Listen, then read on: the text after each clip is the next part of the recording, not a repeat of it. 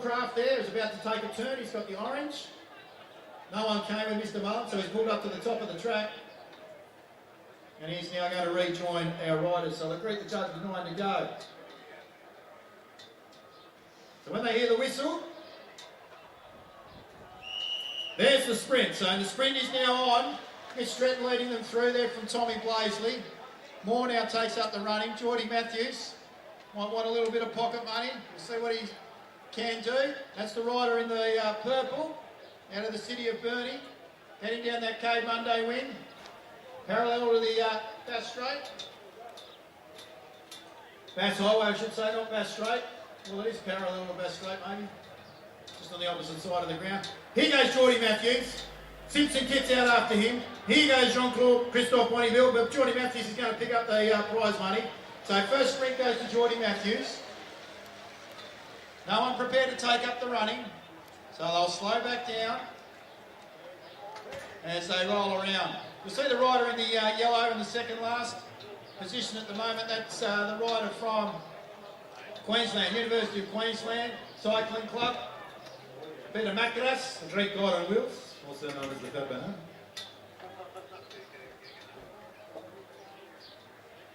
Thoroughly enjoyed his time here last year. Part of the Tas Carnivals series. Won the Masters Wheel runner-up this year. Enjoying the fine fare and the culinary delights that are available down in the southern part of the country. In particular, he mentioned to me just recently, only tasted crayfish for the first time last year. So he's ordered a little bit this year, especially whilst he was down in Hobart at the Bikes and Spikes. I think there might be Simon Barnett now that's coming through. Priest the judge, 6 to go. So yeah, that's Simon Barnett and Paul Craft. So these two now have got a bit of a break. They work together. They might be able to pull themselves through.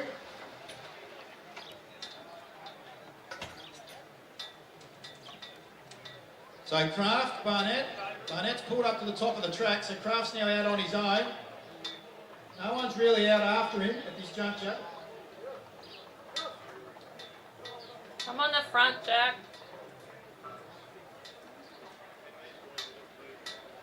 Paul Craft from the Central Coast coming through. They're now going to get the whistle for the sprint. So Paul might be able to pick up a bit of coffee money here. I'd say he's got an unassailable lead, but the Peloton now decide they're going to react. So Taylor now starts to bring them through, and then Simpson Kit. That wind's picked up somewhat as Craft goes down the Cape Monday wing. They've sort of pulled up to the top of the track, so Paul Craft looks like he might be able to pick up the second of the sprints. As he comes around now, down past Ice Cream Fusion, the coffee parlour. Don't forget the barbecue around the outside of the point. Paul Craft will pick up some chocolate money. Well done, Paul Crafty. Nice little memory from 2025 here at New Year's Eve. Carnival at Burnie. Geordie Matthews now leads them through from Mitchell Stretton. Man of multiple disciplines when it comes to sporting talent, Mitchell Stretton. Taking up an apprenticeship, start of 2026.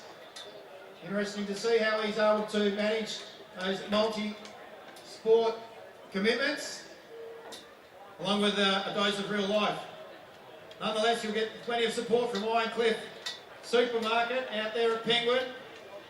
Ironcliff Road Supermarket. Paul Craft still leads them through. They break the judge with 3 to go. Geordie Matthews has now sort of started to pick up the pace here. Just in behind him is Jean-Christophe Bonneville. Then we go back to Peter Macras, the Greek guide on wheels, followed by Mitch Stretton, Brendan Simpson Kit, Tommy Blaisley, Mr. Taylor. Geordie Matthews back towards the rear. And I think it might be Simon Barnett from far north Queensland in the whites. So Paul Craft is coming through now. Break the judge with 2 to go. 2 to go. They're really going to have to pick up the tempo if they want to pick up Paul Craft. Mitch Stretton leads the way. Ask Tommy Blaisley to do some work. Then goes John Taylor. Short, sharp efforts here by the Peloton. They're out after Paul Craft. I think they're going to get him. So Crafty, you might want to move to the top of the track and jump on the back. Let's see what they do and what Paul decides to do from a strategy point of view. They're coming with a rate of knots now as they head down past the Downley McCarthy tyre sign. Around past the point, great viewing area. In there at the point. Rolling through, taking them on is Mr. Moore. Geordie Matthews right behind him. Look at Mitchell Stratton down on the inside. He's the one to look at here along with Brendan Simpson-Kett. Dueling it out there with Simon Barnett just around the outside of him.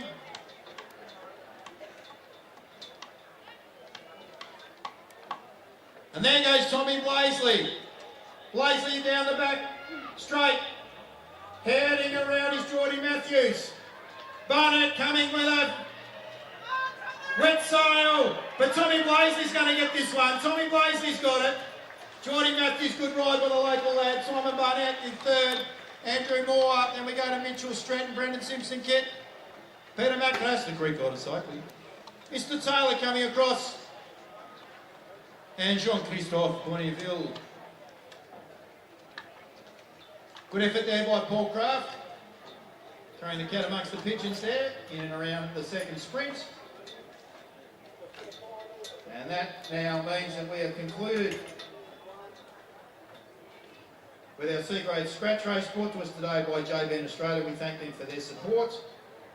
We'll now move to the Maiden handicap final. So the running, I'll put you in the capable hands, Mr. Grant-Penny. Yeah, thanks, Davey. A big final, first final of the day here at the New Year's Eve Carnival here at West Park Oval. It's the McGrath & Co lawyers sponsored Maiden handicap final. Two thoroughly entertaining heats to start the day off at 12 o'clock today. Our finalists are as follows. The black will be represented by Darcy Kenley. He'll wear the 12.25, trained by John Maguire, who was the fastest from the heats with an 8.36 in taking out that second heat. On the front. In the pink, we see the Daniel Reeves trained Ellie Rayner. She'll run from the 10-metre handicap. She was successful in the first event of the day, taking that heat out at 8.49. In the green, we see the Victorian Arif Pastoras, trained by Scott Rousel, who of course trained the 2023 Store Gift winner in Sadie Morris, and she'll run from 8.5 metres. In the yellow, we see Jack Penny, trained by Greg James, who'll run from 5.5 metres. The blue, we see Burnie's Alec de Bomford, he'll run from 3.5. In the white, we see the second of the Daniel Reeves trained athletes, the Burnie High School athlete Nash Hammond, who'll run from 1.25. And then we see the New South Wales competitor, our backmarker in this one, trained by Daniel Salmon, who's had a very good carnival series so far, getting two big sessions at the Denport Carnival 2 nights ago, and he'll be our backmarker here of 0.5 of a metre in the red. McGrath & Co lawyers, Maiden handicap final.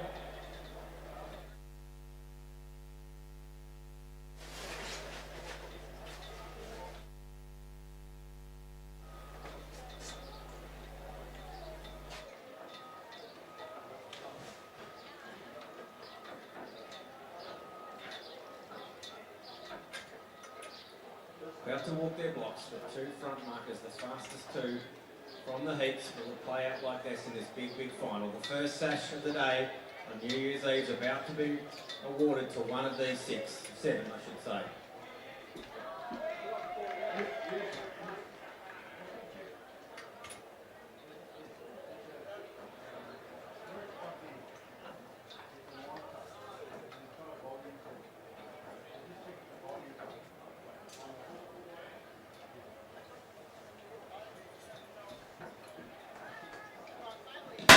Clean start. We see Darcy Kenley, the black, lead them out. Here comes Ellie Rayner, the pink. The back markers are flying through. Nash Hammond, they're launching forward. Still Darcy Kenley, Nash Hammond, and Darcy Kenley. Whoa, what a close finish between back marker and front marker there. Was it the fast finishing Nash Hammond, or did the youngster in Darcy Kenley hold him out?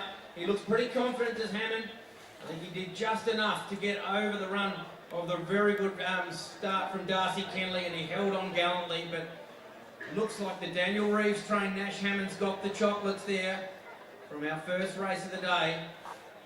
We'll get official confirmation of that result. He does look pretty happy. He's getting congratulated by a few. Well done to all the finalists. It's a big occasion to be in a big maiden handicap final here at Burnie. Can launch a real successful career in the sport, this maiden handicap.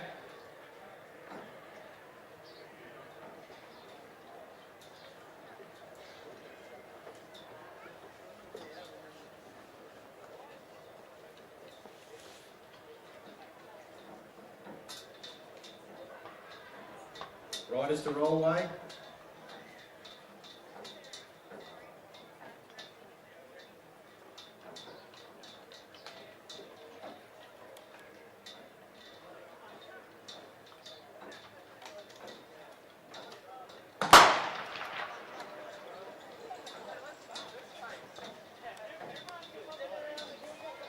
Yes, Dave, we'll go with the presentation from that fantastic final. The official results are as follows. In third place was the pink of Ellie Rayner, 10 metres. The black Darcy Kennelly, what a run from him off the front mark there in second from 12.25.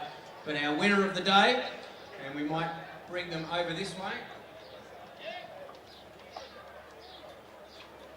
was Nash Hammond, the white. Fantastic performance from 1.25 in a time of 8.34 seconds. Steve Arnold from the Burnie Athletic Club will be making the presentations to Nash. A fantastic run in the maiden handicap.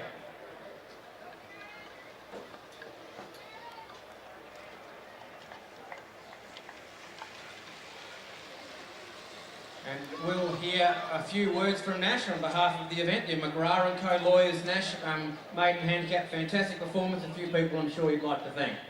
I'd like to thank my coach, Daniel Reeves, over the past 12 months. It's really helped me out and seen a lot of progress. So big thanks to him. Yeah, and thanks to the competition as well and the Burnie Athletic Club for organising it all. You've worked wonders. It's incredible. So thank you everyone. Yeah, great work there from Nash and a fantastic win in the maiden handicap. Thank you, Grant. Well spoken there, Nash, and congratulations on your first ever TAL victory as part of the Tas Carnivals series. Now we're on to a sprint. So this is a sprint on 8 to go. So Jared Gonzalez Munoz leads them as they go around down past the Cape Mundo wing. He looks like he's going to pick up the biscuits this time. You might be able to do that with the coffee from the vendor just up at the eastern end of the ground near the wood chopping with that kanga that he's going to pick up. Well done, Jared. Give the crowd a wave, mate, as you go through. Jamie Carney then leads Aaron Jones. Then we go to, I think it might be Ainsley Gray. Angus Withington. Then, ladies and gentlemen, we have Jared O'Connell. I might get Jared out here a little bit later on, have a bit of a yarn with him. He's wearing a particular racing top. He's the M8 World Champion at the moment in the 65 to 69 year age bracket. So, still rolling around. If I'm able to defy age like you are, keep myself nice and useful, Jared, I'll be pretty happy with my lot at that particular point in time. So Jared Gonzalez Munoz, now joining in will be Tim Taylor. So Tim Taylor's out, he's going right around the outside. Tim Taylor showing some fantastic form during the Tas Carnivals series. It's a slimmed down version 2 of Tim Taylor. And that navy blue is also very figure hugging, so it lengthens you right out, Tim. Out after him, I think that might be, no, it's not Jamie Carney. It's another one of the Piedmont Raw. So this is the college riders as Tim Taylor comes through. And that's Louis Schramm. So Louis Schramm's joining up with Tim Taylor. Now these two guys here are starting to really stretch out the peloton. So it'll be interesting to see what happens at the back of them. For his 31st year in a row, ladies and gentlemen, is the City of Burnie Cycling Club's Aaron Jones. Hasn't missed the carnival for 30 odd years. Only looks 25. Must be the genes from his father. Either that or young Levi's keeping him young. Away they go. So Louis Schramm, Tim Taylor, putting a bit of energy into this. And away we get the whistle again for the next sprint. Luca Rocchi is going through there. I think that might be the Flying Wombats. That's Joshy Rayner joining in. They're out after Tim Taylor and Louis Schramm. They're going to have to get a bit of a move on. Oh no, Luca Rocchi's pulled to the top of the track. So the Flying Wombat's not out after him. It's going to be between this USA rider and Devonport's own Tim Taylor. So let's see who gets the chocolates here as they come through. Riding up to the top of the track, looks like that's Jared Gonzalez Munoz, who took out the first of the sprints. Coming through, it looks like it's going to be Louis Schramm, but they're going to go on with it. I think Tim's allowed him to do so. I think they will. And so Louis Schramm gets the chocolates. Going through now, leading the next bunch of riders through. It includes Jamie Carney, is Luca Rocchi, the Hobart Will winner. Then we go back to Aaron Jones. The Flying Wombat from Northern Queensland is Joshy Rayner. He's just hanging on the back there. And then we seem to have dropped Mr. O'Connell and company out the back. Ainsley Gray possibly as well. Angus Withington's gone. He's in the royal blue over the far side on the Cape Monday wing. So Shram and Tim Taylor greet the judge with 3 to go. Luca Rocky's asking people to do some work. Unfortunately, there's no one there, Lucas. You're indicating to thin air. So Rainer now brings the next bunch of riders through. Jamie Carney. Made the Devonport wheel a couple of nights ago. Last one done in 2001. Now 57 years of age. First time he came to Tasmania, he was 29, ladies and gentlemen. Dual Olympian for the United States. Currently the national time trial champion. And he's still run that at the elite level at 43 years of age. Jamie Carney, ladies and gentlemen. So he is class personified. We're very fortunate and graced to have him down here on the track. And he's leading the charge and tutoring those USA Piedmont College riders as part of the Tas Carnival series coming through. O'Connell and saddlecloth number 18. That's Will Emulus. Will Emulus coming through. So they're out the back at the moment. We have Shram and Taylor still leading. Rainer now starting to pull through. Luca Rocky, Jamie Carney and Aaron Jones. Striking distance. This is going to be interesting. If it comes to speed, I'd say Luca Rocky might be the rider that we're looking at. But there goes the Flying Wombat out around the outside of Tim Taylor and Louis Shram. Jamie Carney still in part of this. Is his third wheel. Notice he's giving Luca Rocky a little bit of space. Aaron Jones doesn't want to be denied on his home deck. He's out after Jamie Carney. Is he able to catch him? He's going to go right down the inside. Will he be able to get some room? Jumps on the back of Luca Rocky. Ladies and gentlemen, 2 times Olympian USA national champion Jamie Carney at 57 years of age is taken out.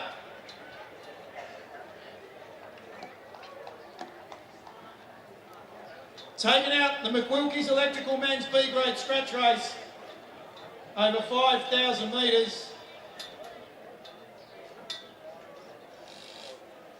Jared O'Connell coming through there with Will Emulus.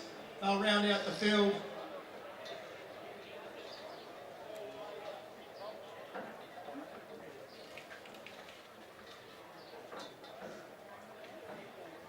And we might see it. Give him a round of applause, ladies and gentlemen. We might see if we can grab Jamie's if you come down to the track.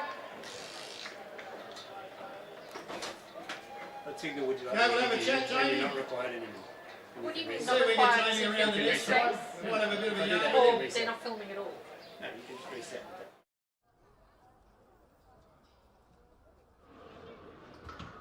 Well done for taking out McWilkie's Electrical B grade scratch race.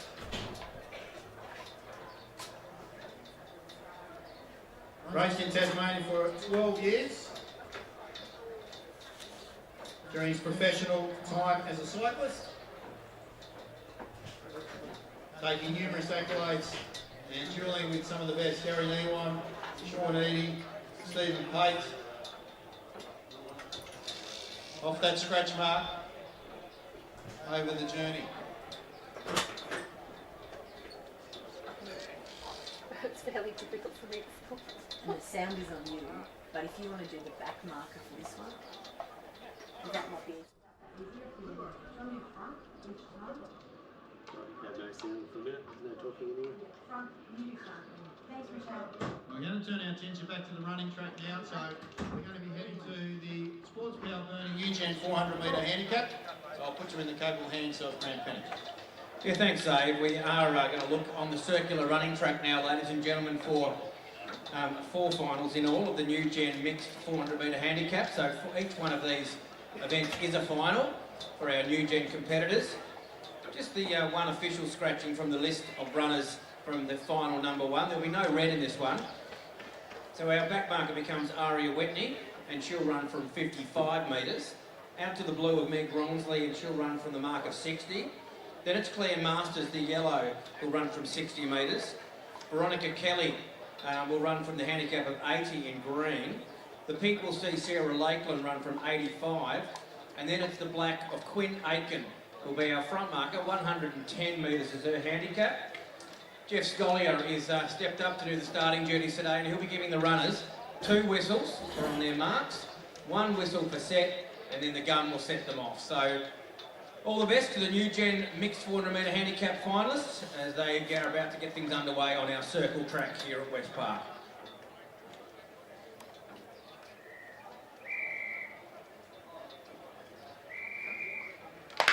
And so it's Quinn Aiken tackling the back straight here, just going past the Cade Monday wing there as she's off to a pretty good start. She's always a fighting competitor as young Quinn Aiken. She's put on some great performances over the New Gen series so far, and she's making every post a winner at the moment. Look at the runner in green there, starting to make a forward move. That's young Veronica Kelly. As she goes past Sarah Lakeland, moves into second place. The runner in white, Ari Whitney's made some contact with the rest of the field. They're still pretty spread out. Watch for the runner in yellow, Claire Masters, one of Australia's best young sprinters over 100 and 200. She will produce something, you'd think, in this last 50 to 60 metres. But it's little Quinn Aiken still holding them out. The green's starting to make a big challenge at her now in Veronica Kelly. I think we'll have a new leader pretty shortly. Veronica Kelly goes wide. Look at Claire Masters now. Start to go. This is the final. She's timed it beautifully. Look at Masters. Goes off at the outside. Takes the win. A very, very strong young athlete. She is Claire Masters as she wins the first of our mixed 400 metre finals. Good runs from our front markers there. Both Quinn Aiken and also young Veronica Kelly there. They really made a good, strong go of it there. But they couldn't hold out the very talented young athlete in Claire Masters, already represented Tasmania numerous times, particularly those 100, 200 distances. And we should see a very bright future from her in the sport. I did see flashes of our scoreboard working just a moment ago. I won't completely rely on it. We are trying to troubleshoot some issues with it at the moment, so just give us some patience there, ladies and gentlemen. I'll try to get to the results as we move through these finals. In final, number 2 of our mixed new gen 400 metre handicap, we'll see the grey of Zoe Lakeland be our front marker here from 100 metres. Then we go back to Alexis Turley. The black will run from 95. It's Will Humphrey who'll run in the pink, and he'll run from 90 metres. Paige Aiken, that's Quinn's sister, she'll run from 80 metres in the yellow. Brady Hogretzer will run in this off 70 metres, the green. Estella Gurnos will wear the blue and run from the 60 metre handicap. Gemma Richardson is back off the white off 55 metres. And then it's River Howe. Of course, his dad John, the Burnie gift winner in 2016 and second in 2023. The youngster River, he'll run from 40 metres, the red. Second final, mixed 400 metre handicap, new gen.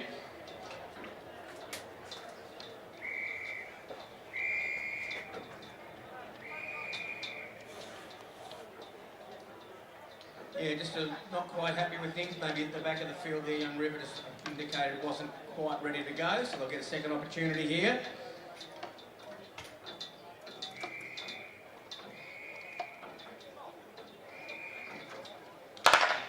And they're off and away, and it's the runner of Zoe Lakeland that leads them up the back straight there. They're just starting to compress up a little bit now. Will Humphrey, the pink, starting to get a close look at them there at the front as he's making a little bit of a forward move to get himself up near the front of the foot race.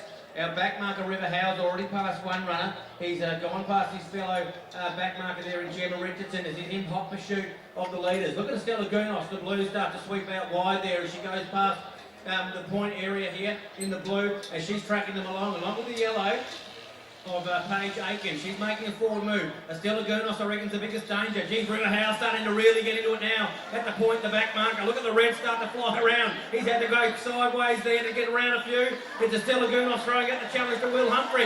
Will Humphrey, the pink, still in front. And look at River Howe start to rip around the outside. Estella Gurnos in front. The back marker's going to get there. Great run. Oh, fantastic performance from River Howe.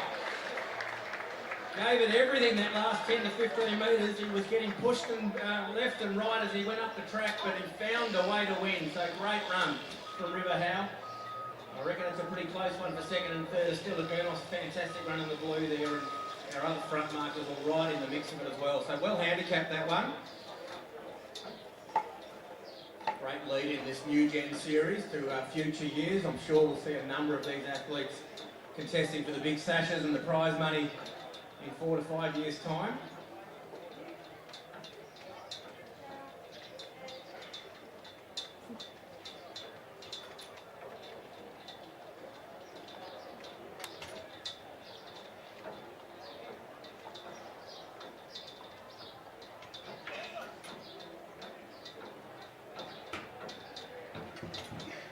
Yeah, the attention now is taken by our third heat.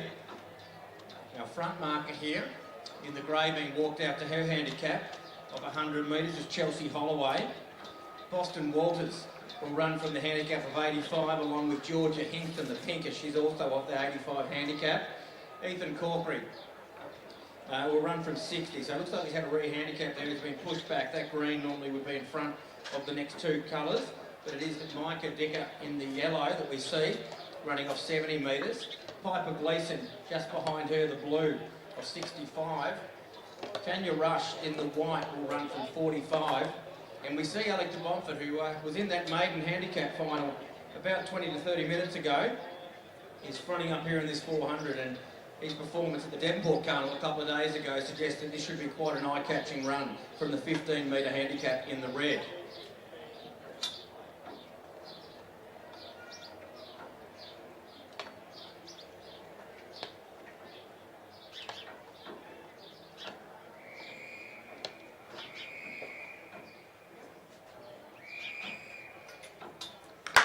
So another clean start as we see Chelsea Holloway with a sizable handicap advantage over the field, lead them in the back straight.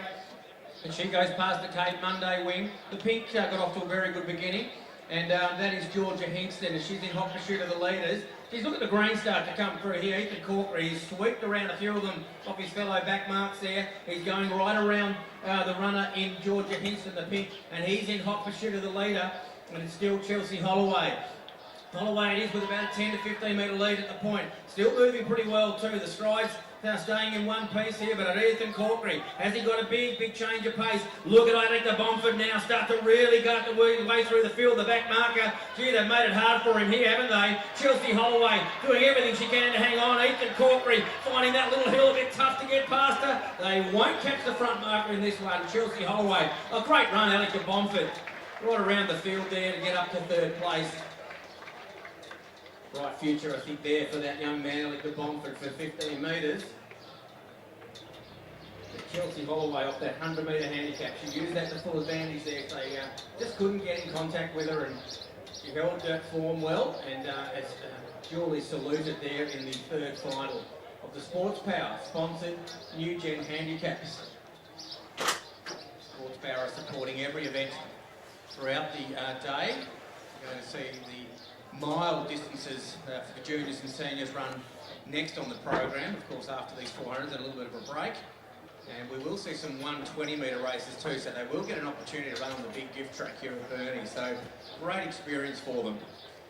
Looking at heat number 4. Our front marker here will be Quinley Sukic. She's right there off the 95-metre handicap. I don't see the, we do see, the runner in black there, Elkie Dicker. That hairstyle of hers is quite prominent, and she'll run from 80 metres. The pink is there, and that's Charlotte Turley, alongside the green of Savannah McKenzie. They're both on the 75-metre handicap. Then it's Lane Scott, who'll run from 65 metres. Now watch for Dante Lemon. He really showed us something at the Devonport Carnival. A very talented young runner is Dante, and he'll run off 60 metres, the blue. No white in this one, and we go a long way back to Chet Beamish. Being given a tough task here. Look at the handicap he's getting up here. 15 metres, he'll be off, and he'll wear the red. So all the best to Chet, as he's got a big gap before he'll see another runner.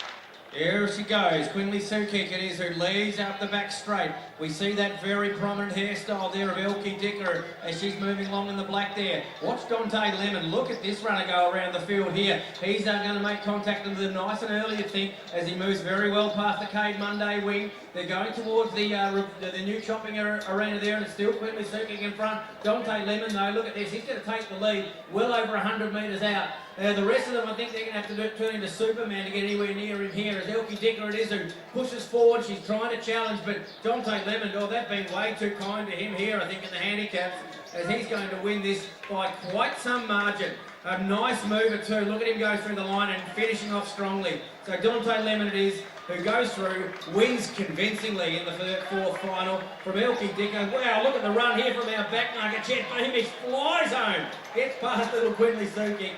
Good run from him.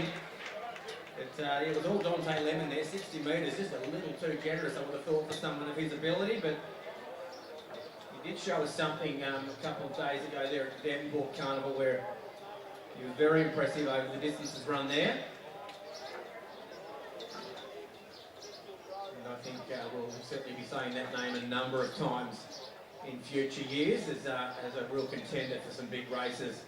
This New Gen series was created a number of years ago as a real taster or a real lead-in for some of these youngsters to experience what professional running is all about, and fantastic series it's continued, and all the people involved that have helped throughout the years. A number of the children in this New Gen and any other people that were welcome attended a clinic yesterday at the Penguin Athletic Centre, which we know well here on the northwest coast, where they were really greeted to some fantastic advice and support and insights into what it's like to be an elite athlete from Olympians such as Stuart McSwain, Jacob Despard, Jack Hale was amongst them. We had some Paralympians there, and Angus Hinksman, and also, of course, Northwest's own Dion Kenzie. And these kids got a really, really great experience at the Penguin Athletic Centre. And a big thank you to the Burnie Athletic Club for putting on that clinic yesterday. And it is something that is annual, so just if you missed it yesterday, make sure you put it in your diaries for next year, because the kids really enjoyed their time at the Penguin Athletic Centre yesterday.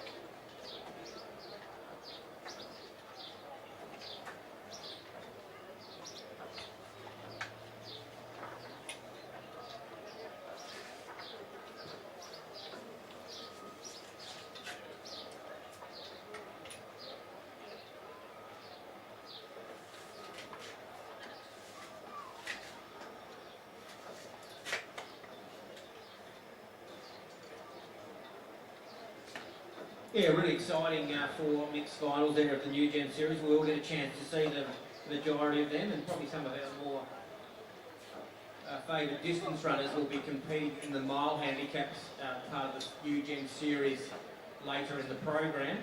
Our attention does turn back to the sprint track here, as we'll be seeing the heats very shortly, and there's 6 of them in all, of the IGA Value Plus West Park Road sponsored open handicap, and that's over the 70 metre distance, so the sprint distance as they call it in professional running.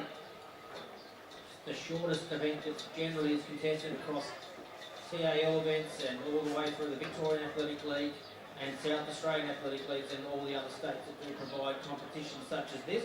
And the 70 metre handicap. Now this is an open event. That means that both males and females are open to compete across the heat. So we will see a nice blend of females and males competing across these heats. Now to qualify for our 202 final, so it's only heats and finals for this one, so a very, very cutthroat qualification process. Must be first in your head, so the first in each of the heats that we've got here, and the fastest second place will qualify for the final. So 6 heats, 6 heat winners, and then the fastest second place will also be included into the final at 2:02 this afternoon.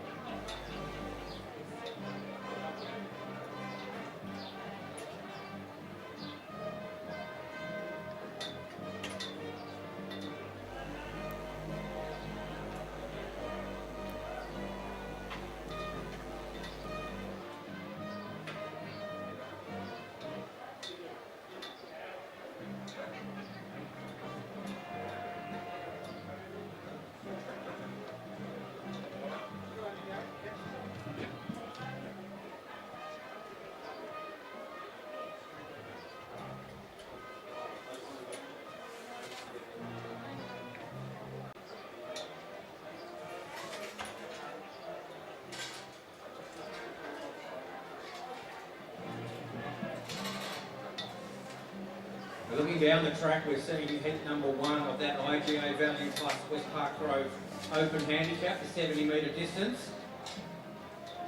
Fortunately, a few scratchings there was to be in addition to this filled in the black, but that doesn't look to have happened. So no pink or green in this one, put a line through those, and also the white is a scratching. So just the 3 to contest this. In the yellow, we see a recent winner at the Hobart Masters 100 metre handicap and a well-performed runner in the TAL series. It's Alan Sharp Paul, who run from 8.5. Then we see the blue of Tom Gartland, a recent winner at the 300 metre handicap at Hobart, who'll run from 6.5 metres. And we see a runner that got second in the big Hobart gift, but more importantly here at Burnie in 2023. He won the Burnie gift, and he's also a winner of the Geelong gift over the Victorian Athletic League circuit, a 10.52 second performer over 100 metres. Great to see the red of Say Morris here, the Victorian, from 0.5 of a metre. So he's probably the highly fancied runner in this first heat. IGA Value Plus West Park Grove Open Handicap.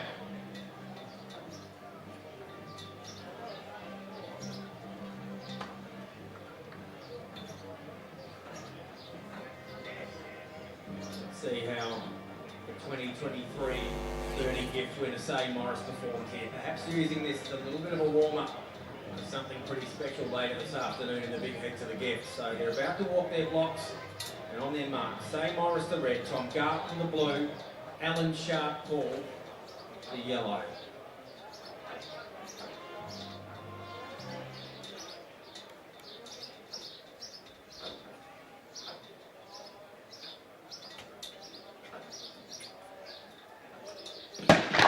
Good start as we see Gartland explode out of the blocks and go up to challenge Alan Sharp Paul. Say Morris starting to get him his running, but it's all Gartland. Great win there from probably Sharp Paul, and Morris took a while to get going.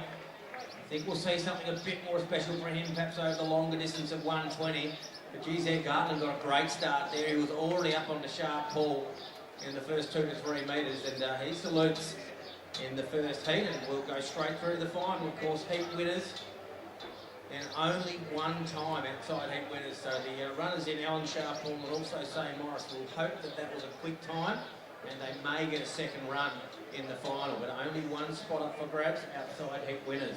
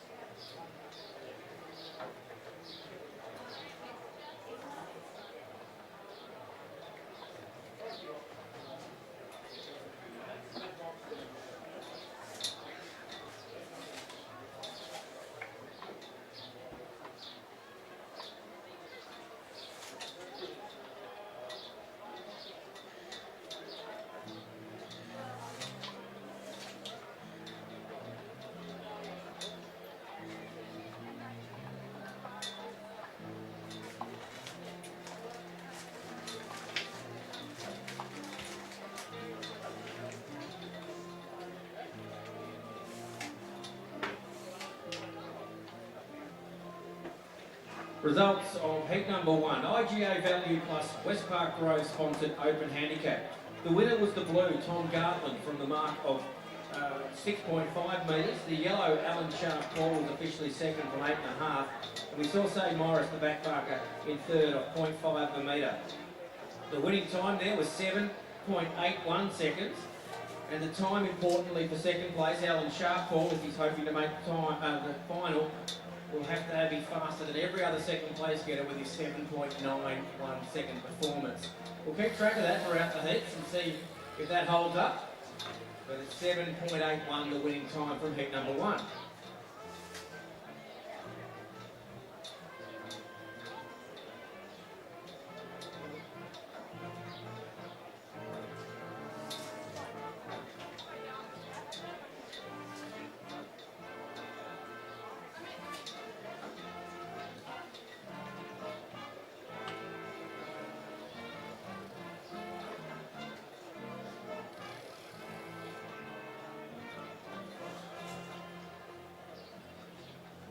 Heat number 2 captures our attention here, and we see just the one scratching from your programs. John Howe is out, the blue. We're focusing on our gift a bit later today. We do see former gift finalist Perry Barnes, who will run from 13.25 in the pink. In the green, we see the Maiden handicap winner of last year, Heath Cripps, from 9.75 in the green. Dan Lamoto showing he's back in some very good shape with a very close second in the 150 handicap at Devonport 2 nights ago. And he runs from 9.5 metres, the yellow, Dan Lamoto. We see the Maiden handicap finalist, Luke Hayter, the New South Welshman, run from 5.25. And it's a real treat, ladies and gentlemen, to have the 2025 stall gift winner.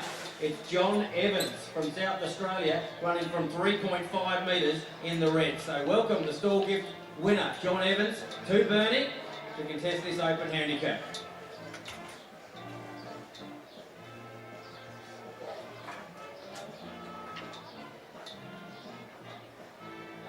Spoils of winning a stall gift comes with a lot of prize money and also a lot of penalty when it comes to handicap adjustments. But John Evans making that transition as being perhaps a front marker normally to the man right at the back of the field here. So he gets down on his blocks. Heat number 2, heat winners only to go through to our final.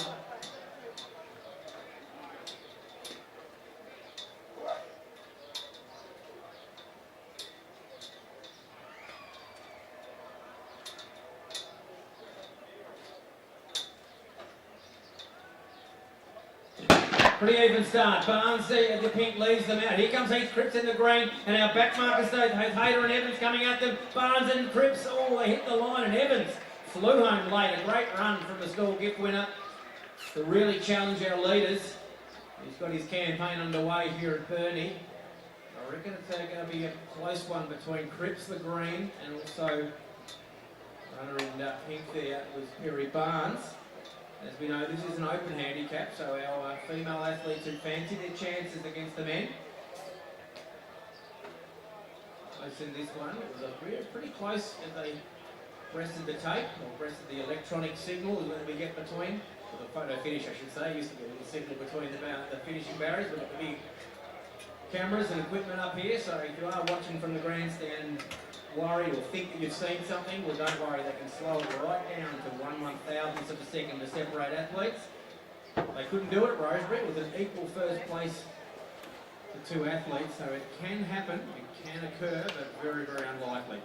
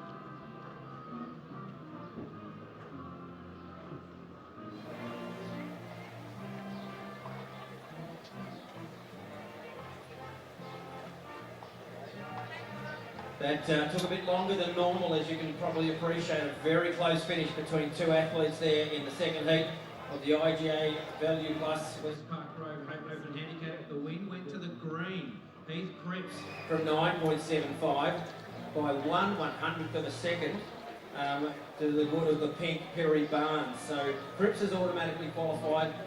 Barnes will have to rely on that time. Just going back in our programs here. Yeah, 7.91, that won't be enough. So, gee, just narrowly missing an auto spot in the final there was Barnes. So, Heath Cripps, the winner of heat number 2, 9.75, is handicapped the green in 7.96. 1/100th, or 1/1000th, I should say, in front of the Barnes, the pink. Looking down the track, we see an almost full field. Just the yellow looks to be a scratching of Isaac Parnell. We have an addition to the field here. It was meant to be Justin St John. It's going to be Oakley Vernon to run in the black from 6. Andrew Hay will wear the pink. Recent Rosebery gift winner, 150-metre handicap finalist at Devonport 2 nights ago. He'll run from 10.75. Andrew Hay.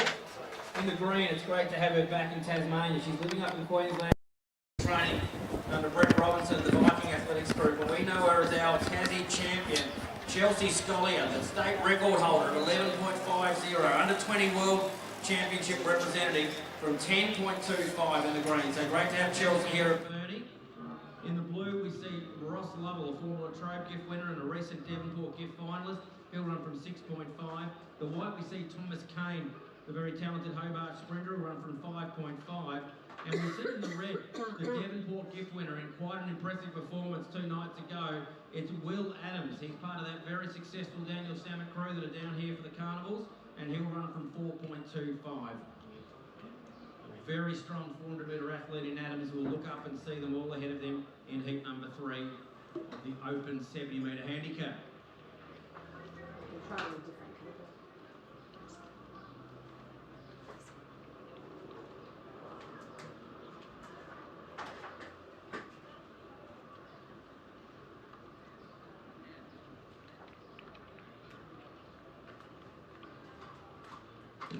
So Hay the pink is going to lead this field out. The addition to the field, Oakley Vernon trying to get a level terms. Chelsea Scotland goes past Hay. It's going to be close. Oh, what a blanket finish. Could have been the blue, the green, all sorts of them were right in it there as they breasted the tape. Even Will Adams. Sorry, Lake was amongst it, but I don't know, Ross Lovell, maybe that big, tall runner that he is, might have been enough to just lean over and get to the finishing tape first, but I'm definitely not going to call that with confidence. Fantastically handicapped that one, heat number 3. That's what you love to see in those short sprint races. One little mistake, one stride that doesn't quite go down properly can cost you. Good running there in heat number 3. Great competition. That's what you want to see when it comes to handicap running. And we'll wait the result of that one with great interest.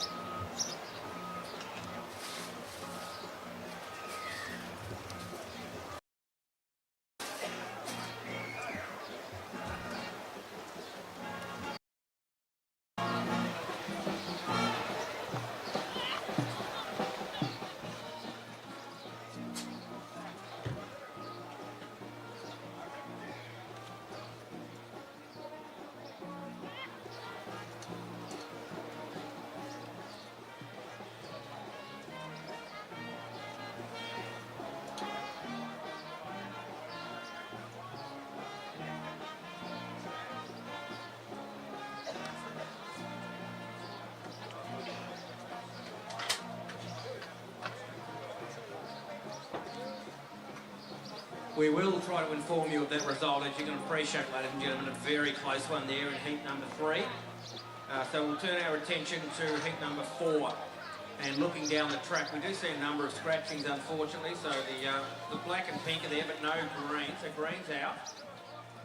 And also the blue, white, and also red. So a fair few will come out of this heat number 4. Leaves us with the yellow of Jaden Reed, who run from 9 metres. That's a small lift in his handicap that was listed in the program.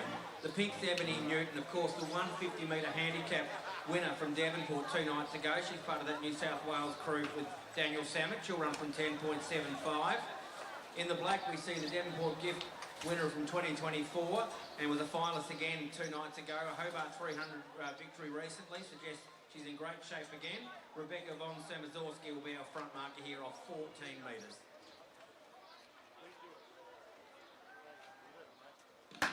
And it is von Samazorski that leads them out here. Newton trying to get on the level terms. And here comes the runner in yellow, Jaden Reed. Oh, another close one. Look at that, ladies and gentlemen. What finishes are we getting? The pink of Ebony Newton flew home in those final stages. She was fighting very hard to get on the level terms with the black of von Samazorski, and also right in the mix there was the yellow of Jaden Reed as well. The heat previously, we still haven't got the official result on that one, and I'll tell you what, this one's going to provide a few headaches for our team looking at that computer and slowing it right down to thousandths of a second, pixelating the picture, all those types of things. I'm not going to say too many more terms, so I don't exactly know how to operate the photo finish. But they would be working hard, I'm sure, to separate athletes from first, second and even third on that occasion.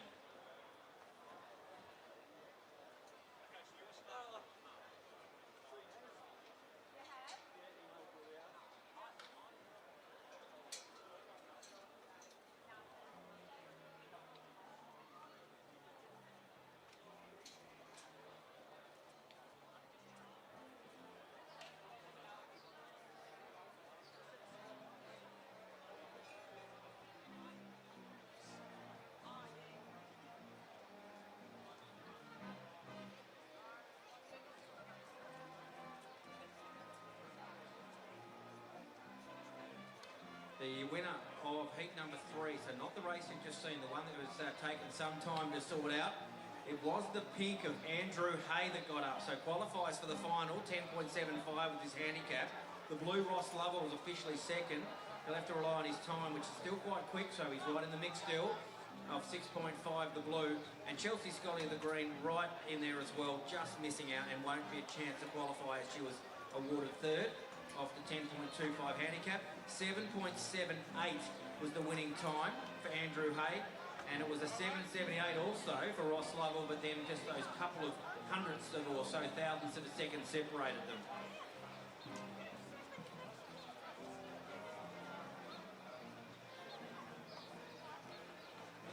So you are seeing the balls, the ceremonial balls. Great to have them back here at Burnie. I know the handicap is very happy about the balls being back at Burnie. That's from the heat. So don't get yourself confused. That's showing us Andrew Hay, Ross Lovell and Chelsea Scollier as our result.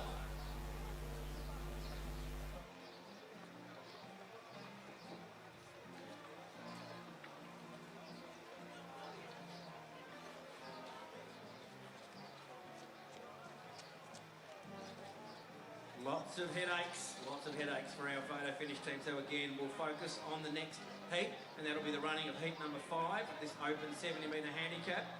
The front marker here will be the black, the Rosebery gift winner and PCCC gift winner. So this lead-in race that we have here at West Park, and that's Robin Locke. She'll wear the black and run from 21.5. BJ Cobbing will run from 11.25, so a small lift for him from the program.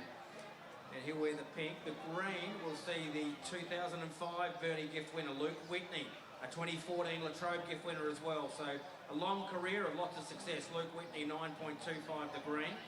Great to have former Burnie gift winner and Devonport gift winner back in Australia and Tasmania in particular. Keisha Prashak facing herself in Germany these days, so fantastic to have her back in Tassie to run from the 9-metre mark in the yellow. We see Darcy Kenley, who was an open handicap finalist before and very close up in the placings. He'll run from 9 metres to blue. The white, we see Tommy Bennett. He'll run from 6.5 metres. And we see the red, the South Australian, Luke Simpson. He'll run from 4.75, a recent Devonport gift finalist 2 nights ago. So let's watch the South Australian from the back of the field.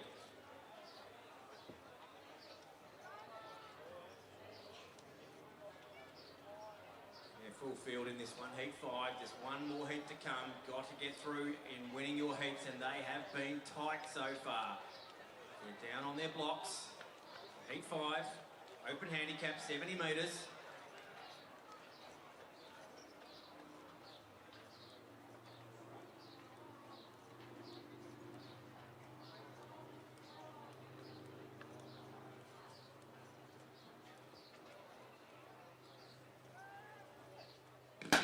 So the black of Robin Locke will take some catching as she's got that handy handicap. Still leading the way. Here comes Cobbing the pig. The back markers are flying. Locke. Oh, and the white of Tommy Bennett hit the line together. She didn't hear them. I reckon she probably heard them the last couple of strides, Robin Locke. Did she do enough to hold out the very impressive Tommy Bennett? He had a great Hobart Carnival with his younger sister winning the Hobart gift and really announcing herself, Violet. Tommy is really emerging as well. Of course, his father, Troy Bennett, a very, very successful athlete and represented Australia at the Under-20 World Championships. And the siblings are starting to perform themselves now and showing that they have got a really bright future in the sport.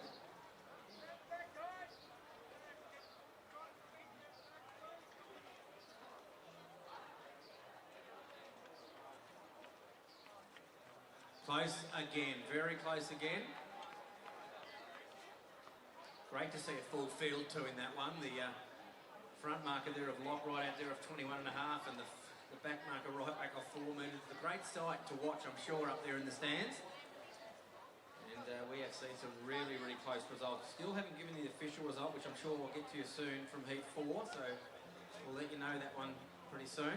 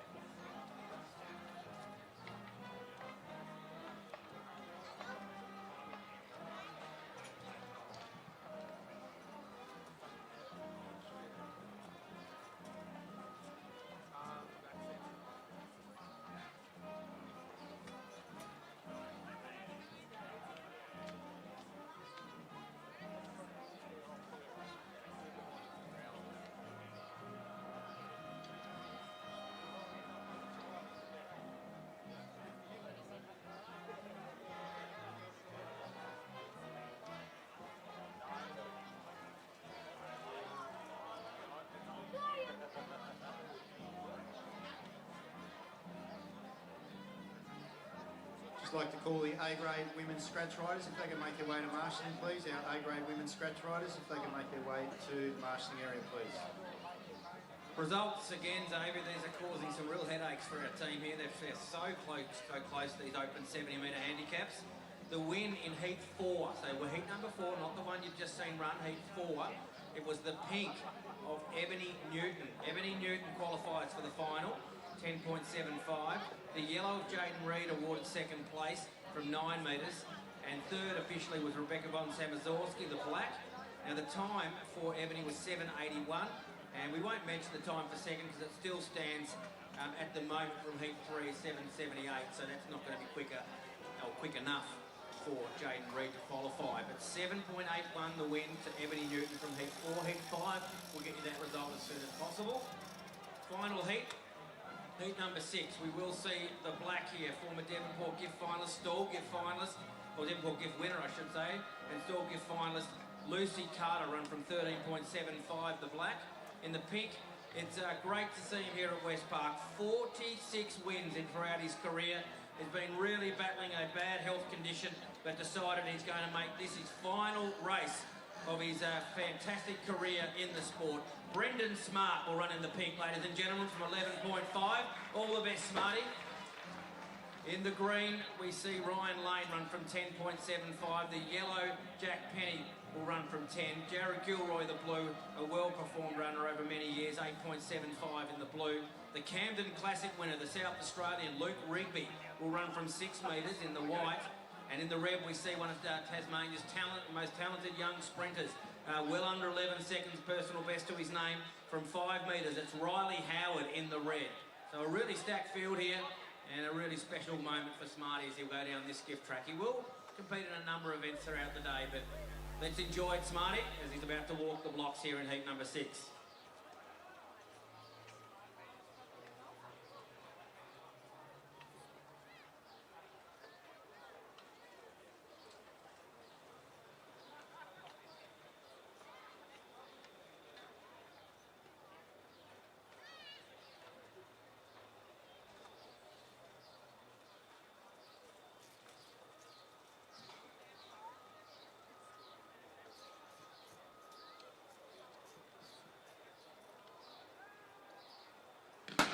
Pretty good start as we see Lucy Carter lead them, and Shelby takes some catching. Here comes the back markers now. The wide of Luke Rigby flies at Carter. Oh, I reckon she might have just done enough, but it was a close one again with front marker and back marker, or almost complete back marker there, but Luke Rigby presented himself late.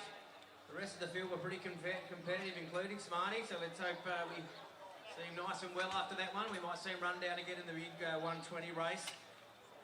Lucy Carter, the black, or was it the white of Luke Rigby, the South Australian? Big occasion, of course, the Camden Classic, if you don't know much about it, in South Australia is one of the richest 400 metre races that they have on their calendar. And Rigby handled that situation extremely well. They're taking that one out. So a list full of fantastic winners over the years. Heat 5 result we'll get to as soon as we can, and then of course Heat 6, which we've just seen contested.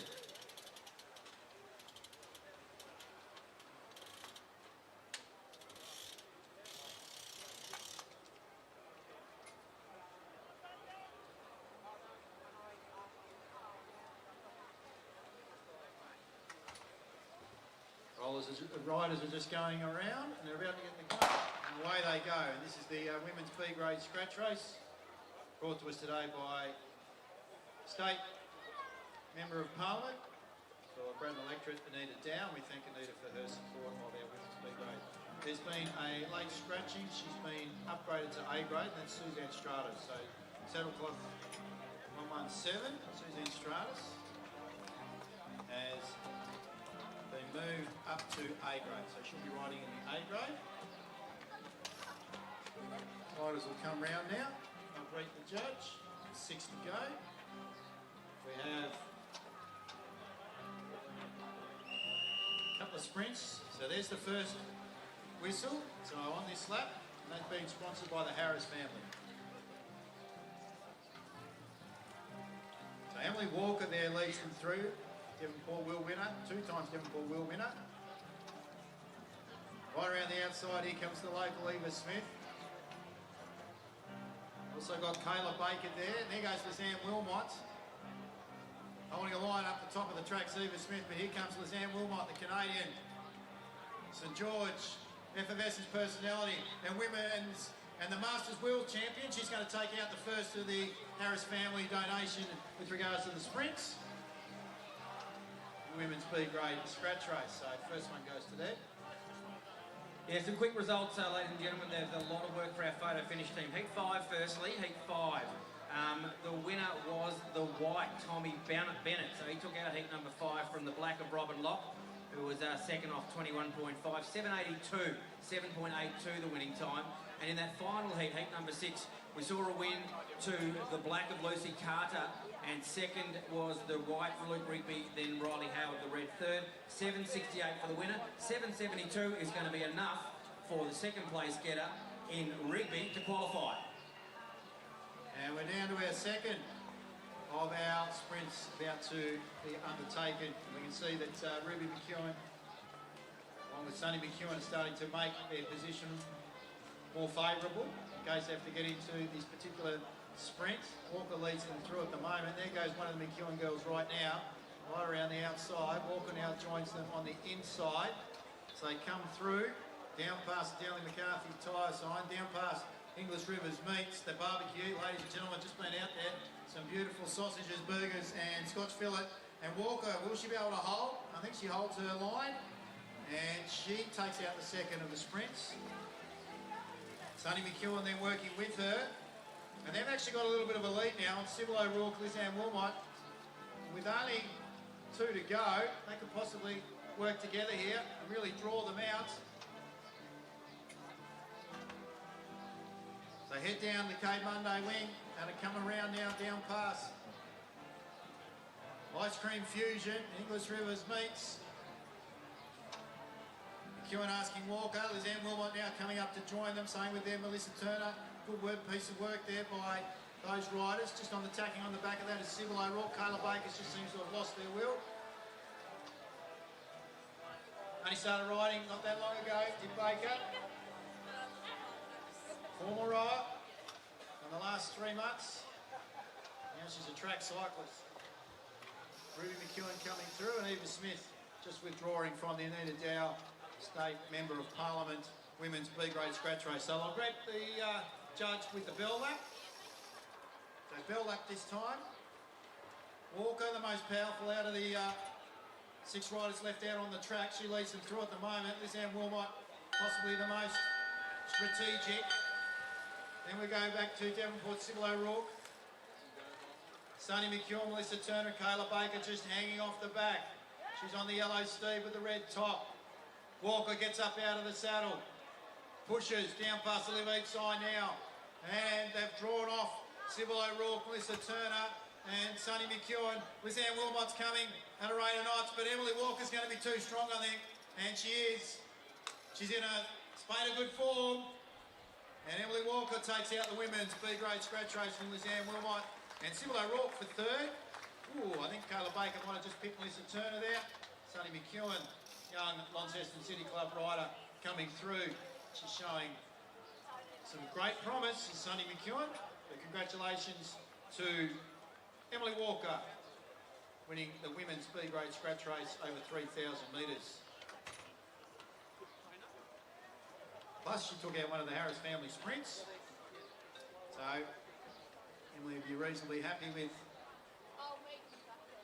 a donation. Maybe she might be able to go around to English Rivers Meats. So that's the stand, ladies and gentlemen. They've got the tent just at the eastern end of the point. So they're just tucked in behind Ice Cream Fusion and the coffee van over there near the wood chopping. And they've got some fantastic smoked brisket beef burgers. Some smoked brisket beef burgers, along with some Scotch fillet steak and some farmhouse sausages. Even Darcy, they might pop over there once their running is done and grab one of those, just to refuel, get their protein supplies.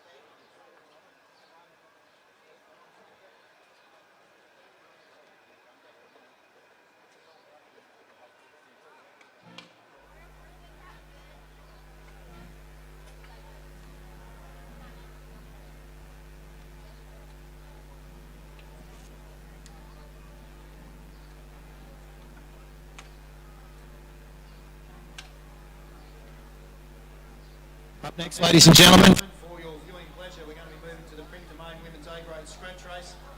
And extra edition is Suzanne Stratus, mother of 5, multiple wheel winner, grandmother of 1, has been upgraded. So she's going to be joining the likes of Christina Clonan, Mackenzie Mill, the Rocket, out of the northern part of New Zealand. I think she's based in South Australia. Lauren Perry, went to track, so was back. Adette Lynch. All right, riders, you can roll away. Adette Lynch, she's in the red. Erica Carney from Piedmont Raw, USA.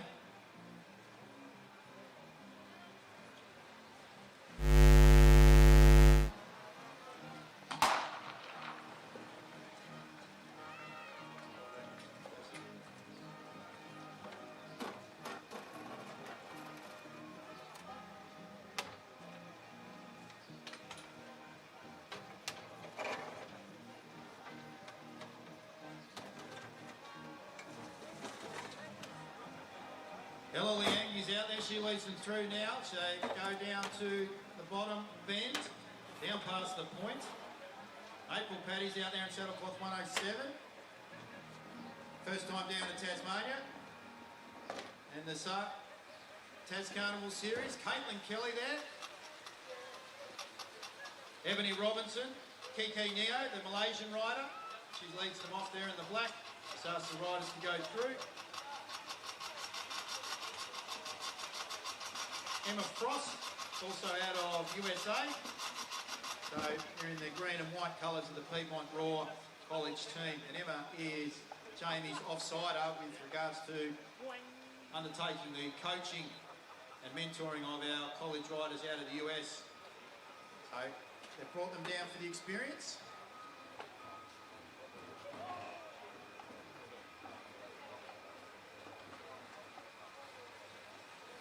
Madison Smith in the all black there, just sitting in behind Lauren Perry. So they go across the line. They greet the judge with 9 to go. Riders rolling around. We have sprints. Sprints will be with 5 to go and 3 to go. And the sprints are sponsored again by the Harris family. Big thank you to Print Domain for their support of our women's A-grade scratch race over 5,000 metres. A little bit peckish, ladies and gentlemen. Don't be afraid to pop in and see the City of Burnie Cycling Club's canteen just next to the Aussie Burnie sign there. And they have multiple delights on offer. Hot chips with gravy, or without. Chicken burgers, hamburgers, Savs, good old Sav. Sav with a bit of sauce, salad rolls, that's the healthy option along with the sandwiches, cold drinks, coffee, might need some a little bit later on the night, especially when we're viewing the fireworks. And if you need a bit of glucose replenishment, instant energy, there's plenty of lollies there. They're all at the City of Burnie Cycling Club canteen.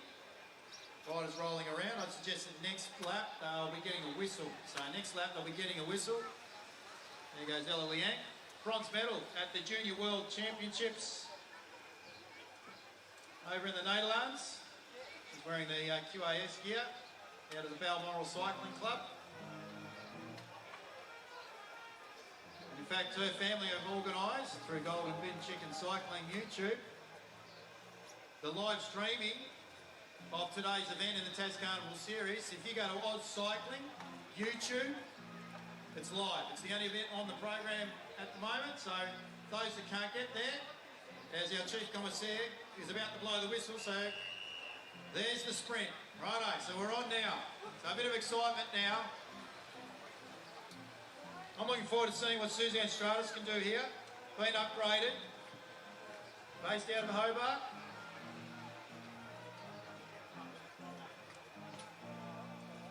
Somewhat boxed in. Caitlin Kelly starting to make a move around the outside.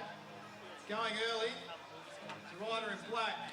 I think it might be Madison Smith. They're coming around now. Into the main straight. Down past the grandstand. West Park over. Look at Lauren Perry around the outside. She wants the chocolates, she gets them. And they're off. There goes Adette Lynch. So she won our crit yesterday. And she's an endurance specialist. So, and she brings Christina Clonan, Commonwealth Games gold medalist, Paris Olympian. Then Lauren Perry, represented Australia, Commonwealth Games. Back to the Malaysian and Kiki Neo. We've strung them out a little bit. And Caitlin Kelly's off the back. And we're going again for a second sprint. I'm interested to see how we go here. Malia Langen also involved. I mentioned yesterday, actually also at the Devonport Carnival, I really like the get-up that she's wearing, the kit. City of Burnie Cycling Club rider. I'm wondering whether her mother helped her chose that outfit. Brings out the blue in her eyes. And here comes Amalia Langham on cue right now, ladies and gentlemen. Will she take this one out? It will. I think she does. So she's got the second sprint, she's out. So Clonan's going to jump onto the back of them, out the front. So Adette Lynch then leads the rest of them through. So next time round, they're going to greet the judge with 2 to go. They go no further down the Cape Monday wing and they decide to pull back. Up next is the under 13 1,000 metre handicap, so under 13 riders, if you have yet to make your way to the marshalling area, and if you could bring a holder with you, it'd be greatly appreciated. If you've already organised that, kudos.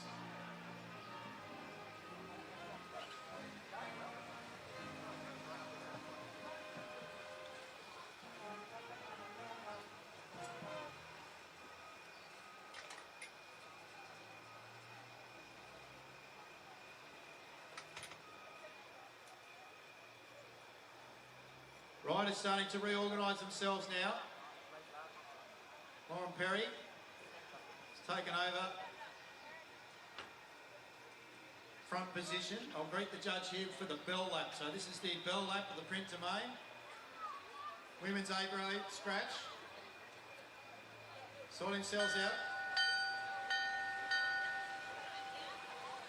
Maiden stuck on the inside. She's been boxed in by Odette Lynch and also Ella Liang. Second wheel right in behind Lauren Perry as they go down the Paid Monday wing. There goes Odette Lynch. Right in red, right around the outside. Joins Liang. Clonan. Lynch leads them through. This is going to be close. And Saddlecloth 102, Mackenzie Milne takes that one out. Mackenzie Milne, the New Zealand superstar, takes out the women's A-grade scratch race. Brought to us by Print Domain, and well done to those, Amalia Langham and also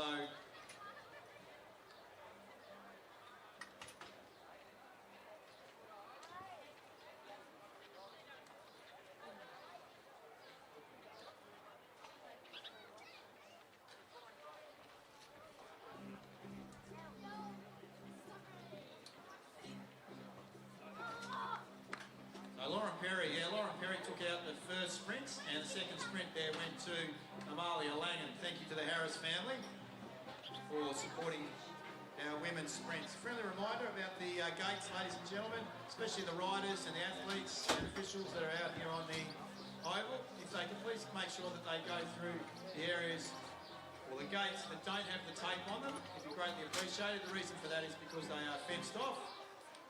And that's a safety measure that has been put in place for riders, runners and officials, as well as the patrons.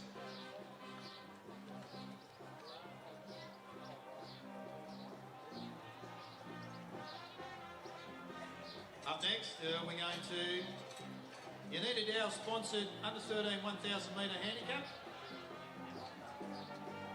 So our riders, we've got a few of those. Handicaps coming up, our juniors, are under 13, under 15 and under 17.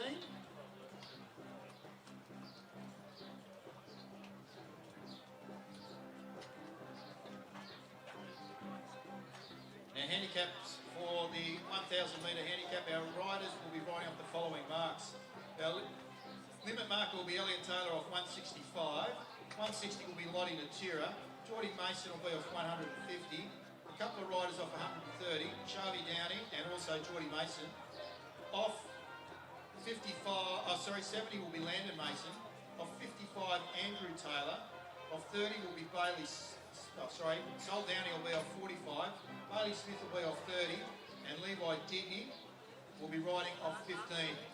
New rider, in addition, George Sharp will be riding off scratch. Riders, attention. And the Anita Dow 1,000 metre handicap for the under 13s just getting underway. So our back markers here coming through, greeting the judge with 2 to go. The others only have 1 and a little bit. So our scratch marker there is George Sharp. So he's going to have a fair bit of work to do. He's giving up 165 metres to our front marker, which was Elliot Taylor, who's been overtaken. And I reckon that might be the rider in Lottie Natira and Geordie Mason. So Geordie Mason might have just jumped around the outside and comes through now and greet the judge for the bell. So they'll get the bell as they come round now. That is definitely Geordie Mason. There goes Elliot Taylor, Lottie Natira. Here comes Jones. And then we go back to Charlie Downey. Andrew Taylor leading them through. Sol Downey around the outside. Saddlecloth number 98 coming through there. That's Landon Mason working well. Our back marker there, Mr. Sharp, doing exceptionally well around the outside of Bailey Smith. So head down the Cape Monday wing. And we can still see that it is Miss Geordie Mason, young Geordie Mason, that's still out in the lead. Jones down after him. They've got coming around to the ice cream fusion, about 200 metres to go. Jones, I reckon, is going to go around the outside of Mason here, coming home, storming zone. Looks like it's Downey. That's Sol Downey. So Levi Jones around the outside. Glass has taken up the running. He's going to get the first place here in the 1,000 metre. Mason might just hold on from Downey, but that he does. So Mason second, Downey for third. Beating out Sharvie Downey. So that's Sol Downey for third, Sharvie Downey for fourth. All our riders there in the under 13. Anita Dow, 1,000 metre handicap. Up next, we'll be moving to our under 15s. Brought to us today by, again, our State Member of Parliament, Anita Dow. Big thank you to our handlers and holders for supporting our riders, in particular the junior riders out on track. We really appreciate your assistance and support, and it's good to see an increase in junior riders here at the Tas Carnivals series, brought to you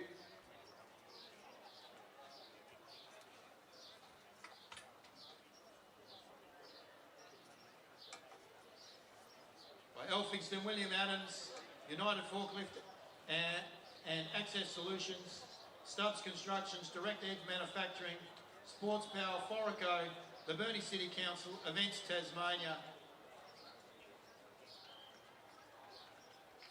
And well done to our winner, Mr. Jones. Local boy, doing good. Cheer squad there, just in front of the side screen. In fact, right in front of the canteen, the City of Burnie Cycling Club's canteen. Hot chips, with or without gravy. Chicken burgers, hamburgers, salves. Forward with salve, especially with the sauce. Salad rolls and sandwiches for those health nuts. Cold drinks, coffee. Don't forget, if you want a sugar hit, see Lorraine. She'll help you out with getting some lollies at the City of Burnie Cycling Club's canteen.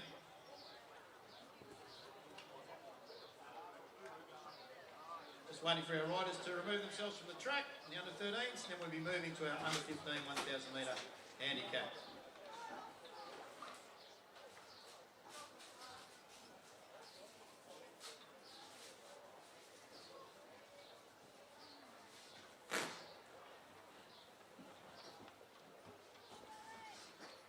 Noel Blaze will be riding off scratch.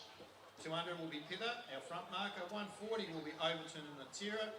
And Stretton will be riding off the mark of 100.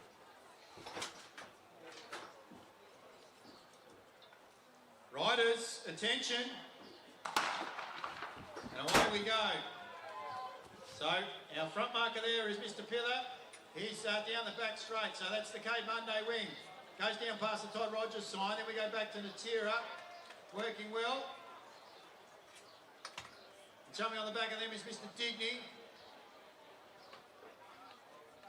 Also down that back straight, Cape Monday wing is Rory Stretton, working hard. She's working that bottom bend really strongly. Then we go back to our scratch marker there in Noel Blazes. They agree the judge with one to go. So it's Pither that's out in front. Then we go back to Natira Digney. Abraham Overton, followed by Rory Stretton. This might be a little bit a stretch too far for the young man from Launceston. That's Noel Blazley. Got informed before I was a little bit wrong with his age. Well, he's still at 12 years of age, but he's only just turned 12. He's racing the under 15. This young man's got a bright future. I'll tell you what, he's made some inroads here. He might figure in the minor placings. Not sure he's going to get to the front. We'll see what happens as he works that Cape Monday wing really strongly with 200 metres to go. It looks like it's Digney that's out in front. Natira's second well. Overton's working hard there against Pither. Here comes Rory Stretton and also Noel Blazley. Ladies and gentlemen, put your hands together. Oscar Digney's going to take out the Anita Dow under 15 1,000 metre. Ivy Natira, great ride there from the Hobart Junior. And taking out third position just in front of Noel Blazley, saddle cloth number 86, and that's Abraham Overton.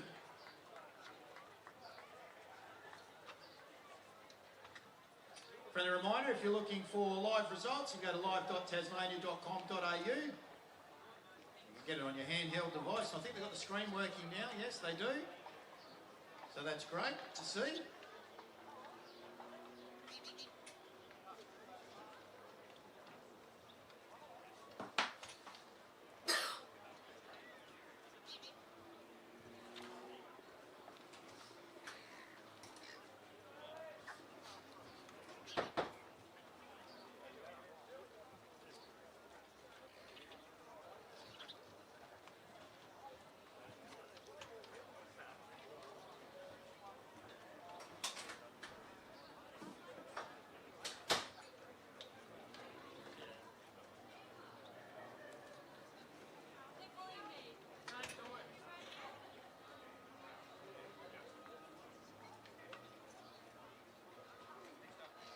Next up on the track, we'll be moving to our under 17 1,000 metre handicap race over 2¼ laps.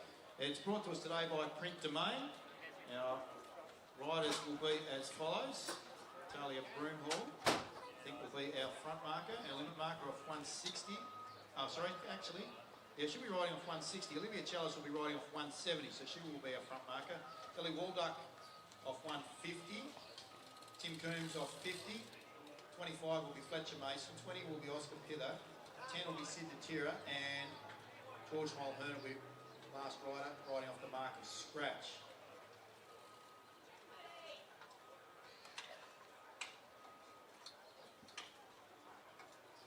Riders, attention, and we're underway, thanks to Rod Jones, doing a great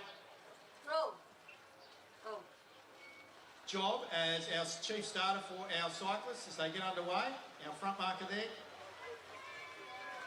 Working hard is Talia Broomhall. In fact, she's actually had a mechanical of some description, like she might have pulled her cleat. So it looks like we've got Olivia Chalice has taken up the front running. She's going to come around now and greet the judge and one to go. She should get the bell. So Chalice and Ellie Walduck. So right royal battle between these two. Third position coming through. That looks like Fletcher Mason. Then we go back to Mr. Feather, Cinda Tira. Then more round Tim Coombs. And there goes Joel Mulhern with the green trunks and white top and white helmets. They head down the back straight. Walduck's now taking the front running. Over from Chalice. Fletcher Mason's now being challenged by Mulhern and Natira. Looks like Pither might have fallen off the back. Here they come. And I reckon it's going to be a fight between the girls for the first place. Walduck has just got the measure of the rider in Chalice. And so she takes first position. Chalice second. Sid Natira storms home in front of George Mulhern for third position.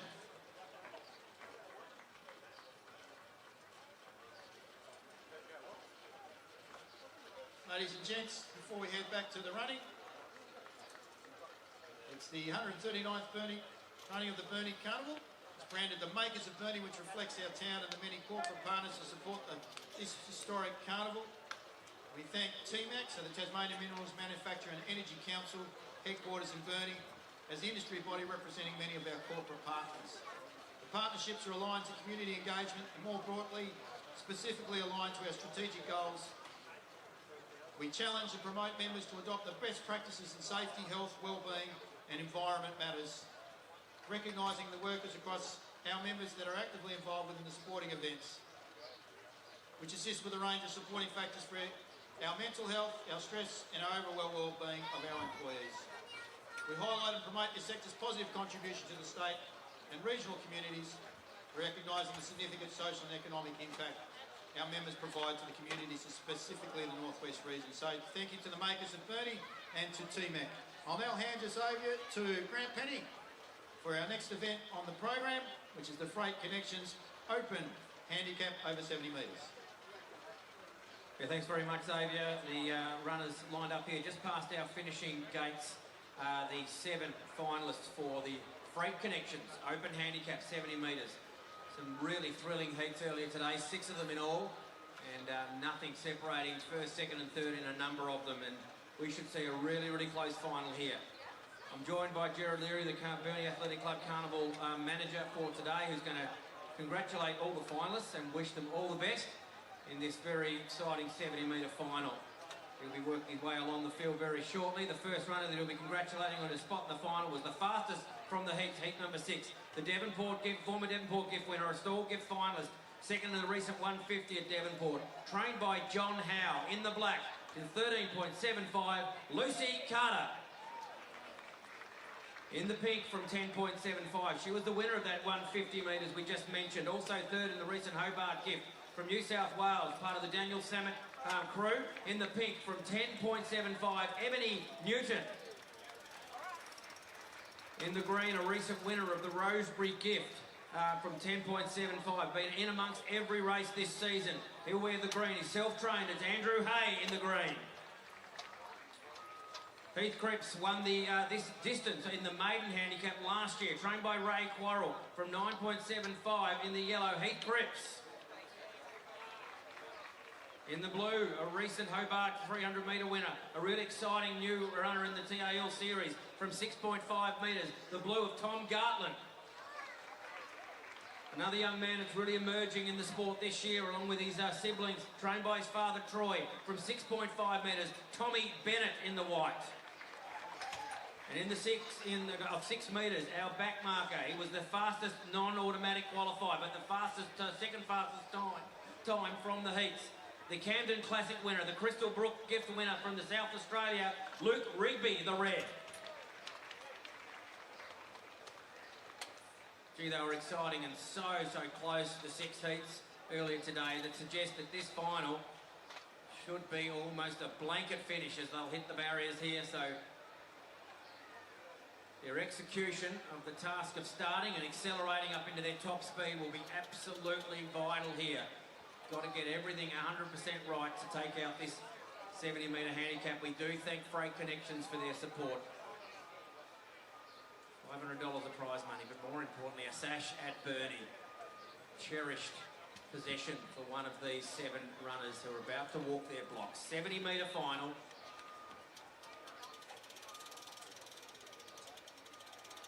Rigby the red, Bennett the white, Gartland in blue, Cripps the yellow, Hay the green, Ebony Newton the pink, and Lucy Carter the black.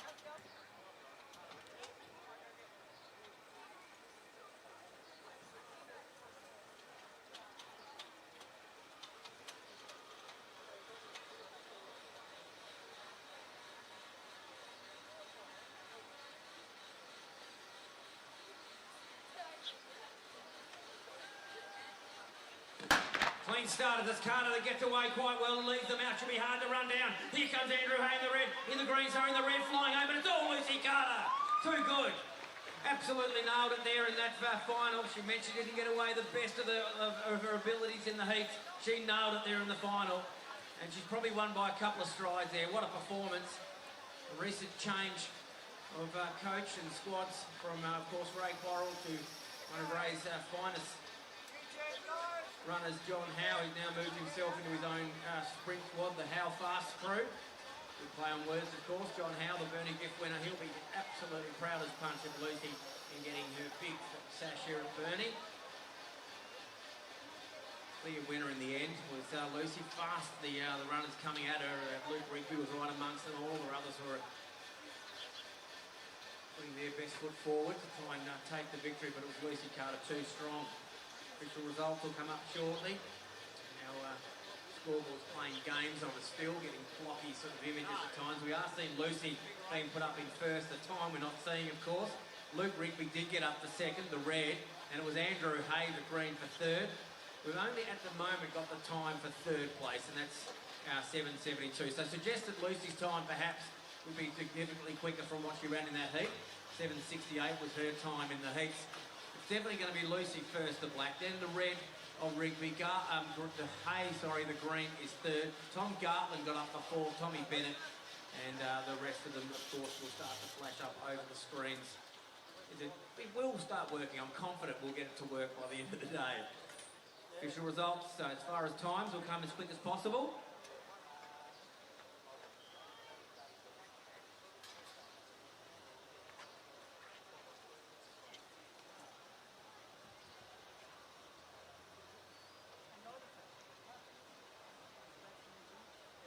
Official results, Freight Connections Open Handicap 70 metre final.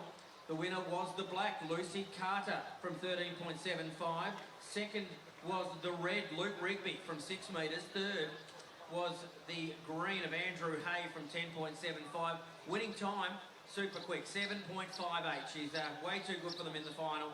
And she's about to be presented her sash from Michael Vassos, who's the chairman of the board here at Burnie. Joe Vassos, sorry Joe. And he'll be giving it over to Lucy. And there we are, ladies and gentlemen, the winner of the Open 70-metre handicap, Lucy Carter. I'd just like to thank the sponsor of the 70, and I'd like to thank all the other competitors. I'd like to thank all my team and my new coach. Like, we've improved so much this season, and it means a lot to actually just see that success. But yeah, I'm really excited for the rest of the day, and I hope everyone has a good one as well. Thanks. Beautiful words there, Lucy, and fantastic performance for you and all the connections to help you perform so well here today at Burnie. We will see her again in the heats of the women's gift, and I think the bit of the talk around is she will be heavily favoured. And it could be a really successful day for Lucy on the track here at Burnie.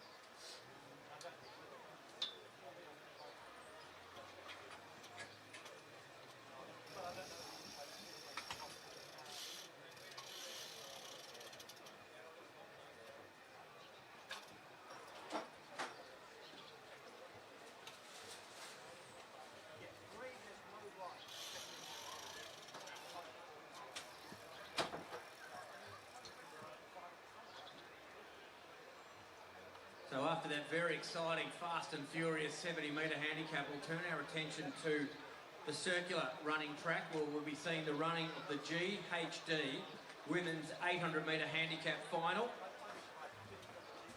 An event that has been part of the Burnie program for a number of years now, as we do see a number of these competing in the open mile as our final running race on the program. But with the 400-metre limit, the Burnie have provided this 800-metre event for our ladies, and a stellar field here with just the two scratchings from your program. Put a line through the white and also the yellow. That leaves us with a pretty strong field. Alicia Holloway, recently third in the women's mile at Devonport. What a race that was. She will run from 70 metres here in the red and white. From the 55-metre mark, who was the winner of that mile, it was Piper Sharman, and she'll run from 55 metres. She's obviously back in the handicap. She'll wear purple. She won't be second front marker with that readjustment of her mark. We see Caitlin Nicholson, who'll now become actually our front marker in the orange. Having a go at this distance, probably not familiar to her, a bit more accustomed to shorter distances, but in the 75-metre mark for the Victorian in the orange, Caitlin Nicholson. Then we see the grey of Miller Hopkins, part of the Mark Hipworth stable in Victoria, so we know that Mark certainly knows how to get the job done here as a former winner of the gift, and multiple trainers of many great runners over the mile distances and all the way through. So watch for Miller Hopkins. The black will see Keisha Charles run from 35 metres. And then it's Marley Palmer, a very emerging young distance runner. She should be one to watch here. She's been lifted out to 30 metres in the pink, so watch out for Marley there. In the green, Zoe Nicholson, a former winner of the 400 metres here, so let's see what she can do over the 2 laps. She'll wear the green.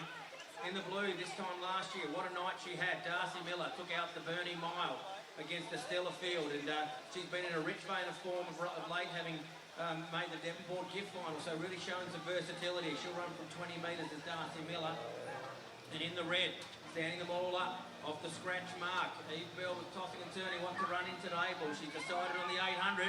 She'll run from scratch and have to stand them all up in front of her. As you can see them all out to 70, 75 metres ahead of us. So all the best to Eve Bell as she tackles the 2 laps of West Park.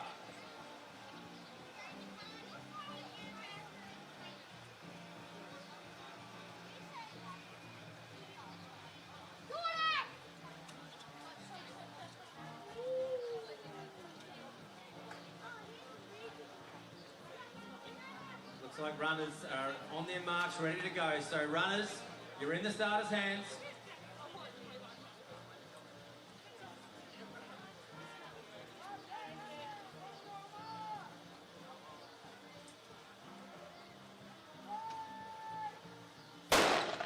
field is away, and it is going to be Caitlin Nicholson, the orange, the Victorian that's going to lead the field in the early stages. Gee, she's gotten off quickly, so she's going to try to make the most of that handicap. She leads Alicia Holloway probably 4 to 5 metres, probably another almost 10 metres on the handicaps now as she's really shot out of the gun, and she's going to try to win this race from gun to tape.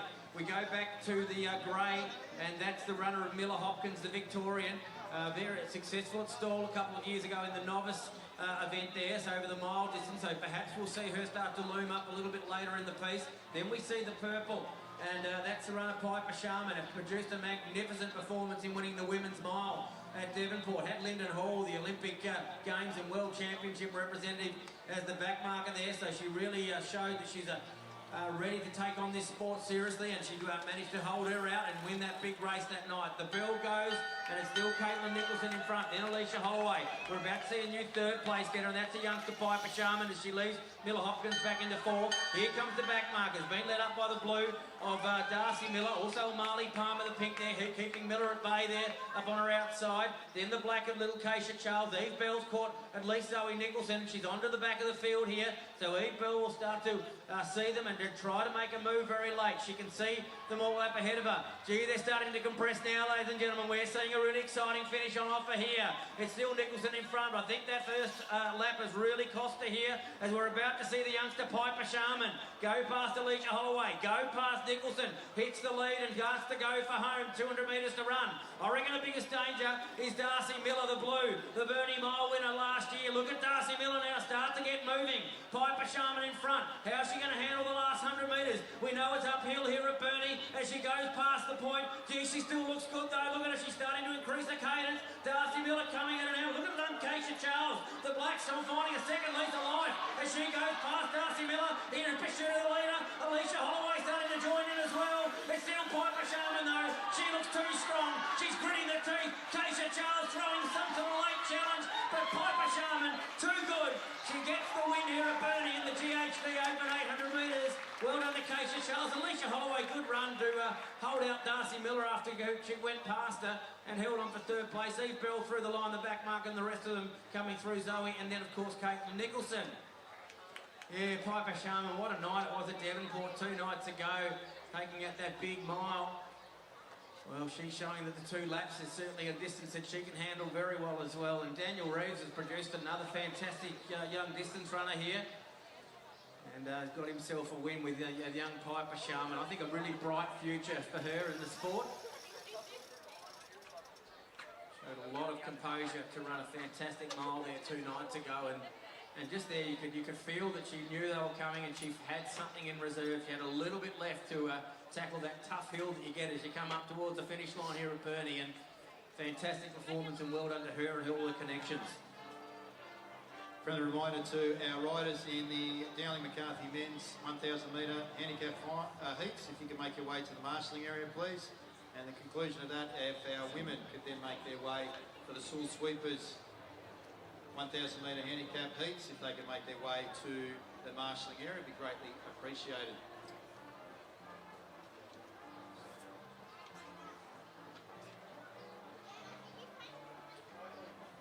Yeah, but they do present.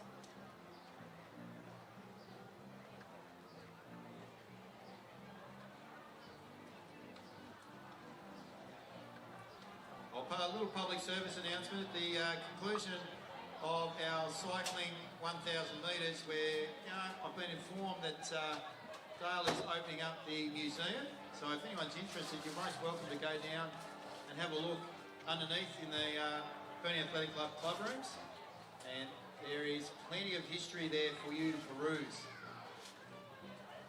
So over 100 years of memorabilia.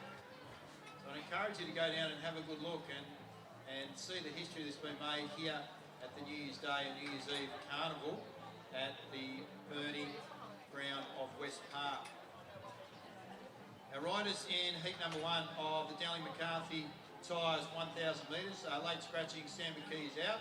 So our back marker will be Dalton Stratton off 45. Eddie Marks will be riding off 55. Will Emil is 70.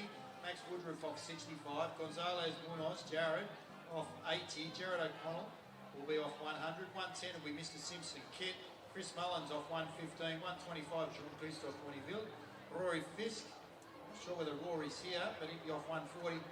And 150, our limit marker is Peter Mactras. Riders, attention, and we're off and racing. So I don't think Fisk is out there, so Jean-Christophe Boniville is our second rider, and away they go. So Mactras leads them down the back straight, the K Monday wing, then we go to Jean-Christophe Boniville. Simpson Kit leads the next part of riders, which is Mullins and O'Connell. Gonzalez, Munoz there, then comes through with Maxie Woodruff, actually Will Emulus, and there's Dalton Stretton. Already doing his work was Edward Marks. So Dalton Stretton's looking to come through and make their wheel. Peter Mactras comes running through now, agrees the judge with one to go. So one to go now. Back markers have got a fair bit of work to do. Dalton Stretton there working really hard with Will Emulus. Let's see if they can get onto the back and tack onto Peter Mactras and company. Going around the outside, looks like there's Jean-Christophe Boniville doing a fair bit of work as Dalton Stretton. Has he done enough in order to be able to make sure that they get through? Just a friendly reminder that the first six go through. So Stretton's going to have to work really hard here in order to be able to continue to make sure that he gets through. Jean-Christophe Boniville on the inside, but Simpson Kit's going to get there. Simpson Kit's going to get there. He's going to take this one out. Same with O'Connell, Mactras, Jean-Christophe Boniville. Not quite sure who that was in the black up the front. Might have been Mullins. Yeah, Mullins it was. Emulus, I think, was the sixth rider that might have made it through. I'll have to double check on that. It'll be up on the board shortly. But Simpson Kit and Mullins were definitely the first two. We'll just go back to the running for the presentation to Piper Sharma. Yeah, thanks, Xavier. The GHD Women's 800 metre handicap final. What a great event it was. And third was the red and white of Alicia Holloway from 70. Second was the black of Keisha Charles. But the winner today off the mark of 55 metres. So she had a pretty big handicap adjustment before it started, but impressive in winning in 2 minutes 16.66. Piper Sharman. There she is, ladies and gentlemen. Congratulations. And she'll get that much-deserved sash. And a couple of nice photos, and in a moment we'll just hear from Piper on behalf of the event. I'm sure there's lots of people she'd like to thank.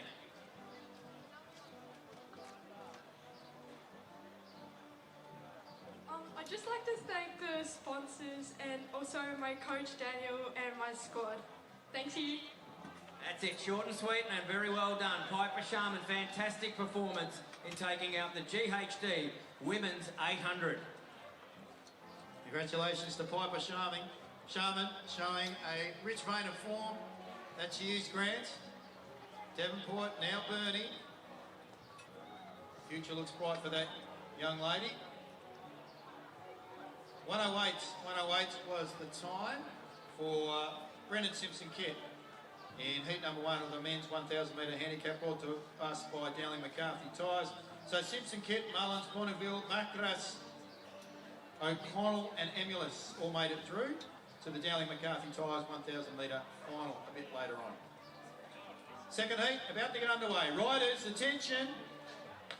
Our front marker there is Paul Craft. So he's riding in saddlecloth number 6 with the orange and blue. Then we go back to Thomas Blaisley. Mitchell Stretton not far behind. Then we go to Tim the Toolman Taylor bringing through Aaron Jones. All the way back then to Ainsley Gray, Toby Jones, or was that Jack Hadley? My apologies. Two of the Piedmont rider there. I have to pick him up very shortly. I think there might be our Owen Lloyd. Right around the outside. Look at this gentleman come through. He's wearing the world strip colours. World champion colours. This is Angus Boddington. He is flying, ladies and gentlemen. Power athlete. Look at this on display.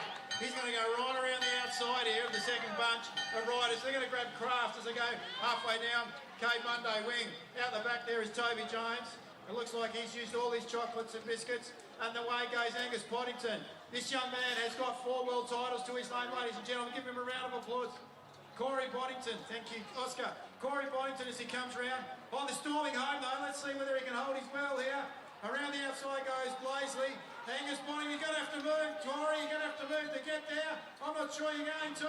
Oh, that's going to be close. He might have just missed. He might have just missed. 5'6", he did. Oh, and he's tapped his helmet. He might have had a bit of a brain fade as he went down past the point. Let the gas off a little bit too early. Blazer's taken it out, 106.92, 106.92.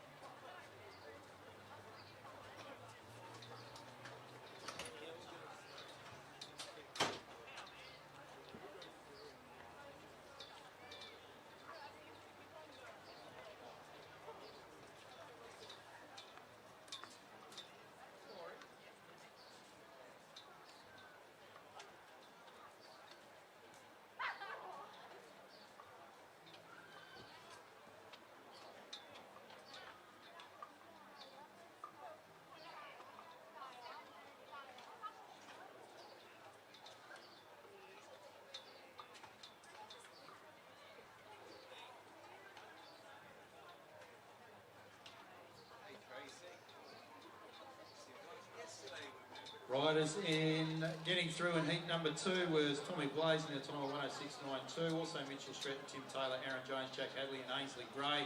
Unfortunately missing out there was Corey Boddington. We'll have a bit of a chat to him in a moment. We're about to get underway in heat number 3. Frisley and Gallagher are our scratch riders. So from Victoria and the USA. So Graham Frisley and Sam Gallagher. Josh Nixon will be riding off 30. Joining him will be Preston High. Jamie Carney off 70. 75 is Louis Schramm. Mr. Rocky off 50. 105 will be Josh Rayner. Jordy Matthews off 100. 125 Simon Barnett. John Taylor 135 and 150 Andrew Moore. Riders, attention. And away they go, and Moore leads them out. We go back to John O'Taylor. Then there's Mr. Simon Barnett from far north Queensland. Look at the rider here from the US. That's Preston High. He's out. He's gone pretty early and hard too. He's left Jossie Dixon, who they're going to have to jump on the back of Luca Rocky, but I'm not sure they're going to do enough here. They're going to have to keep moving pretty quickly. Gallagher's pulling Graham Frisley through. They greet the judge at 1 to go. John O'Taylor out in front. He looks in fine form. Then we go back to Andrew Moore, Simon Barnett. Then there gets a flying wombat with Jordy Matthews. Lloyd Ed, Louis Schramm, Jamie Carney, Josh Nixon leads the next group of riders through. They're going to have to get a move on because it's only the top 6 that get going. And away goes Sam Gallagher now. He realises that and he's going to have to move. He's now made his way into that the opportunity to get into the top 6. There's 5 out the front. He's at least got to get around. One more of the Piedmont USA riders, but coming through will be Taylor. So Taylor will get there, along with Moore. The Flying Wombat, Josh Rayner, Jordy Matthews, Barnett, and at least one of our scratches has got there. Just pipping Piedmont USA rider. I think that might have been Louis Schramm there. And that being Sam Gallagher. So he's got through. 105.79 the time for Moore in heat number 3. So Moore, Taylor, Rayner, definitely through. Jordy Matthews, Simon Barnett and Sam Gallagher have made it through in heat number 3. Just got with me, ladies and gentlemen, out here is our para-athlete representing Australia at the Paralympic Games was Corey Boddington. Unfortunately, Corey just missed out on that last heat. He had a bit of a brain fade. Yeah, who would have thought all 6 to come around in the last 50 metres? I heard someone put a bet on down the TV, so I was helping them out. Now I see that you're wearing one of your World Championship strips. Would you be able to explain to everyone the 4 disciplines in which you've got this coloured strip for? Yep, so I won this in the 1 kilometre time trial, which was screwed up. The elimination race and team sprint. And there's another one there.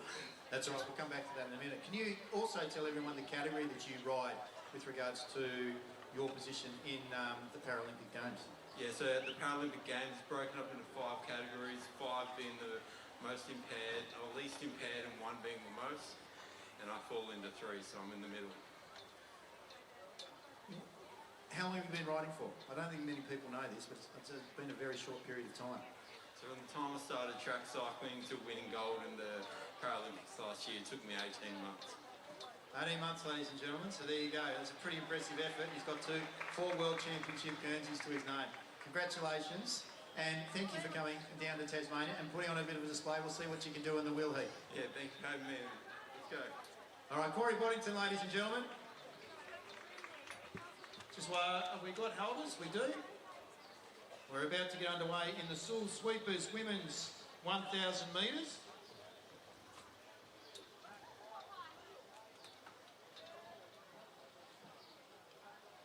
Riders, attention.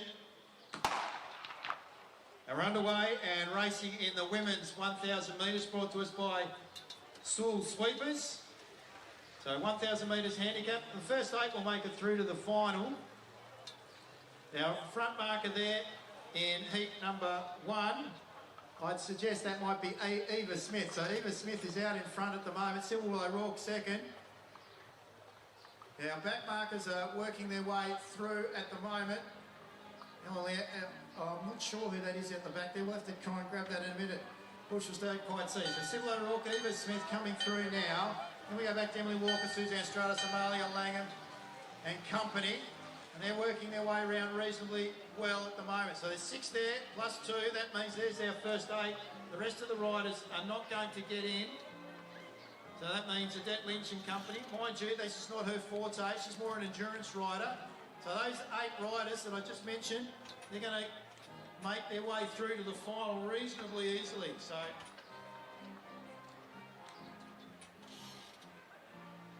and Sybil O'Rourke takes out heat number 1. Emily Walker, Suzanne Stratus. I think that might be Maddie Smith that's just coming through there. Along with Amalia Lamb.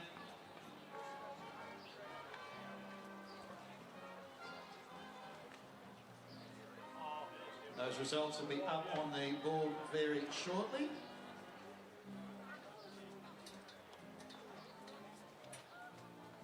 live.tastiming.com.au. Yeah, Madison Smith and Ebony Robinson, I think, were the other 2 riders that made it through. Sybil O'Rourke, Emily Walker, Suzanne Stratus. There's Ebony Robinson. 110.62 to Sybil O'Rourke.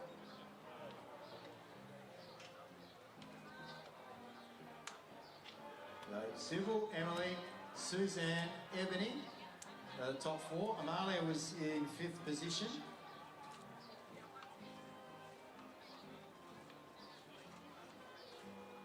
April Paddy, Maddie Smith,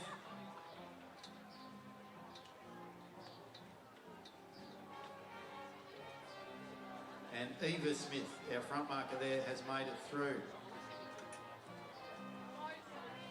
So they're our first 8 in heat number 1 of the Soul Sweepers Women's 1,000 metres.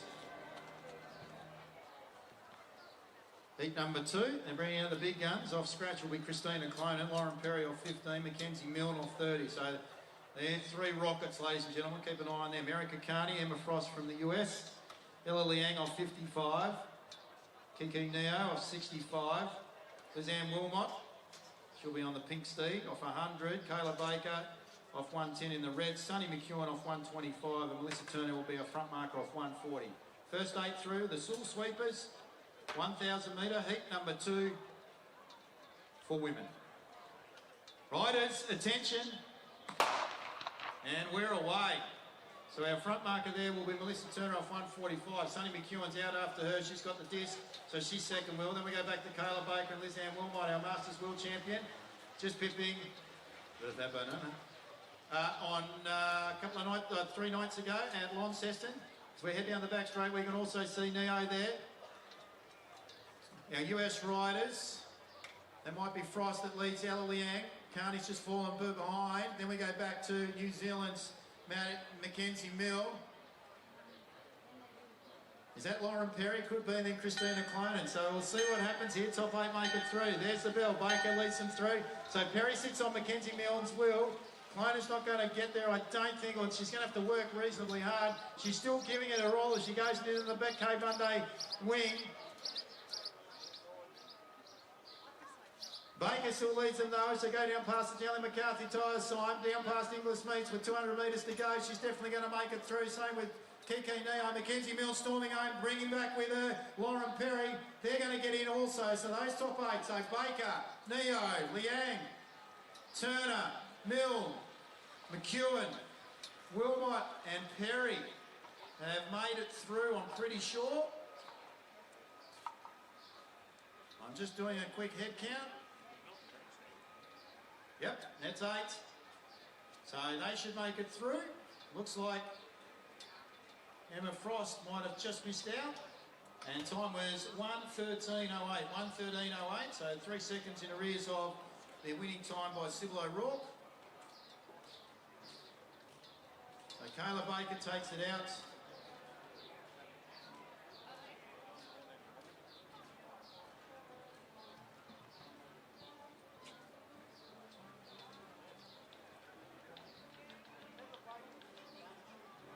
So riders have made it through. Baker, Neo, Liang, Turner, Milne, McEwen, Perry and Wilmot. McEwen, Perry and Wilmot.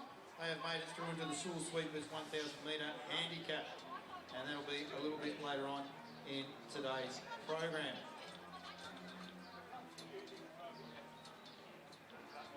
We're going to be turning our attention back to the running very shortly. A friendly reminder, it's a public service announcement. The gallery is open, so the Burnie Athletic Club gallery is open for anyone interested in seeing the history that has been made here at West Park Oval. So from a cycling, running, wood chopping perspective, please head down, have a bit of a look at what has occurred here over the century. Some of the feats here at West Park Oval have been unbelievable. So I strongly encourage you to pop down there. Dale is down there and he will be happy to show you around. So we're going to leave the cycling for a period of time now. We're going to turn our attention to the running track. I'm going to leave you in the capable hands of Mr. Grant Penny.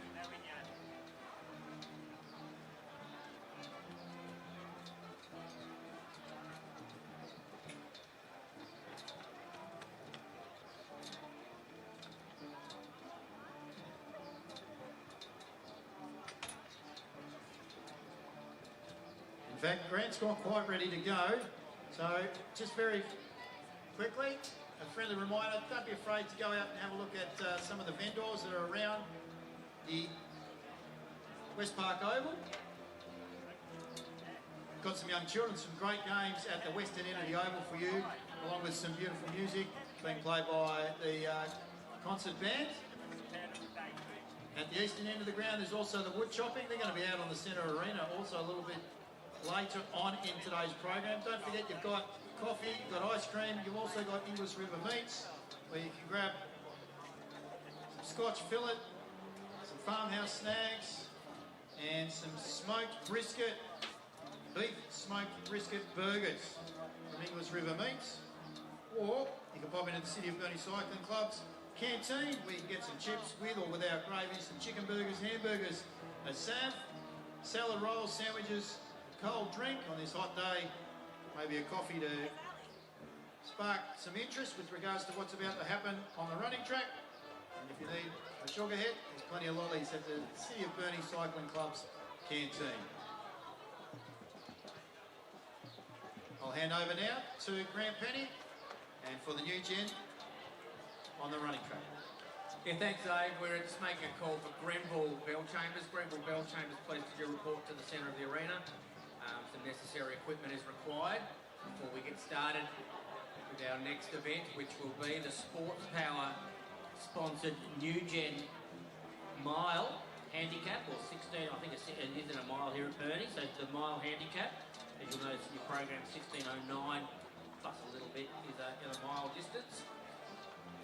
Nice field here for juniors and seniors.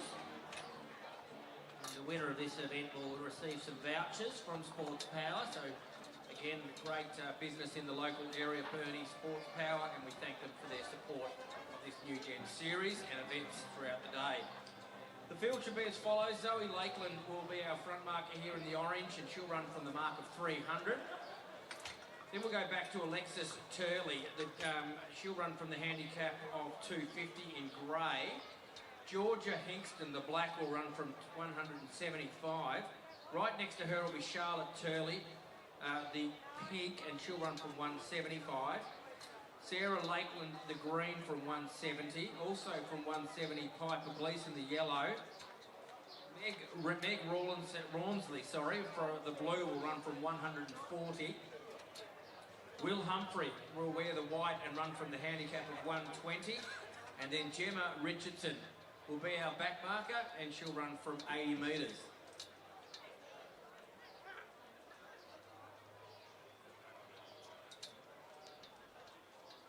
Where's the orange? So runners, have a listen to the starter. It's Jeff Scollier, Chelsea's father, is going to be the next voice that you'll hear. So runners, you're in the starter's hands.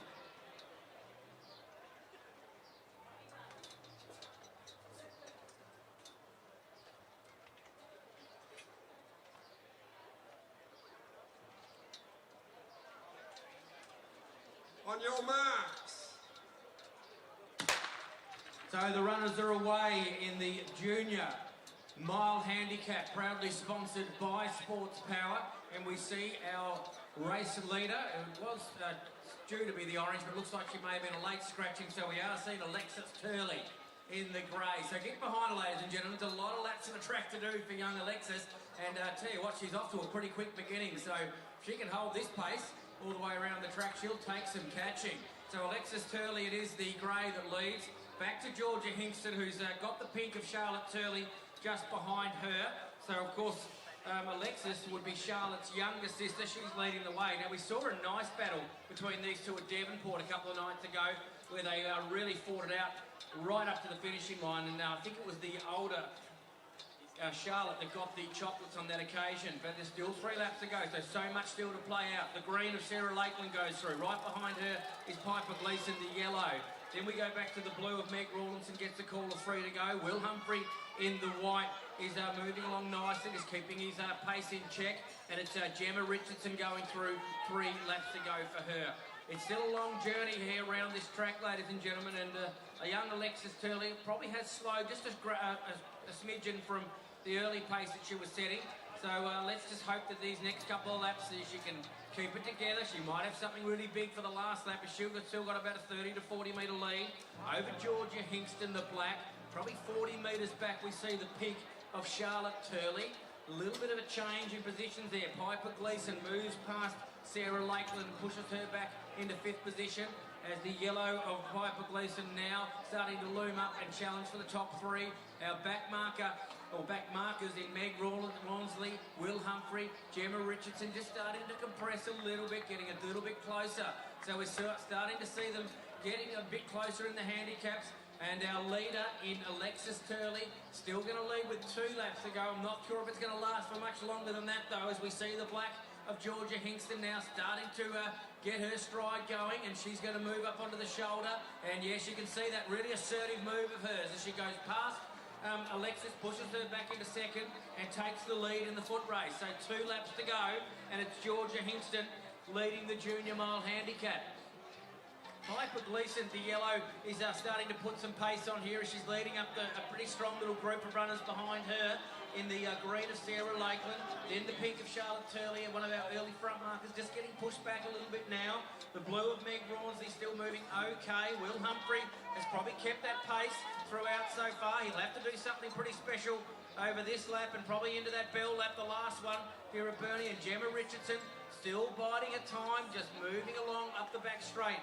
Probably about 70 to 80 metres difference between leader and back marker in Gemma Richardson. That leader is Georgia Hingston in the black. She's got about 600 metres of the track here at West Park to still tackle to see if she can take out this race. She's going to hear that sound that every distance runner loves to hear, and it's the bell. That means there's only 1 more lap of pain and torture to suffer through, and it's she's doing a good job of it at the moment. Georgia Hingston going past the point, 50 to 60 metres to the good of Alexis Turley. We'll look at the yellow now, Piper Gleeson. She's starting to loom up, but the green of Sarah Lakeland just keeping her at bay at the moment, as Sarah still holding on to 3rd with Piper, the yellow, in 4th. Go back to the blue, it's still Meg Rawlsley. Now Will Humphrey starts to move forward a little bit, young Will. We know his father Aaron did a very good job over many, many years in mile races, so perhaps some good tactics are being given to Will Humphrey as he's starting to make his move now. It's still the leader, Georgia Hingston. She's going to get the call of 1 lap to go. There's the bell that rings. She gets a little bit of support from the crowd. She's got a 30 to 40 metre lead. Can she hold on for the full lap of the track here at West Park? Alexis Turley, the grey, still in 2nd, but she's about to lose that spot with 2 runners side by side of her going past her. In the green of Sarah Lakeland, Piper Gleeson, the yellow. Will Humphrey, the white, now moving and using Meg Rawlinson as a bit of a pace marker, as he'll probably launch a bit of an attack in the back straight. And look at Gemma Richardson, the back marker. Perhaps this is a time run. As you can see, her stride has really picked up noticeably. She goes past the pink of Charlotte Turley, the back marker. So Gemma Richardson, I reckon, will be the biggest danger, along with a few others to challenge our leader, which is still the black of Georgia Hingston. This has been a brave performance from the youngster Georgia Hingston. Piper Gleeson now starts to slip it into overdrive, the yellow, as she goes out after the leader. It's still the black of Georgia Hingston, 30 to 40 metres, but Piper Gleeson, look at this run, ladies and gentlemen. She's getting inspired. She's probably hearing a bit of support from those on the outside of the fence, as it's still the leader in the black, Georgia Hingston, going past the point. Piper Gleeson's throwing it everything at her now. It's really between these two. I can't see anyone else really firing. It's Lakeland, Hickston, the black that's leading. Piper Gleeson absolutely exploded with about 50 to go. Still the black of Georgia Hickston. Gleeson about to challenge her. Hickston and Gleeson. The yellow of Gleeson. Look at her go. She's unstoppable. She goes through and takes it out. A fantastically timed run to win the junior mile. Well done to Georgia Hickston. What a run to hold on for second. The green Sarah Lakeland fought on well to get third. Look at this run from the back marker, ladies and gentlemen.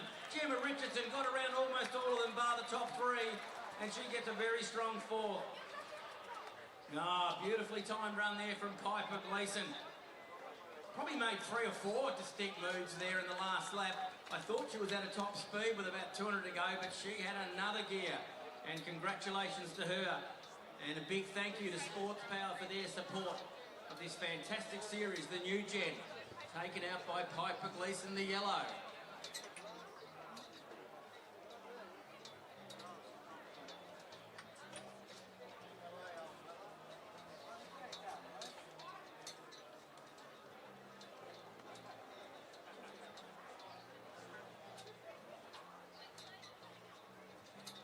So results being pushed up onto the scoreboard now, and it's Piper Gleeson, of course, takes it out. She ran from that handicap of 170. The time recorded for her was 5 minutes, 35.0, and look, only a second back with Georgia Hickston. You really did feel for her. She made a great run of it for 90% of the race. She looked like she was going to hang on, but Georgia Hickston second officially, 5:36.1. It was a fantastically run race, that one. They all came together that last lap. Sarah Lakeland officially third there, 5:43.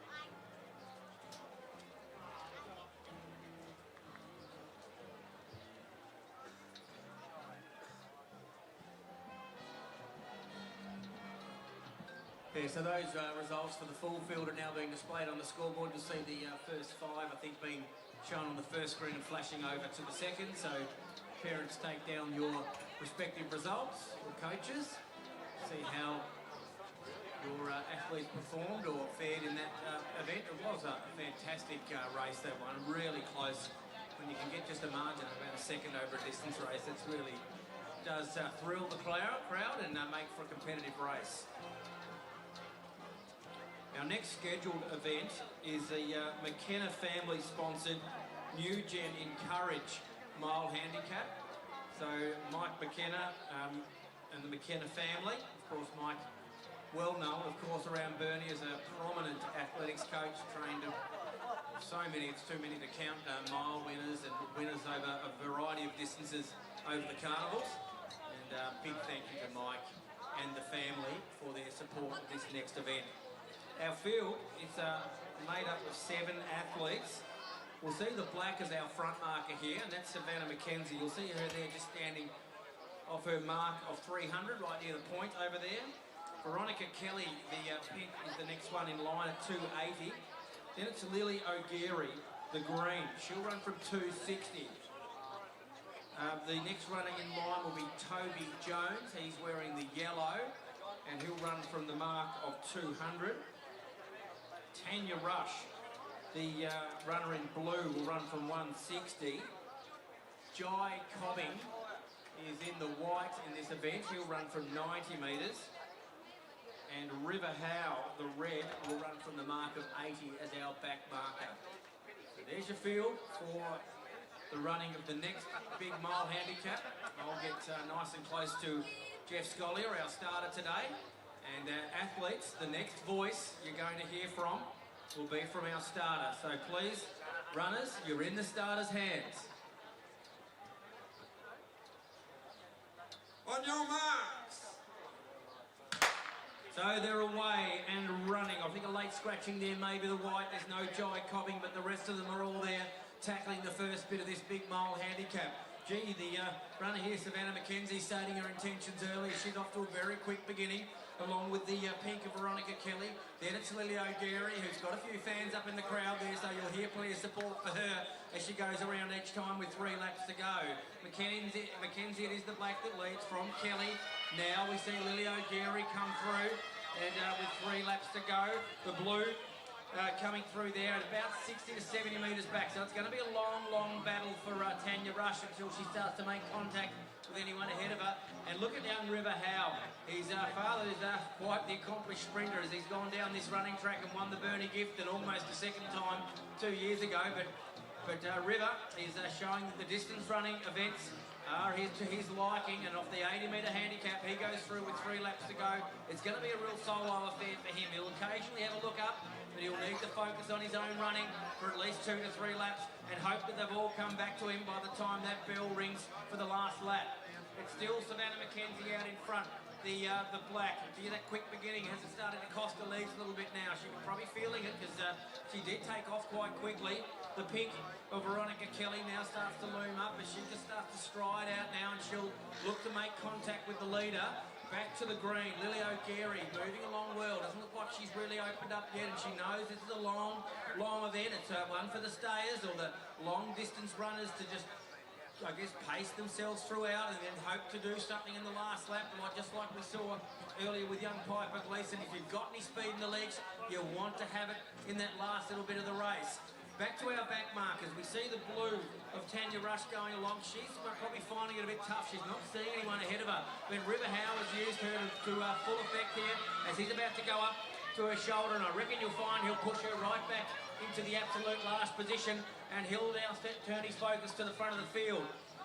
The front of the field is still being led by Savannah McKenzie. She goes past the scoreboard. This is that 3rd lap of a mile race, the one where a lot of them can really set it up and give themselves the best chance of victory. Veronica Kelly hasn't looked to pass her yet. I reckon she's probably just using Mackenzie as a bit of a pace marker. I reckon we might start to see something from her, the pink of Veronica Kelly. And I do like the run of Lily O'Geary. She's just kept them in the sights. She's not done anything drastic as far as the pace change yet. And I reckon you'll find that she'll look to produce something in the last lap. Gee, the back marker River Howe's done a great job over the last 200 to 300 metres. He's gone past one of the runners, and he knows that if I can just reduce this distance over the next half a lap or so, I'm a chance. I could be a contender for this McKenna family mile. There goes Lily O'Geary. So that's the first significant move from our front markers, and you can see a noticeable pickup in pace as she starts to leave the 2 runners in Mackenzie and Veronica Kelly in her wake, as she's now got a 5 to 10 metre lead. She'll come up this little bit of a rise here at the West Park Oval and get the bell. The sound of the bell, which every distance runner loves, that means 1 lap to go. O'Geary, the green leads. Kelly, the pink, starting to try to get back on the level terms along with Mackenzie, the black. River Howe, well, what can he do? We know his father's got some speed, but he'll have to find every bit of that if he wants to challenge our leader, Lily O'Geary, who gets that call of 1 lap to run. Veronica Kelly, the pink, is still second. Then Mackenzie starting to find the going a bit tough. And River Howe, he gets a call of 1 to go. He's probably 30 to 40 metres back. He knows he'll have to do something pretty big in this next 100, 200 metres if he wants to contend with our new leader in Lily O'Geary. Lily O'Geary 10, 15, maybe almost 20 metres now in front. Kelly is probably not going to give up that easily. She got to the front. She wants to get it back off O'Geary. O'Geary in green, then Kelly. Black and Mackenzie, River Howe, what's he starting to do? Has this very talented back marker got something in reserve to be able to challenge our leader? O'Geary with about 200 to go. Kelly, I reckon's probably found it a bit hard to get into contention. It looks like O'Geary is going to be too strong as River Howe now passes 1 more. He's up to 3rd. Can he do something? You can see the pace start to pick up. O'Geary's pace is picking up too, though. She can see the finish line, and she knows that the victory's not far away. About 100 metres to go now for Lily O'Geary. Look at River Howe really go for it now. It's O'Geary still in front. She's just finding every time it's asked of her. Great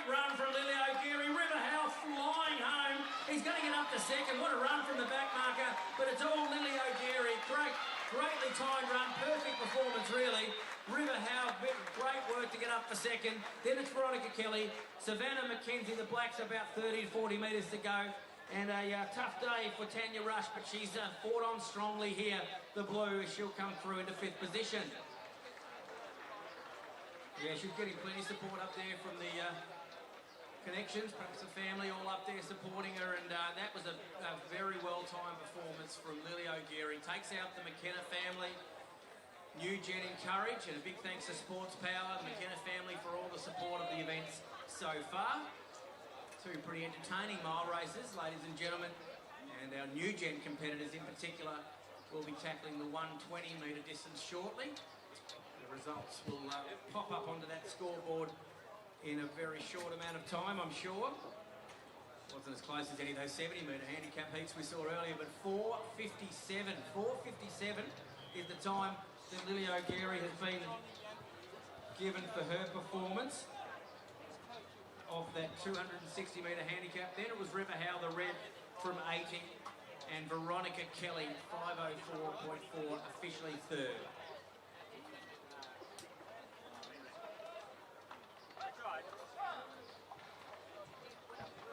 We'll do a presentation here as we'll just get Lily to turn herself around to the crowd there. And Nigel Tapp on behalf of the Burnie Athletic Club will be making the presentation to Lily. She'll put that sash on and that'll go up somewhere at home, I'm sure. Now, Lily, a lot of pressure on you, I know, but if there's someone you'd like to thank for this great performance today. I'd like to thank my coach, Daniel. Daniel Reeves having a great day so far, isn't he? Well done, Lily. A great performance in the McKenna family-sponsored Encourage Handicap. And I reckon we're going to see a bright future from this young lady in the years to come.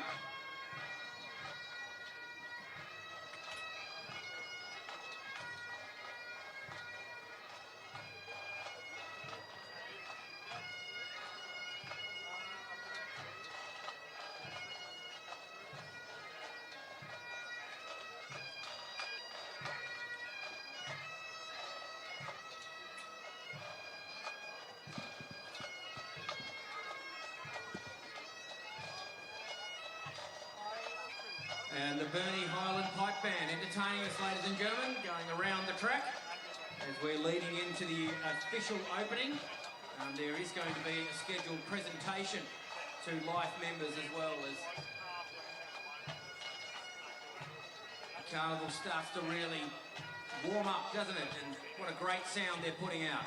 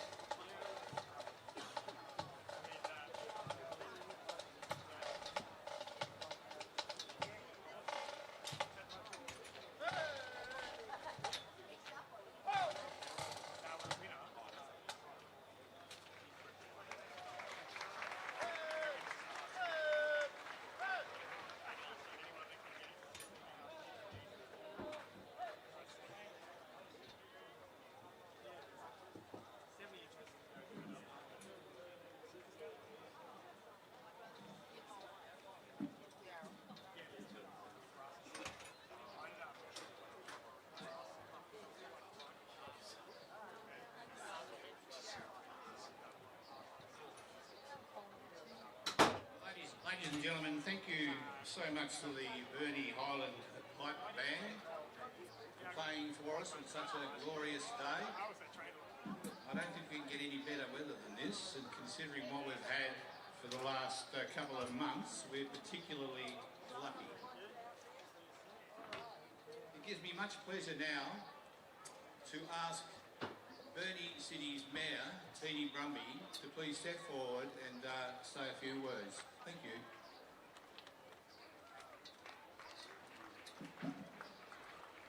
Thanks, Joe. Good afternoon, everyone, and welcome to Burnie's New Year's Eve Carnival. And what a cracking day we finally got here. Sunshine, sport, families, kids burning off their Christmas energy, and athletes doing things that most of us wisely decided not to attempt after Boxing Day. Now, this carnival is something really special. It's been part of Burnie's DNA since 1887. This city has been coming together to cheer, compete and celebrate with the iconic Burnie gift run almost every year for close to 140 years. That's generations of stories, champions, rivalries and proud locals lining the fence. There aren't many events in Australia or anywhere that can say that.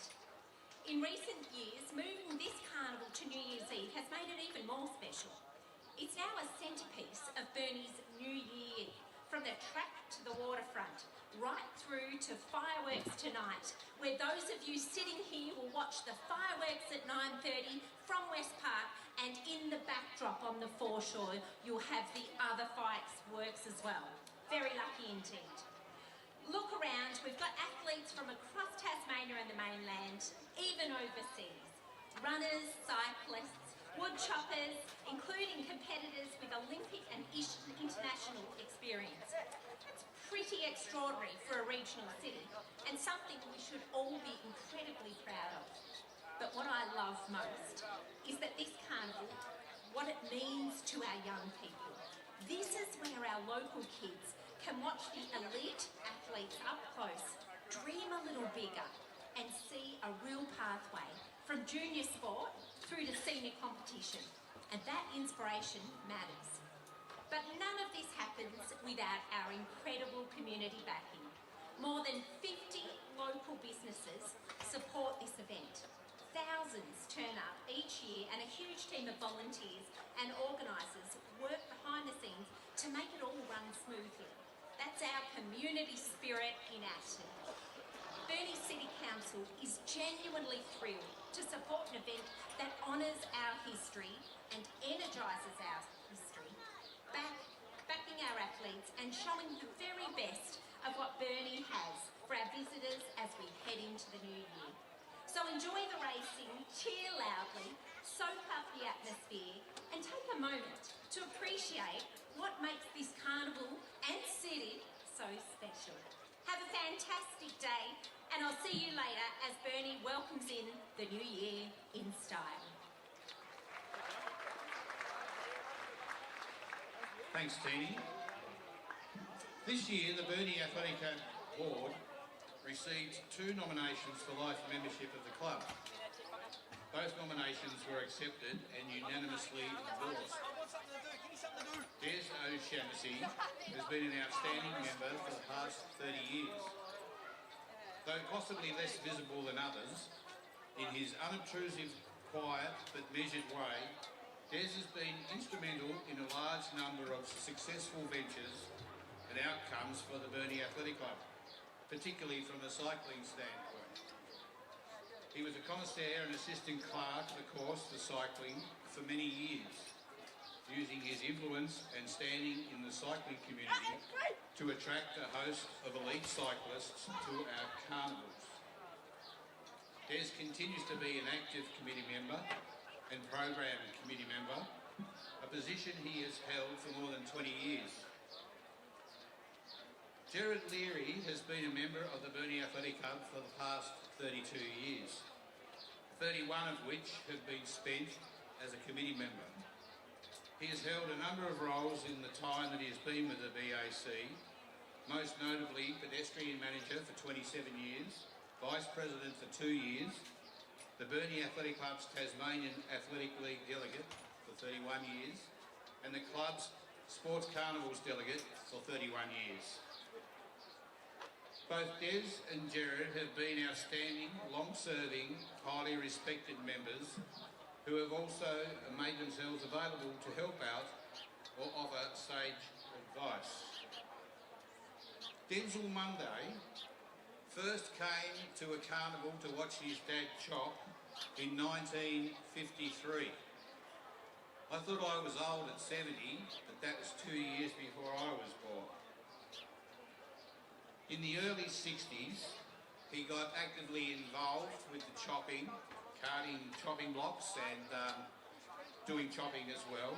In 1982, he joined the athletic club and is still a member, and in that time, he has been actively involved in the chopping part of our program, and he was the president of the club from 2002 to 2004. Denzel was made a life member 3 years ago, but we're taking the opportunity today to present him with his certificate and badge. It now gives me great pleasure to invite Des, Jared and Denzel to come forward and accept their certificates and badges with many thanks and great appreciation from the board and fellow members of the Burnie Athletic Club.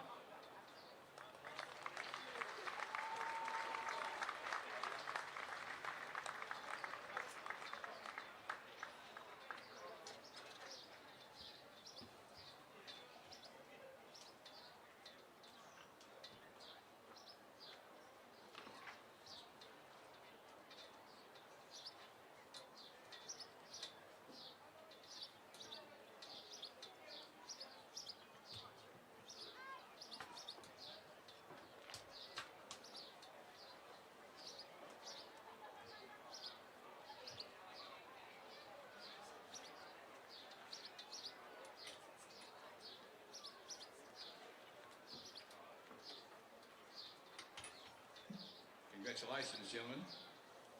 As Chairman of the Board of Directors of the Burnie Athletic Club, it gives me great pleasure to welcome one and all to the 139th Burnie New Year's Eve Carnival.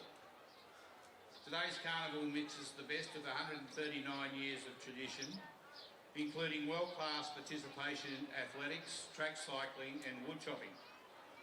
From the prestigious Burnie gift for both men and women, the Tasmanian Open Mile, the exciting and sought-after titles of Will Race and UCI-sanctioned scratch events champions, to the world-class chopping events, the day attracts the presence of Olympic and Commonwealth medalists, world champions, and a host of international mainland and homegrown Tasmanian competitors.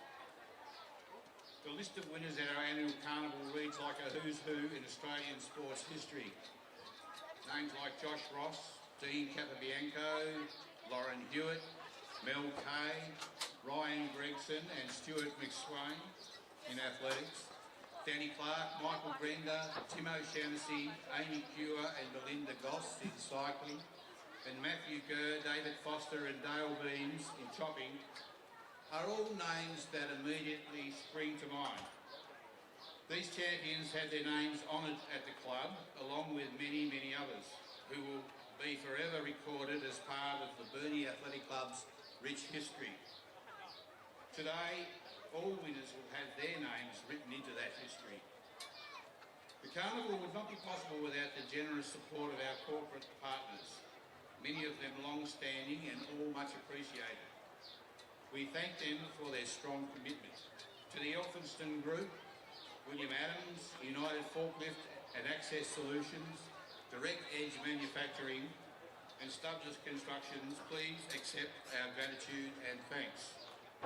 To McGrath & Co, Moltech, McWilkie's Electrical, Freight Connections, GHD, Bachelor Constructions, Burnie Mazda, Aussie Home Loans, Image Signs and Promotions, Anita Dow MP, Sports Power Burnie, IGA Value Plus West Park Grove, Print Domain, Dowley McCarthy Ties, Sewell Sweepers, Boland's Pharmacy, J. Ben, the Monday family, and the Harris, McKenna and guest families, an immense thank you. The Burnie Athletic Club values the support of all partners, not only in monetary terms, but also for the goodwill and help they give up to us and the community in making this event happen. And I would urge all present to show them support and use their services wherever possible. To all new gen young athletes and junior cyclists here today, continue your aspirations, for who knows what the future may bring.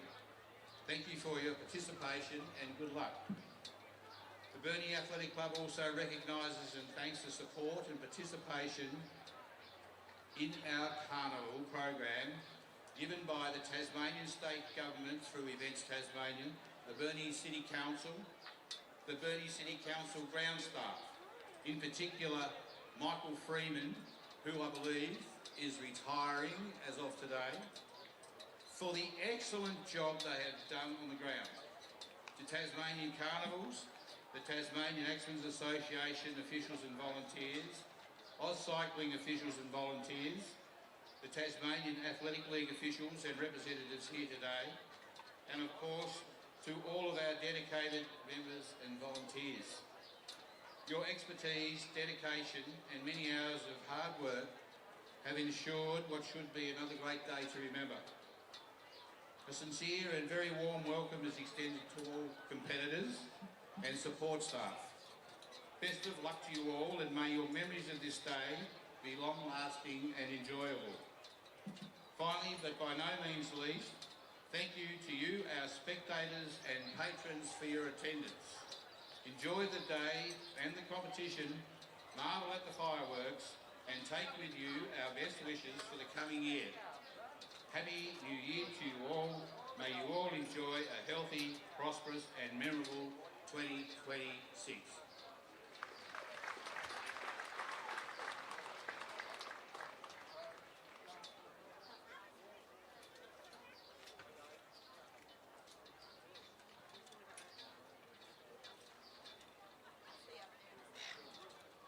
Just when you thought you'd got rid of me, I now have the delightful task of introducing an outstanding member of our local community who has kindly agreed to do us the honour of opening this year's carnival. Melissa Mel Dicker had an impressive career in carnival athletics spanning more than a decade, highlighted by twice winning the Burnie Women's Gift in 2000 and 2007. Mel also won the Devonport, Ulverston and Rosebery Gifts. She is a former Tasmanian 100-metre record holder, winning both the 100 metres and 200 metres at the Tasmanian Track and Field Championships in 2006-07, and was a member of the Australian team at the 11th IAAF World Championships in Osaka, Japan in 2007. As well as being an outstanding role model for young athletes in the 2000s and enjoying a wonderful athletic career, Melissa is a highly regarded primary school teacher, a wonderful mum, and I'm assured by someone very close to me that she is a great friend to many, many people. To officially open the 139th Burnie Athletic Club Carnival, would you please join me in welcoming Melissa Dicker.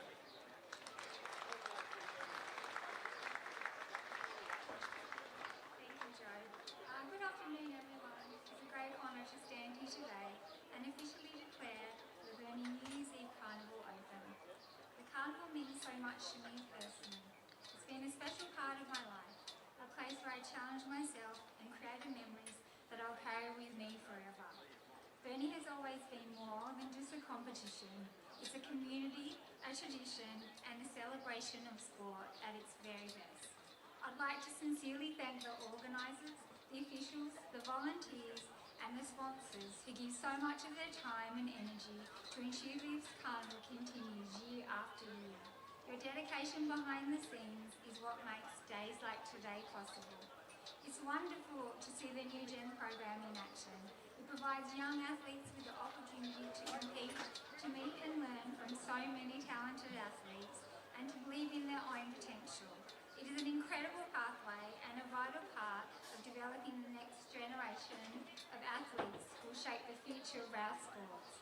Thank you for being here, and I wish everyone the best of luck and a fun, exciting and memorable carnival. With that, I am proud to declare the Burnie New Year's Eve Carnival officially open. Thank you.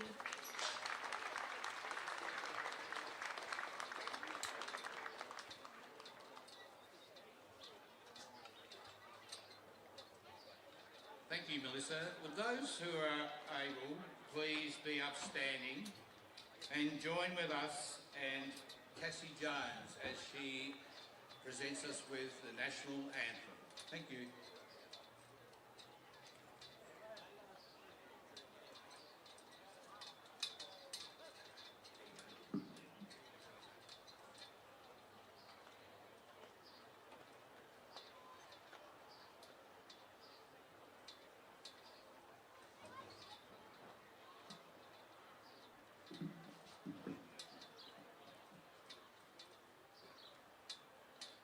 Australians, oh, let us rejoice, for we are one and free, with golden soil, wealth for toil. Our home is girt by sea. Our land abounds in nature's gifts of beauty, rich and rare. In history's page, let every state advance Australia fair. In joyful strings that let us sing. Advance Australia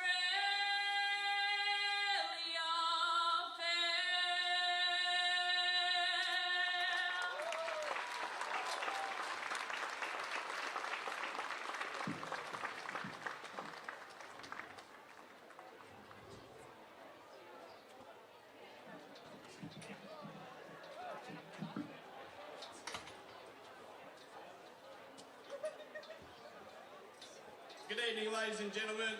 We'll go ahead with the B grade tree felling event. We have on stand 1, Bill Purton. Stand 2 from the United States of America, we have Tristan Van Beek. Stand 3 from Czech Republic, we have Matthias Klima. And stand 4, Ben Whalen from the United States of America. I'll put yous on the start, guys.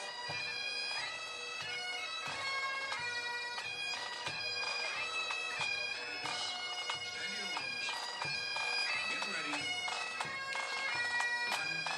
2, 3, 4, 5, 6, 7, 8, 9, 10, 11, 12, 13, 14, 15, 16, 17, 18, 19, 20, 21, 22, 23, 24, 25, 26, 27, 28, 29, 30, 31, 32, 33, 34, 35, 36, 37, 38, 39, 40, 41, 42, 43, 44, 45, 46, 47, 48, 49, 50, 51, 52, 53, 54, 55, 56, 57, 58, 59, 60, 61, 62, 63, 64, 65, 66, 67, 68, 69, 70, 71, 72, 73, 74, 75, 76, 77, 78, 79, 80, 81, 82, 83. And as Bill Purton starts, we've got Matthias Klima from Czech Republic hitting the top. These boys are B-grade cutters, so they're over here from their representative countries to learn from the best. USA and Czech Republic athletes are staying with Matthew Gurr to learn the sport and the discipline of tree felling events. So Matthias is going very well on stand 3, or on tree 3.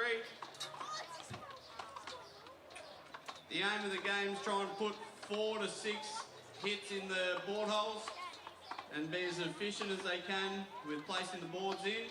Bill Purton's just reached the top, going very well. So pick one out and support them.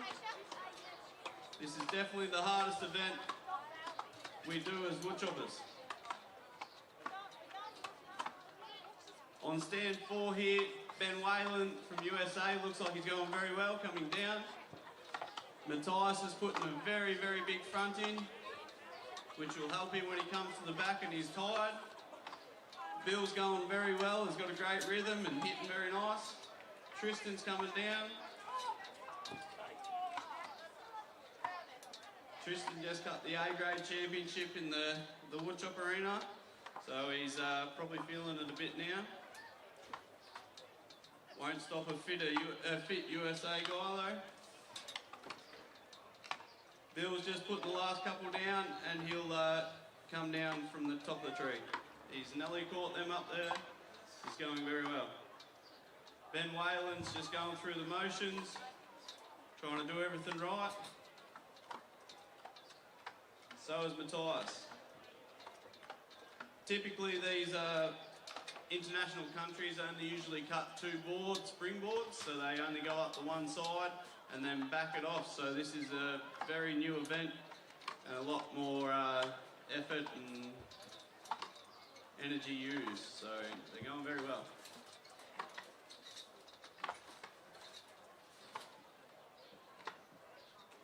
We've got Tristan Van Beek just about to put his top board in. He's going awesome. Bill Purton's caught up the front markers, so he's about to go up into the back too. Ben Whalen on stand 4's going very well. Cheer him on, ladies and gentlemen. Definitely not an easy event, so get behind him.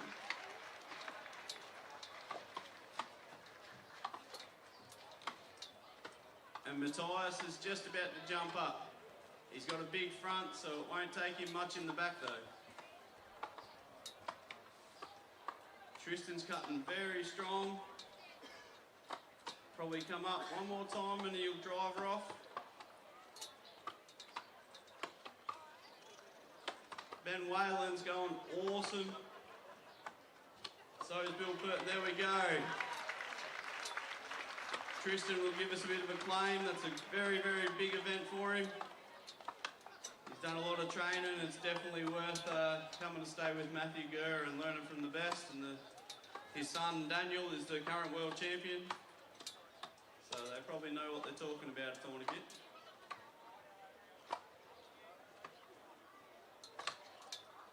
Bill's going very well. There we go. That's a positive of putting a big front in. It saves you in the back, that's for sure.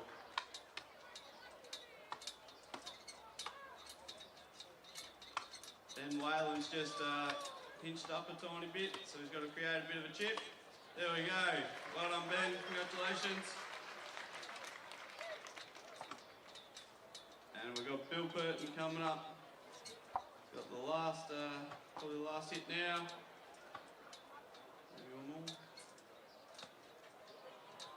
And there we go. That's the B-grade tree felling.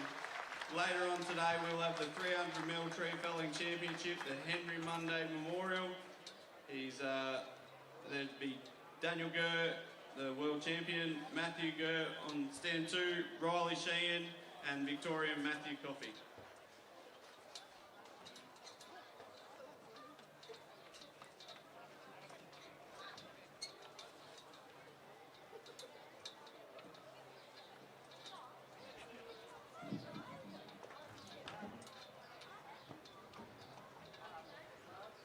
Yeah, always entertaining. There's the tree filling, the B-grade competition there. Closely fought out.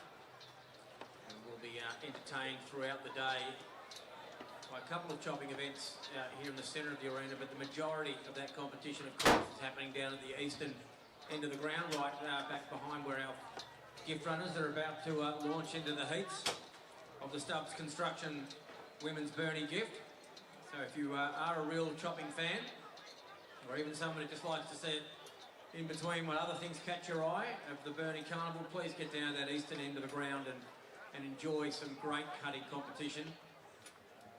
Foster will be down there entertaining the crowd and informing you of all things wood chopping. He's the great champion that he is over so many years, so many world titles to his name, and still supporting the sport so well with these work in the commentary down there. So wood chopping all happening at the eastern end of the ground. Great to see everyone here at Burnie, West Park, New Year's Eve, the 139th edition.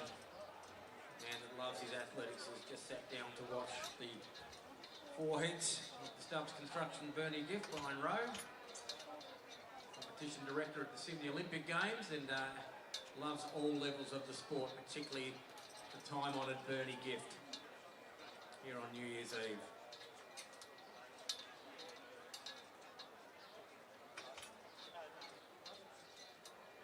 Not a huge field this year, to be fair, in the women's Burnie gift, just the 4 heats required from the entries received.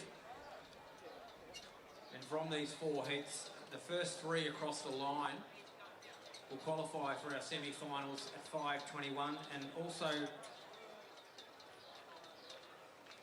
well, that is just the qualification, there's no fastest time. So that makes it exciting and entertaining, as just the first, second and third will qualify. Sometimes fastest times are given an opportunity to go through. So this is a real competition, a real race here, ladies and gentlemen.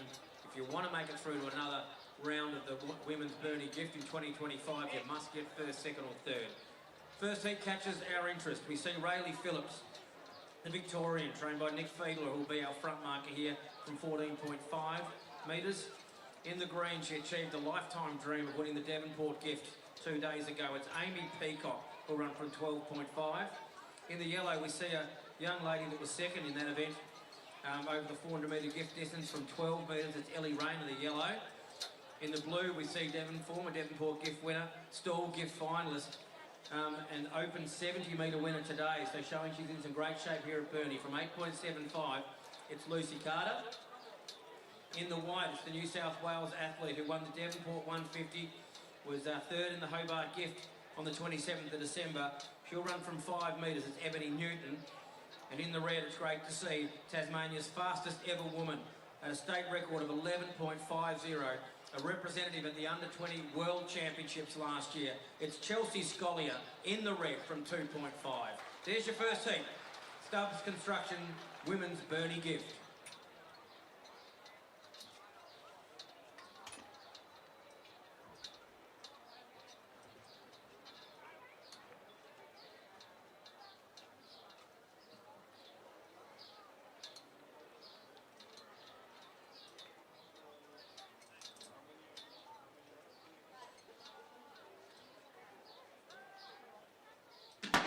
Pretty even stars. We see Rayleigh Phillips, the pink, lead them out from Amy Peacock, the green. Moving through nicely there is the yellow of Ellie Rayner. Here comes the runners from the back of the field. Look at Lucy Carter start to prominently push herself forward. Ebony Newton goes up to challenge her and covers her on the line. They qualify comfortably, those two. The white of Ebony Newton, the blue of Lucy Carter. Pretty close for third place. Chelsea Scollier was amongst those that are in contention for a spot in the semi-final. Ebony Newton, sub-12 second athlete at her peak of her powers, has certainly come down to Tasmania with Daniel Samet from the Central Coast, New South Wales. That squad's been highly successful so far, having taken out the Devonport gift and of course that 150 by Ebony on the 29th of December. Ebony certainly got the better of Lucy Carter as she did in that 150 race a couple of nights ago. 14.16 is the time it's flashing up for Ebony Newton up on our scoreboard. Second place was the runner Lucy Carter in the blue. So Ebony Newton, the white, was first. Lucy Carter, the blue, was second. And getting through to the semi-finals there, Amy Peacock, the green. So white, blue and green in a time of 14.16.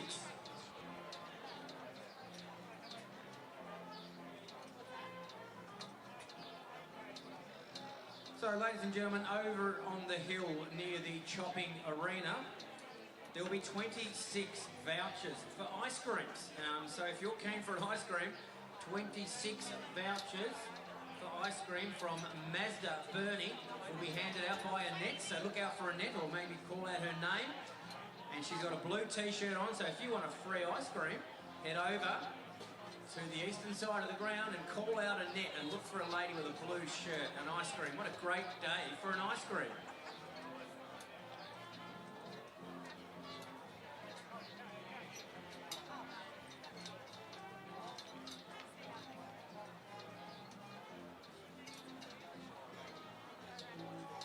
The bar is open, ladies and gentlemen, so communion, pale ale and St George beer on offer, so head over to the bar if that takes your interest at this time of the day. Second heat of the Stubbs Construction, the Women's Burnie gift is ahead of us. There's a official scratching its last year's winner, but replaced by a very handy athlete, someone who won the Hobart gift on the 27th of December and really announced herself in the sport of pro running. Violet Bennett will take the spot of the last year's winner, and she'll run from 10.25. We see last year's finalist Perry Barnes run from 9 metres in the white. In the blue, we see Annabelle Cook from the mark of 10 metres. Another Daniel Sammet trained athlete, Aris Pastoris from New South Wales, will run from 11.5, the yellow.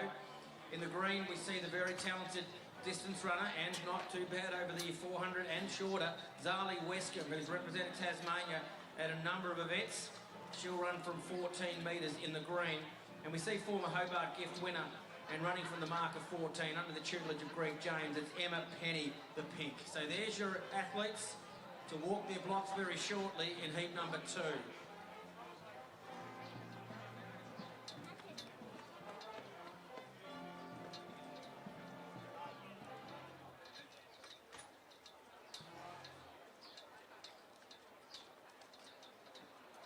Grenville Bill Chambers has his final few words to the field.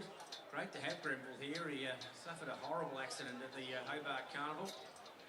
Was cannoned into by one of the athletes doing a practice start at the Hobart Gift and received a handy 14 stitches to his legs, did Grenville.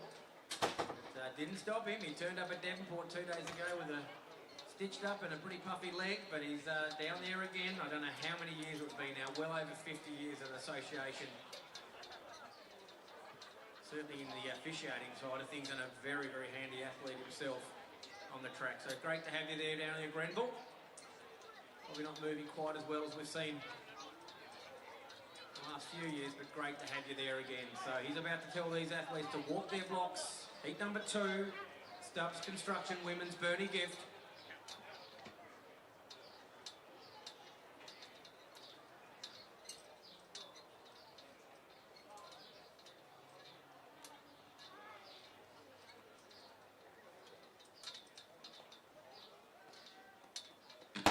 Away okay was Penny the pink, moving up into her running nice and quickly as Zali Wescombe in the green will challenge her for the lead. Here comes the back markers now. Look at the runner of Violet Bennett. She's starting to murk her way through the field. Oh, that Hobart gift form showing through very well there as Violet Bennett, the very handy addition to the field, wasn't originally entered, has saluted there in heat number 2 quite convincingly.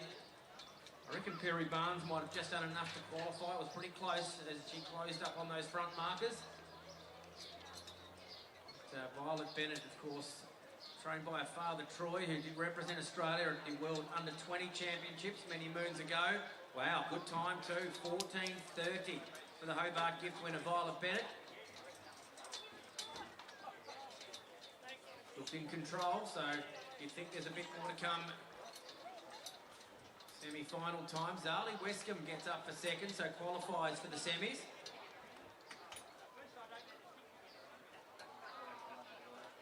And it was Perry Barnes that qualifies. Not much between them there. You can see just 1/100th of a second between second and third.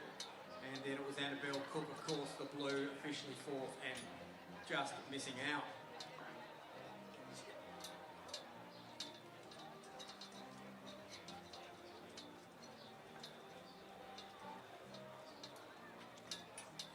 That's your official result. Violet Bennett from 10.25 the red. The green, Zali Wescombe was second from 14 metres, and the white of Perry Barnes from the mark of 9 metres third. Winning time 14.30.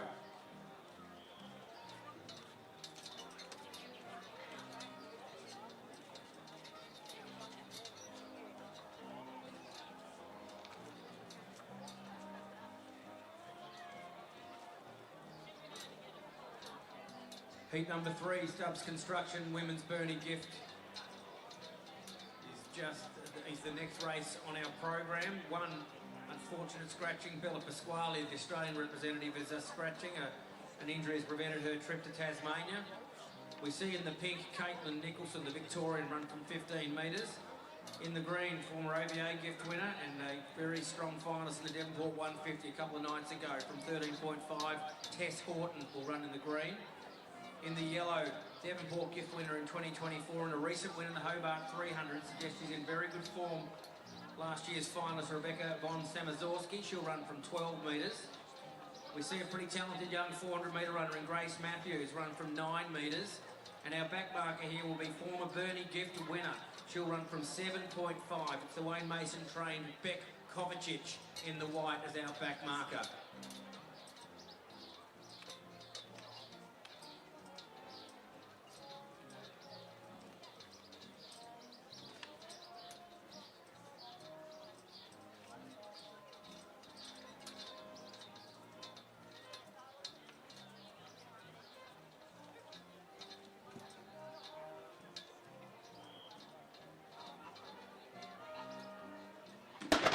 Away okay is Nicholson, the pink that leads them from Tess Horton in the green. The yellow is probably the one that's catching the eye, Rebecca von Samorski, as she takes the lead in the foot race.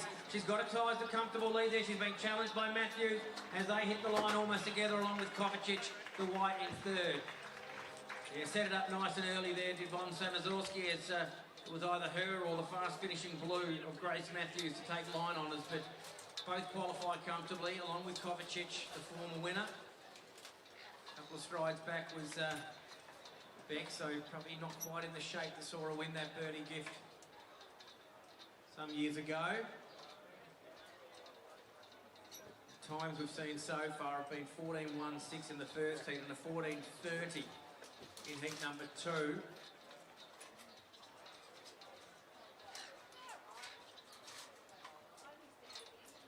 Just one more heat to come of the Stubbs Construction, women's Burnie gift. And it was the yellow, Rebecca von Samazorski, that took the line honours. She won in the time of 14.37, the yellow. Grace Matthews, just the 100th of a second behind. It was very close on the line, as we saw. She has qualified comfortably in second, and it was the run of Beck Kovacic, the white, that secured a spot in the semi-finals at 5:20 this evening.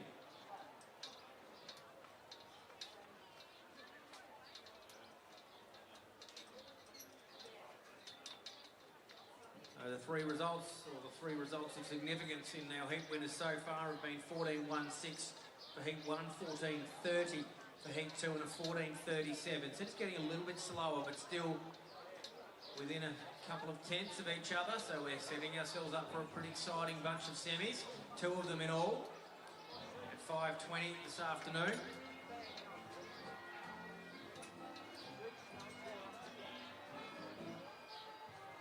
Five runners listed to compete in heat number 5, and they're all down there. Great to see. We see Jessica Linden as our front marker here, the green.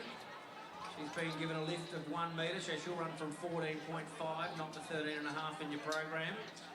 In the yellow, we see former Hobart gift winner and Richmond gift winner this season from 12.5. Lily James in the yellow will be one to watch. In the blue, Trinity Anal Bajar, a consistent good performer in the TAL events from 100 up to 200. She'll run from 9.5. In the white, we see one of Tasmania's most exciting young sprinters, a recent bronze medalist in both the 100 and 200, and in the process of winning that, getting that medal in the 200, broke a 200 metre state record. So she'll run off to 6 metre handicap in the white. And we see former Devonport gift winner, and more importantly, former Burnie gift winner, Keisha Prashak, is here in red, and she'll run from the very tight mark of 2 metres.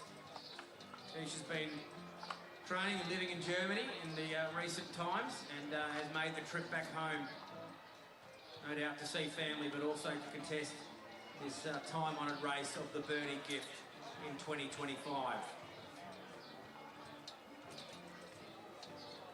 Not sure at the moment whether Brashiak's just mentioning about the band behind the starters, just perhaps hoping that they might cease their playing just for a couple of moments as we, a lot of our sprinters really do like a lot of quiet down there at the start, focused, attentive and ready to go in their sprinting. So it's much appreciated when we get some silence before the start. As Grenville's about to get the field of 5 to walk their blocks. Fourth and final heat of the Stubbs Constructions Women's Burnie Gift.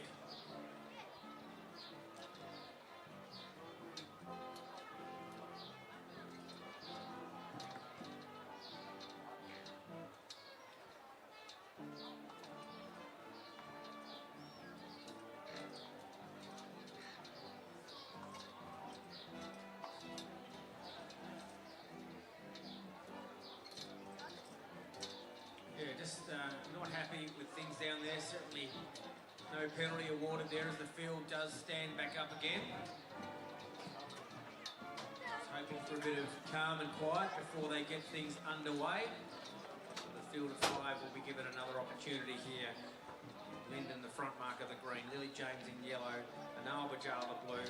Jayla Olam, the white. And Keisha Prashiak, the red.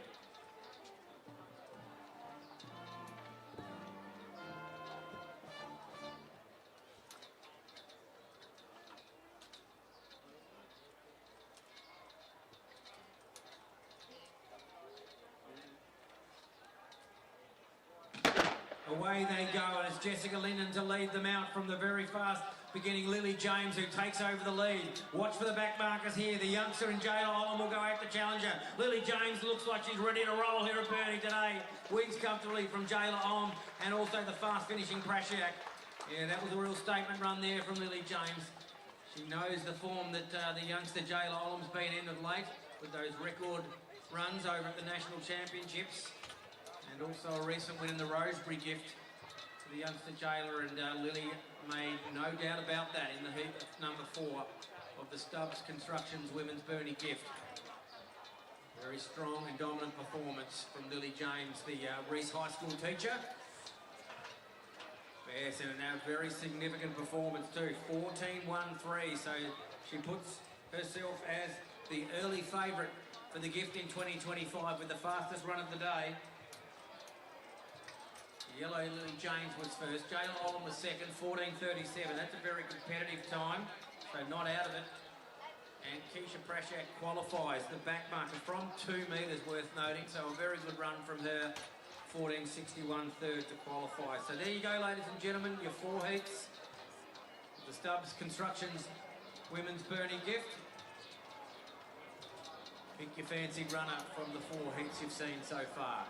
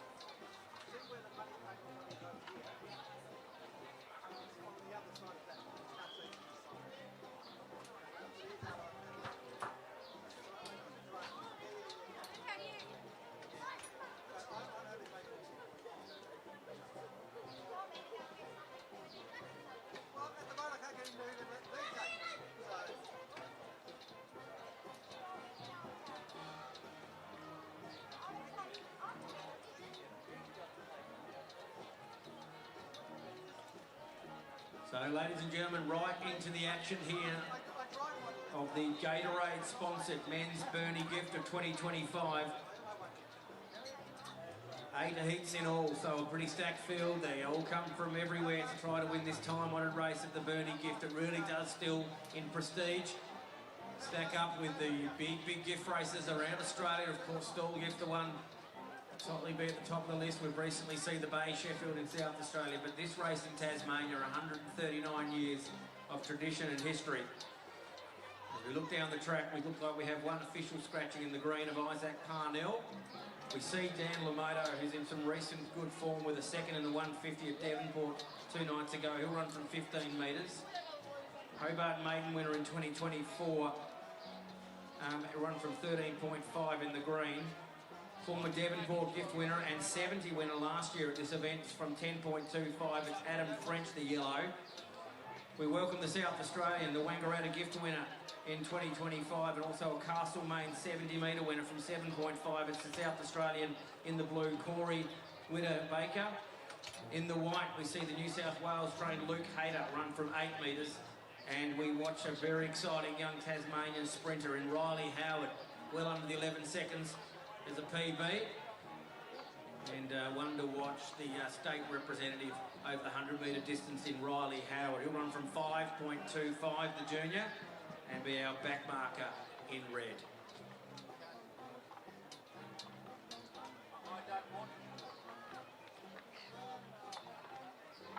Lamoto first down in the first heat. The Gatorade Men's Burnie gift.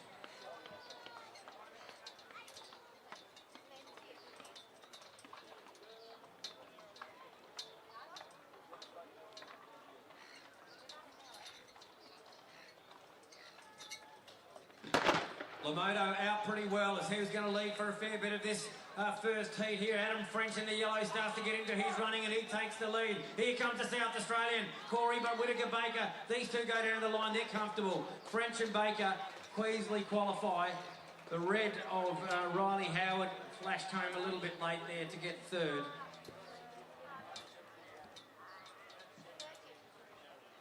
Both French and Baker under the guidance, of course, of Paul Young, Corey Whittaker Baker. He's made a trip down with a couple of his athletes after a big Bay Sheffield Carnival over 2 days. Paul Young and his crew. He's qualified for the semi-finals here, the Wangaratta gift winner.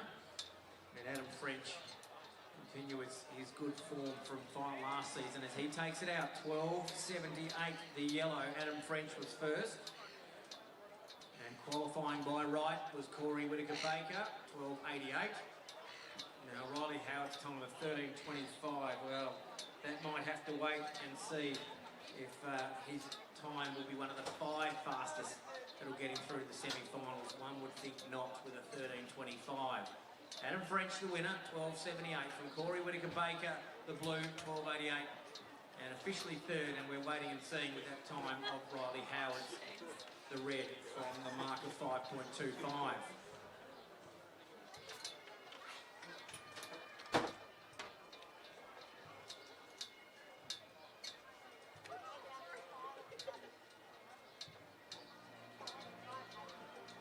We'll try to keep you informed throughout the heats. Certainly with the use of the scoreboard now, we are seeing those times past the automatic qualifiers, or all of them that are involved in the heat. And try to keep you a little bit informed about who may be a fastest time qualifier for our semis at 5.33 this evening.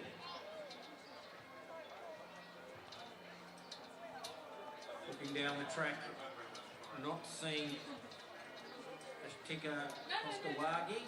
It's a good one for the commentator, not having to say that name quickly as he runs down the track, but unfortunate for the Maryborough gift winner to not make the trip here. In a recent well, he's now residing in Tasmania. He took out the OVA gift at the beginning of the season and looked very, very likely type for a big season of running. Hopefully he's okay and getting recovering. We see the white as our back marker now. Tristan Shears will run from 7.25. The blue, it's the Camden Classic winner in the South Australian Athletic League circuit, and also a Crystal Brook Classic winner over the 120 metre distance of 8 metres. It's Luke Rigby, the South Australian in the blue. Henry Marston will wear the colour yellow and run from 8.25. We see former TAL Sprinter of the Year and a number of victories to his name, including a Burnie 400 here many years ago. He'll run from 11 metres. The green, it's Jared Gilroy. In the pink, we see the youngster Jack Penny run from 15 metres. And a great sight to see that Brendan Smart is using the 139th edition of the Burnie New Year's Eve Carnival to put an end to his career. He is planning to run the Masters later tonight, but what a great sight it is to see Smarty down there. 46 wins in total throughout his very long career of about 25 years. 4 Rosebery gifts, 3 Devonport 70s, and he's been suffering pretty badly of late with a health condition, and great to see him out there. All the best, Smarty, off the 15-metre mark in the black.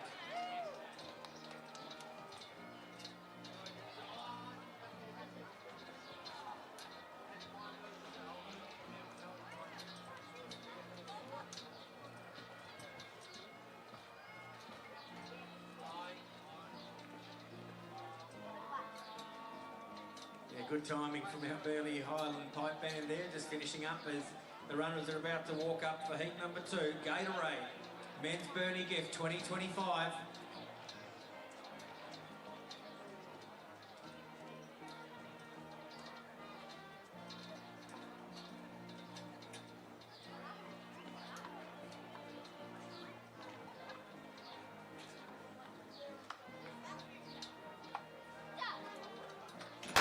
Away pretty well was both Penny and Smart, our front markers, as Jack Penny takes over the lead. Here comes big Jared Gilroy through the field. Look at the back markers start to come into calculations. Luke Rigby and also the white of Tristan Shears and Gilroy, and I reckon Rigby, the blue, goes through as the first 2 automatic qualifiers.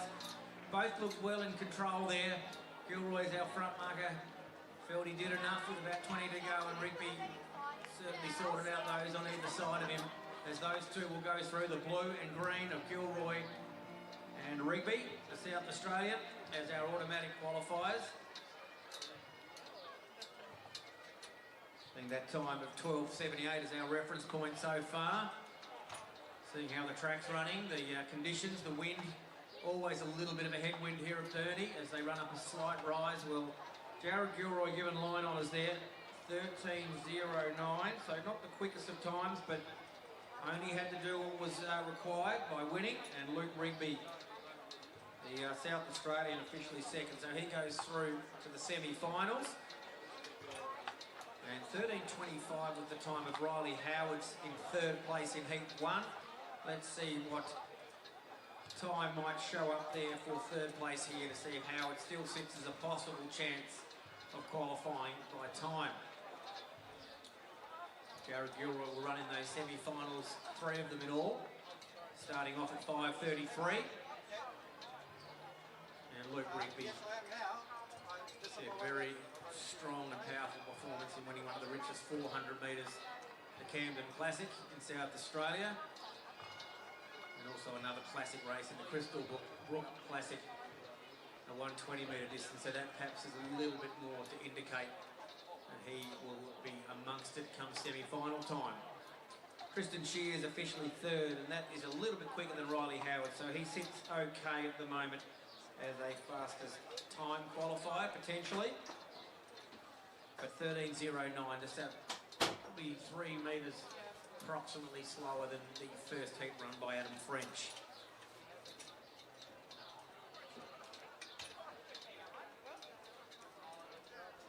Heat 3 captures our attention next on the menu. Event 43 in your programs.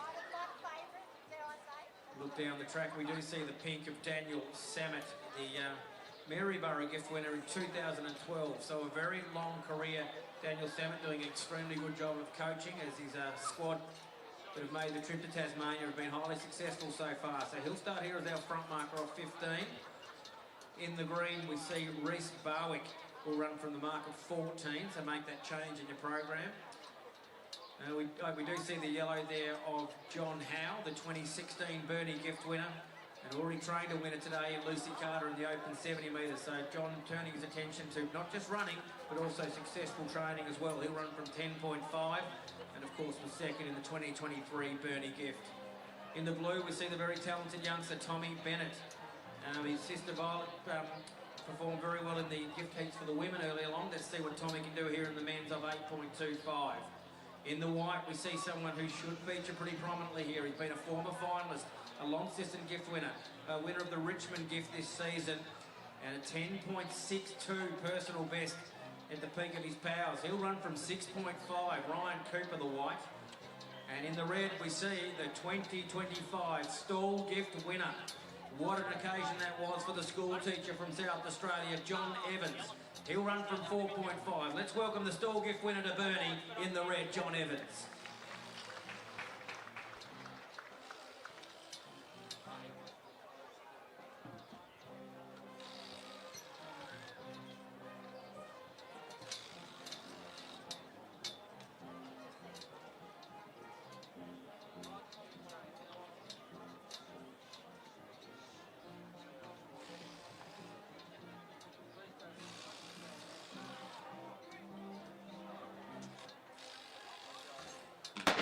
Off he goes, Daniel Sammet, as he leads this field in the early stages. Reece Barwick trying to get into, he's running. Here comes John Howe, the former Burnie gift winner. Well, he's absolutely exploded and made a statement here.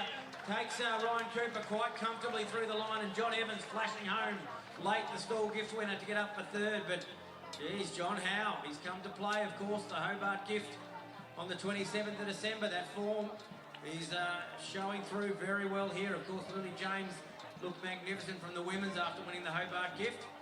And John Howe, could he do it again? 2016 to 2025. It's a bit of a gap. He almost did it in 2023, but it was John Howe, the yellow, comfortable, and a quick time too, 12.66. So a statement run there for John Howe in taking out heat number 3. It was the runner Ryan Cooper that got up for second, running from that 6.5 metre handicap, and John Evans, the stall gift winner, has managed to flash home in 13.10. We'll have to wait and see, but at the moment that looks pretty good for him as far as making it through the semi-finals.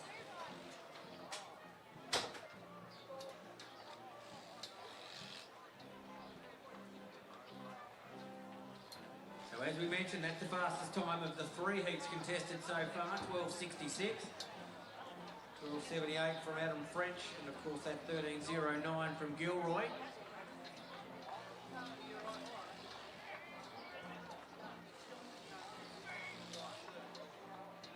Turn our attention now to heat number 4, Gatorade sponsored men's Burnie gift. The pink, we see Jaden Reid, who's been in very good form this season, a lot of place gettings in both the Launceston and OVA carnivals, and took out the PCCT gift on this venue. The track a little bit to the side of this one, but won that event over the 100 metre distance back in October of 15 metres, might be a bit later than that in fact. Jakai Wescombe, the green, will run from 15 metres, the youngster. In the yellow, we see former Latrobe gift winner and recent Devonport gift finalist Ross Lovell from 9.5. In the blue, former OVA gift winner and having a very good season of 400 metre running, Samuel Lewis Johnson run from 8 metres, the blue. In the white, we see a recent Maiden finalist at Hobart, Thomas Kane, run from 7 metres. And in the red, we see he was second in the stall gift in 2022 and a recent win at the Devonport Carnival of a very tight mark over the 150 metre distance. We welcome the New South Wales runner Hamish Lindstrom from 3 metres in the red. So he beats our back marker. Stands the field up to 12 metres when you look out to Jaden Reid. So a big task ahead of Hamish Lindstrom, but he knows the big occasion, having finished second in that stall gift.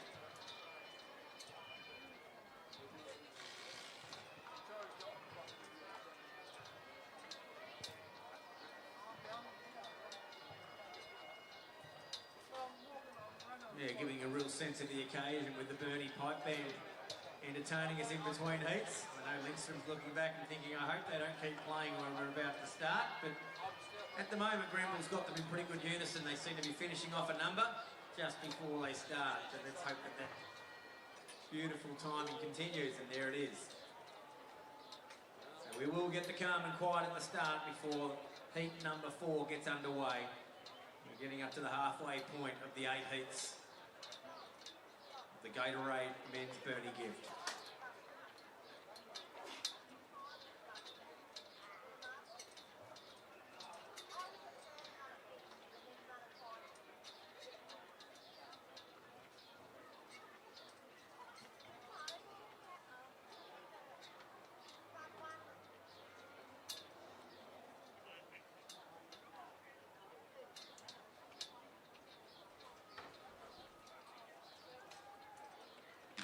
Reid away okay as he leads them out from the youngster Wescombe. Starting to make his way through the field now. The yellow of Ross Lovell is up into his running. Here comes Lindstrom from the back of the field, but it's still Jaden Reid.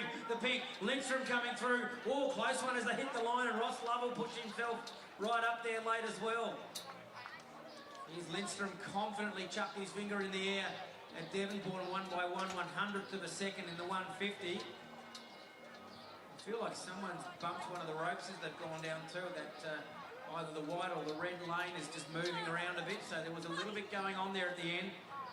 Close with between 3 with only 2 automatic times to go through, or 2 placings I should say. Let's see what the judges thought in heat number 4. Number 4 of the Stubbs, the Gatorade sponsored men's Burnie gift. Hamish Lindstrom, yeah, a confident run from the back of the field, 12.73. And looked like he had a little bit in reserve too, did Lindstrom. So he's come to Burnie in some pretty red hot form.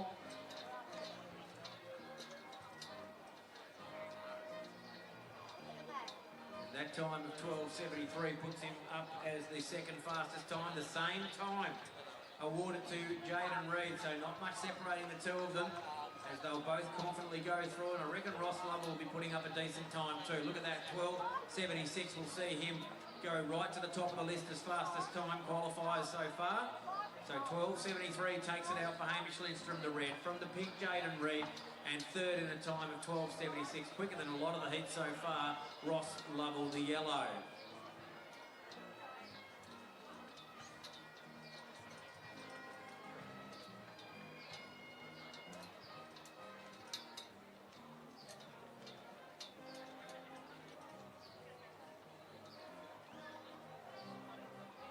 We cast our eyes down to the start line and we see the runners preparing for heat number 5.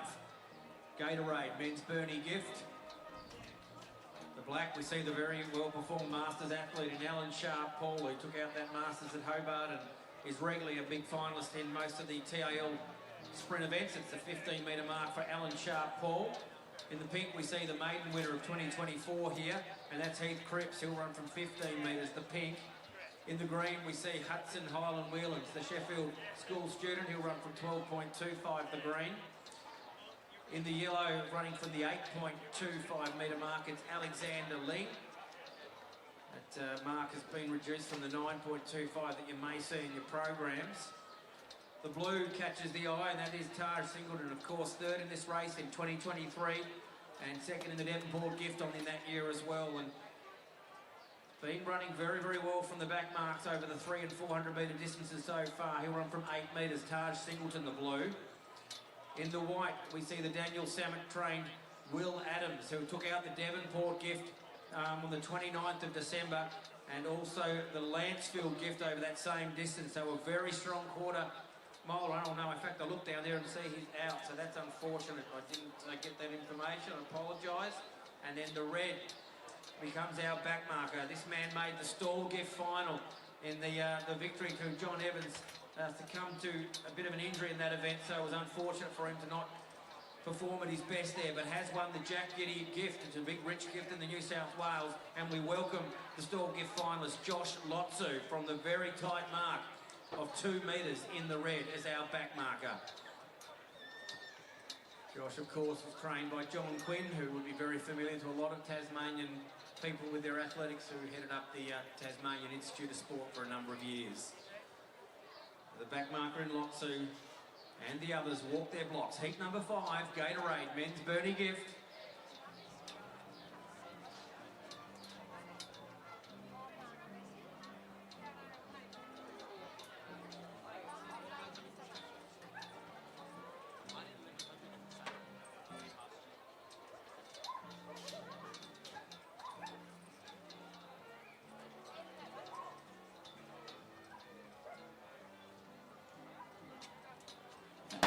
Sharp Paul it is that leads them out from Cripps and Highland Whelans. Starting to make his way through the field now is the blue of Singleton. Here's a look at the back marker. Josh Lotsu start to join in for the fight at Singleton just in front. And Lotsu and also Sharp Paul look across at each other to get for that second spot. But Singleton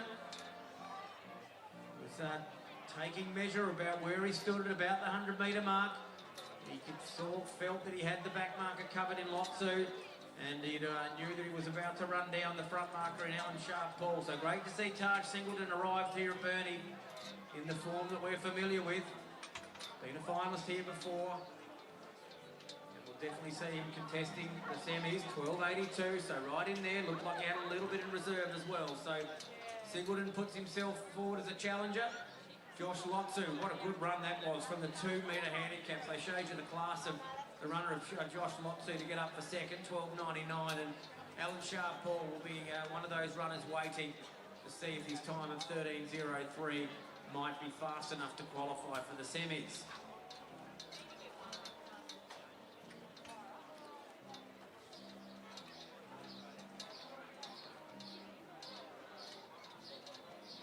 So from what we've seen so far in the 5 heats, it looks like a time under 12.8 will put you as a very competitive chance come semi-final time. Still 3 heats to come of the Gatorade Men's Burnie gift. Just reminding you again, the semi-finals are due to start at 5:33 this afternoon, and what should be an action-packed afternoon and evening of athletics and cycling, and of course our wood chopping down there at the eastern end of the ground.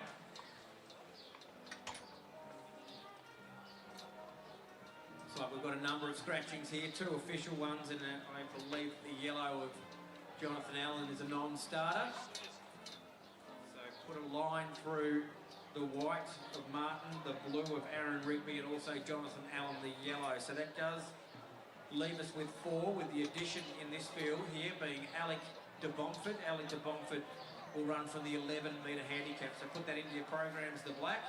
We see the pink BJ Comey, who was 3rd in the 150, the recent 150 at Devonport on the 29th of December. He'll run from 15 metres in the pink. In the green, we see the runner who was 3rd in the Devonport gift. He's won a big gift already this season at Richmond. He'll run from 12.5. It's Joby Wescombe. And our back marker here, please welcome him back to Burnie, the 2023 Burnie gift winner.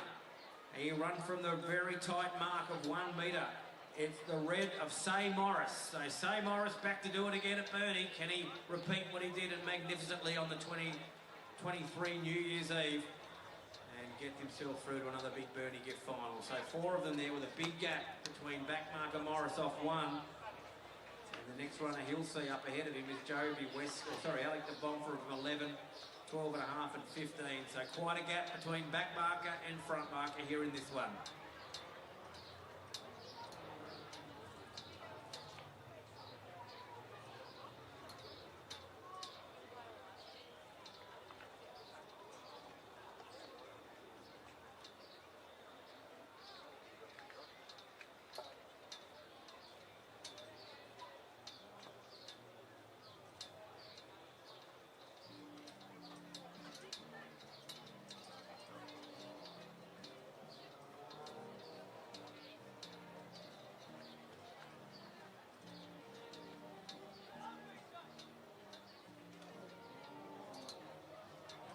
Yeah, runners getting out of their blocks before the gun, also some hands going up there, so it'll be an interesting decision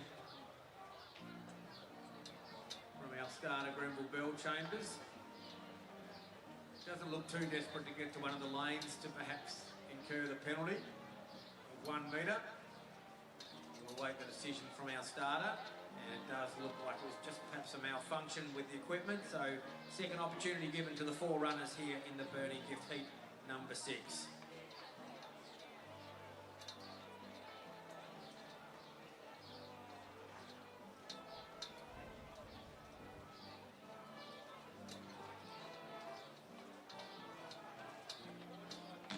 Away pretty well is BJ copping the pink as our front marker who leads this. Here comes the youngster in Joby Wescombe, looming up onto his inside, and look at Say Morris start to burn up through the track here. He goes up to challenge Joby Wescombe. Wescombe and Morris hit through the line almost together. They both knew it was a pretty easy affair to qualify. Maybe something between the 2 of them to put something of note up from the heats. BJ copping couldn't quite hold out the fast finishing Wescombe, and I think he'll come through in 3rd, and a good run from the youngster Alec de Bomford, who's experiencing his first season of pro running. Yeah, real difference in the marks there with Say Morris starting off 1 metre, so right back there almost off scratch with Joby Wescombe using his 12.5 metre handicap to full advantage.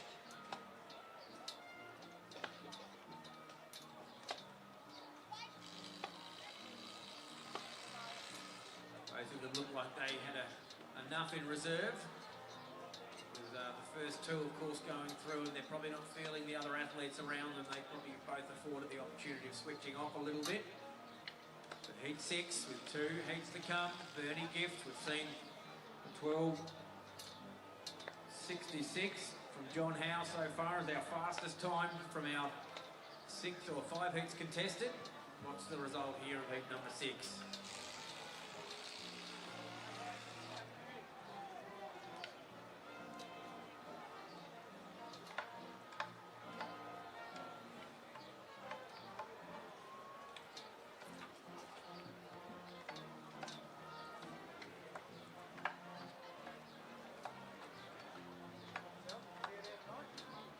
Yeah, the scoreboard not quite reading as it normally would, but we are seeing the colour green, so the name of Joby Westcombe not there, but the green colour.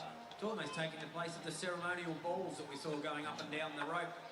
So the green ball goes up first, or the green colour of Joby Westcombe. A nice solid run there too, 12:77, and Say Morris, the 2023 winner, in second in 12:79. I don't think the run of BJ Cobbings 13:39 will be enough to qualify. So green Joby Westcombe was first, from Say Morris the red, 12:77 the winning time.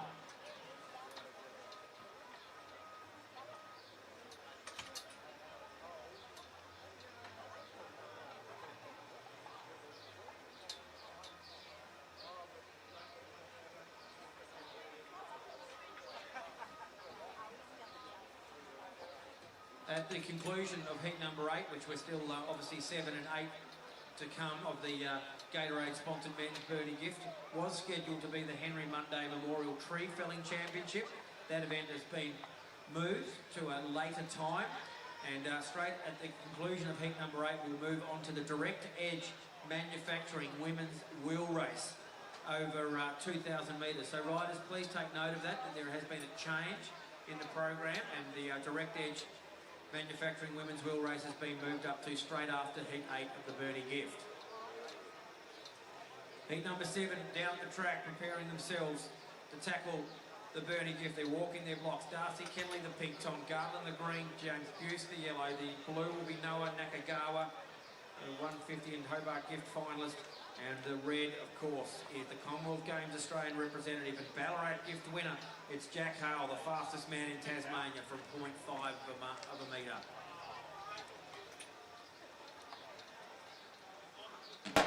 Kenley, the youngster, leads them out with Tom Gartland starting to now get into his running as he's got the arms and the legs pumping, and he takes over the lead. Here comes the blue of Nakagawa and also the back marker Hale, but he's too good for them, young Gartland. Once he got moving and those knees and arms started working in unison, he was very hard to run down. And Nakagawa and also Jack Hale, wow, what a task he's always got. Half a metre handicap, almost off scratch. But he knows what happens when you're as fast as he is at a 10.12 for the 100 metres. Did suggest he was starting to get back into some good shape, but just missed making the final of the 150 of Devonport off a very tight mark. Tom Gartland puts himself into calculations. Ray Quarrells produced another good run chance here for the Burnie gift. Noah Nakagawa, the Central Coast New South Wales competitor, he'll ran 12.99, so he's just dipped under the 13. And Jack Harwell, we'll wait and see, but it lingers as a possible qualifier. I'd say unlikely with a 13.14, but we'll wait and see whether Jack will be seen again in the semi-finals.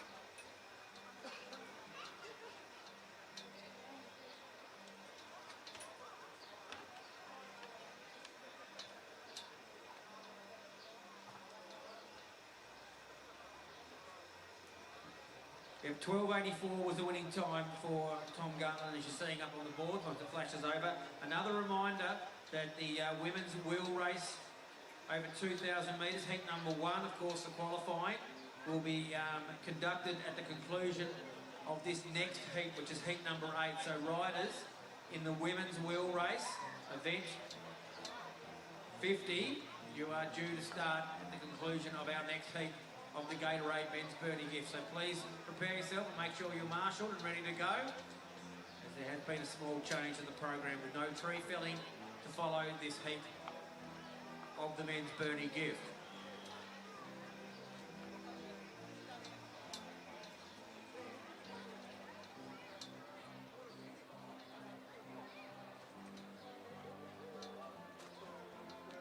So we look down and we see the final heat of the Gatorade-sponsored men's Burnie gift, and we see the one scratching. Unfortunately, last year's winner, Logan James, not quite recovered from a niggly injury, so he's a scratching from this one. In the pink, we see Ryan Lane to run from the 15-metre handicap. Then it's the green of Sam Gillum from 11.5. In the blue, we see Nash Hammond run from 9 metres. Luke Simpson, the South Australian trained athlete, will run from the mark of 5.5. Ladies and gentlemen, please welcome Olympic Games finalist in the 4x1 relay, a world relay and world championship representative, the second fastest man all time over the 100 metres and the fastest all time over 200 from Tasmania. He'll run from the mark of honour from scratch. It's Jacob Despard, the red. He's won the card here. He's, of course, the stall gift winner as well back in 2018.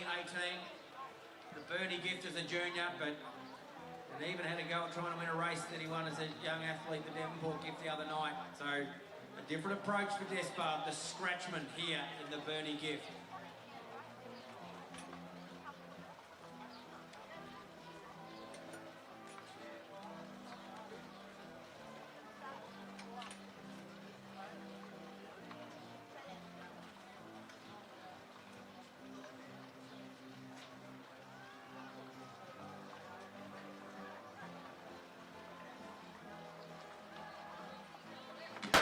Off okay was Ryan Lane as he leads the field early from Sam Gillum. Coming through nicely is the youngster in Nash Hammond.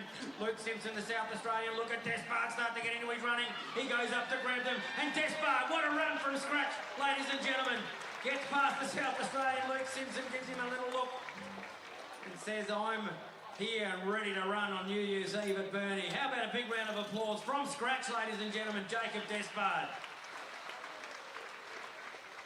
Knows the big occasion, of course, an Olympic Games finalist at the Paris Olympic Games, part of that Australian relay team. He holds the national record with his other 3 runners in that team. And, well, a very good run, perhaps not the quickest of the day, but he did what was needed, and a 13.05 sees him qualify for the semi-finals in style as Jacob Despard.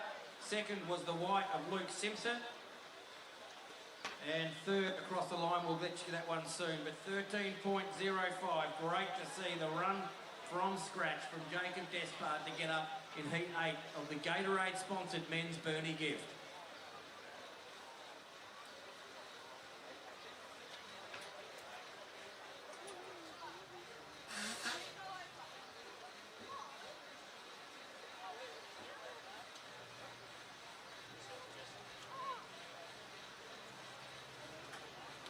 We're going to be turning our attention back to the cycling track, ladies and gentlemen. The wood chopping, as per program, has been moved, and that will be coming a little bit later on in the program, just prior to the new gen. So some new gen running,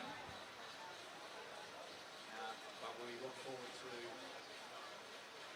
seeing that a little bit later on. So first up, we're going to be moving to heat number 1 of the women's 2,000 metre handicap, brought to us by Direct Ed Manufacturing, where the first 8 of the female riders will make it through into the final. That'll be followed by heat number 2, and then we'll be moving to the Elphingston Group men's 3 heats on the track. So those riders, gentlemen riders, if they could start getting themselves prepared, please, for the heats of the Elphingston Group men's 3,000 metre wheel. Our riders in heat number 1 will be as follows. Our limit markers, we'll have 2 of those. So she's based in New South Wales, but from New Zealand. So that'll be Kayla Baker. She'll be off the mark of 240. Joining her will be Sunny McEwen off the same mark. Off 140 will be Amalia Langham from Burnie. Off 120 we'll then have Suzanne Stratas from Hobart. Off 100, Ella Liang, the junior world bronze medalist in the under-19 category. She will be riding off 100 out of Queensland. USA's Emma Frost off 105. South Australia's Odette Lynch off 50. Off 35 will be another South Australian, but really a New Zealander, Watch this young lady fly, ladies and gentlemen. That's Mackenzie Milne. She'll do it with a smile on the dial as well. Lauren Perry, former junior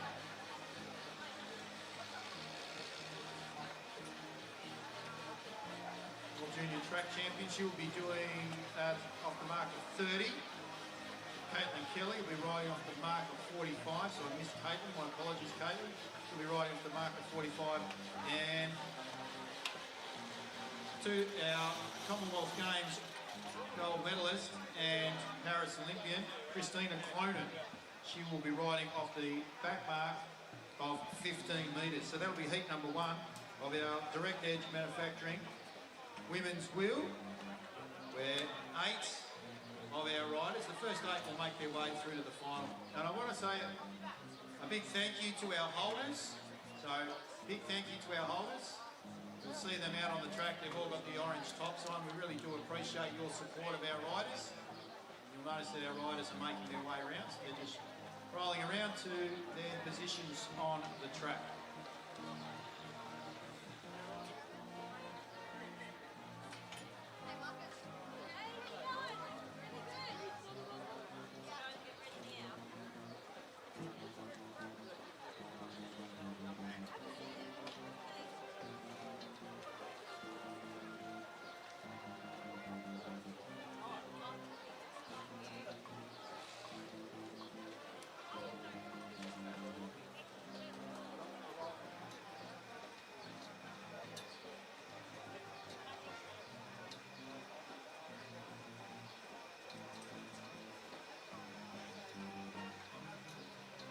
Friendly reminder to our male riders in the Elphiston group men's wheel.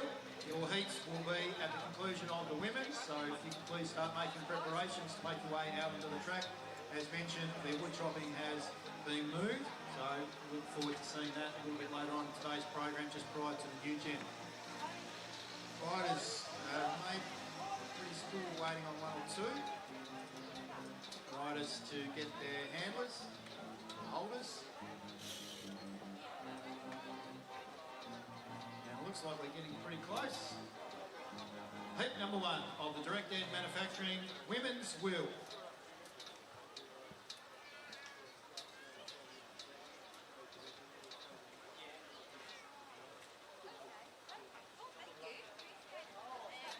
Riders, attention.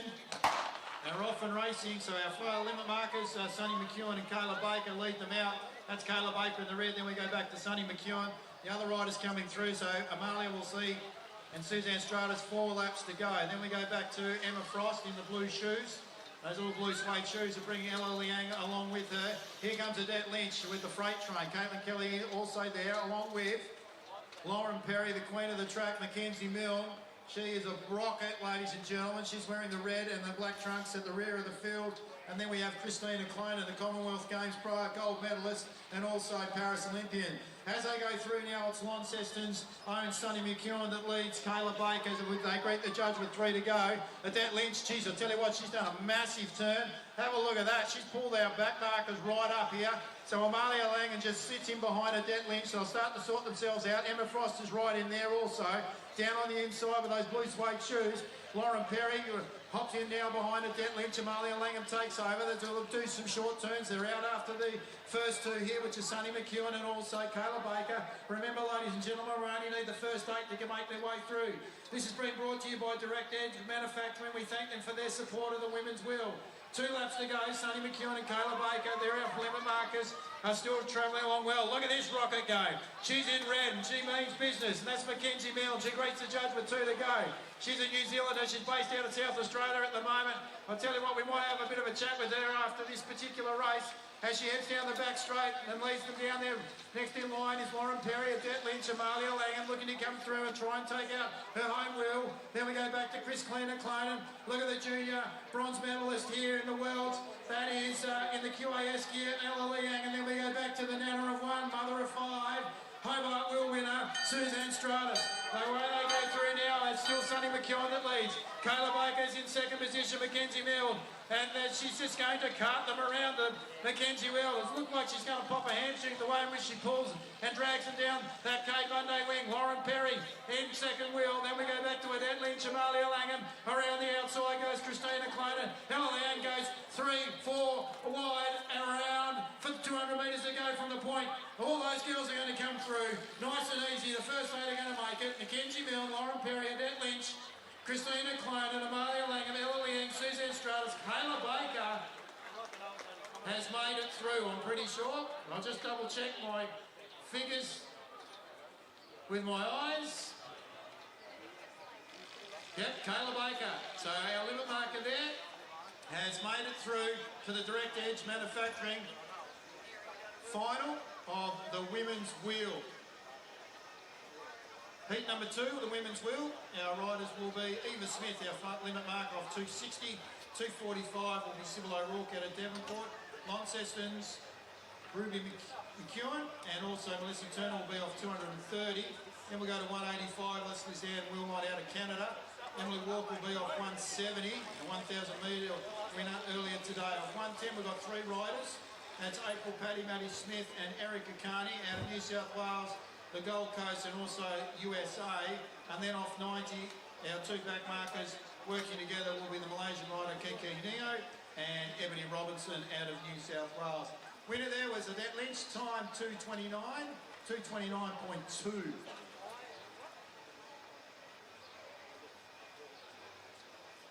Oh, it looks like Sonny McEwen has actually made it through. So Sonny McEwen has made it through as well. So Adette Lynch, Mackenzie Milne, Lauren Perry, Christina Clone and Amalia Langham. They're the top 5. Suzanne Stratus, Kayla Baker and Sonny McEwen. Well done, Sonny. You have made it through to the final of the Direct Edge Manufacturing Women's Wheel. Thanks, Xavier. The next of our vouchers, 26 vouchers for refreshment, so a soft drink or perhaps a water. Annette will be in that blue Mazda top again, the T-shirt at the middle of the back straight. So over there near the Cade Monday wing, there she is, waving away there. So if you want a free drink this afternoon, I reckon the people right near her will be going, oh, that's nice and easy. I'll just go up behind and grab a voucher. But she's got 26 of them, so plenty of opportunities for you to get a free drink for today's program. No, something's wrong there with the tastiming.com.au because Ella Leanne definitely made it through. So Ella Leanne definitely made it through, so we'll have to double check on that. She was wearing the QAS colours. So we'll double check. It looks like Sonny McEwen has actually missed out. So I was right first time round. And we'll come back to those results for heat number 1 of the Direct Edge Manufacturing Women's Wheel. Heat number 2 about to get underway.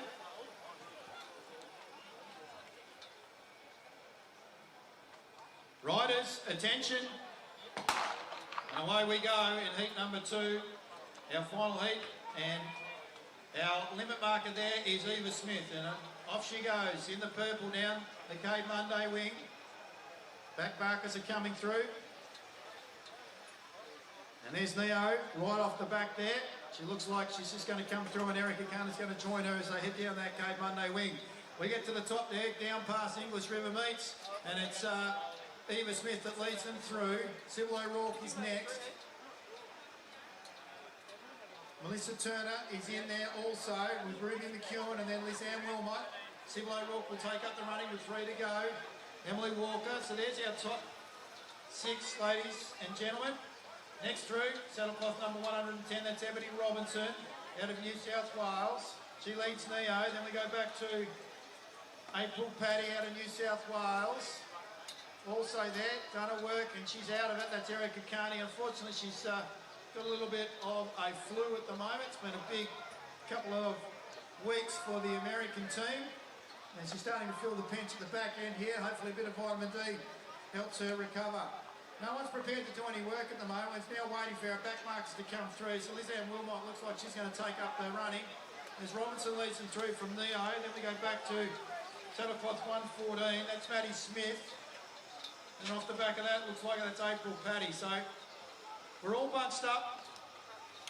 We're slowing down as we head down that Cade Monday wing. So they're trying to reinforce what they're going to sort, how they're going to sort themselves out as they come through to grab the bell lap. So they're going to get the bell lap here in the Direct Edge Manufacturing Women's Wheel, heat number 2. And I like Emily Walker's chances here. She's the strongest sprinter in this particular group.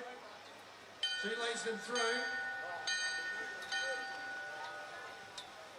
Sybil O'Rourke, around about 5th wheel at the moment, sitting in behind Liz Ann Wilmot. So head down the back straight, Melissa Turner repositioning herself down that Cape Monday wing. Eva Smith has been pulled out of it, and I'd suggest there might be Ruby McEwen. So Emily Walker leads them round.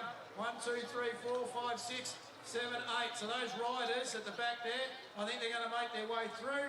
Ruby McEwen is going to miss out. So Emily Walker will get here now. Wilmot. We'll also have Turner, Robinson, Sybil O'Rourke making her way through. Also Paddy and Smith, Eva Smith and Ruby McEwen have not made it through to the final of the Direct Edge Manufacturing Women's Wheel.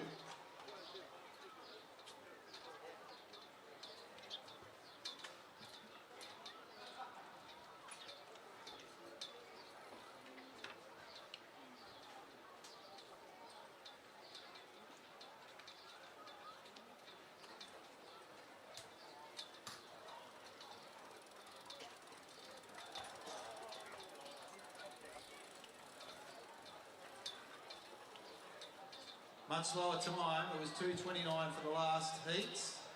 So heat number 1, heat number 2 was 2:39 with Emily Walker taking that out. We move now to the men's Elphinston Group 3,000 metre wheel.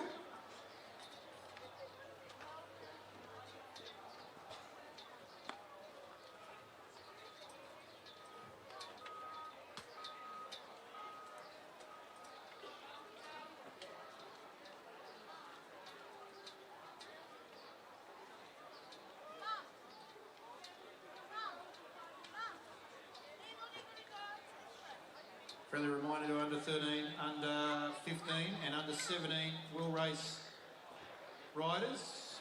If you could make your way out onto the infield please, to the marshalling area. In between each of the heats of the men's wheel, it'll be greatly appreciated. So in heat number 1 we have Paul Craft, our limit marker of 308. He's going to be joined by Peter, the Great God of Wheels, Macras of 380. Notice they've got the Greek flag going a little bit earlier on today. Tommy Blaze will be out off 300. 345 is Paddy Best out of Devonport. From Queensland, far north, Simon Barnett will be off 315. Mitch Stratton will be riding off 300 from Burnie. Jared O'Connell from Queensland will be riding off 260. Jared Gonzalez Munoz out of the US off 240. 190 will be Angus Withington from the ACT. 170 will be Ainsley Gray from Hobart. Off 155 Eddie Marks from the ACT. And our back marker will be Jack Hadley out of Launceston. Jack's showing some ripping form at the moment. He will be riding off the mark of 145.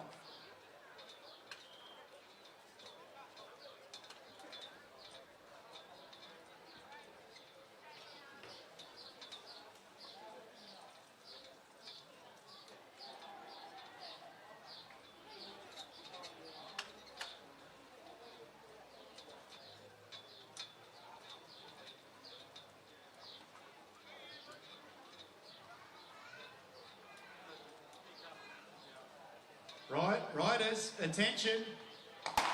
Off and racing, 3,000 metres. So the riders that are coming back through now, so that leaves, led by Barnett Company. They've got 6 laps to go. So coming through, reading the lap board there, with 5 to go will be our 2 limit markers. That being Paul Craft and Peter, the Greek God of Wheels. Macras, as they head down the Cape Monday wing, it looks like Barnett's pulling through Mitch Stratton.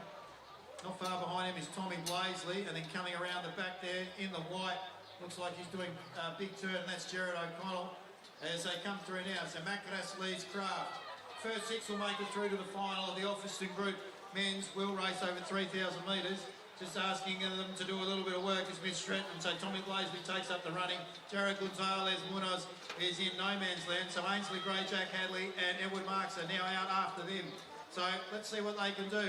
Whether he's able to jump onto the back of them or not, we'll soon find out as they head down that Cape Monday wing. But we get our bushels out and we go down past English River Meats and Ice Cream Fusion down past the point. That's Peter, the Greek God on wheels. Leading, Paul Craft from the Central Coast of New South Wales to greet the judge with 4 to go. Tommy Blaisley, he's out. Mitch Stratton seems to have lost his wheels. Simon Barnett, Gerard O'Connell, I reckon he's almost blown himself up as he worked so hard early on. Then leading through Ainsley Gray and also Edward Marks as Jack Hadley's doing a good turn at the back. Losing their wheel was Jared Gonzalez Munoz out of the Piedmont USA team.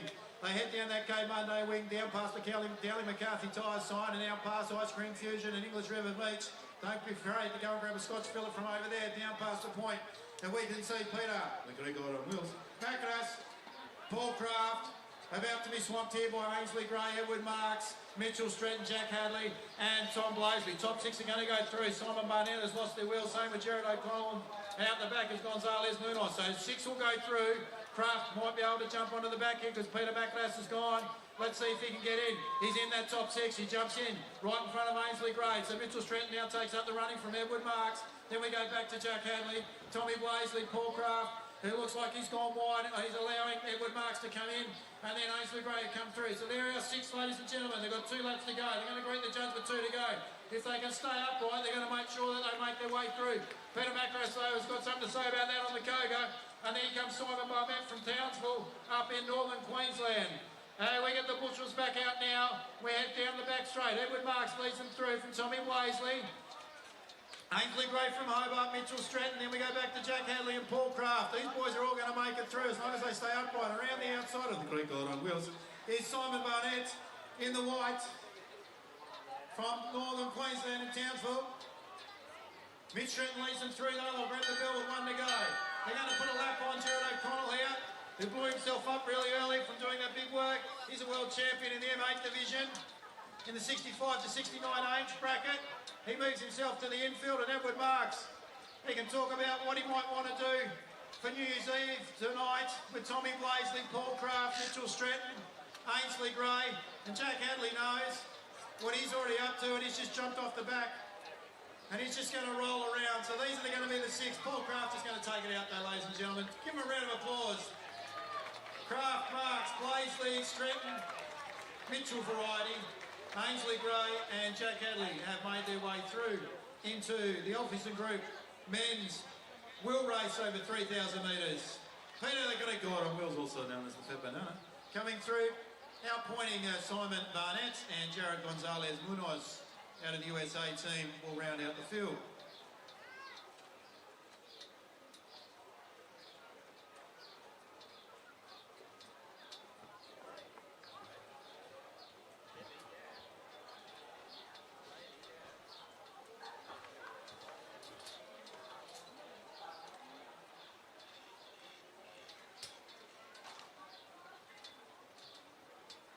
Second heat of the Alston Group men's wheel over 3,000 metres sees the following riders. Andrew Moore will be our limit marker from Hamilton Wheelers out of 380. Of 360 will be Jean-Christophe Bonneville from Olive Street, Burnie. Of 345 will be John Taylor from Devonport. 320, Geordie Matthews from Burnie. Of 290 will be Chris Mullins out of Queensland of 290. 275, Joshy Rayner, also known as the Flying Wombat out of Queensland.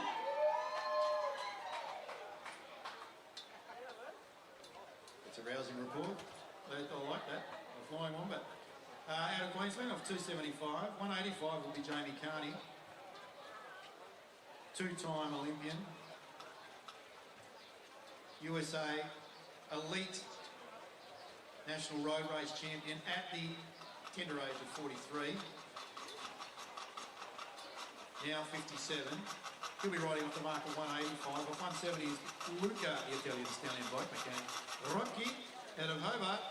And 150, our back marker will be Piedmont Raw College, Owen Lloyd out of the USA, Atlanta, Georgia, off 150.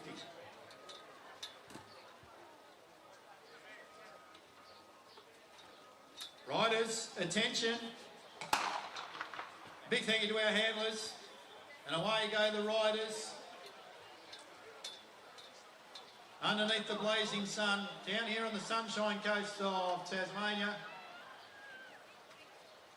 And Lloyd looking to jump onto the back of Luca, the Italian talent, Rocky, and also Jamie Carney. So they've got a bit of work to do. Let's see if we can get Jamie Carney up, ladies and gentlemen. The first time he rode here, way back when, Stephen Pate gave him the mark. Well, he got told the marker scratched to ride off to start with. So let's see what we can do. That was when he was 29 years of age. He's now 57. So almost 30 years, 28 years to the day. Let's see if we get Jamie Carney back into the Elphinstone group. Well, they greet the judge. I think that was with 5 to go. 5 to go, they did. Away they go now down past Dowling McCarthy tyres, and Taylor takes up the running. Remember the top 6 come through. Jean-Christophe Ponyville pushing his way through now. That looks like more out of Queensland. Then we go back to Geordie Matthews, Jean-Christophe Ponyville. Flying Wombat is in there also. Taylor off the back. Oh, and actually that's the Flying Wombat going through, hasn't got them in. Here come the 2 Piedmont, we're all riders. And sandwiched between them is Luca, the Italian stallion, bike for Kerry Hobart. Rocky, as they head down the Cape Monday wing, maybe the Flying Wombat might be able to jump onto these guys as they come through. But we've got 6 riders out in front at the moment, and I'll tell you what, they're making hay while the sun shines here on the northwest coast, down past Aussie Burnie and the City of Burnie Cycling Club Canteen. We're going to serve with a little bit of sauce, or not. And they greet the judge with 3 to go. So Joshy Rayner, here they come. Luca Rocky around the outside of him. Following him is Jamie Carney and Owen Lloyd. They've still got a bit of work to do, but they've got time up their side. They head down the Cape Monday wing. They're within striking distance now. If they work well together, they win. Possibly doing them some favours as they head down Cape Monday wing into Dowling McCarthy tyres. Taylor runs off to the top of the track at the point, and taking up the running now is Andrew Moore. So Moore leads Geordie Matthews. They look a little bit disjointed. John O'Taylor jumps back in. Hang on the back there in saddle cloth number 28. That looks like Christopher Mullins from Queensland. He's starting to tire at the rear of the field, so is Jean-Christophe Ponyville. There's a gap there in that peloton. They greet the judge with 2 to go. So those USA riders, and also Luca, the Italian stallion bike mechanic out of Hobart. Rocky, working well together down that Cape Monday wing, round into the Ali McCarthy tyres to a corner, and we see Ice Cream Fusion starting to split up the group at the front, and they're starting to storm home now. They're going to get the bill. Let's see if we get the back markers and Jamie Carney up. Come on, ladies and gentlemen, make some noise. They hit the bell now. Jamie Carney, 28 years since he's been first year in Burnie. Let's see if we can get him into the Elphinstone group final, top 6. Luca Rocky goes around the outside of Owen Lloyd. Jamie Carney's just holding on for dear life. I think he's going to make it, ladies and gentlemen. They're starting to fall apart at the front. I'm not sure they're going to be able to hang on. Brendan Simpson Kidd starting to fall apart. That is same with Jean-Christophe Ponyville. So we've got 4 riders. Jamie Carney and Owen Lloyd, they're storming home. Let's see if we can get the USA home. Taylor's going to get there. Moore's going to get there. Rocky's going to get there. Matthews. And ladies and gentlemen, the 2 USA riders. Jamie Carney, 28 years to the day, with Owen Lloyd, have made it through to the Elphinstone group final over 3,000 metres here at Burnie. What a ride by the 57-year-old.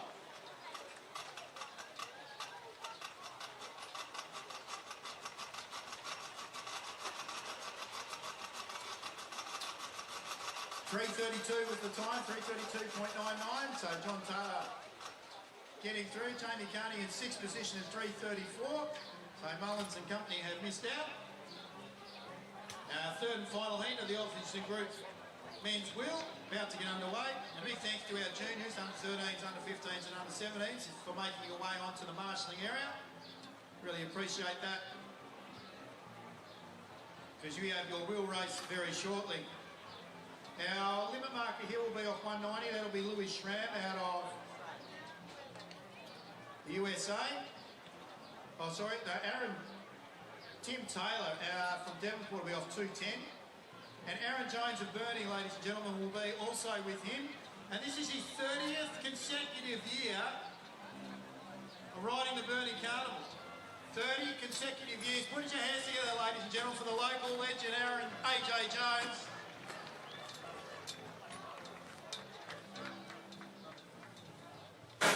Louis Schramm will be off 190. Off 160 will be Will Emulus out of Queensland. 140 will be Dalton Stretton out of Burnie. Then we go to 125, Preston I out of the USA. Now, talking about electrifying and getting some excitement around the track, this young man, keep an eye on him, no pun intended, Preston. He'll be riding in the USA colours, those the green and whites. Off 125, off 90 we have two riders, Joshy Nixon and Toby Jones. Off 50 will be Corey Bonington. Hopefully Corey is able to keep his head in the game this time and make sure he makes it through. Sprint specialist. And Sam Gallagher out of Victoria, the Bullet out of Victoria. He'll be riding off the mark of 25. But a former dual wheel winner of the Burnie Wheel, Paris Olympian, former Australian representative, now representing the USA, Graham Frisley's back and he's riding from scratch. Ladies and gentlemen, heat number 3 of the Elphingston Group men's wheel race.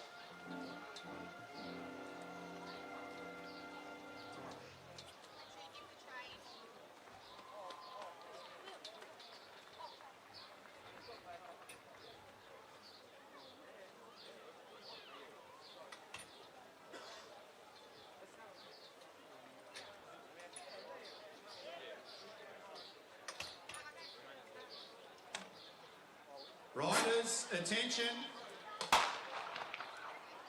And away they go. Our limit markers coming through now. So that's Taylor and Jones. 30 years for Aaron Jones, ladies and gentlemen.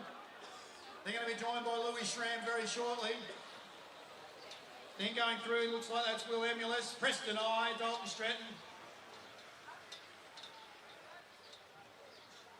And that could have been Toby Jones working well with them, and here comes Boddington now. He's bringing through Gallagher and also Graham Frisley. Graham Frisley's in the yellow, ladies and gentlemen, Gallagher in the blue, and there's Boddington right at the front.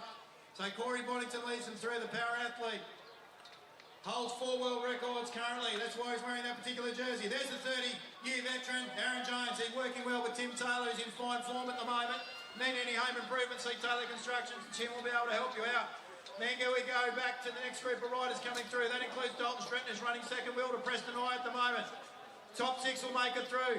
Looks like that rider's done his work and he's out the back. Toby Jones jumps on now. He's wearing the maroon colours of the Queensland Academy of Sport. And Sam Gallagher leads Graham Frisley and Corey Bonington as they head down Cape Munday Wing into the Dowling McCarthy tyres down past the point. Our rider there, the 30-year veteran, Aaron Jones, leads Louis Schramm, and then we go Tim the Toolman Taylor. Toby Jones leads the next group through. Will Emulus, Preston I, Dalton Stretton. Here come the back markers now. They greet the judges, 4 to go. What a ride. Joshua Dixon's done his work, and he's out. He's wearing the all white with the long sleeves. They head down the back straight. The riders at the front know they're going to have to jump onto this freight train that's coming through. That's led by Toby Jones. There goes Graham Frisley. Sam Gallagher. They start to sort themselves out. Dalton Stretton. I think Emilus has jumped in there as well. Then we go to Corey Boddington. Jumping onto the back of that is Preston I, Aaron Jones, a 30-year veteran. And at the rear of the field is Louis Schramm. And so Graham Frisley's going to take him to the hurt locker. I know that for a fact. So he's going to push these riders, and you can see them starting to split. So Boddington's starting to lose the wheel there of Emulus up the back. So that's a 2 bike lengths gap. Remember, we've got to get the top 6. They're a bit disenfranchised as they head round down past Pertec Corner and Ice Cream Fusion. They can smell those sausages by English River Meats. As they head down now, they greet the judge with 2 to go. Boddington leads them through, Preston I. It looks like that's Emulus that's falling off the back at the moment. Gallagher's still involved. 9 doesn't go into 6. So we're going to sort out 3 of these riders as they head down the Cape Munday Wing within the next 2 laps. Toby Jones is at the rear. He's had a hard week, Toby Jones. Let's see if we can get him up. Queensland Academy of Sport rider. He comes 4 wide, round the outside. He's out after Frisley now. Aaron Jones, 30 years, look at him, tack on. So he's going to jump on the back of Frisley and roll him through. Here comes Tim the Toolman Taylor, Dalton Stretton, Toby Jones Swanington's caught down on the inside. Preston I still there. Oh, he's gone wide, almost hit the fence. He's in behind Gallagher. Away they go down the back straight. Look at Preston I go, ladies and gentlemen. Right around the outside. Down the Cape Monday wings, just like he's been given a bit of a slingshot. Down past Dowling McCarthy, Tyres corner. As they come round now, Preston I. Gallagher's going to make it in. Aaron Jones, I don't think he's going to get there. The 30-year veteran. Preston I is going to take this out. Preston I, Frisley, Taylor, Stratton, Dalton variety. Gallagher, Jones have all made it through. Just missing out, second USA rider. That might have been Louis Schramm. Big work there done by Aaron Jones. Corey Boddington, unfortunately, didn't have the engine in him. 1,000 metre world champion. And so he misses out. I'd suggest that might be the quickest time. It is, by a margin too. 3:34.24. 3:34.24. I'm looking forward to a crackerjack Elphinston group. Men's wheel later on in tonight's program, and maybe for a third, it could be a third or a fourth time, Graham. We'll find out a bit later on.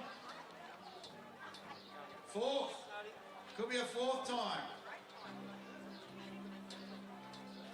He hangs that sash over his shoulder.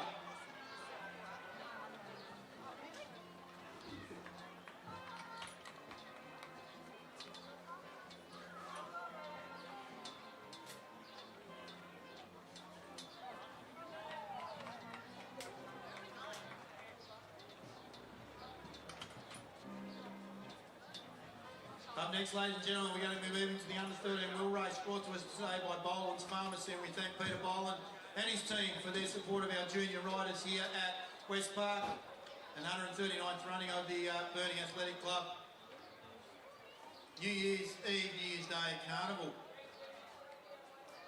Riders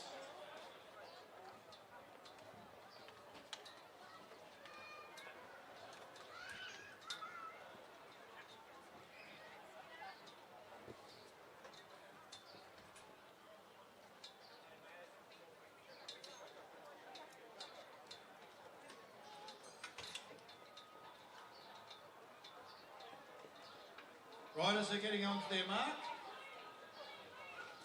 How many laps have they got here for this one? So we've got, thanks Joe, two in the under-13 wheel race over 1,000 metres. I should have read the program, eh?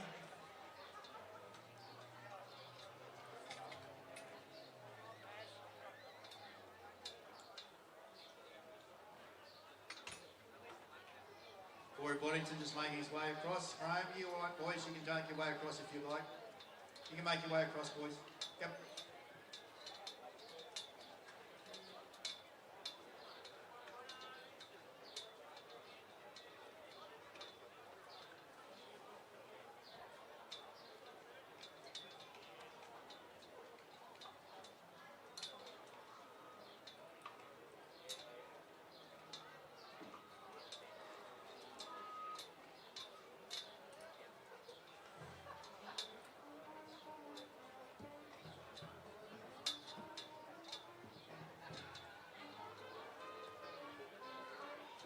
Riders, just hold for a moment. So holders, just got one thing we need to organise just off the track. So riders will be as follows. 170, our front marker will be Elliot Taylor. 175 will be Lottie Natira. We've got 140 Geordie Mason. 130 Charlie Downey.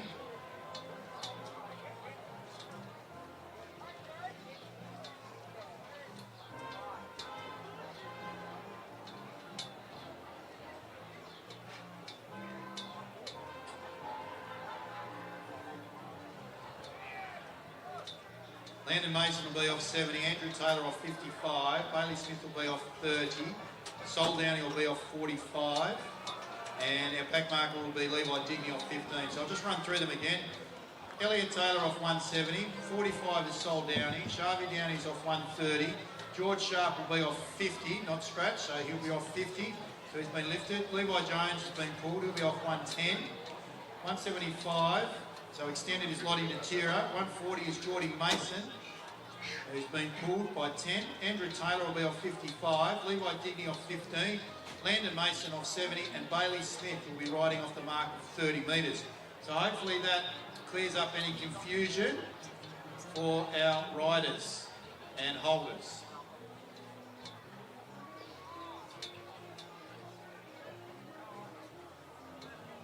Riders, attention.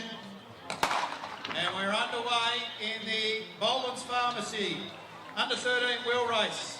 And we get the bushels out now, and we can see that that's Elliot Taylor that's heading down the back straight out after Lottie Natira. So they're going down the Cape Monday wing. Then we go back to, I think that might be Geordie Mason off 140 that's coming out after them. He's looking very strong.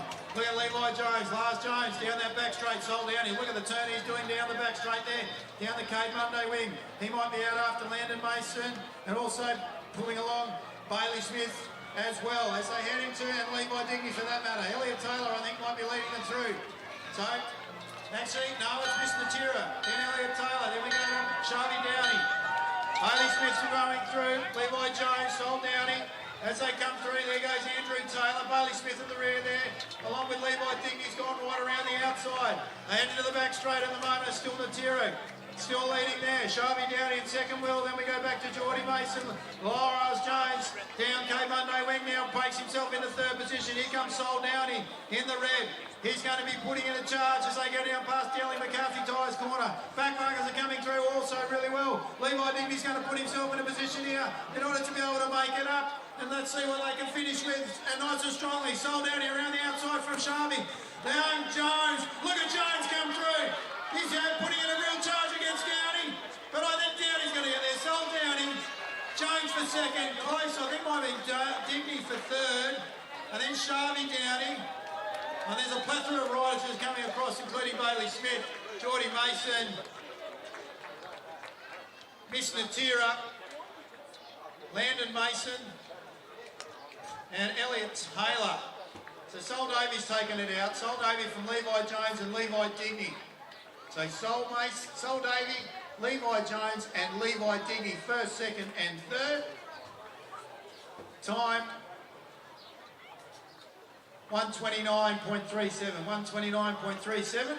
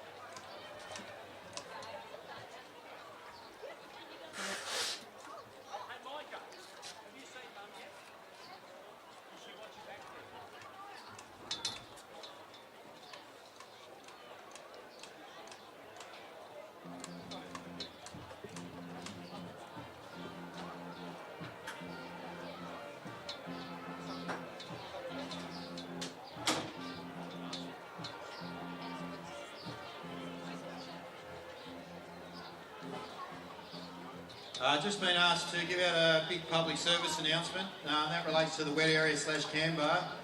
There's 2-for-1 tap beers, 2-for-1 tap beers, along with $5 communion pale ale. So if there's a rush towards the wet area / the can bar, it's 2-for-1 top beers or $5 communion pale ales. I suggest you're going to do that, drink responsibly, and go and grab some food from the City of Burnie Cycling Club's canteen.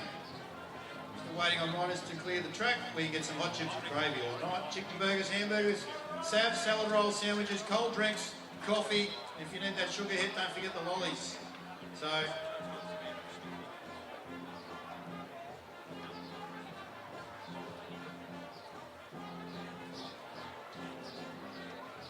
Tim Coombs, if you can make your way to the infield, please, to marshalling. Tim Coombs. This is the GHD under 15 wheel race, so this will be over the mark of 2,000 metres.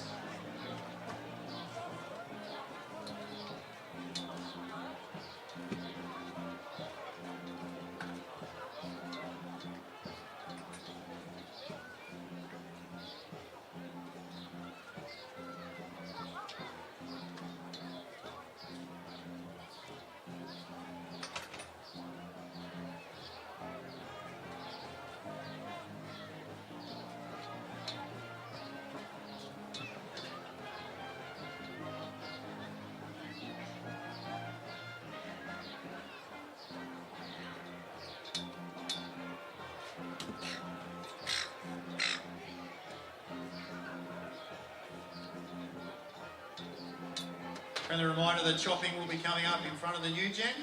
So just prior to the new gen running, and we'll be heading back in and having a look at the wood chopping. GHD under 15 wheel race over 2,000 metres. Riders, attention. We're off and racing. Harvey Pithers out off the mark as the front marker off 380. Then we go back to 290. That's Ivan Interior, Rory Stretton off 240. Abraham Overton, on my apologies, I've missed off 270. And Oscar Digny will be riding off 210. Noah Blaisley, here he comes through. He's riding off scratch. So, yeah, young 12-year-old out of Launceston. Got a heap of work to do. Mind you, he's got time on his side and talent to burn. So let's see what happens. Harvey Pither, he comes through now. He greets the judge with 3 to go. Then we go back to Ivan Natira. Saddle clock number 84 out of Hobart. Rory Stretton working well on the Argonne. Then we go to Abraham Overton. And then Mr. Digny, older brother of Levi. And that is Oscar. As they make their way round, Noah Blaisley now is about to greet the judge with 3 to go. So 3 to go for our scratch marker. Bit of work to do in the GHD under 15 wheel race over 2,000 metres. I suggest he might be up for the chase and up for the challenge. Ivan Natira is the new leader now. Has rounded just prior to the point of young Mr. Pither. And also rounding him now, coming into the main straight, is Rory Stretton. So it's the 2 ladies that lead. There's 2 to go. Paul Stretton's hoping that Rory can deliver some silverware this afternoon, and here comes Abraham Overton and Oscar Digny. Look at our scratch marker working here, ladies and gentlemen. He's putting in a ride. There's no doubt about that with 2 to go. He can still make it, I would imagine, onto the podium. However, in saying that, the girls have got something to say with regards to the 2 positions up in front, and they're going to be dicing it out for 1 and 2, I would imagine, unless a miracle can occur from the behind. So Rory Stretton's out after Ivan Natira. They go down past the point. It's Hobart versus Burnie. They're about to get the bell. Come on, make some noise for the 2 ladies out in front. Ivan Natira and Rory Stretton battling it on the advance in the Argonne. When will she make a move? Rory Stretton, Harvey Pither about to be rounded by Oscar Digny, Abraham Overton. Here comes the scratch marker. Noah Blaisley from behind. Working his way round as he gets the bell. He's now in the 3rd position. He's out after the girls. He's closing them as they go down the Cape Monday wing. They're going to have to work smartly and hard. Let's see what happens with Rory Stretton around the outside. She goes off. Ivan Natira, Dally McCarthy's tyres, Torner, down past Icrease, Fusion. And ladies and gentlemen, our local girl, Rory Stretton, has taken up the lead. She's going to bring the silverware home. Look at his dad, he's as proud as punch. Ivan Natira, 2nd, great ride Ivy. Scratch marker, Noah Blaisley for 3rd. Super ride there by Noah. Oscar Digny, Abraham Overton for that 4th position. Digny just gets there from Overton. And rounding up the field, ladies and gentlemen, put your hands together for Harvey Pither.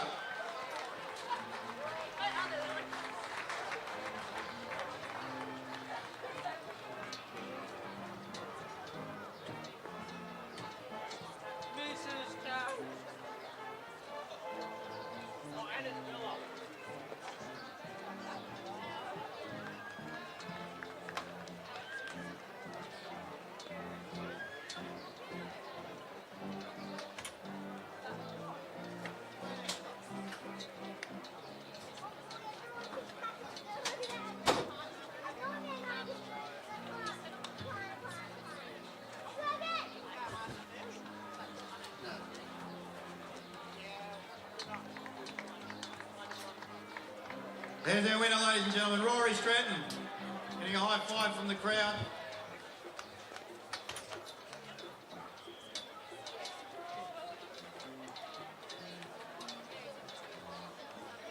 Our final junior wheel race about to be undertaken is the Bachelor Construction under 17 wheel race over the same distance as the under 15s, that's 2,000 metres. Our limit marker will be Olivia Chalice out of 320. Talia Broomhall will be off 300. Ellie Walduck off 290. Scratching is Jim Coombs, so he's not racing. Off 40 metres will be Fletcher Mason, 30 Oscar Pither, 10 metres Sid Natira, and our back marker riding off scratch will be George Mulhern.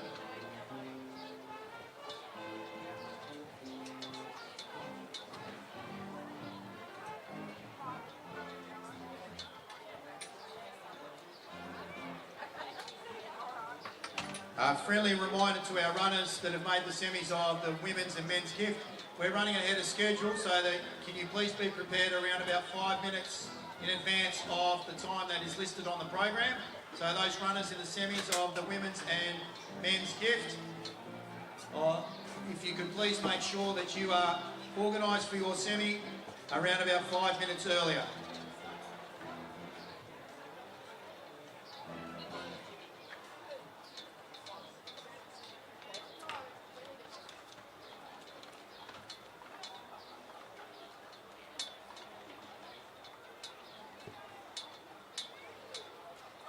That's the construction under 17 wheel race. Riders, attention.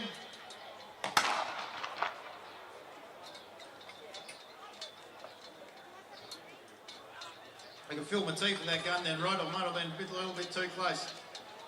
Our front markers are heading down that Cape Monday wing. So that's Chalice, Broomhall and Walduck. Back marks are coming through and greeting the judge with 4 to go. So the girls will come through very shortly. They'll greet the judge with 3 to go. It's going to be a battle royale here. So let's see what Natira, Mason, Mulhern and Pither can do. Up against Chalice, Broomhall and Walduck. Walduck, our winner yesterday in the Criterion Women's B grade. They greet the judge with 3 to go. She's in second wheel. Get the bushels out. Have a look at the back markers. Here you go. George Mulhern's going to have to do a fair bit of work in order to jump onto the back of Flying Mason here. He is pulling them through. Then saddlecloth number 74 also doing a big effort, and that's Oscar Pither. So Sid Natira and George Mulhern, they're going to have to churn through a little bit of glucose in order to be able to catch up. So head down that Cape Monday wing. Girls are coming through now. They've got about 200 metres to go before they greet the judge. And there's Judge Joe down there with 2 to go. 2 to go for the girls. Chalice, Broomhall, Walduck. They're working really well together. Hope you can keep it together, girls, because the boys are flying home. Look at them work together now. They're a bunch of 4. Natira's gone onto the back there of Pither and also Mason. Mason working hard, and there's George Mulhern at the back. Look, on the look, I should say. 2 to go. They greet the judge. Girls are halfway down the Cape Monday wing. They get a bit of a slingshot. Broomhall's now got out to about a bike length lead over the top of Walduck. Then we go back to Olivia Chalice. We look at the boys as they go down past Liv 8 on the Cape Monday wing. And you can see now the Fletcher Mason's gone around to the outside, asking Pither to come and do some works. He's done 3 laps all by himself at the moment. Here comes George Mulhern. Girls are getting a rousing reception. They go down past the grandstand. They're a real chance of taking out 1, 2 and 3 if they can hold it together. Sid Natira and George Mulhern. Pither and Mason working hard. Oh, this is going to be close, ladies and gentlemen, as they head down the back straight. Chalice has taken over the running. Walduck. Hang in there, Talia Broomhall. Here come the boys though. They're closing now. It was 50, I'd say it's 40 now. Cape Monday wing. The girls get to the bend. They're working hard around Dowley McCarthy Tyres corner. Fletcher Mason, I think, might be gone. Girls are going 3 wide. They're going to have to storm home. Boys are flying home. Girls are hanging on. Walduck. Chalice. Broomhall. The girls are going to finish in that order. What a ride. Well done to our girls up the front. They kept it together. That was exciting. What a ride. And ladies and gentlemen, put your hands together for the boys. What an effort from those 4 boys at the back. Fletcher Mason, Mr. Natira, Mr. Mulhern, and Mr. Pither. That was an exciting race. But well done to our winner there, Ellie Walduck, Olivia Chalice for second. And rounding out the top 3, Talia Broomhall in 2:28. So 2:28. What a couple of days for Ellie Walduck, the 14-year-old. She's taken out the wheel here at Burnie and the women's B grade scratch race yesterday. Ladies and gentlemen, put your hands together for our cyclists in the under 17 wheel race.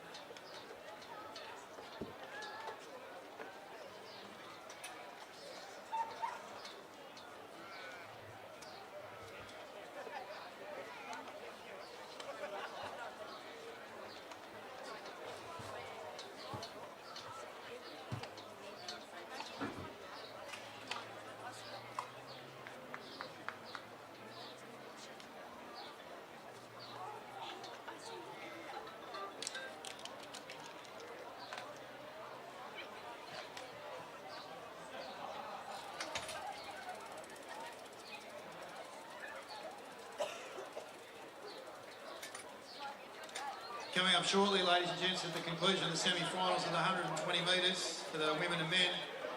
We'll be turning our attention to the cycling track again before the wood chopping, and it'll be an Italian pursuit brought to us by Burnie Mazda, and it's a men's Italian, or it's a combined Italian pursuit where we'll have the United States of America versus Tasmania. So riders Frost, Carney, Lloyd, and Frisley will be up against Strates, Jones, Langham, Taylor, Tim Variety, Gray, and Dalton Stretton.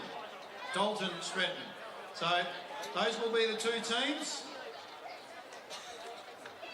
in the Burnie Mazda combined Italian pursuit. Australia versus Tasmania. We'll turn our attention back to the running track. Over to you, Grant. Yes, thanks very much, Xavier. We are focused on the 120 metre gift track. After 4 thoroughly entertaining and competitive heats earlier in the program today, we now turn our attention to the 2 semi-finals of the Stubbs Constructions Women's Burnie Gift of 2025. Now, in order to qualify for the final at 8:38 this evening, these ladies, the 6 of them, in semi-final number 1 need to finish first, second or third. The six semi-finalists are as follows. In the pink we see from 12.5 metres, a former Hobart Gift winner, a Richmond Gift winner this season. She produced the fastest heat of 14.13 earlier today. She'll run from 12.5. It's Lily James, the pink. In the green we saw you the Devonport Gift winner of 2024, a Hobart 300 metre winner this season and also a Burnie Gift finalist last year. She'll run from 12 metres, Rebecca von Samazorski. In the yellow we see the very talented 400 metre athlete from 9 metres in the yellow, it's Grace Matthews. In the blue, running from the mark of 8.75, a former Stall Gift finalist and Devonport Gift winner. She'll run from 8.75, it's Lucy Carter, the blue.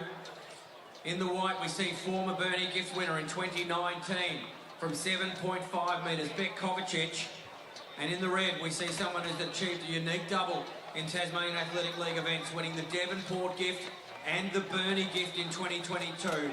She's been living and training in Germany, a former Tasmanian. She's back here to contest the Burnie Gift in 2025 from 2 metres. The back marker will be Keisha Prashak. So there's your 6 athletes to contest the Stubbs Constructions Women's Burnie Gift. First 3 to qualify for the final at 8:38 tonight.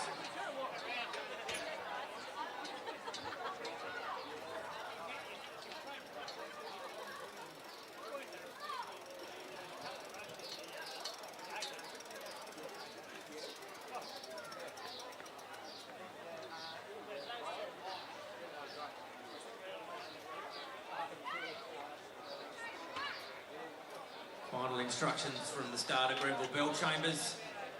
As the 6 athletes, Keisha Prashak, the red, Beck Kovacic, the white, Lucy Carter, the blue, Grace Matthews, the yellow, Rebecca von Samazorski, the green, and Lily James are about to walk their blocks for semi-final number 1.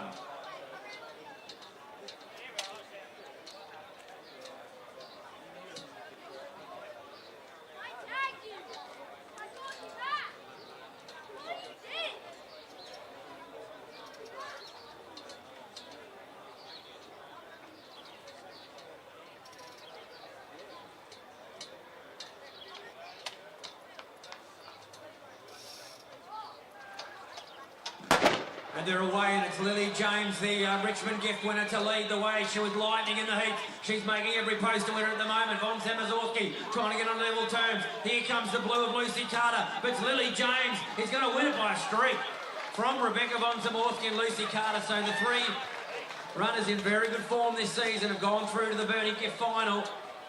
Lily James has certainly come here today with a job to do.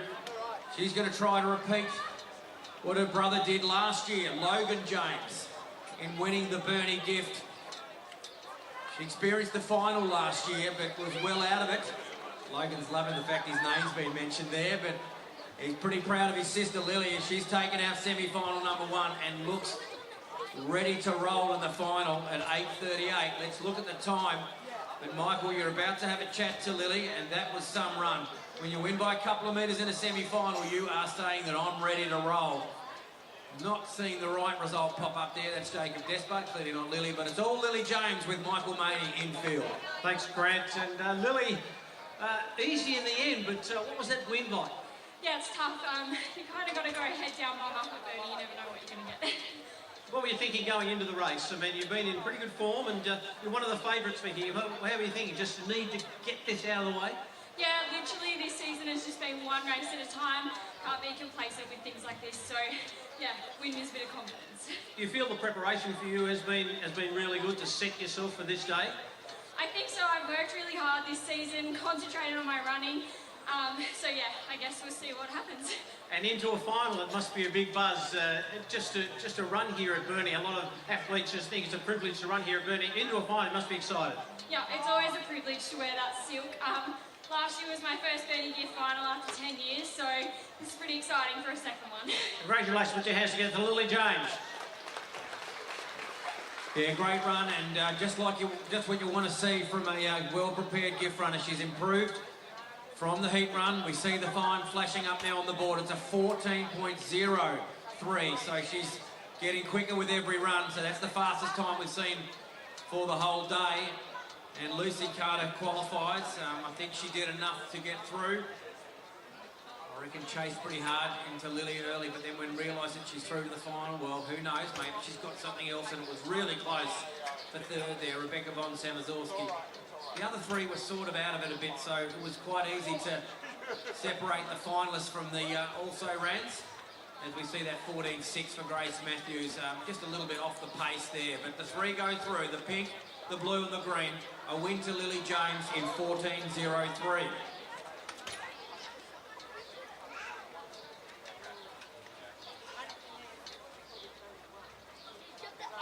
Semi-final number 2 catches our attention now as we see what they can produce in comparison to what we've just seen in semi-final number 1. The semi-finalists are as follows. In the pink we see the very talented distance runner and handy over the 400. Well, she's having a go here in this gift as well, so showing a broad range.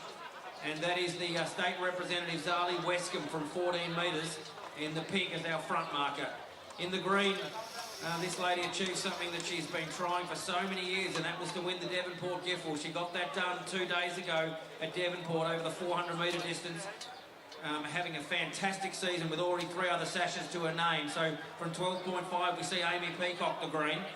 In the yellow, this young lady announced herself as ready to roll in season 25-26, and that's Violet Bennett. She took out the Hobart gift on the 27th of December. She'll run from 10.25. In the blue, we see the former Rosebery gift winner and finalist last year from 9 metres, the Daniel Reeves trained Perry Barnes in the blue. In the white, another Daniel Reeves trained athlete. This young lady has won 2 bronze medals at the recent under-15 National All-Schools. In the process of getting the 200 bronze medal, set a new state record over that distance, and she also was an equal winner of the Rosebery gift earlier this season from 6 metres. It's Jayla Olam.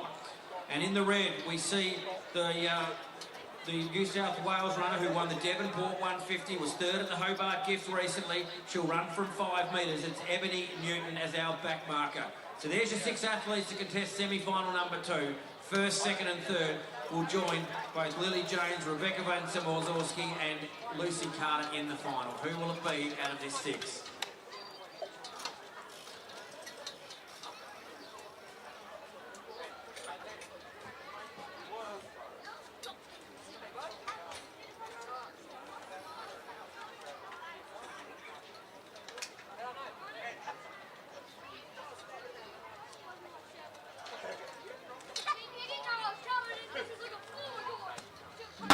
Pretty clean start from the field there as Zali Wescombe leads them in the early stages. Starting to make her forward move now is the green of Amy Peacock, Perry Barnes is there. Here comes the back marker, Ebony Newton. She's got them and she wins quite comfortably in the end from probably the white, Jayla Olam, and maybe Amy Peacock did enough dipping across the line to possibly qualify for the Burnie gift final, but the back marker, she had them covered nicely there. Ebony Newton Having a really good Christmas Carnival series so far, having taken out the Devonport 150 2 days ago.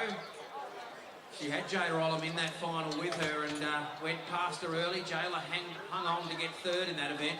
But Evan Newton showing that the 120 metre distance is very favourable to her also. A 14.38 sees her take out semi-final number 2. And she's down there with Michael. I'm going to chat about all things semi-final number 2. 14.38 the winning time. Michael. Thanks, Grant. Ebony, congratulations, good win.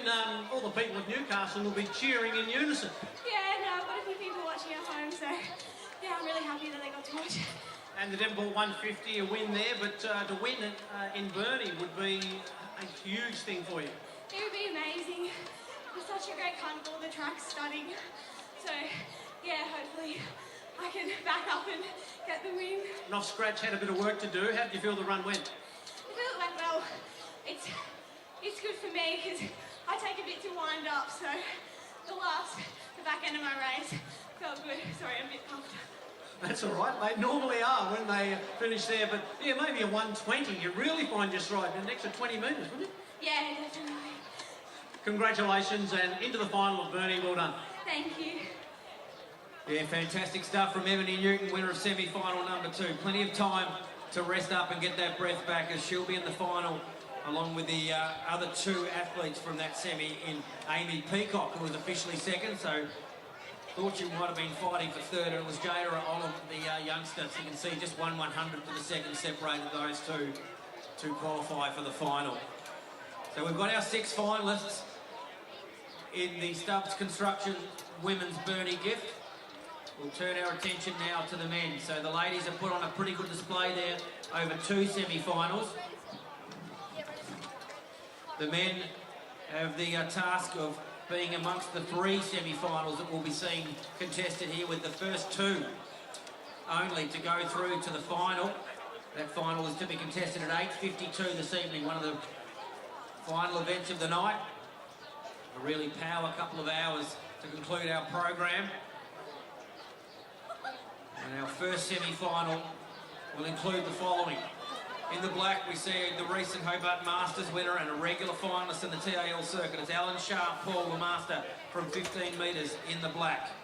In the pink, we see the man that put up the fastest time from the heats. He also took out the Hobart gift on the 27th of December. A former winner of this event in 2016 and was second again in 2023. He is in some stellar form despite his, I guess, latter part of his career. It's 10.5 metres. It's John Howe, the pink. In the green, we see former Latrobe gift winner and a recent finalist at the Devonport gift on the 29th of December from 9.5 metres, Ross Lovell. In the yellow, he was third in this race in 2023 and a very good half lap runner over 400 metres from the 8 metre handicap. It's Taj Singleton, the yellow. In the blue, we see the South Australian Wangaratta gift winner from 2025, the Paul Young trained Corey Whittaker-Baker from 7.5. In the white, we see the 2025 Stall gift winner. He'll run from 4.5, a little less than what he did to win that race, but he showed in the heats that he'll certainly be amongst it in the latter stages. It's John Evans from South Australia in the white. And in the red, we welcome back the Burnie gift winner of 2023. A 10.52 second PB. He's lightning over the track here at Burnie. He'll run from 1 metre. It's the 2023 Burnie gift winner, Say Morris, in the red. Pretty stacked field here with 7 athletes to contest this semi-final number 1, with only the first 2 to qualify. Grenville just might need to hold the runners just for a moment, so we'll just hold the runners as down at the finish we're just changing a bit of signage, so runners just switch off just for a couple of seconds. Just adds to a little bit of the excitement as we build up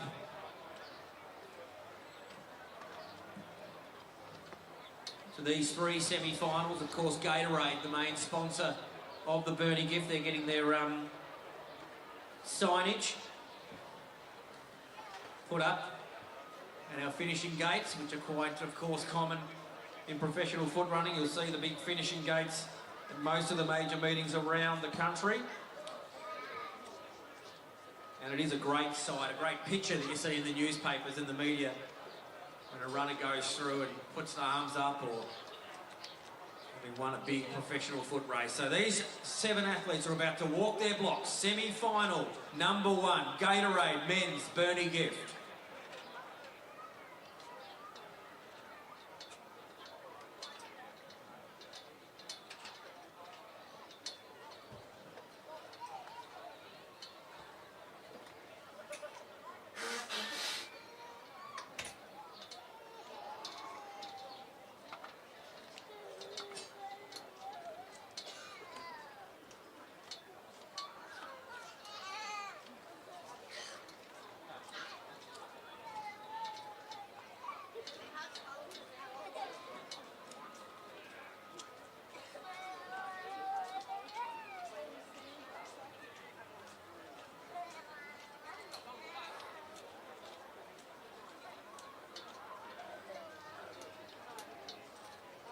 The Black of Alan Sharp Paul leads this field out. The 2016 Burnie Gift winner John Howe in hot pursuit as he goes up to join Sharp Paul. He takes the lead in the foot race. Here comes the South Australian Whittaker Baker and Say Morris, but John Howe comfortably from Say Morris. Oh, a little bit of byplay between the two as Say points across and says, okay, you're the man. But I've got to try to beat just like I did in 2023. So these two have got that rivalry going, of course. Say the winner in 2023 from John Howe, but reversing of the order there in semi-final number 2. Semi-final number 1, sorry, in fact. But, that time of 12.66 from the heats. It was the fastest from the 8 heats we saw earlier, and John Howe's into another Burnie Gift final. 12.74, Michael, so just a shade slower than what we saw in the heats, but enough to qualify, and he's joined by the guy that rolled him a couple of years ago, Say Morris, the back marker. What a run from Say Morris from 1 metre as he's into another Burnie Gift final. We'll hear from John in a moment. He's down infield with Michael Maney.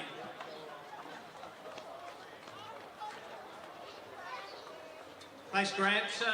Benjamin Button, I think that's who we might be talking to here. That's quite amazing. Won here in 2016, but now you get another shot at it in 2025. Amazing. Yeah, I was 31 when I won it nearly 10 years ago. And I thought it was all downhill from there, but I'm back here again, so. So I was talking to my scouts out here, and you've coached athletes, etc. But then you decided, well, I'm going to be doing a bit of training, and then must have got into it and thought, right, I'm right to go for Burnie. No, I've been training as I normally would. I've just started a new squad this year, so this is my first year of coaching. Obviously running today and BJ helping as well, but they're good guys to train with. I can still do my thing. They're smart enough to look after themselves. So. You must be pumped though to make the final of the Burnie Gift. It's a wonderful achievement. Yeah, I've been here plenty of times before. A few close losses and 1 win. It looks like Si's going to be pretty dangerous again in this one, I reckon. And just finally, about the run, how did you feel throughout? My calves are held together with a good 100 mile an hour tape at the moment. So I'm just hoping they make it through another one. We'll go and re-strap, and all the best for the final. Thanks very much. Thank you, Michael. I'd like to call upon the Italian pursuit riders. So that's the USA versus Tasmania. If they can make their way to the infield, please, to see for marshalling. So Emma Frost, Erica Carney, Jamie Carney, Owen Lloyd, Preston Iron, Graham Frisley from the US. And from Tasmania, Suzanne Stratus, Aaron Jones, Amalia Langham, Tim Taylor, Ainsley Gray and Dalton Stretton. If they can make their way to the marshalling area, please, it'd be greatly appreciated. The invitational pursuit, Italian pursuit, will be at the conclusion of the semi-finals for the men's gift. Another incentive for the crowd here, if you get yourself in front of the main grandstand, Annette, who's been very busy today at the Burnie Carnival in that blue Mazda top, is going to hand out 26 vouchers, and it's about that time for some hot chips. So 26 vouchers for hot chips. Have a look for Annette with the blue shirt. She's waving again in front of the Docker Central sign. So if you want some hot chips and you want them for free, go and see Annette in front of the main grandstand. So official results from semi-final number 1, we've seen them up on the board flashing away there. 12.74 was the winning time for our winner John Howe. Second was Say Morris in 12.87, and it was Corey Whittaker-Baker just short of them, 13.05 in third. Semi-final number 2 now down the track as we look and see the front marker here being Jovi Wescombe. Impressive run in the heats of a Richmond gift winner early in the season from 12.5. He was third in the Devonport gift in 2024. He'll run for in the black, Jovi Wescombe. In the pink, we see former TAL Sprinter of the Year, former Burnie 400-metre winner here from 11 metres, Jared Gilroy, the pink. In the green, we see the 300-metre winner at Hobart, and a really impressive heat run earlier today from 10.5. It's the Ray Quarrell-trained Tom Gartland, the green. In the yellow, we see former Richmond gift winner and finalist in the Burnie gift from 6.5. It's Ryan Cooper, the yellow. In the blue, we see the South Australian Luke Simpson, who made the Devonport gift final a couple of nights ago. He'll run from 5.5 in the blue. In the white, we see second at the 2022 Stall gift and a recent win at the 150 at Devonport. He'll run from the mark of 3. And in the white, it's Hamish Lindstrom. And in the red, we see Tasmania's fastest ever man over 100 metres at 10.12. He's a Commonwealth Games representative in the relay. Please welcome the Hailstorm from 0.5 of a metre, Jack Hale in the red. Although looking down there, I probably should have been watching while I was talking. I'm not sure whether it looks like two athletes perhaps. Lindstrom's there, I know Hale's there. They're just making us wait a bit. They're still rugged up. I was too busy looking at the paperwork and thought, wait a minute, I'm seeing 5 runners, not 7. But they're all down there. I'll be making the others just wait a little bit.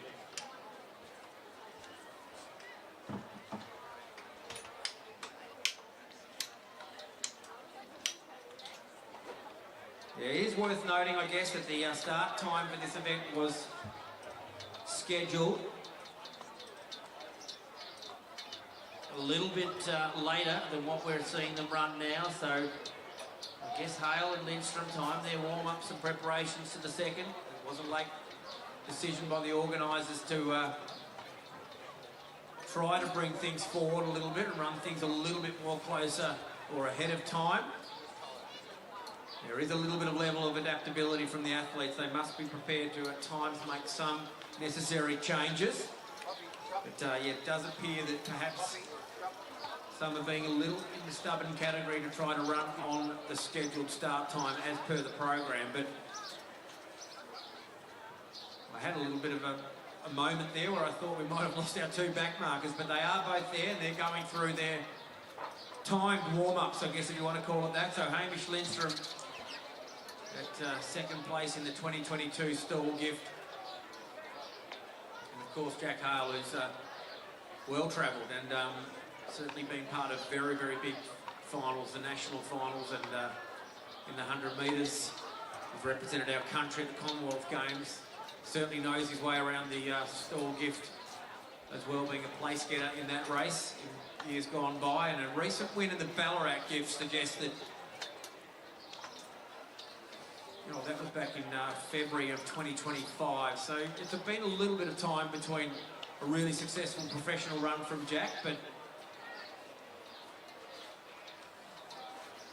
looks like he's going to be quite insisting on the fact that we start on time. So the field again, just to go through them. Jovi Wescombe will run as the front marker, the black. Then it's Jared Gilroy, the pink. Tom Gartland, the green. Ryan Cooper, the yellow. The blue of Luke Simpson, the South Australian. Hamish Lindstrom from New South Wales, the white. And it's Jack Hale, Tasmania's fastest man. Will run from half a metre in the colour red. So he's our back marker, of course. Has been the case ever since he's run at the very young age of about 16 or 17 in some of the professional races. It's an uncommon experience as normally as you get better into the adult years, you're running, getting a bit further back. Jack started as pretty much the back marker right from the start of his professional running journey. Walk their block, semi-final, number 2.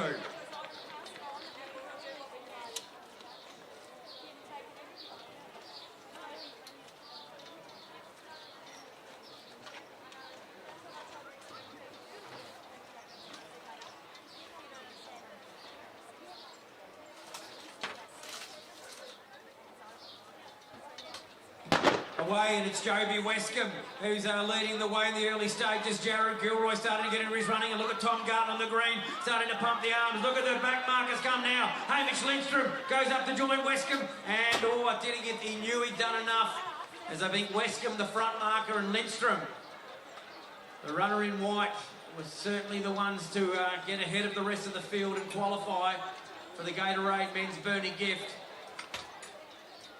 He mentioned his win at the Devonport 150 a couple of nights ago. He rose the finger in victory and won by 100th of a second. Well, this time he just took a little look to the right and said, yep, done enough. I'm through, along with Joby Westcombe. Of course, his grandfather, I should say, Gary Westcombe, won the Burnie Gift on 2 separate occasions. Well, Joby's been given the win, so Joby Westcombe, the front marker, takes it out. Haven't seen it officially go up yet, but it should be the white of Hamish Lindstrom. There it is, at 1/100th of a second for second place for Lindstrom. And third, we'll see that go up shortly, but Michael Maney, in a couple of moments' time, will be chatting with our winner of semi-final number 2, and Michael, his father, won this race 2 separate times. Didn't win many other races in his career. His grandfather, I should say, Gary. But what a performance from Joby to make it to the final. Michael. Thanks, Grant. Joby, that was... well, how did you feel that was? It looked like you had a little bit left in the tank at the end. Yeah, look, flat out race, you know, the boys are quick as quick, so I can't leave anything behind them, you know.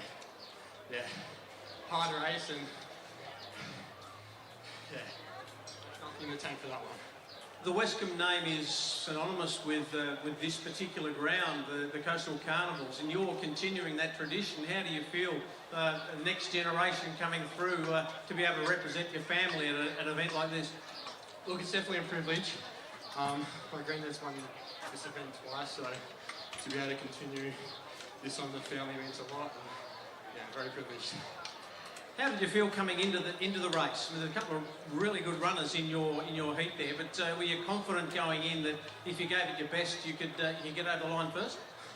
Look, I had no idea. Just go in there, give it 100%. Whatever happens, happens, and you know, yeah, leave nothing in the tank. Into a Burnie Gift final on New Year's Eve must be a big thrill for you, and I guess the whole family. And what are your chances? I know the field's not probably complete just yet, but what do you think your chances will be as good as anyone? Oh, look, absolutely no idea. You know, there's some boys here who are absolutely amazing, so just be able to run the field tonight just means a lot. So, I mean, I'm going to do as best as I can. Whatever happens, happens, and yeah, feel pretty good. We'll watch with interest. Congratulations, well done. Thanks, mate. Yeah, fantastic run, Joby, and as I said, it's a great story, of course, Gary, a 2-time winner of the Burnie Gift, and a very rare feat, that one, only done by a small number of athletes in the rich history of this race, and Joby's got himself into the big final at 8:52 this evening. Semi-final number 3 to decide our last couple of finalists. We'll see the black of Jaden Reed, who won on this track early in the season, the PCCT Gift over 100 metres. He'll run from 15 metres. Adam French is the former Devonport Gift winner, and he won the Burnie 70 here at this meeting last year. He'll run from 10.25, French the pink. In the green, it's Luke Rigby, the South Australian, the winner of that big Camden Classic over 400. He's also won one of the Braybrook Classic over 120 metres at the South Australian circuit from 8 metres in the green. In the yellow, we see the former OVA Gift winner, and a very good season happening at the moment over 400 metres at Samuel Lewis Johnson from 8 metres, the yellow. In the blue, we see the New South Wales athlete Noah Nakagawa, recent Hobart Gift final and Devonport 150 final. He'd love to make a Burnie Gift final on New Year's Eve in the blue. In the white, we see Stall Gift finalist in 2025, a Jack Giddy Gift winner on the New South Wales circuit. He'll run from the very tight mark of 2 metres. It's the white of Josh Lotzu.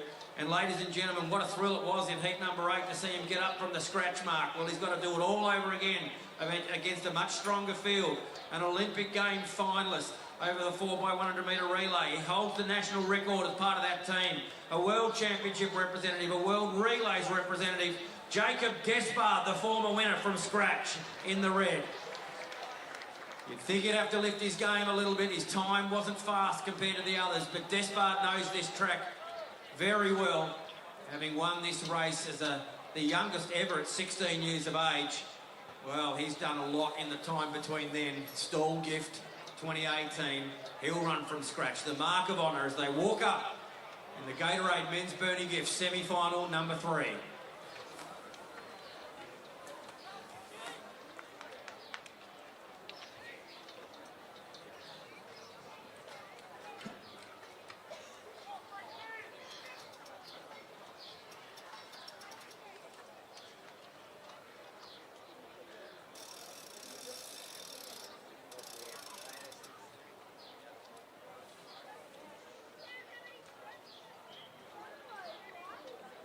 Clean start of this Jaden Reed to lead them out. French getting back into his running as he's a hot pursuit of the leader. The runners are starting to make their way through the field. Look at Lotsu come through. Also the Buildup Nakagawa. Lotsu starts to go forward. Oh, it's close between French and Lotsu. Those two will both go through to the final. Who got the line honours? It's a hard one to call, but it was Josh Lotsu. And also Adam French, the front marker in the pink. So Lotsu the white and French the pink that looked to be the two to qualify. Despard had him there as a marker to try to get to, but the 2025 Stall Gift finalist, he wasn't able to produce his best performance there. An injury prevented him from showing his best on that day. Well, he gets another opportunity in a big gift final. Josh Lotsu, he's gone up as the winner, so Josh Lotsu from 2 metres in 12.91 has taken out semi-final number 3. From Adam French, who's into the final again. He'll run for a 12.94 as a pretty competitive time, but Josh Lotsu is into the final. Once he gets his breath back, we hope to hear a few words from Josh about how that felt for him. And a little sit down at the moment. I really hope it's not as a result of any sort of injury or ailments. He looks like he's moving well, just like he did in that semi-final. So the winner of semi-final number 3 is with Michael Maiden in field. Yes, just waiting for Josh to come across. Josh, just zip across here in front. Good on you. How are you? Everything okay? Just saw you just gathering your thoughts on the ground. Everything all right? Maybe. Maybe. So we'll just have to wait, will we, until the final. But just go through the race for us. Seemed like that was a pretty tough run to get to that tape. Well, I felt like this guy was right next to me at the start, so I had to make sure I get out quick. And then just take my time with the front markers. You know, it sort of seems like a big gap. With the speed, just patience. So. And tactics are all part of it, aren't they? So you've got to be very aware, you've got to have the peripheral vision to be able to see who's making a run and then adjust yourself? Correct. Well, just make sure that you don't start timing up because those sort of things lead to injuries. So just making sure you're composed and all that sort of stuff. The last 40 metres, all comes easy. So. Into a Burnie Gift final, you must be thrilled with that. Yeah, very unexpected because 2 metres diabolical, but it's all right. All right, we'll let you recover. I hope everything okay. So we'll see you in the final. Thank you.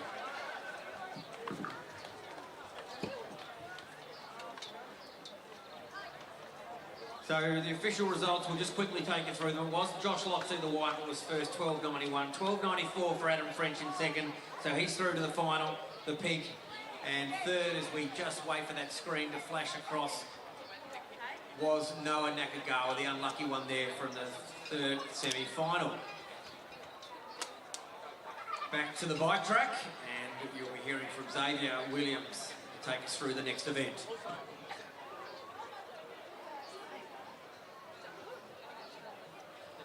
All right, ladies and gentlemen, we just need some pushers, please. If we could have some pushers or holders, if they could make their way, please. Yeah, we got. Thank you. Very good. We're about to get underway with the Burnie Mazda Italian Pursuit. This is the USA versus Tasmania. Out joining me here, I have Adette Lynch, Mackenzie Milne, who are going to be looking after Team USA, and Lauren Perry and Christina Cronin, who are going to be looking after the Tasmanian team. They're going to talk about the riders, and they're also going to talk about what it is an Italian pursuit. So, we'll go to Team USA first. And Mackenzie Mill, would you like to introduce the riders from Team USA? I sure would like to introduce them. First up, we have got Emma Frost, Erica Carney, Jamie Carney, Owen Lloyd, Preston I, and Graham Frisley. That is our USA team. Let's give them a clap, everybody. And representing the Tasmanian team, we have Susan Straits, Aaron Jones, Amalia Langham, Tim Taylor, Ainsley Gray, and Dalton Stratton. Let's give it a round of applause. I reckon this team's going to give it a fair suck to the sauce bottle. I'm going to ask Christina just to explain very quickly before we get underway, what is an Italian pursuit? An Italian pursuit, so this is a very exciting race. It's not a traditional race that we see at World Championships or the Olympics. It really is reserved for a carnival style event. So very exciting to be here watching this today. What we're going to see is two teams on the track battling it out. They've got their strongest rider last, and pretty much they're going to ride around. They're going to peel once they finish their lap, and then the last rider will bring it home for the team. All right, so what we're going to do, ladies and gentlemen, is I'm going to start them off. I'll see the first lap around, and then we're going to give it to the girls. So the USA will then call one lap, and then we'll get the Tasmanian girls to call one lap. All right, we have our holders. Ryder, how are we looking? Reasonably settled. Riders, attention. And away they go. So the Tasmanian team's just underneath the grandstand here, and away they go. They're led through by Susan Stratus. Then we go back to Amalia Langham. Aaron Jones with his 30th year.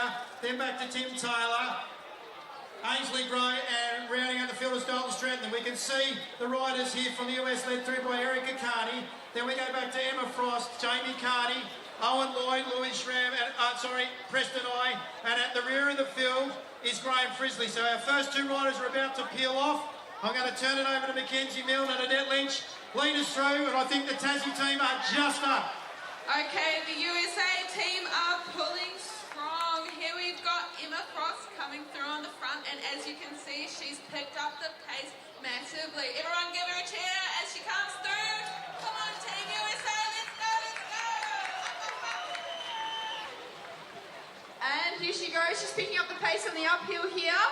And we can see they're really getting it going, and she's probably going to peel off in just a second as Jamie will pull through. Here we've got Aaron Jones on the front for Team Tasmania. He's absolutely pulling a huge turn, so he'll do a lap here. We'll see how he gets on and how the team will recover. They're neck and neck here at the Tassie Carnivals. USA needs some encouragement. Come on, let's yell for them. Let's yell for Jamie. Get him to go. Let's go. Come on, Jamie. I think he can hear me too. Come on, let's go. Let's make some noise for the Tassie team as Aaron Jones brings it home. He switches over to Tim Taylor, I think, and he's having a fair crack. This is their local track, so I reckon they've got a bit of an advantage here. Yeah, we can see them on the downhill now. Tassie's just starting to catch the back of them, but the USA, I think they're about to pick the pace up. He's doing a massive turn, getting ready to lead Preston out, and Graham just recovering there on the wheel. And there, Tassie's picking the pace up. Come on, USA, get it back. All right, we've got Ainsley Gray pulling up on the Tassie team. Let's make some noise. This is going to be real tight, neck and neck here. And Preston comes through for the Team USA. He's going to do a really big turn here. Otherwise, the Tassies are going to catch right up on them. All right, so Preston I leads them through against Ainsley Gray. It looks like Tasmania just a little bit out in front as they come down past the point now. Let's see if we can give them a bit of a roar. Dalton Stratton's going to land them home. He's up against USA representative Graham Frisley, three-time wheel winner. So Frisley's going to come off the back of Preston I here. Here goes Graham Frisley. He's out after Dalton Stratton. He's really got to work now. He's behind by around about 30 metres. Make some noise for the Olympic representative from the USA, three-time Burnie world champion Graham Frisley. He's making up some ground here on Dalton Stratton. He goes round down past the Downey McCarthy time sign, down past the point. Tasmania versus the USA. It's going to be close. Dalton Stratton, I think, on the inside. And Tasmania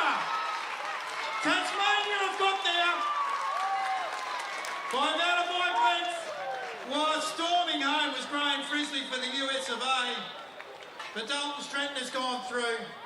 We might ask Dalton to come onto the track, and we'll get the girls to give him a quick interview. So Lauren and Christina will call Dalton down, and we'll have a bit of a chat. He's playing with the crowd over the far side. Ladies and gentlemen, give a hand to our Lynch Mackenzie Mill, Christina Clone and Laura Perry. Excellent work by the girls from New Zealand, South Australia, Queensland, Tasmania, which is an honorary Queenslander at the moment, is Lauren Perry. Where's Dalton Stratton? Dalton, make your way down here, onto the grass, onto the infield, and we'll have a bit of a chat. Dalton, make your way down onto the infield. Here he comes. We'll have a little chat. We'll talk about the strategy.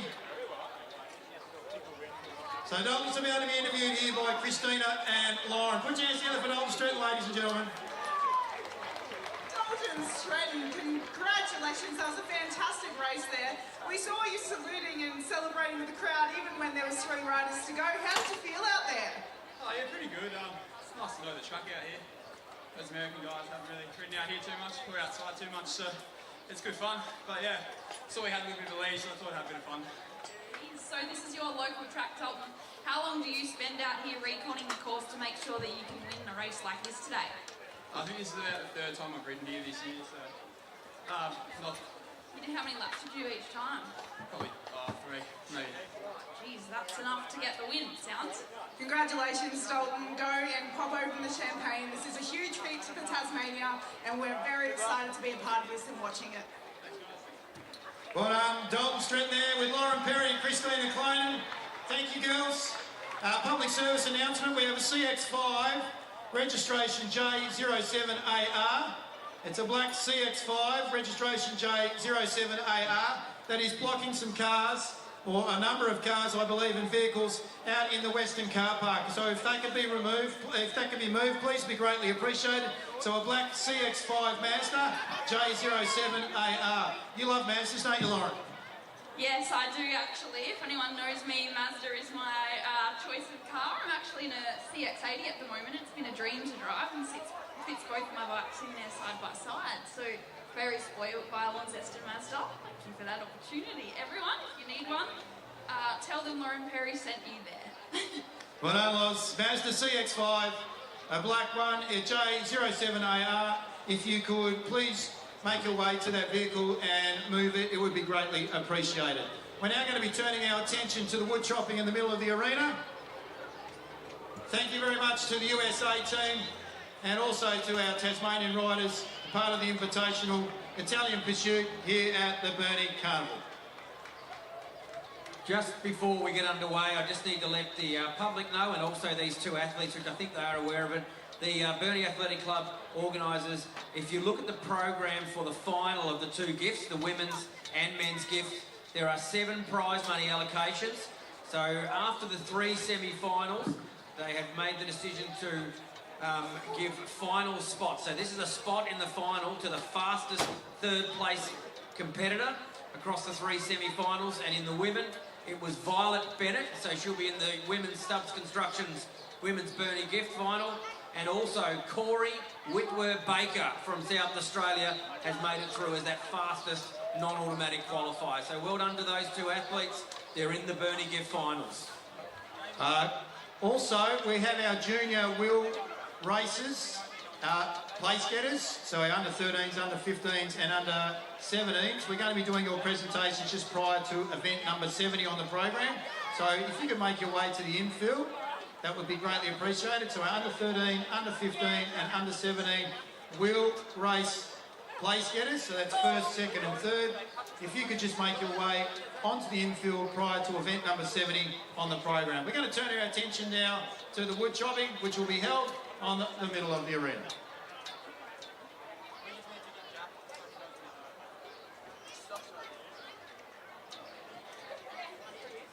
One more announcement just before that starts. Could athlete Ryan Cooper, could you please report to the handicapper Darryl Nettleton? Ryan Cooper.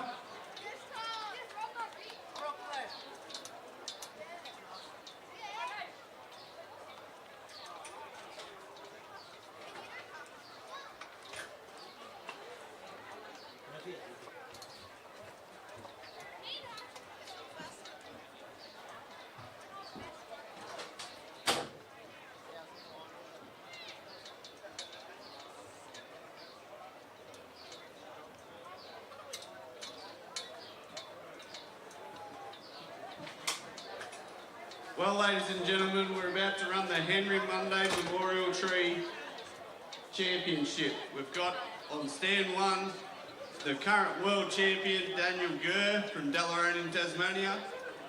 Second pole is Riley Sheehan.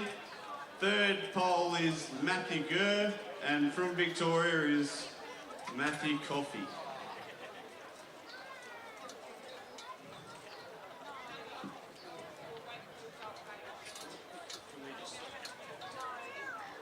I'll put you in the starters tent. Competitors, stand your logs. Get ready.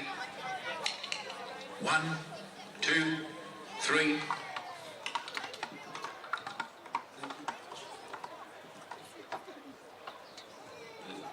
So we've got Daniel Gurr on the second board, going very well.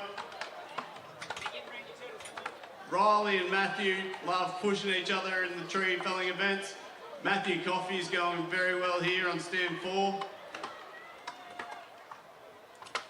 He's a great young axeman, only 23, 24 years of age. So we've got Daniel Gurr on stand 1, up the top, pulling the big chips out. Matthew Gurr on stand 3, cutting very well. Young Matthew Coffey going good here on stand 4, and Riley Sheehan bringing up the tail end. As Daniel Gurr puts his 3 drivers up in the front and comes down. Travel along very nice. Matthew's got a nice bit of wood here in the top. Going very well.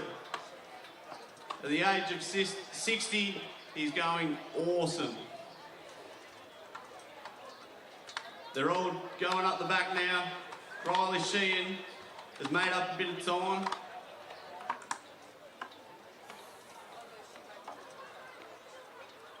Watch pole number 1, Daniel Gurr. Glimpse up, see where he is in relation to the front. Puts a nice pocket in. And jumps up.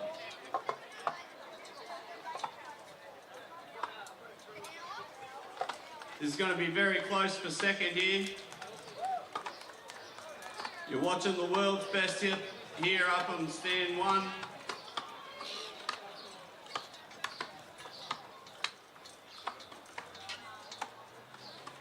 Matthew goes up second.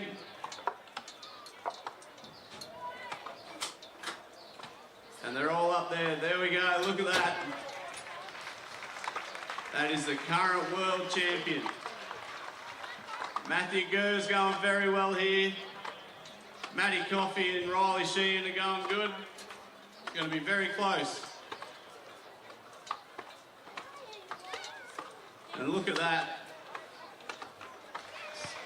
Age is not holding back Matthew at all.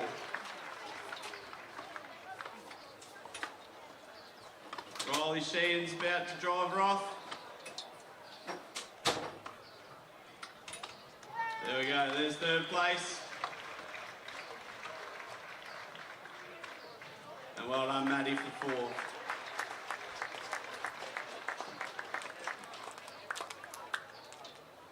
We'll do the presentation for this once they all get down.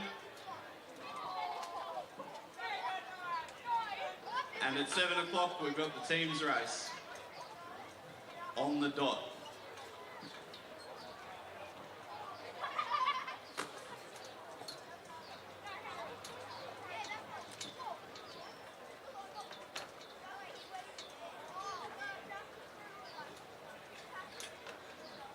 Just a quick announcement, athletes in those Burnie gift finals, there is a number of athletes in the men's final in particular that are yet to collect their stash. They're quite unique stash for the final. Say Morris, Josh Lotsu, Hamish Lindstrom, and also athlete John Howe are yet to collect their sash colour for the big final coming up later this evening.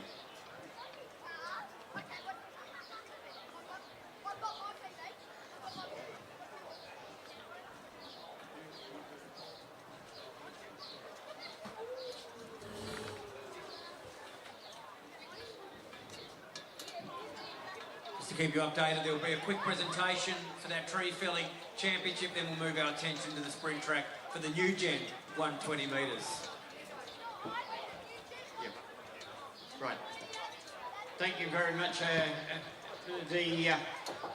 This event has been conducted and won once again by young Daniel Gurr. He's without doubt the greatest tree feller in the world at the present time. I think this is the 4th time in a row at least that Daniel's won it.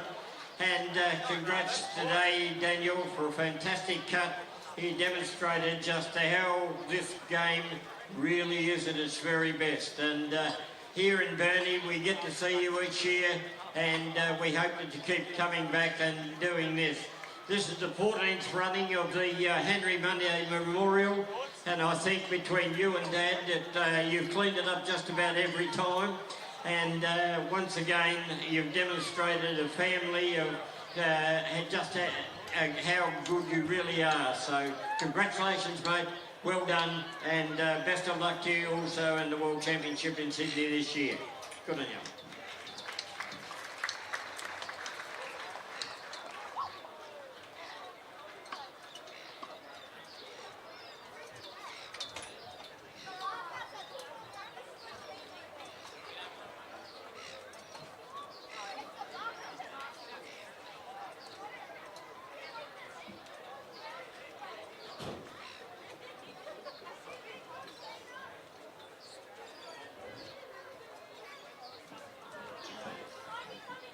I'd like to thank the Monday family for the sponsorship of this event.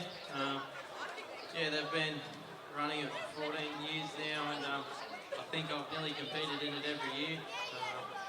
It's always good to come and get a win here at Burnie, and congratulate the other place getters. Matthew, he's over 60 now, and he doesn't want to let Riley have that next spot, so yeah, they've got a bit of a tussle going on, so it'll be good to watch over the next few years. But yeah, thank the Burnie Athletic Club and the North West Saxons Association for everything they've done. Thank you. Thank you very much indeed, Daniel, and congratulations, Matthew, for 2nd and Riley for 3rd. It's been a wonderful race, and we hope to see them back again next year in this particular event. Yeah, fantastic event, and congratulations to those who finished there in the top 3. As you can see them getting a nice photo, as their efforts in that particular event were amazing to watch, really. Could 2 athletes, Jack Hale and also Jacob Despard, please see the handicapper Darryl Netherland. Jack Hale, Jacob Despard. Back to the gift track, ladies and gentlemen. We're having a look now at the 3 heats of the girls' 120 metre handicap, the new gen Sports Power sponsored 120 metre handicap. 3 heats with the first 2 in each heat, and the fastest 3rd place getter will qualify for the final. In heat 1, our front mark here will be Chelsea Holloway. She'll run from 22 metres. Alongside her, Sarah Lakeland off 22, the green. Paige Aiken will run from 18 metres, the yellow. Elkie Dicker, the blue, will run from 14 metres. Amelia Britton will be the runner in white and run from 11. And Estella Gounos will stand the field up and run from the 6 metre handicap in the red. So there's your first heat, New Gen Girls, 120 metre handicap.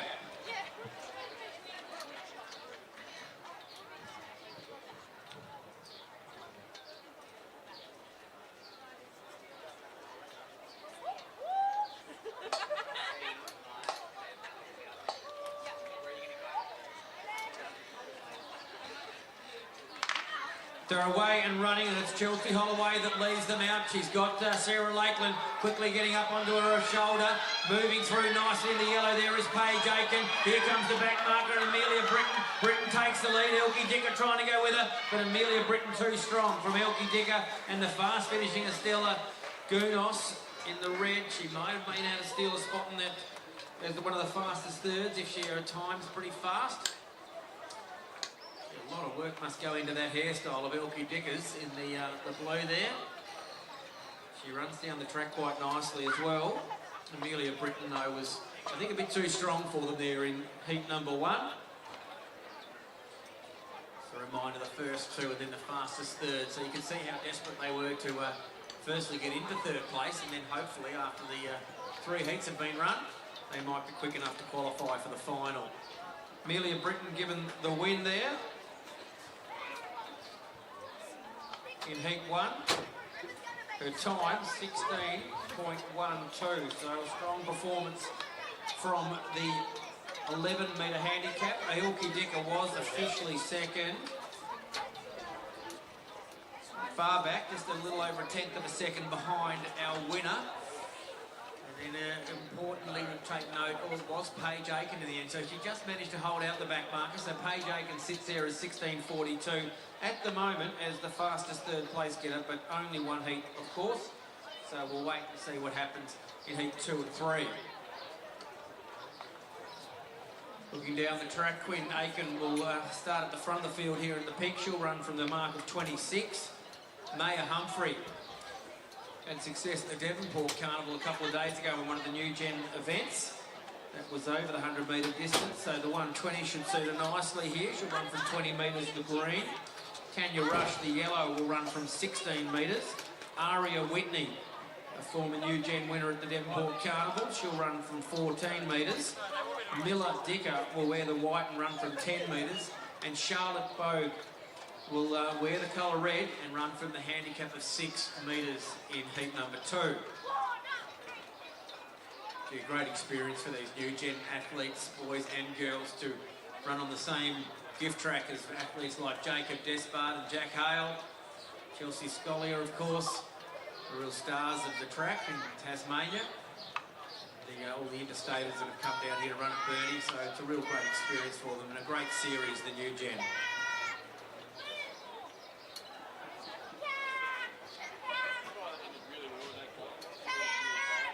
Good athlete Luke Simpson. Luke Simpson, please report to the handicapper Darryl Nettleton, please. Luke Simpson.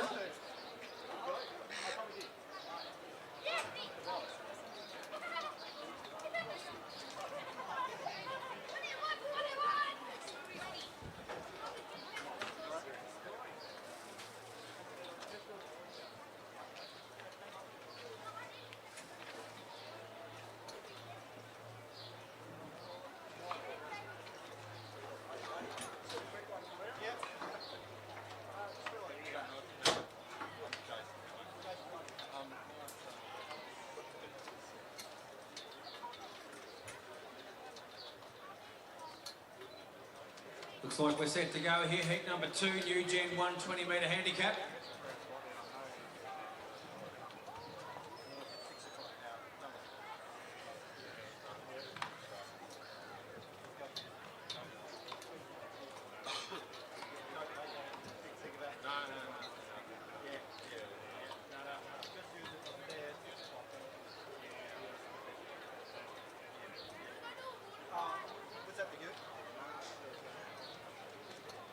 Yeah, no gun fired there. It looks like most of the athletes were perhaps asked to just stand back up. The occasional issues can arise with the starting gun. Looks like it possibly was a misfire there. No penalties, I don't think, awarded to any of the athletes. 1 metre is normally the penalty for braking, but there didn't look to be anyone false starting there. So the 6 runners here in the second heat will give them a second opportunity as Mr. Scollier just reloads his gun down there at the start line.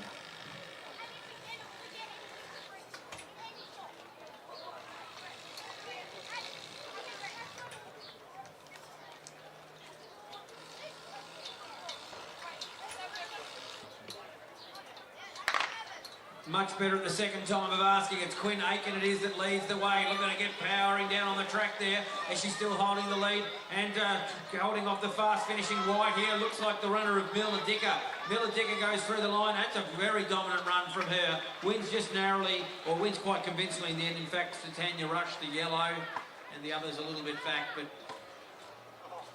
Miller Dicker, we heard from her mother, Melissa, early in the day as the invited special guest.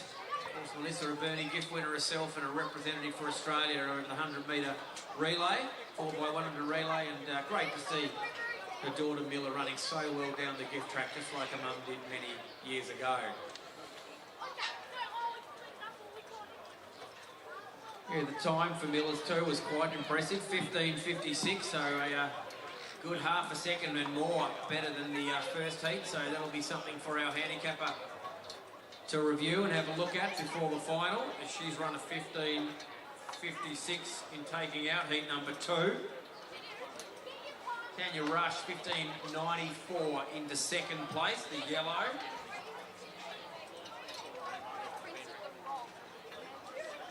And the 16.21 should put Maya Humphrey as pretty competitive and a good chance to maybe make it through on time, but we'll have to wait and see what happens here in heat number 3. So Maya Humphrey, the time of 16.21. We'll keep a close check on the times from heat 3 to see if Maya's qualified for our final a little bit later on.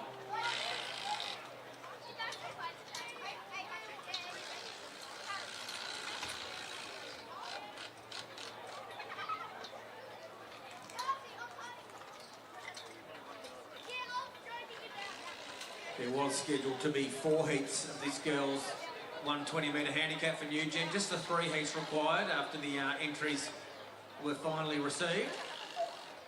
So that will allow us to gain a little bit of time back in the program. I think we're running pretty close to the mark at the moment. So 4 heats were listed in the program, but there will only be 3 required here with 7 spots up for grabs in the final. Heat number 3 catches our attention here. We look down the track, I don't see the runner in black, that being Zoe Lakeland.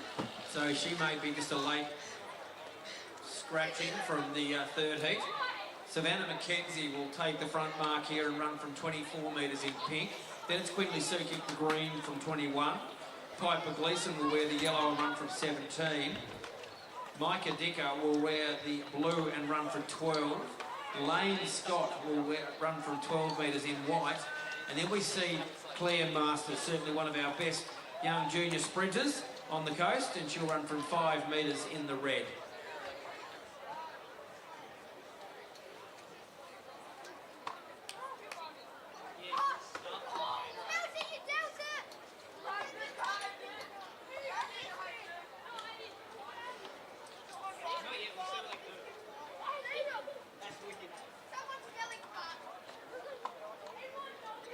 Well, it doesn't matter for you. You just tie it up.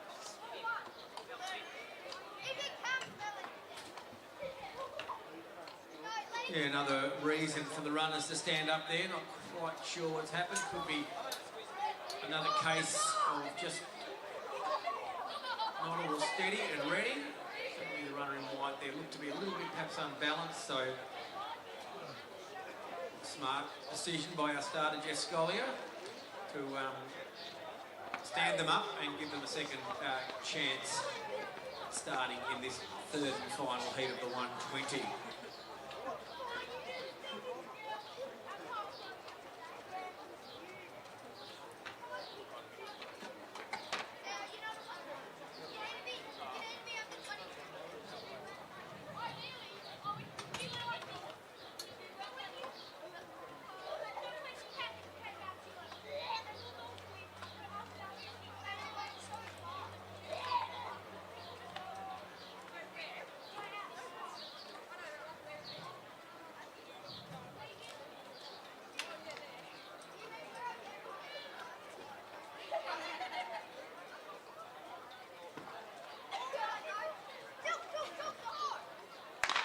Away and running in the 3rd and final heat is Savannah McKenzie, the pink to lead them out. Here comes little Quinley Sukic and also the yellow of Piper Gleeson. She's starting to make a challenge towards the leaders, and the back markers are flying through. Claire Masters in the red goes up to challenge the leader. Oh, close on the line. I reckon Masters got there.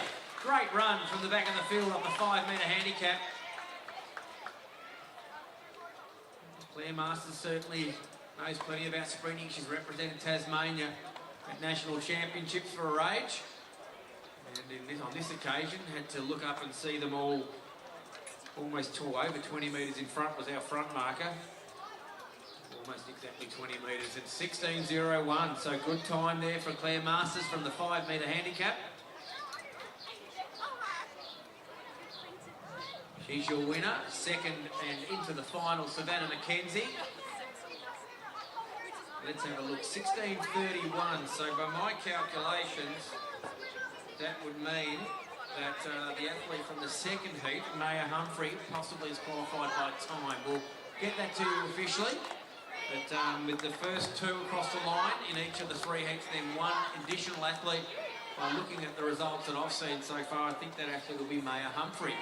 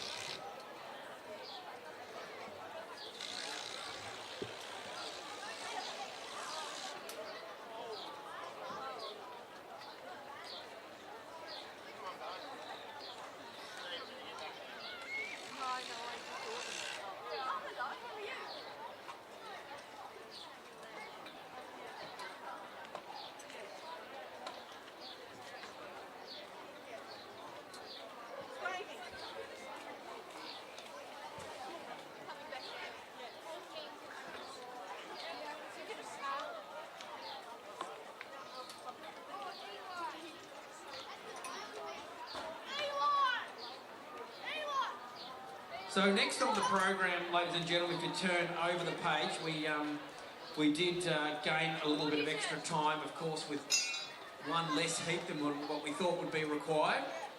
4 heats were listed in the program for the new gym, with just the 3 being run and contested. Means we are starting to just gain a little bit extra time. So we will just stretch out a little bit here and try to get things back onto the normal scheduled time. 6:21 is the scheduled start time for a quite unique event.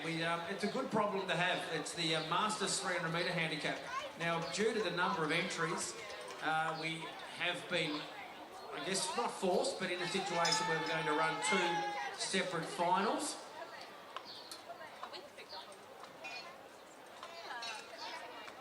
So there's going to be 2 finals. There'll be a final A and then a final B. Now, after the running of those 2 finals, the 2 results will be compiled together, and then the athletes will be seated on the times that they run. So in a sense, they are timed finals, and we'll be able to determine who is the winner of the Masters. There was a really, really unique situation in Hobart where the same thing occurred, and there was 1/100th of a second between the 2 winners of our 2 finals. And Alan Carlton, I think it was, that found himself on the bad side of the times being compared, and he just got beaten by 1/100th of a second from the name that escapes me at the moment, from the winner in the second final. So the runners listed to compete in final A, so the first of our 2 finals. Ross Lovell will be our back marker here. He'll wear the red, and he'll almost run the full distance off the 5 metre handicap.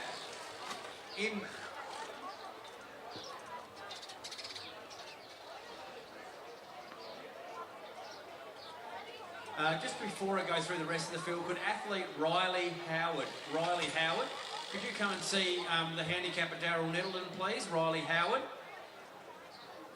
Just continuing through that field for the Masters. The white looking up there, not seeing the runner Alan Sharp-Paul. Don't think he's arrived at the start line there. Daniel Sammett's there to contest this Masters off the 30 metre handicap, the blue. Great to see Smarty out there. He's going to have one more crack at it, Smarty. So over there in perhaps his final race, we certainly hope not. Who knows? Things could turn around real well for him, but it's great to see him out there. 46 wins in his long, long career. So Smarty's over there in the yellow. One last time off the 32 metre mark. We see Jessica Linden in the green of 48. The pink, I don't think has made it to Burnie, that being Jean Moore, so perhaps put a line through Jean. The black is is there. Yes, that is. That's Ben Charles. He's there off the 61 metre mark. And the grey here will be the front marker, and that's Robin Locke. So just the one official scratching, or sorry, two. We should, and Justin St John's out too. Sorry, so that's 3 scratchings. The white, pink, and orange out, and the others all there to run in final A.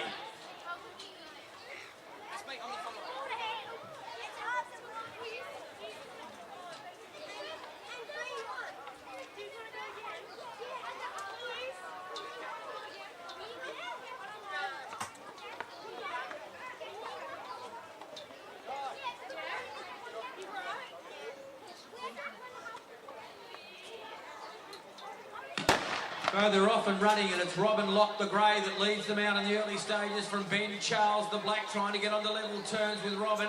Then we go back a little bit to the green of Jessica Linden.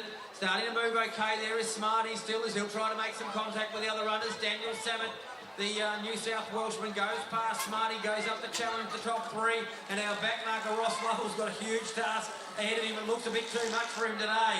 Robin Locke still in front. Daniel Samet's got the beautiful running style there, the high knees, the pumping arms. He's going to take it out. He knows he has to go as fast as possible as he goes through the line from Jessica Linden, and Ross Lovell flashed home. He almost took 3rd on the line. But Daniel Samet will have to play the waiting game now, so definitely got the win there. We'll have to see what time he's recorded. Jessica Linden 2nd, pretty close for 3rd. Ben Charles had a fast finishing Ross Lovell up on his outside, whether he snuck over him there, but those 3, well, we think we'll certainly get the official placings in a moment. We'll have to wait on whether any of the athletes in this next final B, can run a little bit quicker than their times recorded for 1st, 2nd and 3rd. Daniel Samet, there it is, 35.41 is the time that he recorded in winning final A. Jessica Linden, 36.27. And officially 3rd, yeah, was Ben Charles. He just held on, 36.57. So I reckon in particular a waiting game for Daniel Samet to see if that 35.41 stacks up against the runners to contest heat number 2, or final number 2, I should say, final B. Grant, if I could just jump in for a moment. Sally Stretton, Rory Stretton, Ellie Walduck and Sol Downing. If you could make your way to the infield, please. Your presentations for the junior wheels will be undertaken very shortly at the conclusion of this 300 metres. So Rory Stretton, Sally Stretton, Ellie Walduck and Sol Downing. If you can make your way to the infield, please. Thank you. Final B is the next item on our menu, and the athletes in this one, 3 scratchings from the field. Take out the yellow, the green and the black. Leaves us with a field that includes the orange, Brooke Kimber, the front marker, from 80 metres. The grey will see Winona Sharman run from the handicap of 72. Back to the pink of Shane Palmer from 58 metres. Then we see the blue of Andrew Hay, he'll run from 25 metres. In the white, it's Luke Whitney, he'll run from 18. And in the red, we see Adrian Bender as our back marker off the mark of 15. So let's see if they can run a little bit quicker than 35.41 put up by Daniel Samet from heat final number A.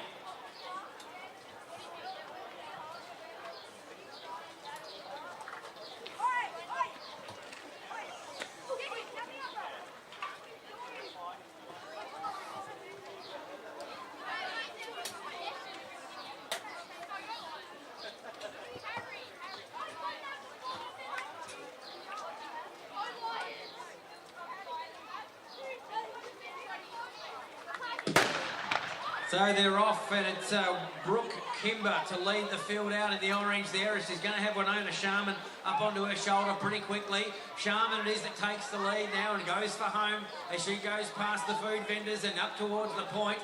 Coming through the field now is 2 athletes from the back having a nice old battle. It's Luke Whitney and Andrew Hay as they go in hot pursuit of the leader, Winona Sharman.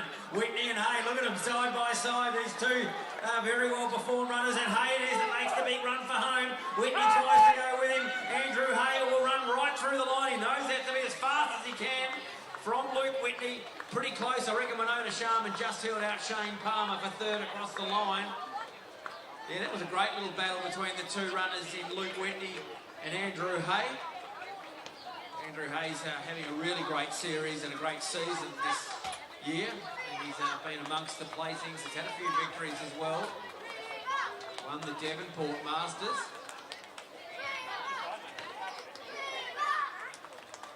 35.41. That was quite a quick time from Daniel Salmon in final A. Let's see what final B's put up. We know that Andrew Hay, 35.22. Wow. He said, there you go, Daniel, I'll go a little bit better. So good on you, Andrew Hay. It looks like you've become the winner after the two finals. 35.93 for Luke Whitney's gotten him up for officially third place. So good run from Whitney, and I think that battle that those two had up the straight has really produced a really fast performance from the two of them. Winona Sharman did hold on for third in that final B, and her time was 37.06. So by my calculations, it should be Andrew Hay first, Daniel Samet from final A second, and Luke Whitney from final B, who was second, is officially third after the two races. So well done to the all the Masters athletes, and as we mentioned before, a really great amount competing this year. We've had at times only 3 or 4 athletes go around in the Masters, but to have so many competing, it's a great sight.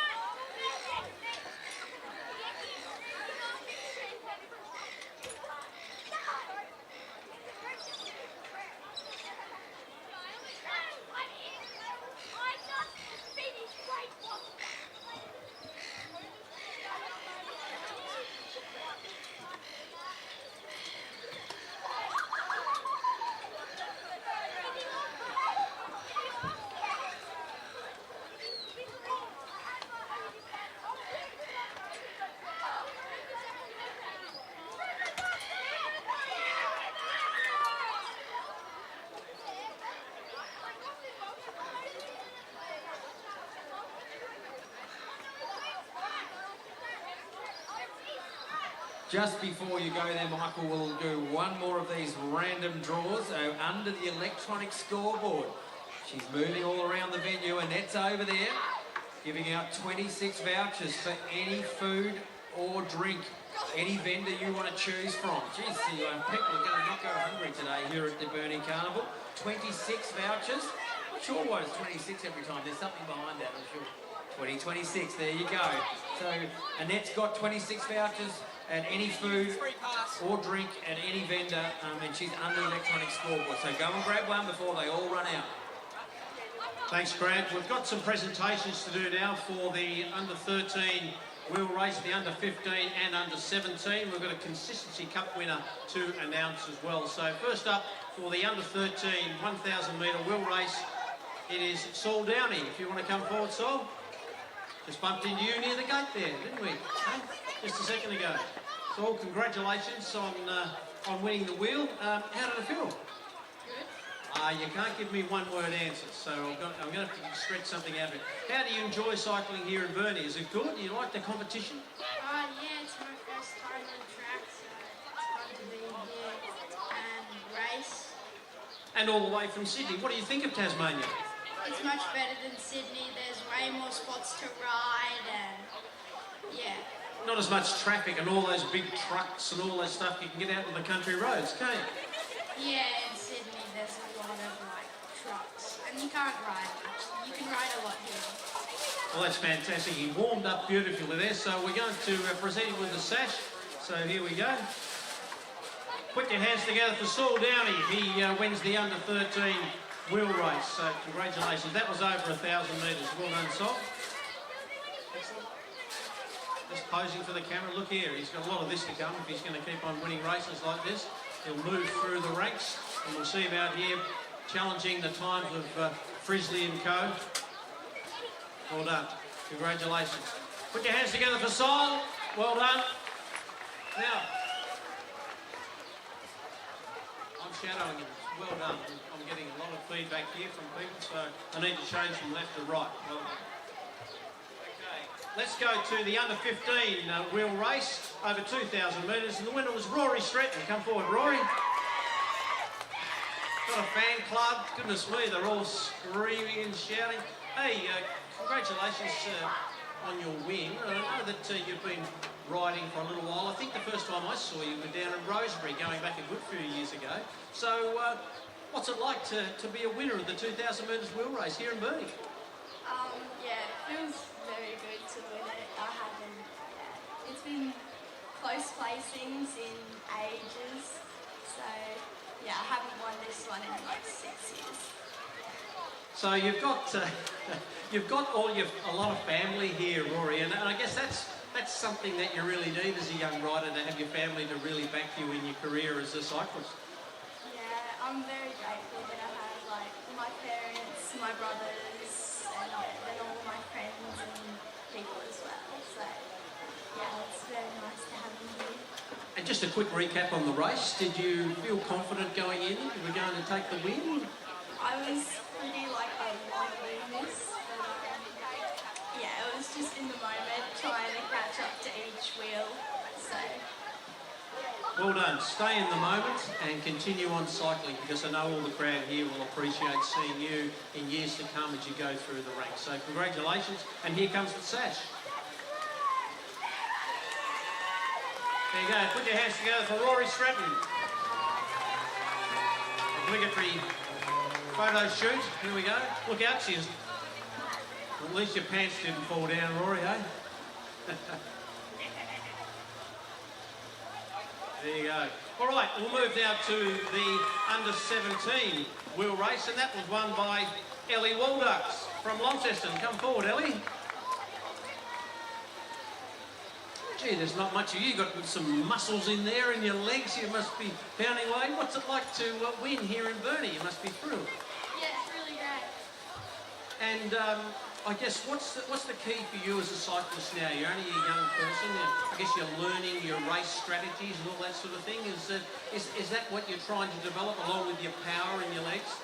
Yeah, definitely. It's definitely good to get some race strategies and everything. Teamwork.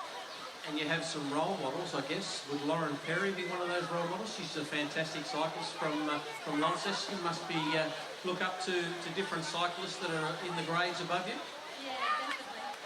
All right, she's not going to say too much, is Ellie, but we'll move on to the sash. So here it comes. Put your hands together for Ellie Walduck.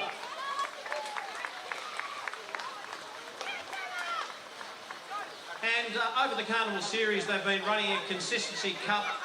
Oh, over today, so I should say. Over today, the Consistency Cup winner.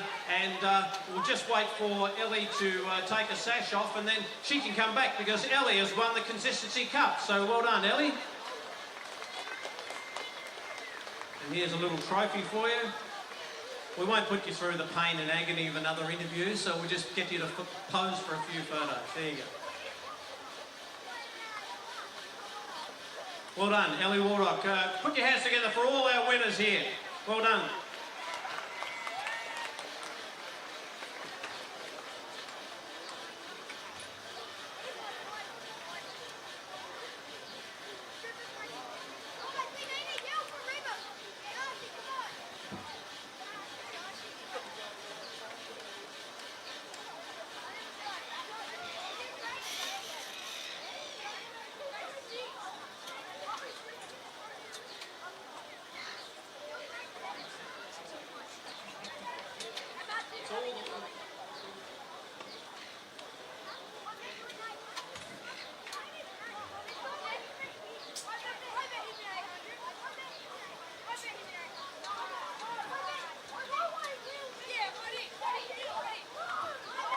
Could the following riders involved in these two finals please do the marshal for your events?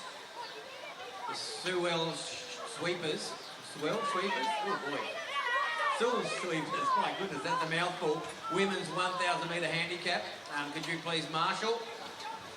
And the Dowling McCarthy Tyres men's 1,000 metre handicap riders. Also, could you get to the marshalling area as your event will happen at the conclusion of our heats. There's only going to be 2 heats of the Sports Power Burnie 120 metre handicap for the boys. If you look at your programs, it is was listed as potentially having up to 4 heats. So sometimes over the years we have had as many as 4 or 5 heats, but only 2 required.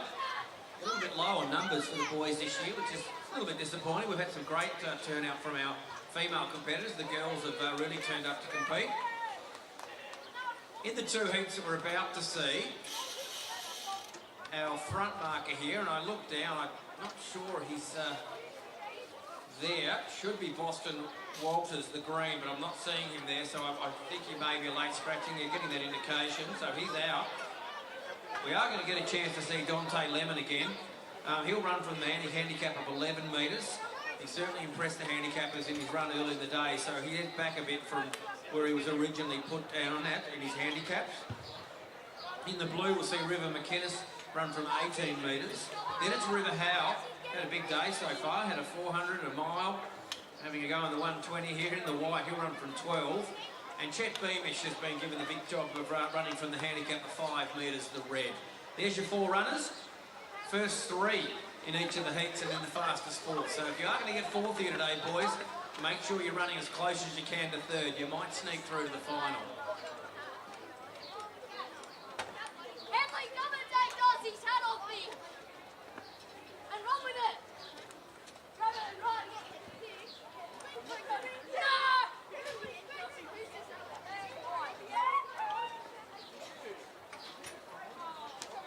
Yeah, that gun, Jeff Scully, is just not playing dice today. It's been a few misfires and a couple of times that hasn't done what it's supposed to. So there'll be a little bit of an equipment change down there. The boys will be given a second opportunity. We have the luxury, I guess, of having a little bit more time up our sleeves. There were 4 heats originally listed and just the 2 required from our new gen competitors in the boys 120.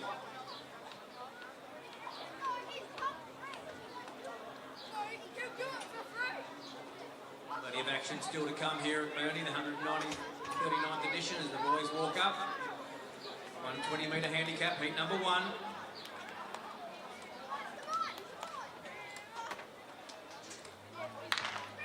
They're away, and it's the runner in blue, River McInnes, that leads them out.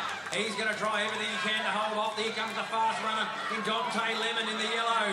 Chet Beamish from the back of the field trying to go with Dante Lemon, but he's too good, he's too strong.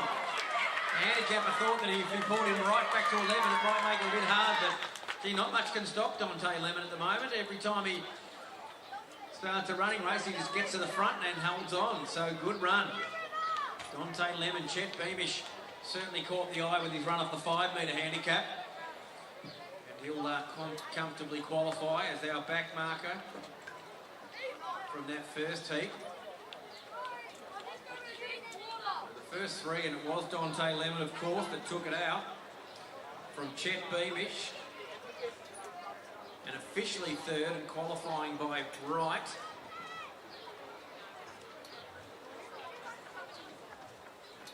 River McInnes, oh, very popular. Good result, that one.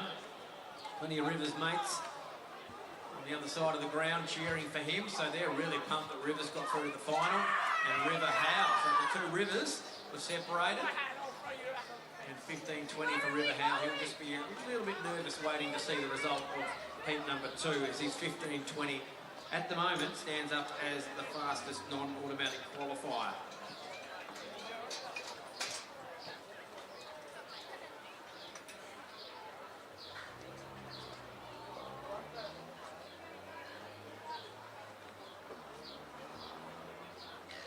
Yeah, looking down the track, it's not looking so good for the number of competitors here. And this one also, I feel we may have a late scratching from the athlete Grady Huretska, or Hukretska. It's good for me to probably not have him there because it's a hard one to pronounce, that one.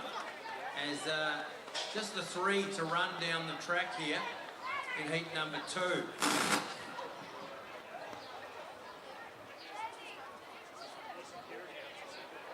So it looks like a next situation here where all the runners from the heats will get a second go at it in the final. It does give Gerard Leary the opportunity as our handicapper to perhaps review the performances that he sees over these 2 heats and try to make it as close as possible for the final, because he'll get a chance to see them all go down the track.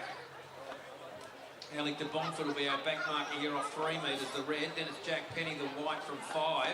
And then we look all the way up to 18 metres to see Ethan Corkery as our front marker in the second heat.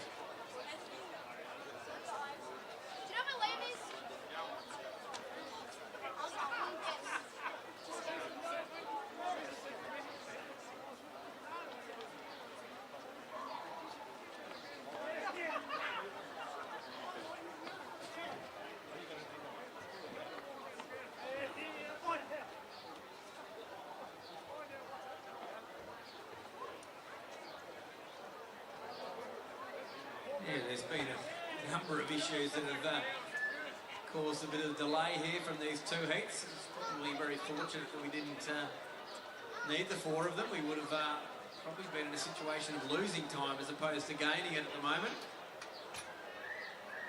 Again, I'm not sure if it's a case of the athletes there. Certainly no braking appeared to happen. Just the firing equipment not quite doing what it's supposed to at the moment. So Jeff Scollier will load up again and give these 3 runners another chance.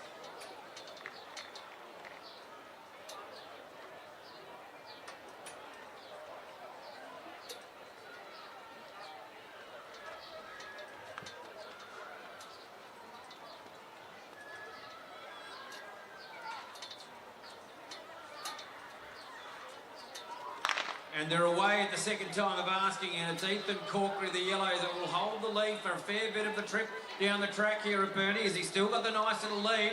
Can he hold off the fast finishing Alec de Bonford? Still Corkery in front. Alec de Bonford comes through for second, and Jack Penny. I think all 3 of them were probably aware of the circumstances where they'll be getting another go in the final.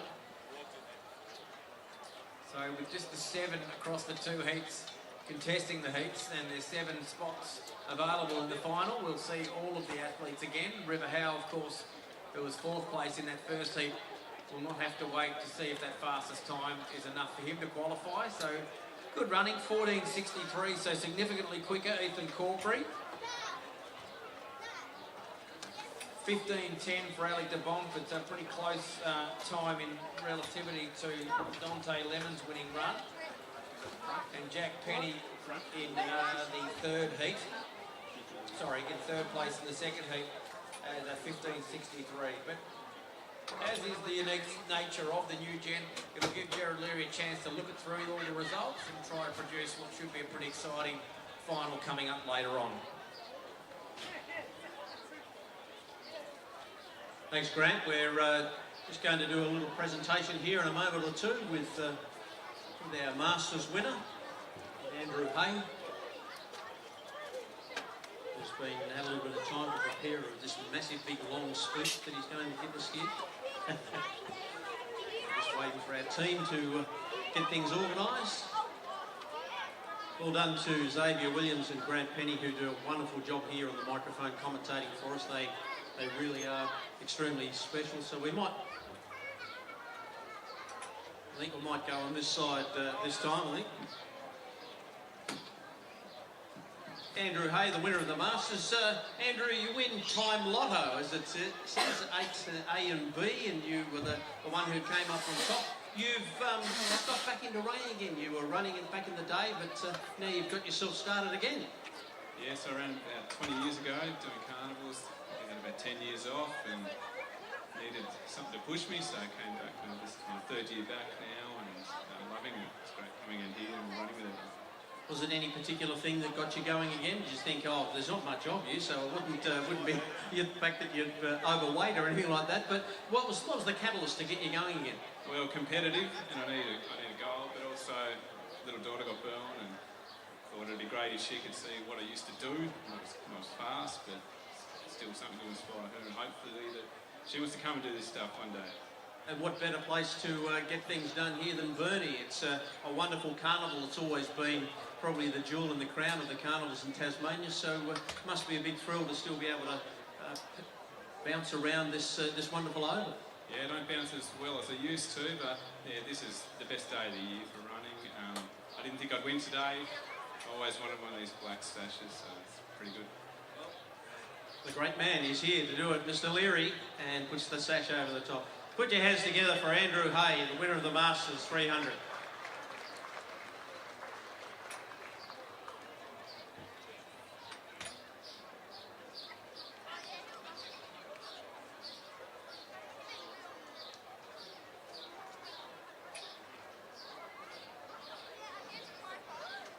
Photo shoot almost complete, but now it is. Well done. Congratulations again to Andrew Hay.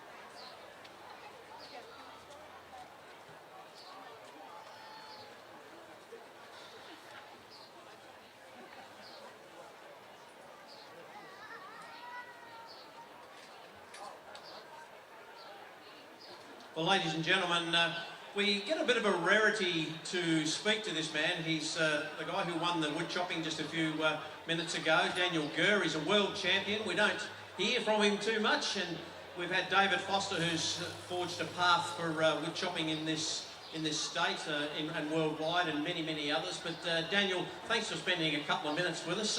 Tell us what you're up to these days. I mean, I know that you're a world champion. How do you get around the place to pursue this wonderful sport of wood chopping? Yeah, so we have a few big events on the mainland. I go to Sydney every year. They have the world title at Sydney. That's at Easter time. And there's a few other Australian titles at the other world shows around Australia. And actually at Brim Creek show in March this year, they're going to have another world title there. So yeah, that'll be something to look forward to. So is it training, is it just simply doing what you do, or do you do other things to prepare for wood chopping? Because I know it's obviously going to take a lot out, a lot of stamina. What's your training regime? Yeah, mainly just simulate the event, set a pole up at home, and you go out the bush and climb up trees, and yeah, just simulating the event mainly. There's a lot of work that goes into the gear behind the scenes as well. But yeah, any other, you know, anything else I can do, like a bit of gym work and stuff like that, it's all beneficial. So do you just sort of sit down and plan what you're going to do at the start of the year, or you sort of, the events really fall into place for you as you find your way through the 12 months? Yeah, well, for me, Sydney show is my main event. and everything sort of leads up to there. So this time of year I'm sort of preparing to get ready to go to Sydney at Easter time. Do you take the family around with you, or is it something you do on your little old lonesome? And I guess funding is one of the things. You have sponsors. I don't have any sponsors, no. Yeah, just go to work and fund myself, I guess. But yeah, I've got a couple of little girls, and they come to the shops every now and then with me, but it does make it a bit difficult, so I come on my own if I can. Well, there's an opportunity for anyone who's sitting in the stands or know anyone. Daniel Gurr is a world champion, and I'm sure that he'd be delighted if someone would jump on board as a sponsor. It wasn't the reason for this interview, I can guarantee you, but Daniel does it all on his own, as you just heard. So congratulations on today and everything else you've done in the past, Daniel, and just for spending a couple of minutes with us. Thank you. No worries, thank you. Daniel Gurr, put your hands together for Daniel. Thank you, Michael. Beautiful, great insight there with Matthew. Our 1,000 metre stool sweeper women's handicap riders are just going to do a couple of laps to roll out because they've been stationary for an extended period of time, so we'll let them go and organise themselves at a couple of laps. And then once they've done that, then if they can make their way to their marks,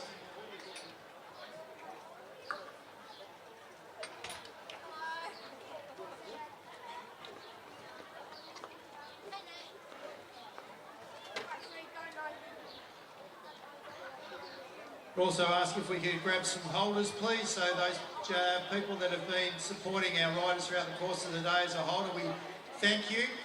We also ask for your support of our finals in over 1,000 metres, brought to us today by stool sweepers for the women.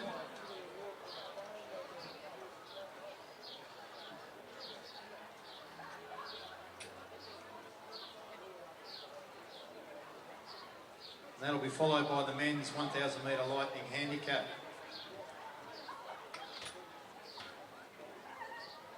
Our riders will be riding from the following marks. So Eva Smith will be our limit marker off 160 from Burnie. Sybil O'Rourke from Devonport will be off 150. Melissa Turner from Devonport will be off 140.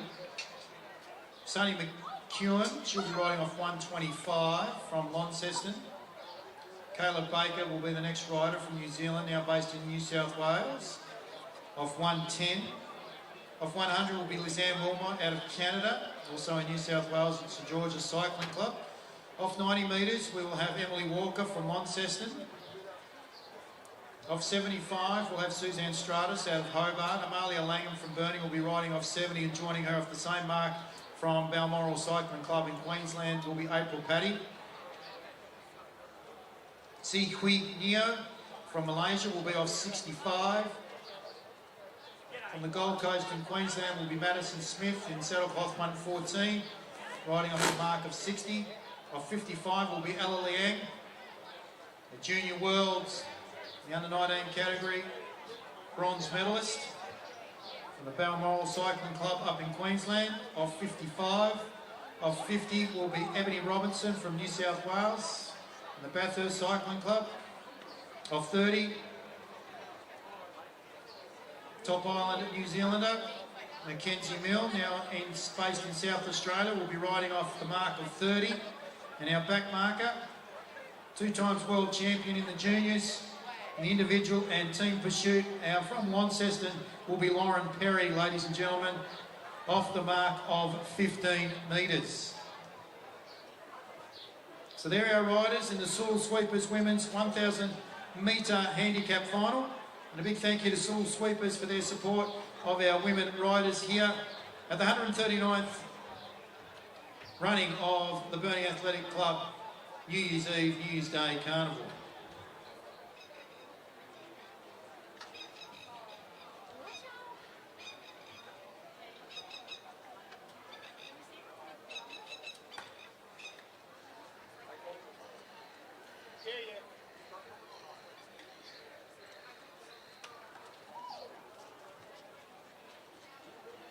Wind has just died down in anticipation of the riders about to get underway in the 1,000 metre Stool Sweepers Women's Handicap.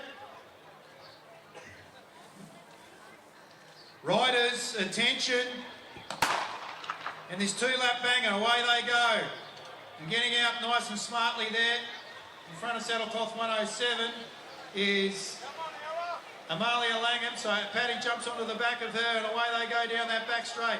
Taking over the lead there, looks like that might be Sybil O'Rourke from Eva Smith. Then we go back to Melissa Turner. Sonny McEwen not far behind. Then jumping onto the back of her is Kayla Baker. Emily Walker is in behind Lisanne Wilmot, bringing through Suzanne Stratus. Langham on the back of her, then we go back to Paddy. Neo coming through now, they're going to grab the bell. Sybil O'Rourke from Devonport leads. Away they go, look at the back markers coming through. Ella Liang on the back of Neo. Then we go back to saddlecloth 110, that's Ebony Robinson. Mackenzie Mills on the back of there. Oh no, she's working well with Lauren Perry, but I think they're too far behind here. So it's going to come from the middle markers, one would have imagined. Ella Liang's right in the mix here. Out in front though is Sybil O'Rourke. Come on ladies and gentlemen, the girl from Devonport. She'll do her dad and her mum proud. Let's see what she can do. The girl from the Lego Straight, Sybil O'Rourke's coming through. And Ella Liang's coming right around the outside. Have a look at the ride for the junior, the bronze medalist for the junior worlds. Amalia Langham might hang on for third, but Sybil O'Rourke gets there from Ella Liang. And I think Amalia Langham has picked Suzanne Stratus for third. In the Sewell Sweepers Women's 1,000 metre handicap final, Sybil O'Rourke 107.86, 107.86. What a ride from the girl from Devonport, taking out the Sewell Sweepers Women's 1,000 metre handicap final off the mark of 150. Ella Liang, it's Quies, coming second in a time of 109.30. It's going to be close for third. I'm going to go with Amalia Langham from my eye. We'll find out very shortly and see what happens.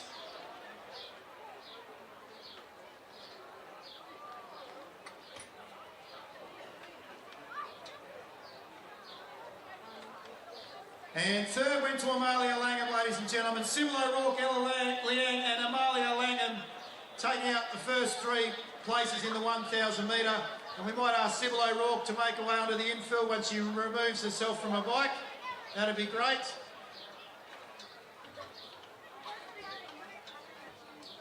We're going to do a presentation with Sybil in a moment at the conclusion of the men's 1,000 metres. Congratulations, Sybil. What were the thoughts going into the Sewell Sweepers 1,000 metre handicap final? Don't stop pedaling. Any advice from Dad?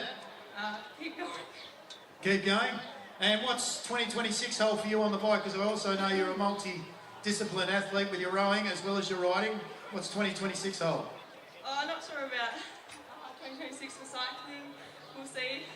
A lot of rowing probably, so cycling bike goes away for a bit and then boat comes out. Well, dual sportsman, and she's a champion on the river as well as on the bike. Put your hands together for Sybil O'Rourke, ladies and gentlemen, our Sewell Sweepers 1,000 metre handicap winner.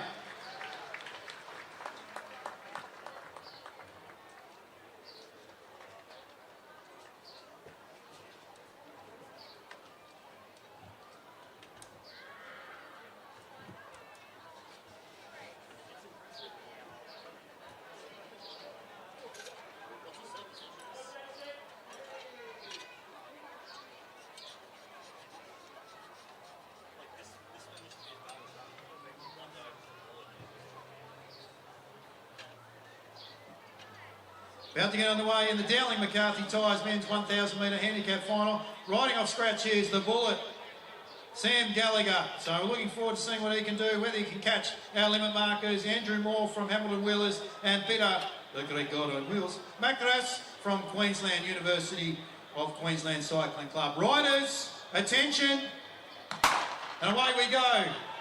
Let's see what happens. And there goes the banana.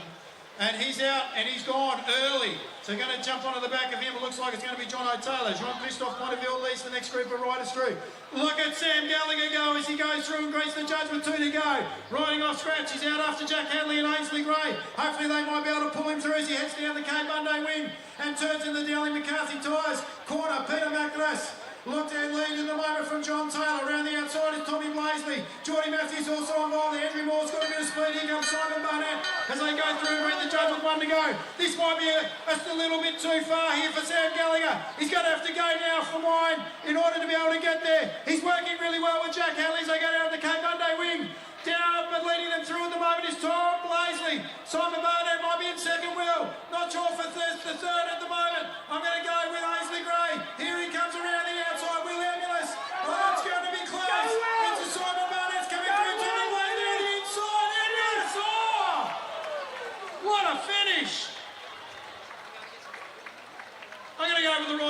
outside in the black, I think that was Emulous. From Tom Blaisley. Was quick too. Good ride from the back markers. Maybe stretched just that little bit too far.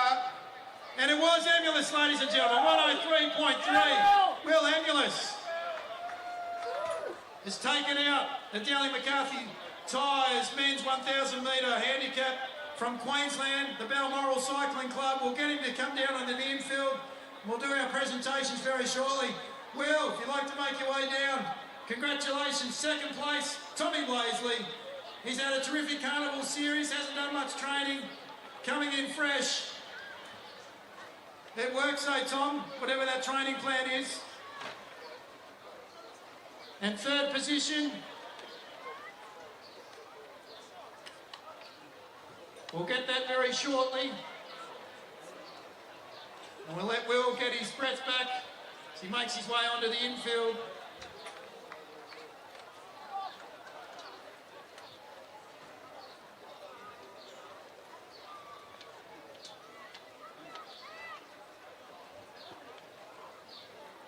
Chris Mullins looks like he's got third position. I'm looking at the live.tastiming.com.au scoreboard. And here's Will.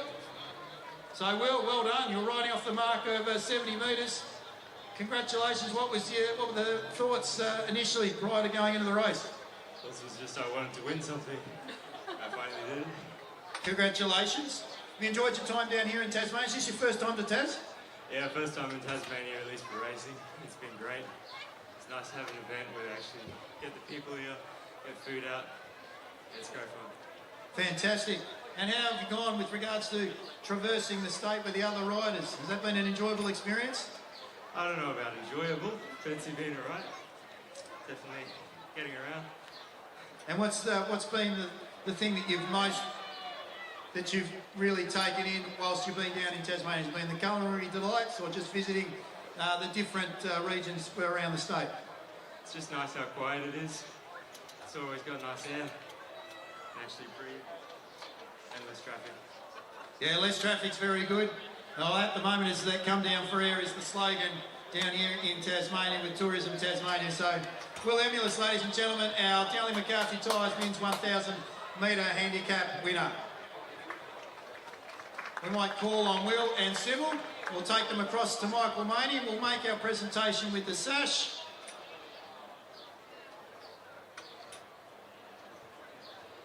So, Michael, we're going to bring Will Emulous, our men's 1,000 metre handicap winner, and Sybil O'Rourke. They're going to come across to you, and we'll present the sashes just in front of the board over there. Thanks, Dave. Waiting for our team to get together.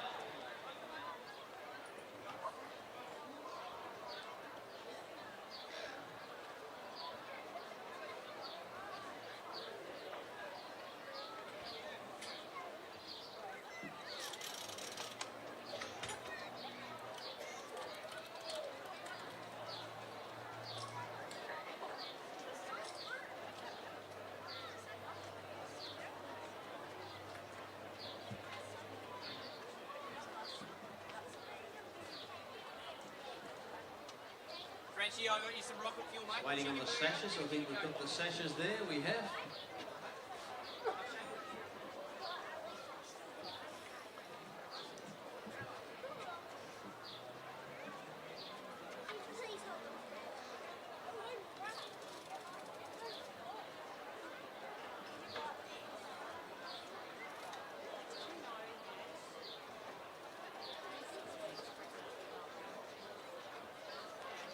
All right.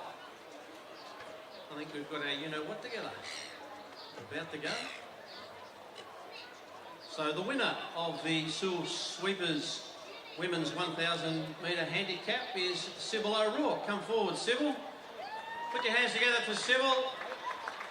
Unknown fact by a lot of people, Sybil. I used to coach your dad in football back in the day. Long time ago. So that's enough about me, a little bit about you. Well done. your cycling career now is moving forward nicely. I know you've got other sports, as Xavier said, but how are you feeling on the bike? A little bit more comfortable tactically? How are you going? Yeah, no, I think I've got a lot more confidence in cycling. Bunch riding is always good, get to use some tactics, yeah. And that's just constant learning? Or this racing over this period of time through the Christmas Carnival series must be so important to you for all of those things that you have to put into place. Not only have to have the fitness, but you've got to also look tactically at every race. Yeah, I've been coming to these carnivals since I was little. They've just taught me a lot through confidence and just getting to see like the other girls and how they race. And that's always been great for me. All right, well done. And now we've got the sash. It's about to be presented. Here we go.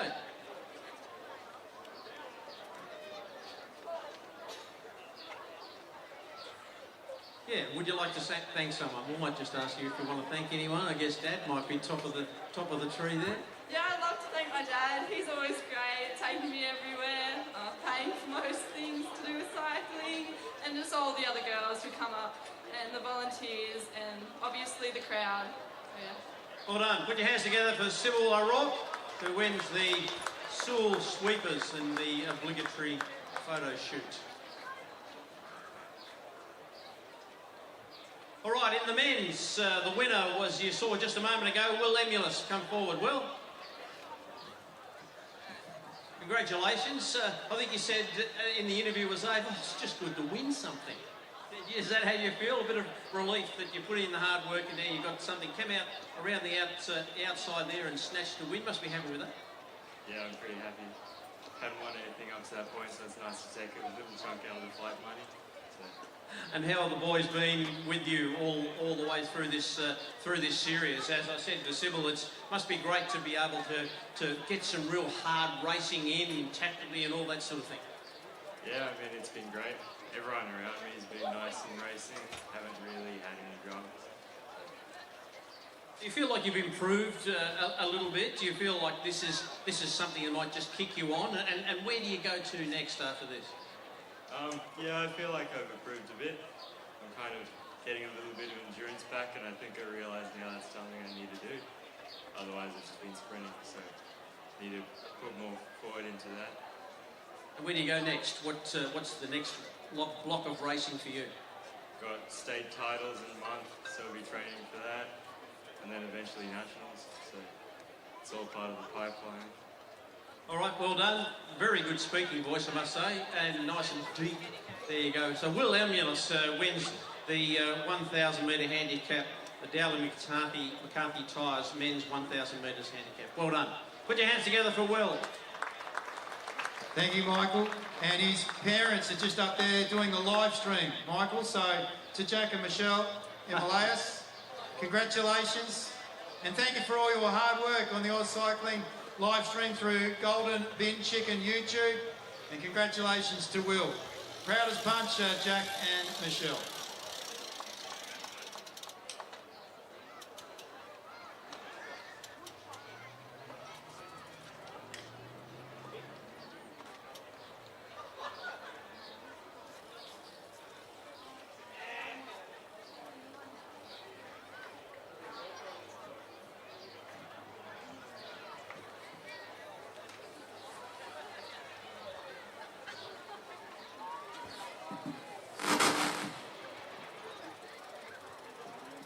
So ladies and gentlemen, we've got the 3 athlete teams race here out in the main arena. So we've got the Tasmanian team on pole 1. They'll put their hands up as I read them out. We've got Amanda Beams, Daniel Beams and Daniel Gurr. Team 2 is an all-USA team. We've got Kate Wikowski, Ben Whalen and Tristan Van Beek. Bit of a mixture on Team 3, which is down here on pole 4. We've got Meredith Ingridson, Matthias Klima and Matthew Coffey. And then on Team 4, we have on pole 3, there's Rachel Farrington, Graham Burton and Riley Sheehan. This is a handicap event, So the back markers, the Tasmanian team are off 90. I'll get them underway. Competitors, stand to your logo. Get ready. 1, 2, 3, 4, 5, 6, 7, 8, 9, 10, 11, 12, 13, 14, 15, 16, 17, 18, 19, 20, 21, 22, 23, 24, 25, 26, 27, 28, 29, 30, 31, 32, 33, 34, 35, 36, 37, 38, 39, 40, 41, 42, 43, 44, 45, 46, 47, 48, 49, 50, 51, 52, 53, 54, 55, 56, 57, 58, 59, 60, 61, 62, 63, 64, 65, 66, 67, 68, 69, 70, 71, 72, 73, 74, 75, 76, 77, 78, 79, 80, 81, 82, 83, 84, 85, 86, 87, 88, 89, 90, 91. There we go, ladies and gentlemen, the back marker team, the Tasmanians, they all catch them up. They're going very well already. Graham Burton's just turned on the team 4 on pole 3. Got the USA team going very well. And team 3 here down the far end. They're about to come off in the first undown. There we go, Matthias Klima from Czech Republic. Very strong cutter. So we got Tristan Van Beek and Riley Sheehan just moved to the tree. Amanda's going very well down the far end.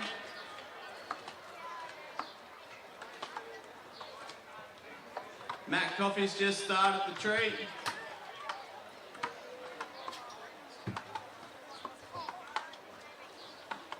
And Amanda's just finished. Get behind Team Tasmania. Daniel Beams is a very accomplished undown cutter. Going very well. Riley Sheehan's hit the top in the tree.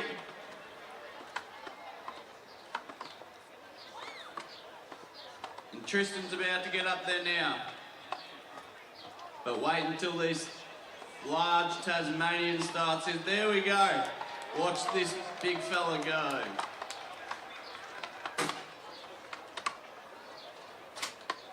If I know anything about Daniel Gurr, he loves a challenge, so watch him race up this. Tristan Van Beek from USA is going very well. Over here to learn the craft of tree felling with Matthew Gurr. Daniel's already caught half the field.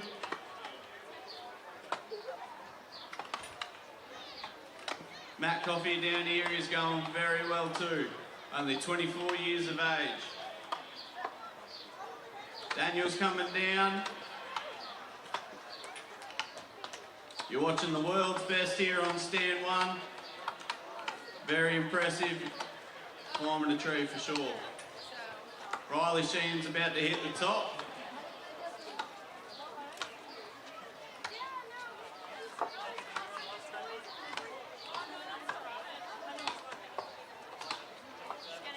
Get behind Team 1. Can they catch him?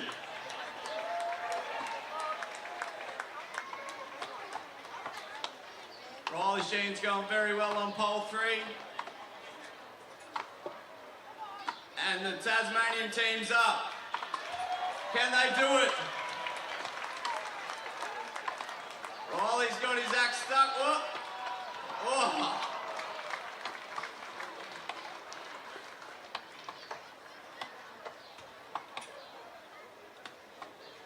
How about this, ladies and gentlemen?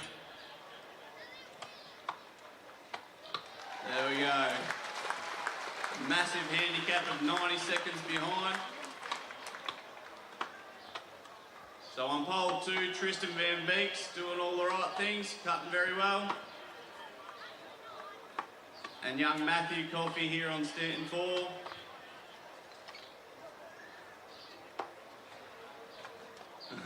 Oop, oop. There we go. Team USA comes in third.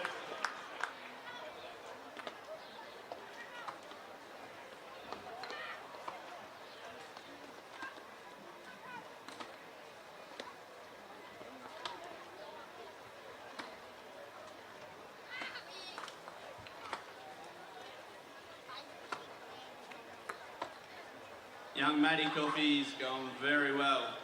A very accomplished young axeman. Captained the Australian under-21 a couple of years. There we go.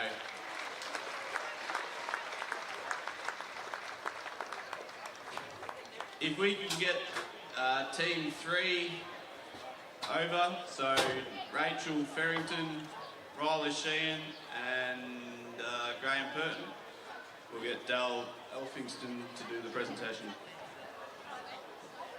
Then just a quick announcement, could Lee Holloway, please meet with the TAL handicappers in the middle of the Grand Prix, Lee Holloway.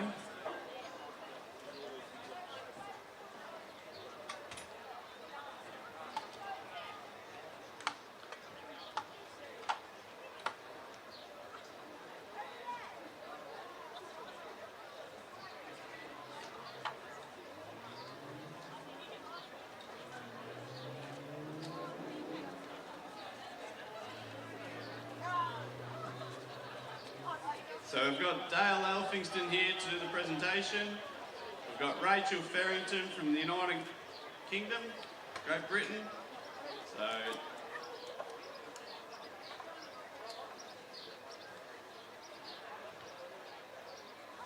Graham Burton from Wynyard.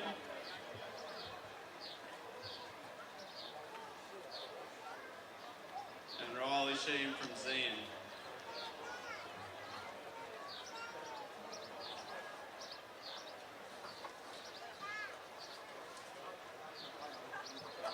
Simon Barnett and John Taylor, if you could make your way to the... We'll go to team captain Riley Sheehan. I don't know about team captain. I'd like to thank my teammates, Graham and Rachel. Very happy to be cutting with them. It's been a wonderful day here at Burnie, and yeah, very grateful for it. I'd like to thank the sponsors as well, and Dale for presenting. Appreciate it.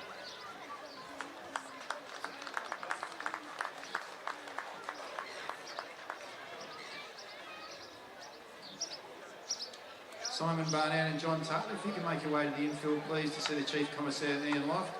Simon Barnett and John Taylor, if you can make your way to the infield, please, to see Chief Commissaire Ian Loft.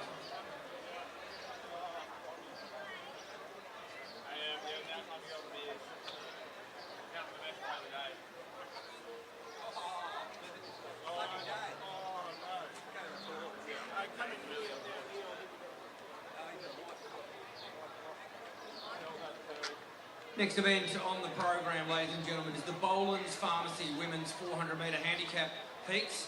2 heats in all. Heat number 1 takes our focus first of all, and you can put a line through a number of athletes, and there are some changes to handicaps to take note of also. You can put a line through the red, the blue, the yellow and the green, so they're all out of this first heat. We are left with the white of Annabelle Cook. She's been re-handicapped to 25 metres, not the 18 as listed in your program.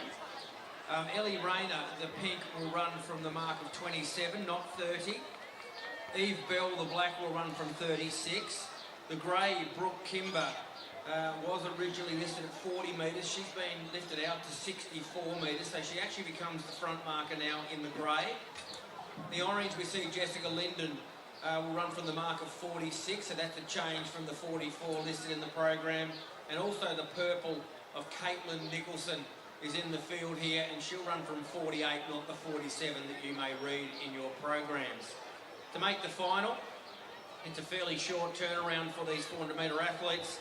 they need to finish in the first 2 in their heat and or be one of the next 4 fastest times from the 2 heats to make it through to our final. So there's your field, heat number 1, Boland's Pharmacy, women's 400 metres. Looks like runners, just take note of this, there is a bit of an issue with the timing equipment, so maybe relax a little and we'll let you know once we're on top of that. As you can see, our photo finish team just addressing a few issues at the moment, so maybe a couple of minutes added to that time, which was almost due for a start as soon as I finished talking. 2 400-metre heats here. The men will follow. There's 3 heats for our men, and they are obviously running in the Aussie Home Loans Burnie 400. That'll follow the running of these 2 heats.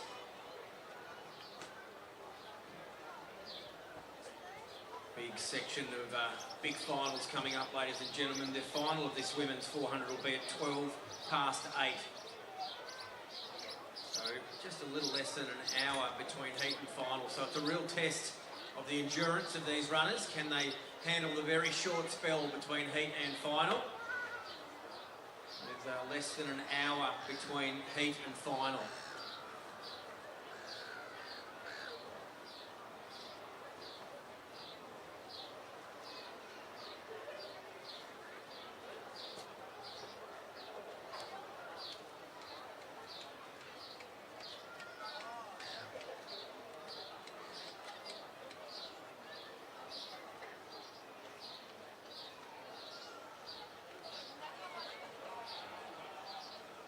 Looks like we're set for a start. So girls, you're in the starters' hands now. Boland's Pharmacy, women's 400.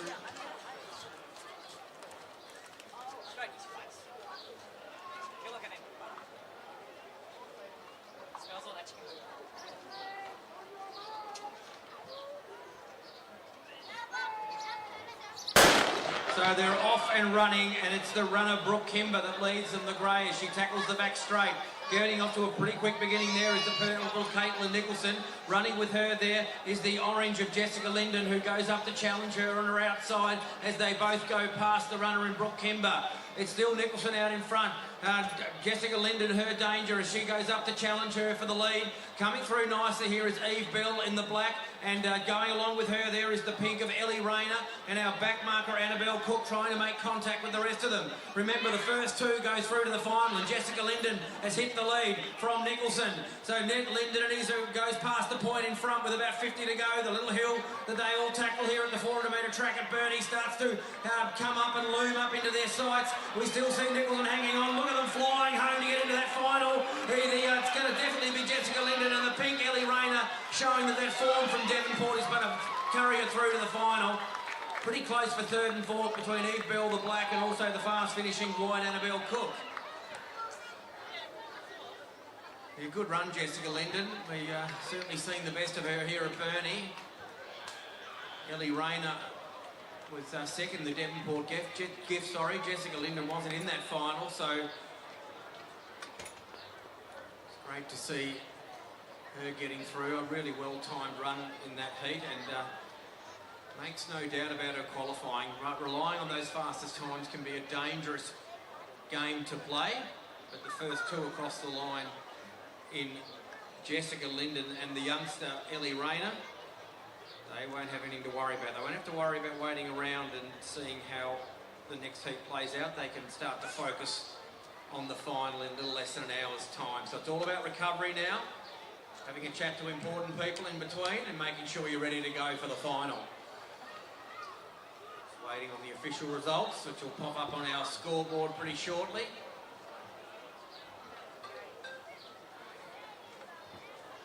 Number 2 not far away. There are some official scratchings from this one for obvious reasons. The yellow Lucy Carter is out. We are seeing that result go up, so we'll quickly go back to that. Jessica Linden was the winner first in the orange. The time there listed at 55.93. Ellie Rayner 56.56, so 2 56s. She's come through for second place. Just have a look at those other times. Eve Bell 56.93 as our fastest non-automatic qualifier at the moment, and the others I'll let you scribe away if you see fit. So So 55.93 was enough to win the first heat for Jessica Linden. In heat number 2, scratchings are the white of Isabella Davey, and of course the Burnie gift finalist Lucy Carter is out of this one also. Our front marker here will be the Burnie Mile winner this time last year, Darcy Miller. She was a Devonport gift finalist on the 29th of December, so having a good time of things over the 400 metre distance. She'll start from 56. In the grey, it's Zoe Nicholson, who took this event out last year. She'll run from 39 metres, not the 41 as you see in your program. In the black, we see Tora Carpenter from the mark of 38. Alicia Holloway will start just a little ahead of her, as a revised mark of 40 has been awarded to her, and she'll run in the pink from 40 metres. 33 metres is the mark for Rayleigh Phillips, the green. And then we go back to our back marker, the Devonport gift winner. Those are words that she loves to hear now, as that'll be a title that she'll keep for a long time. And that's Amy Peacock, who will run from 17. She's obviously come back after that fantastic win on the 29th of December. Oh, and sorry, the red is amongst the field. Sorry, Grace. She is there, an improving young athlete, Grace Matthews. Sub 60 seconds to her name as a personal best. So watch for her from the 20 metre handicap. She'll start a little ahead of Amy, of course, having a revised mark after her big win. So Grace Matthews, the red, will be the second back marker.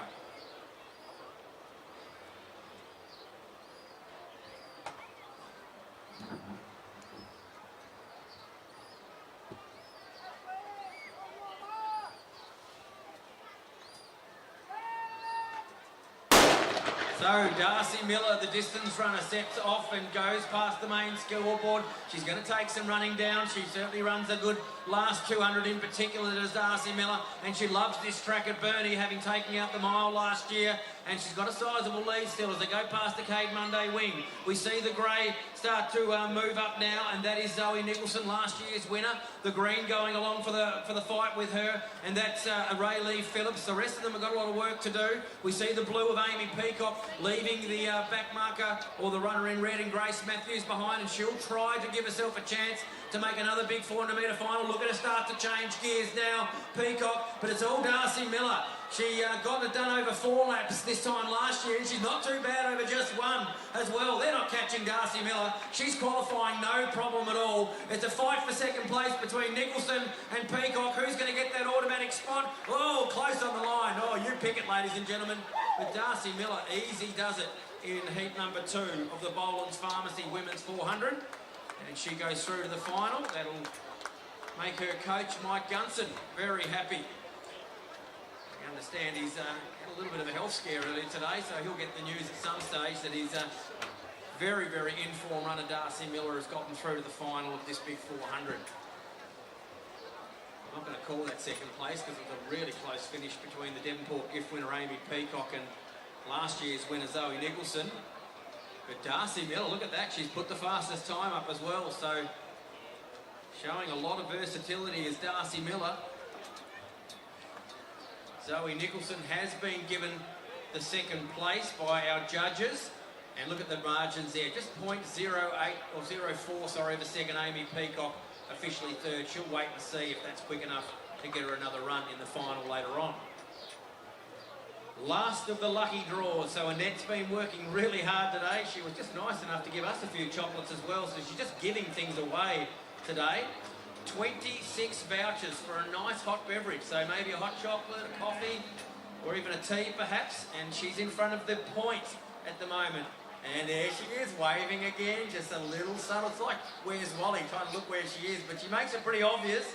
She's over there waving, so if you're one of those 26, I can see a couple rushing over to her. Get yourself a hot beverage. So thanks very much, Annette and Mazda, for all you do. The 26 is welcoming the new year, 2026, which isn't far away. Heats of the Aussie Home Loans Burnie men's 400 metres are next on our agenda. And in heat number 1, 3 official scratchings, a few changes to take note of. No red and no white are in this field, and also the pink is out. That leaves us with our back marker. It'll be Samuel Lewis Johnson, having a really good season of 400s down at the Athletic South competition. He'll run from 21 metres as our back marker. we see former winner a few years ago now, but geez, he'd love to do it all over again. Jared Gilroy from 26 will run in the yellow. We see the former Wynyard High School student James Buse to run from 35 metres in the green. In the black, we see the second place getter in the Devonport gift 2 nights ago. That's Brandon Clark, the 10-time long jump champion of Tasmania. He'll run from 37 metres. And the grey is our front marker in this first heat. It's Ryan Lane, and he'll run from the nice mark of 46 and provide a very hard challenge for those behind him. Heat number 1 set for a start. To qualify, must be first 2 or the next 3 fastest after those first 2 to qualify for our final.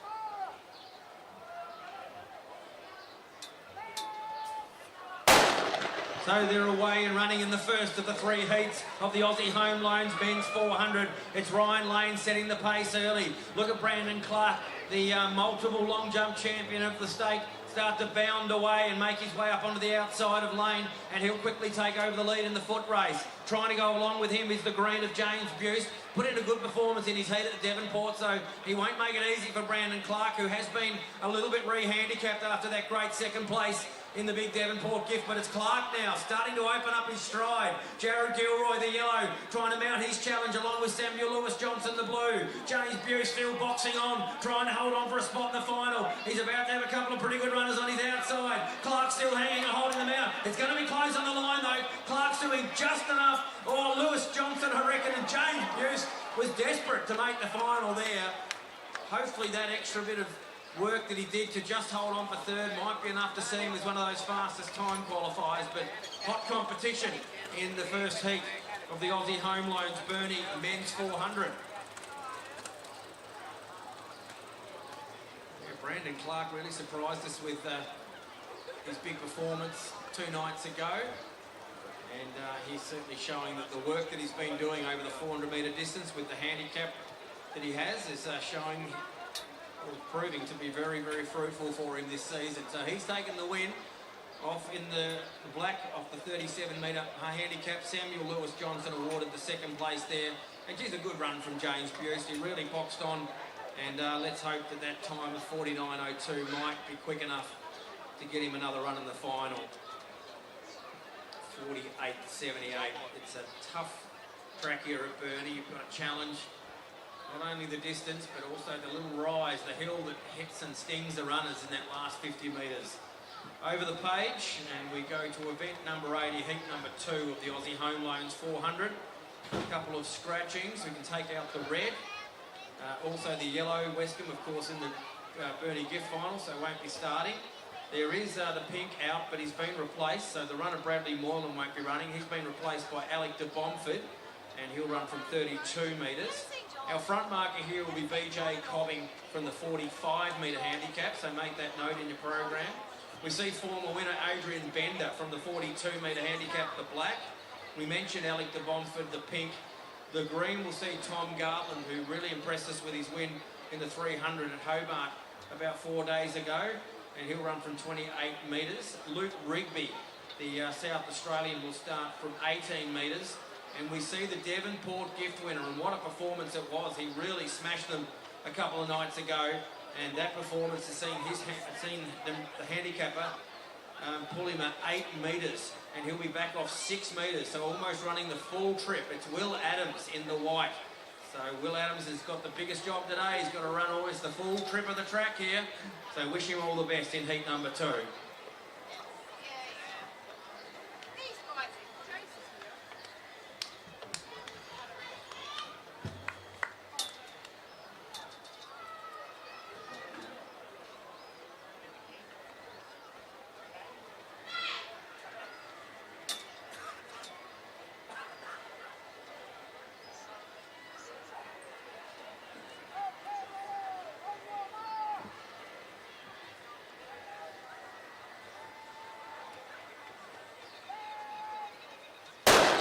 So the gun fires and it's BJ Cobbing to tackle the back straight here in this heat number 2 of the Aussie Home Loans 400. He's gotten away from the former winner in Adrian Bender. The veteran runner will start to mount his challenge a little bit later on. He does show a lot of endurance. He's been tackling a couple of longer races in his VAL season so far. But at the moment, it's BJ Cobbing showing them a clean set of heels. He stretched right away. The runners from the back of the field, we're seeing the Blues start to make a forward move in Luke Rigby. Going with him is the green of Gartland, looks to be Loaming as the biggest danger. And our back marker, the white, look at John Evans, Will Adams, sorry, a class run from 6 metres. He's going to throw himself into calculations. It's still Tom Gartland. Look at Adams coming the outside. Gartland in front, Adams gets past him. What a run despite that handicap adjustment to get up to second. But it was all Tom Gartland. Got the job done, but I tell you what, that was some run from Will Adams from 6 metres, ladies and gentlemen, to get up and qualify for the final. So 8 metre handicap adjustment, that's a long way to be handicapped after a big win like he's produced at Devonport, but he's into the final and showing that fitness. He had run a really fast heat at Devonport and then backed it up with a fast final as well, and in a rich vein of form at the moment. So Tom Gartland takes it. 48.07 and 48.69 for Will Adams from that 6 metre handicap, has got up for second, so he's made no doubt about him qualifying. 48.83, well that'll be very competitive for BJ Cobbing, and I think he'll be a good chance to possibly qualify as one of our fastest non-automatic qualifiers. We'll wait and see on that one. Tom Gartland having a really good season. Nice win in the 300 at Hobart, and certainly be one to watch for our final. Again, pretty short turnaround, so the runners really need to be aware of what they're going to do between now and the final. Keep moving, get all that horrible feeling of running a hard 400 out of your legs, and we'll get ready to go again.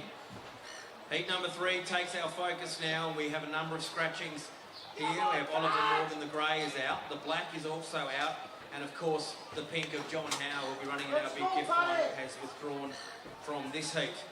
Leaves us with our front marker, the orange, it'll be Heath Cripps, and he'll run from the mark of 49.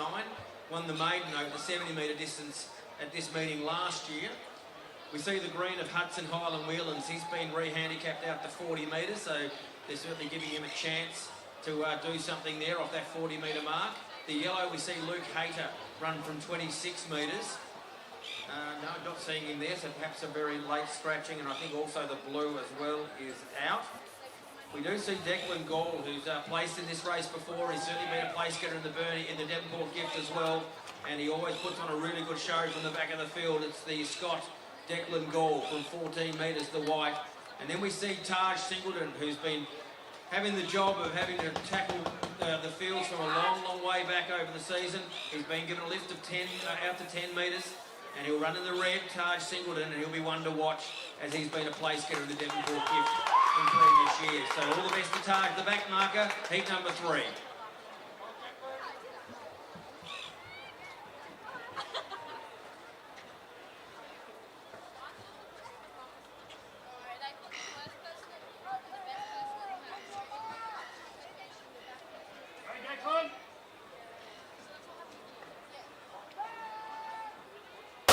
So they're off and running, and Heath Cripps, the maiden winner last year over the 70s, shoots out of the blocks, and Howland Whelan's the green in hot pursuit of him. We see the 2 back markers, only 4 of them here, so there's a big gap between front markers and back markers as Declan Gall leads up Taj Singleton as they go past the Cade Monday wing, the 2 back markers, and they still see the orange of Cripps and the green of Howland Whelan's leading the way. Cripps it is, who's out in front still with about 200 metres to go as he goes past the point. The youngster Hudson Highland Whelan's trying to get onto level terms. He's finding it a bit tough as Cripps it is, who's setting sail for home now. Look at Declan Gall start to dig in now. He's a very good 400 metre hurdler. Taj Singleton, will he be able to get go with him as he starts to loom up as well? There's 2 spots up for grabs here in the finals. It's going to be Heath Cripps to do enough to get through, with Declan Gall, Taj Singleton finishing on just ahead of Hudson Highland Whelan's the green. Yeah, another 3 pretty exciting heats there of that Aussie Home Loans men's 400. It's a real challenge now for the runners to have a really short turnaround. Not the 2 or 3 hours they get at the Devonport meeting. It's only a turnaround of probably less than an hour. As we see, Heath Cripps, 48.23 was enough to get the job done in heat number 3 and take that one out from Declan Gall, the white, so he qualifies as the second place getter.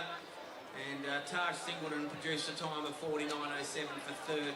We'll have to wait and see of the fastest qualifier. Only 3 of them to be picked up from those times that were outside the first 2. 48.23 and 3 pretty thrilling heats there of the 400 for men's.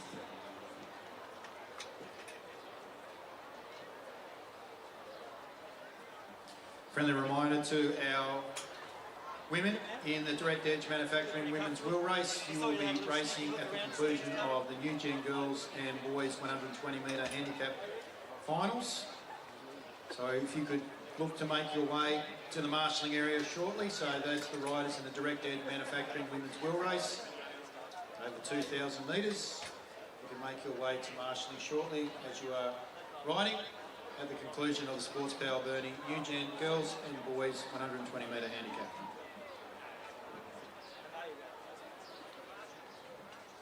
Yeah, thanks, Xavier. We can see the 7 finalists down there at the start line of the big gift track here at Burnie. A fantastic looking track it is, always beautifully prepared every single year.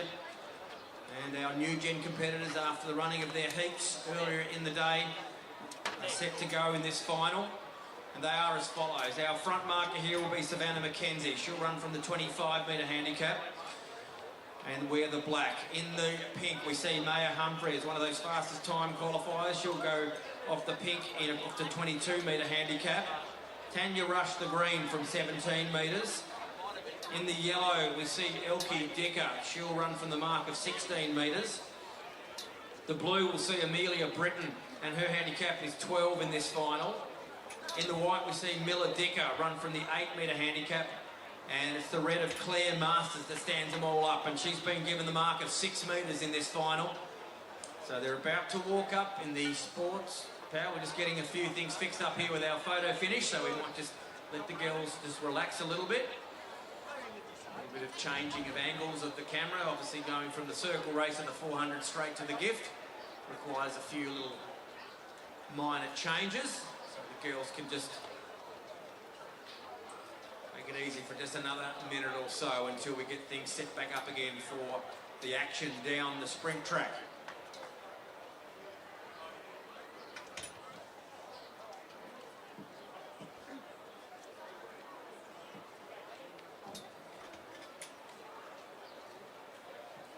Xavier mentioned that the women's wheel race final, Direct Edge Manufacturing Women's Wheel, following after the runnings of these 2 finals. We're about to see the girls and boys in the New Gen. Directly after that, we'll see another bit of action down the sprint track with the Aussie Home Loans Burnie Invitation Sprint. So that'll be a field that's been compiled at the moment of runners that weren't quite successful through the Burnie gift heats, both men and women. I'll let you know of that field as soon as we can.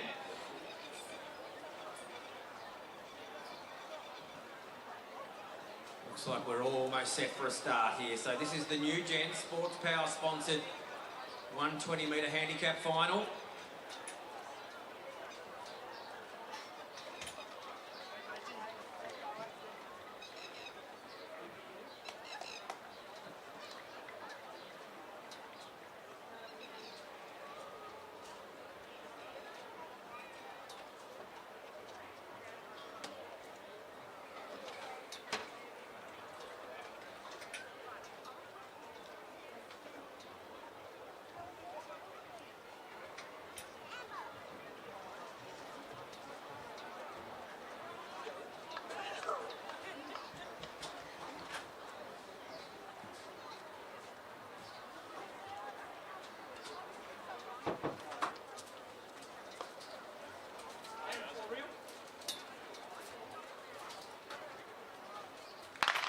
Away, and it's a clean start, and we see Savannah McKenzie get out of her blocks and hit the front, and she's going to try to stay there. It's Maya Humphrey in the pink, throwing out the challenge. Still McKenzie in front. Humphrey in the pink, throwing out the challenge. Here comes the back markers, the green and the white. I think McKenzie or the green possibly of Tanya Rush. Maybe the white Miladica was right in there as well. It was a close one as they hit the line.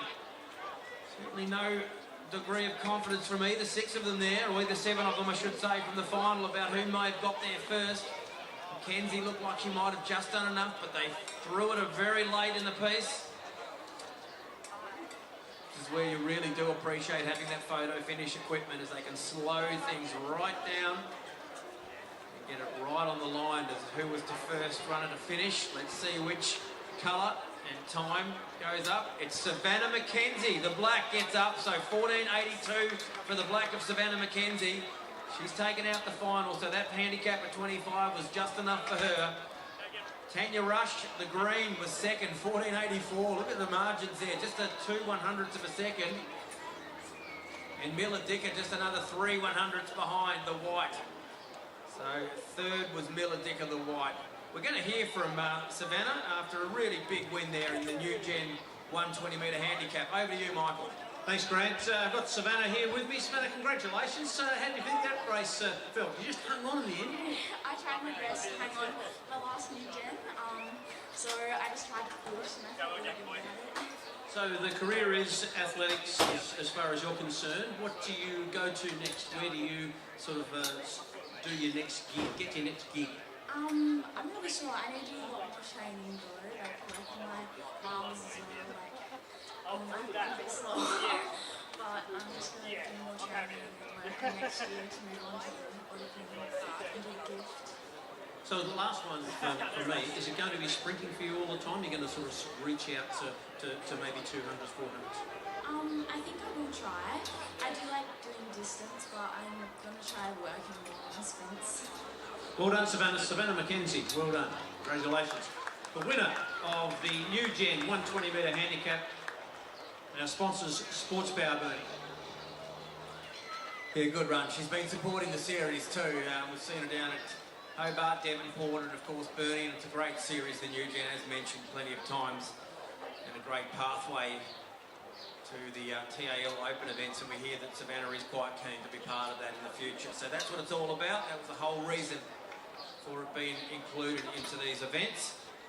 We look down the track and we see the finalists in the men's 120-metre handicap. The black of River McInnes is there as our front marker. He'll start from 20 metres. Then it's the pink of Ethan Corkery. He should start from the mark of 18. Not seeing the green, so I feel like River Howe may be late scratching from the final. That's unfortunate for River. He's had a big day of running, so perhaps one more time around was a bit too much, so I feel like he's out from looking down there. The yellow Dante Lemon is amongst the field, and he certainly caught the eye over the last couple of days from his running, and he'll be one to watch in this final off the 9-metre handicap, the yellow. The blue Jack Penny runs from 8 metres.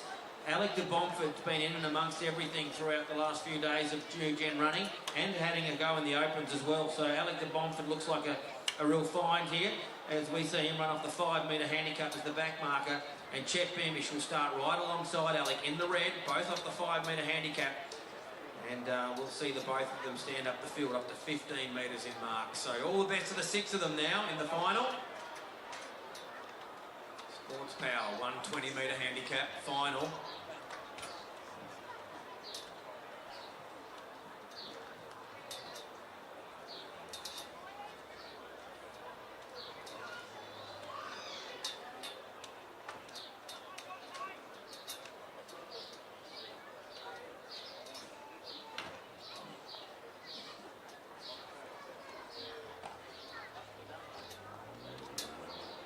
Been a few little issues with that starting gun. Just adds to a bit of the tension, doesn't it? The boys were all keen to go and just have to relax, ease down a bit again and just try to turn the brains back on and focus on the task.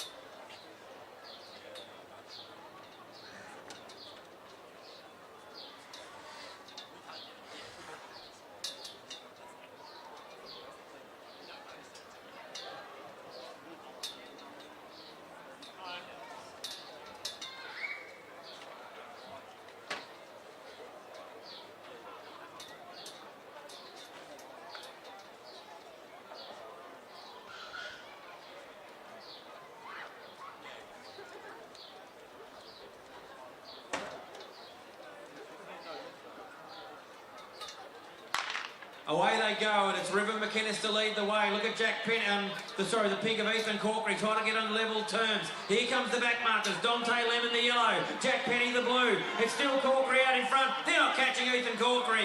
Jack Penny goes through for second, pretty close between Chet Beamish and the fast finishing Dante Lemon. But Ethan Corkery certainly ran with a lot of determination to take out that final. And he used his handicap there of 18 metres to full advantage. Good run from the back marker there, Chet Beamish, to put himself right into the contention for those placings, and Jack Penny was amongst it as well. Yeah, there it is. Ethan Corkery takes it out, 13.77. Good winning time and performance from Ethan Corkery. Jack Penny officially second, 14.01.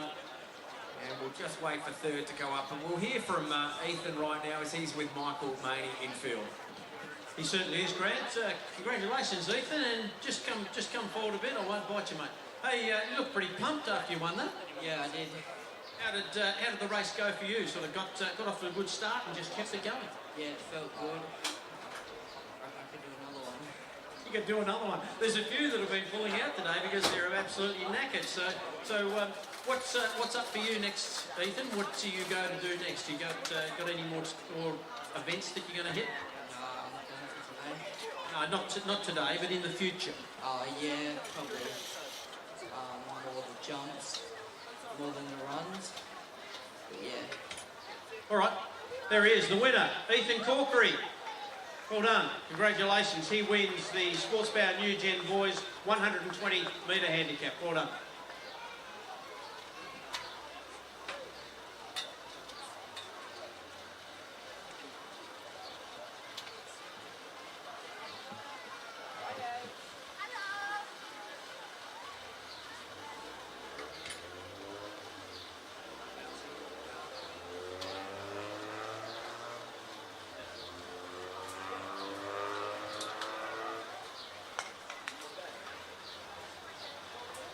Up next, ladies and gentlemen, we're going to be moving to the Direct Edge Manufacturing Women's Wheel Race over 2,000 metres.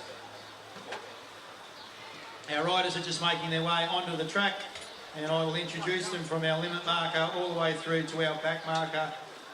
If we could ask for holders, please, 245, 240, 230, 185, 170, 140, 120. We need 2 at 110, 1 at 100. 2 at 90, 1 at 50, 1 at 35, 1 at 30 and 1 at 15. It would be greatly appreciated. And again, a big thank you to those that have supported the riders today as a holder.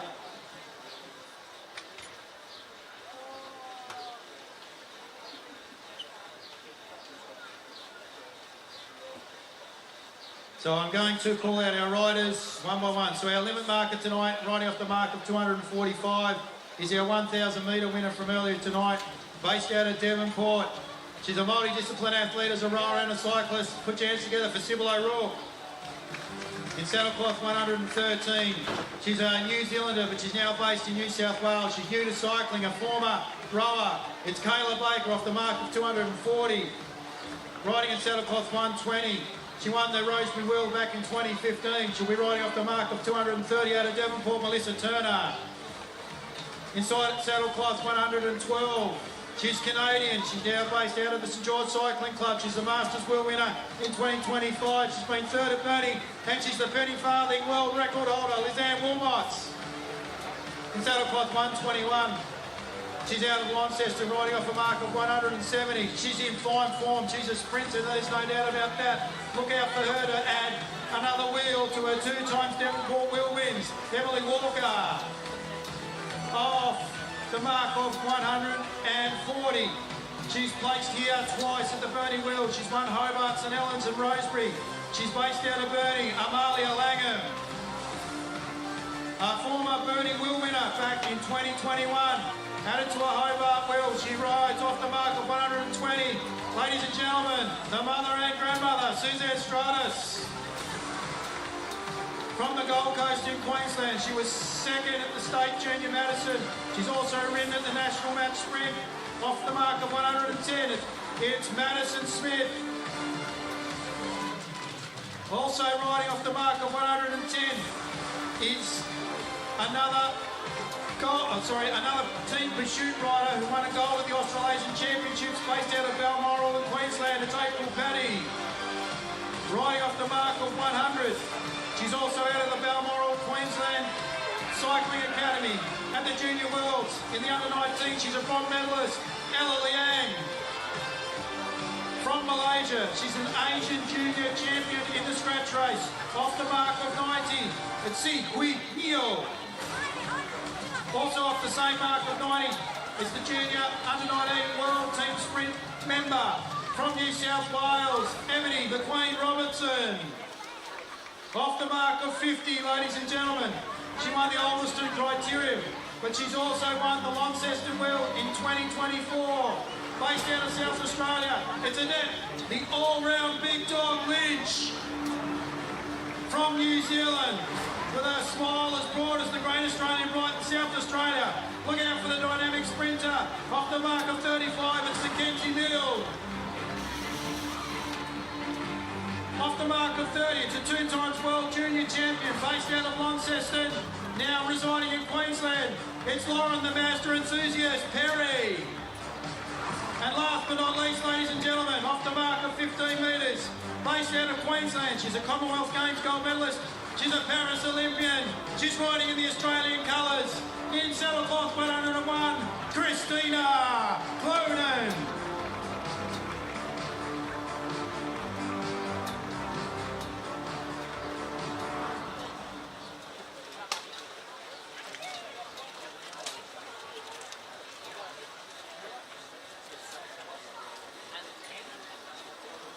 For those of you that haven't noticed, the wind has turned right around, so it's coming from the east. So they'll be heading into it down that back straight, the Cave Monday wing, and they will fly home down past the point with the wind right behind them, down past the Aussie Burnie, City of Burnie Cycling Club canteen, right past you here at the finish line in the West Park Oval stand.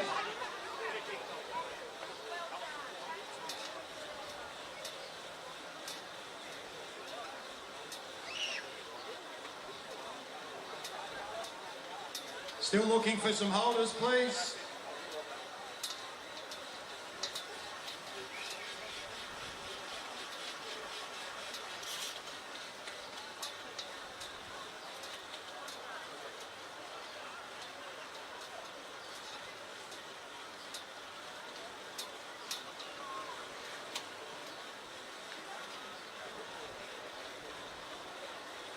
A big thank you to Direct Edge Manufacturing for their sponsorship of the Women's Wheel Race in 2025 and the 139th running of the Burnie Athletic Club Carnival here on New Year's Eve, West Park. Riders, attention, and we're underway. And our limit market there takes off that Sybil O'Rourke, Kayla Baker jumping onto the back of her wheel, then we go back to Melissa Turner, former Rosebery Wheel winner. Then comes Lizanne Wilmot, our penny farthing world record holder. Emily Walker now going to have to do a fair bit of work by herself for the moment until the peloton's able to catch up to her. And they're led there by Neo down that back straight. Also doing a big turn at the moment is Ella Liang. And then we go all the way back to Lauren Perry pulling through. Christina Clone and Mackenzie Milner right at the back as Annette Lynch. Keep an eye out for the sassy rider there in the red at the back. As they come down to the main straight, it's Kayla Baker that goes forward. Melissa Turner now, reading the judge with 3 to go, Sybil O'Rourke, and also Lizanne Wilmot. Walker still having to do a fair bit of work by herself. There goes Saddlecloth 107, it's April Paddy. The Gold Australia and a team's pursuit rider down that back straight, which is Cape Monday wing at the moment. They're heading into the wind. Look at the back markers coming through. Annette Lynch, Mackenzie Milne, and I think there might be, I'm not sure whether it's Christina Clonan or Lauren Perry. I think it's Christina Clonan. Look at them go. Holy Moses, they're about to already catch up to the front markers, and we've got 2 laps to go. So, it's the back markers it is tonight. Amalia Lee has jumped onto the back. She's placed here twice. She wants to make sure that she gets a number 1 and against her name as they head down in the back straight. Cape Monday wing, right into the wind now. Taking over the running is the Dynamo from New Zealand, now based out of South Australia with a smile as great as the Great Australian Bite. That's Mackenzie Milne. Annette Lynch now takes over the running, sitting right on the wheel at the moment, and is always putting up her best effort on her home soil. Here's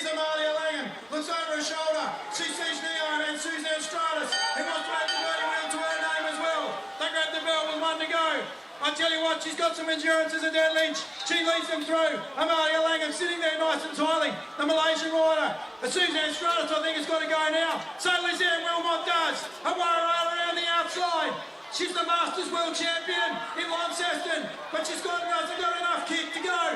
Look at the Malaysian rider going with Amalia Langham. And then Lynch down on the inside. This is going to be close. Lynch, Langham's beat it twice. Will she make it a third time? And then Lynch gets there. And then Lynch on the inside. Amalia Langham. Close but no cigar. And third goes the Malaysian, Neo. What a ride there by the sassy rider. Adette Lynch won the Launceston Wheel in 2024. Yesterday she showed her endurance capacity at Ulverston in the Criterium. I'm going to ask her to come onto the infield. Give her a round of applause to her and Amalia Langham and Si Hui Neo. Adette Lynch, if you could come to the infield. Adette, if you could come to the infield for the presentation. Well done, Adette and Amalia. And see Hui Neo, Kiki Neo.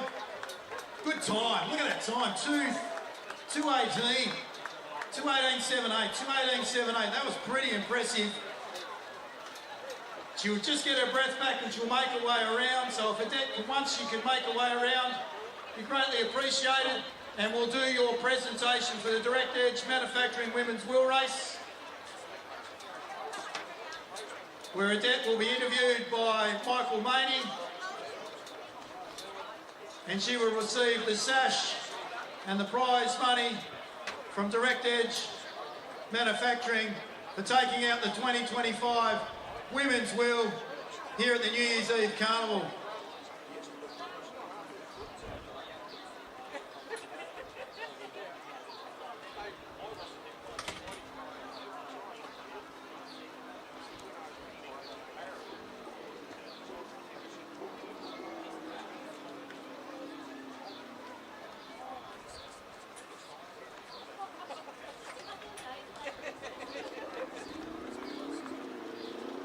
Adette, she's just giving the crowd a high five. Adette, if you can make your way just around to the front, and we'll do the presentation.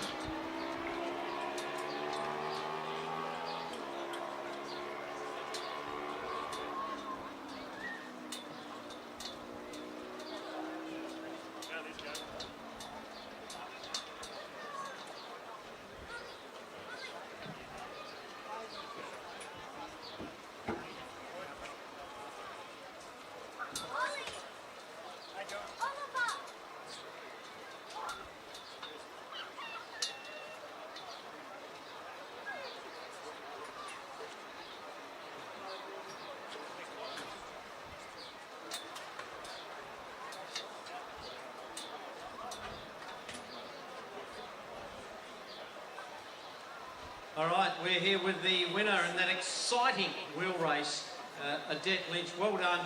Just amazing to see that finish. Just right on the line, just snatched it. But how did the race go for you? Yeah, well, I mean, I always know in these sort of races it's a bit harder to get on from a standing start, but then, you know, with the up and down of the track too, just had to follow the people in front and then hit the front a lot earlier than I thought I would, but I was just like, I just gotta keep going, because I looked back and I could see there was like 4 people on my wheel, so I was just like, I just gotta go. And yeah, I definitely did not expect to come away with the dub today, but I mean, getting 4th at Hobart, 3rd at Lonnie, and then 2nd at Devonport, it's nice to finally round it out with the dub. Nice and consistent for you. You are a wheel race winner in Tasmania prior to this, and this is your 2nd wheel race win. Compare the two. What was the last one like compared to this? Well, I think last year, it was sort of like the 2nd time I come down to Tassie, still a bit of a like noob in that whole wheel racing era, and I was off probably like 80, and then yeah, I ended up winning by like half a lap, and then I got pulled very abruptly. So yeah, it was nice to sort of have a bit more experience in me this time, and yeah, really soak it up. So born in Melbourne, but moved to South Australia. What's the whole South Australia setup like as far as cycling there is concerned? Obviously, they pump out some amazing cyclists. Yeah, well, definitely, growing up in Melbourne, I was actually a rower back in high school and only took up cycling in COVID. So, yeah, when I started sort of doing a bit of track, which actually stemmed from my first time at Tassie 2 years ago, kind of quickly realised that South Australia was the place to be for track cycling, and then, yeah, having my boyfriend living there too kind of made no sense to move over, and yeah, it's been really great. South Australian Sports Institute's done a lot for me so far, and yeah, keen to see what can happen, and massive thanks to Direct Edge Manufacturing for sponsoring the women's race today. Wouldn't be possible without the sponsors, so yeah, hope we made it interesting for everyone watching. You certainly did. Very excited, and I think the crowd really did appreciate that sprint finish right down the back straight. So well done, congratulations. Annette Lynch, the winner of the women's wheel race, and now we've got the sash coming to her right now. Congratulations, well done. Annette Lynch, the winner of the women's wheel race here in Burnie, proudly sponsored by Direct Edge Manufacturing.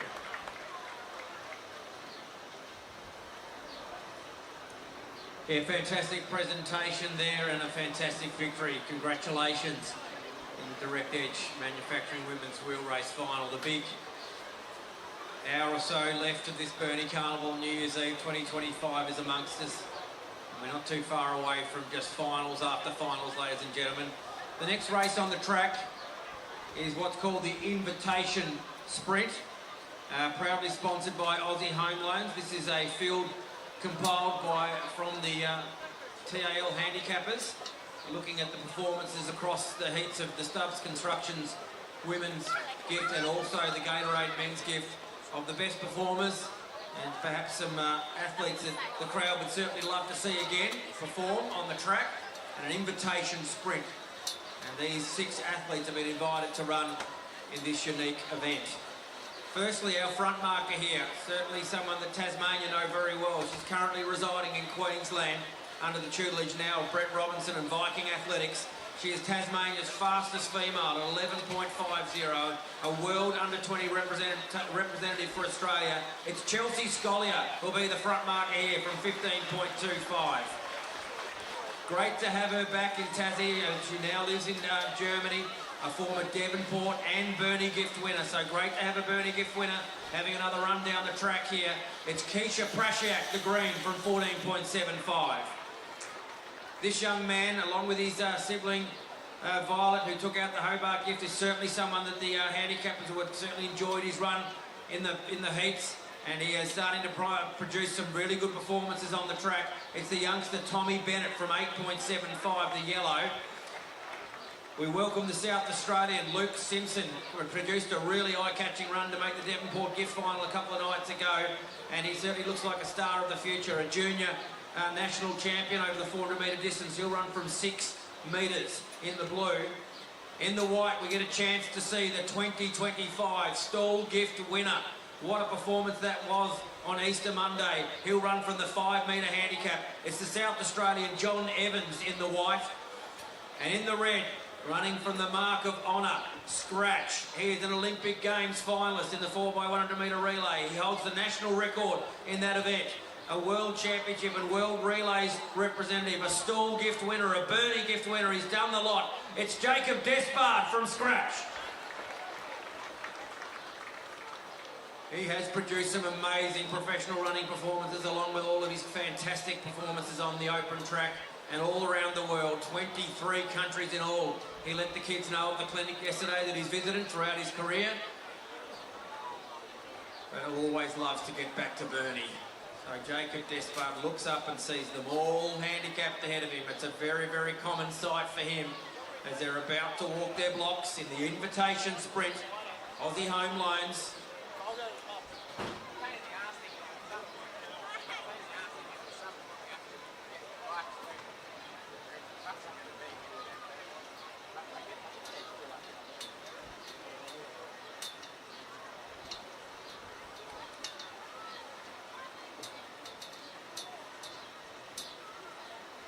Following this invitation sprint, we'll see the 2 400-metre handicap finals, women and men, so those athletes are preparing themselves for their final, but it's all about the invitation sprint now. Despard the red, Evans the white, Simpson in blue, Bennett in yellow, Prashak in green, and Scollier, Chelsea Scollier, to be the front marker here, setting a really fast pace for them all to run down.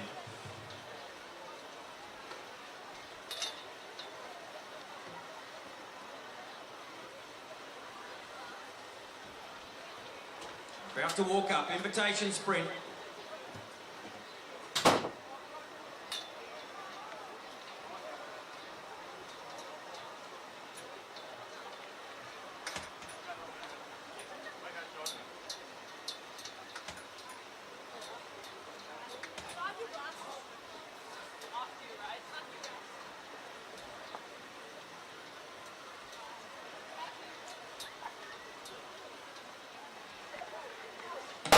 Way okay is Scollier as she leads them out. It's Prashak now trying to get into running to meet on the level terms. The two girls are out in front still. Here comes the men. Tommy Bennett in the yellow. John Evans from the back of the field. And Luke Simpson. Simpson gets up. The South Australian. Fantastic run from the youngster. A very, very good run over the 400 metre distance. He showed that strength in the last 10 metres as he takes out the invitation sprint on New Year's Eve. And gets a very cherished Burnie sash. As Coach Paul Young will know the importance of that one, and a very proud man he'll be. The others were left in his wake there. Luke Simpson, he produced a fantastic final at Devonport Gift. He threw it down to the winner, eventual William Will Adams. He just ran out of legs the last 50 metres or so. And, he's going to walk away from his visit to Tasmania with a very cherished sash from the Burnie Athletic Club. And a nice bit of prize money, $500 to go in his back pocket as well. So, great performance from Luke Simpson. Paul Young, looking after the South Australian, as he does with a lot of very high credential runners in South Australia. John Evans, of course, was in that field as well. He'll be proud of his stablemate. Corey Whittaker-Baker in the final as well. The Burnie gift, so it's been a pretty good campaign for the Paul Young squad. Seeing a bizarre time up there, maybe the time of day at the moment, not the time that Luke Simpson ran. It certainly wasn't 20. Looks like we're not going to probably have a time. We're just going to have placings. We'll get you the times a little bit later, but it is Luke Simpson, officially the winner, getting that sash over his neck, across his shoulders there. Gerard Leary giving him a well-deserved shake of the hand there. And a couple of really nice pictures of the winner of the invitation sprint, Luke Simpson, the South Australian.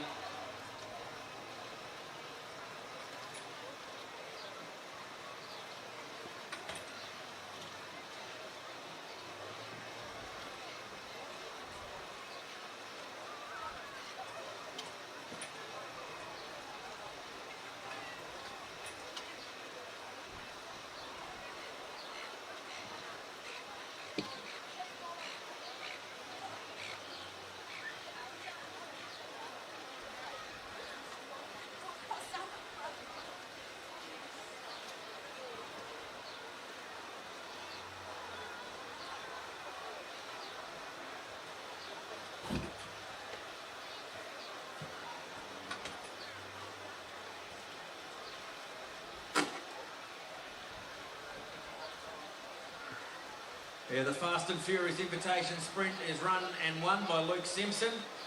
Our next two finals that capture our attention will be the running of the Boland's Pharmacy Women's 400 metre handicap final, followed by the Aussie Home Loans Men's 400 metre handicap final. The heats were, well, only just about an hour ago, so the recovery time's been pretty short as our field is lining up on their marks. Our front marker here will be Darcy Miller, the Burnie Mile winner of 2024. She'll run from 56 metres as our front marker. Then we see the black, the Victorian Caitlin Nicholson. She'll run from 48 metres.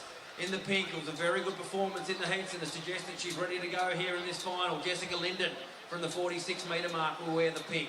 Last year's winner, Zoe Nicholson, will run from 39 metres in the green. We see the yellow of Eve Bell, who's produced some magnificent performances here at Burnie over the years. Was very close to taking out the 400 only a couple of years ago. She'll run from 36 metres in the yellow. In the blue, we see the youngster Ellie Rayner, a second place at the Devonport Gift. Can she go one place better here off her 27-metre handicap in the blue? We go back to the white of Annabelle Cook. A very good performance in the heat suggests that she should be right amongst it here in this final. The back marker in the white. And at the back of the field, in the red, the Devonport Gift winner, and having a fantastic season, having taken 3 other sashes throughout the season so far. But the one she cherishes the most, of course, was that Devonport Gift 2 days ago. She'll run as the back marker here in the red, Amy Peacock from 17 metres.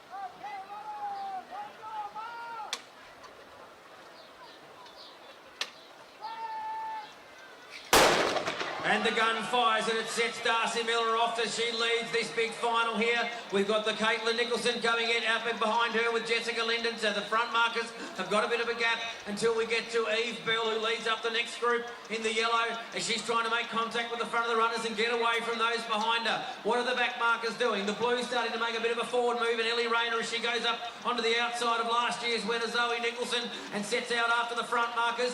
Amy Peacock's working very hard in the early stages and she's made contact with a couple of them, but they're split in 2 halves here. The front markers with Eve Bell now joining in for the fight with Darcy Miller still leading up, and Eve Bell at the back of the field. Then it's Jessica Linden. Darcy Miller, the distance runner, is not going to be hard to run down. She knows how to get the job done here at Burnie. Last year it was in the mile. Can it be this year in the 400? They're not going to get to Darcy Miller. She's going to win the 400 with the mile last year. Magnificent performance. Ellie Rayner again, a great run from the youngster to get up for second. But Darcy Miller, how about that? What about that for a double? A Burnie mile on New Year's Eve last year, the women's 400 in 2025. Fantastic run. Darcy Miller takes out the Boland's Pharmacy women's 400. She certainly hinted that the 400-metre ability was there after making that final at the Devonport Gift. She got passed by almost all of them in that final and then managed to pick a lot of them up at the end, but they couldn't get to it today. She was too strong for them. Fantastic win. Darcy Miller will see her colour of grey go up as first place. And I know Darcy's extremely fit at the moment. She won't have any problems in recovering from that. Having a really great season. Darcy always competitive, always gives 100%. And that's a great win in the Boland's Pharmacy Women's 400. Darcy will try her best to get some breath back. It's always a tough task for Michael to talk to 400-metre athletes after they're exhausted, but Darcy will head over and chat to Michael Maney, trackside. I'm exhausted just watching them, Grant, so here she comes. All right, Boland's Pharmacy 400-metre winner, Darcy Miller. Congratulations, Darcy. How do you feel about that? Shocked, actually. Like, it's not my distance, but here we are. So is that something that you're going to, now with that success, you're going to try and sort of continue looking at that? Yeah, well, it's actually quite fun, I think, compared to the mile, a bit quicker, so yeah. So how have things been going for you this carnival series? How have you felt? Has the body been sort of in sync? Has everything been working well? Yeah, we've had like hard weeks and long weeks and short weeks and everything, but it's all over the place, but moving all right at the moment, so... Heard Grant say earlier that your coach had a little bit of a health scare, Mike Gunson. You know how he is? Is he okay? Yeah, he's all right for now. He's in the best hands, so hopefully a speedy recovery, and yeah, that one's for him. No, he is a terrific person around athletics, etc. He's been a wonderful man around for a long, long time. What do you set yourself for now, Darcy? Rest of track season. We've got 3K champs coming up, Penguin on the 26th, and lots of fun stuff, a couple more carnivals, so yeah, just enjoy it. Keep trying. That's the thing, you've got to keep on enjoying things. So congratulations, well done, 400 metre winner, courtesy of Boland's Pharmacy. Darcy Miller, everyone, she gets the sash now. Congratulations. Men that are riding in the Williams Adams Elphinstone Group men's wheel race, if you can make your way to the marshalling area now, please. Those men riders in the William Adams Elphinstone Group wheel race, if you could please make your way to the marshalling area now, please.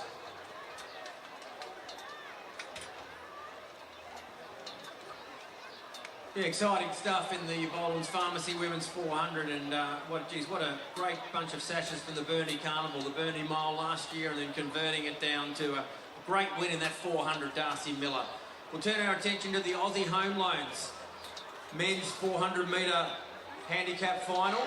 Now, the unique situation has occurred here where an extra additional athlete's been included, with those fastest times being exactly the same for a couple of athletes, so an extra athlete's been included.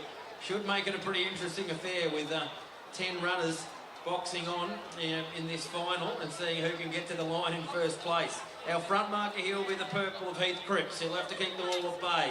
The orange will see BJ Cobbing from 45 metres.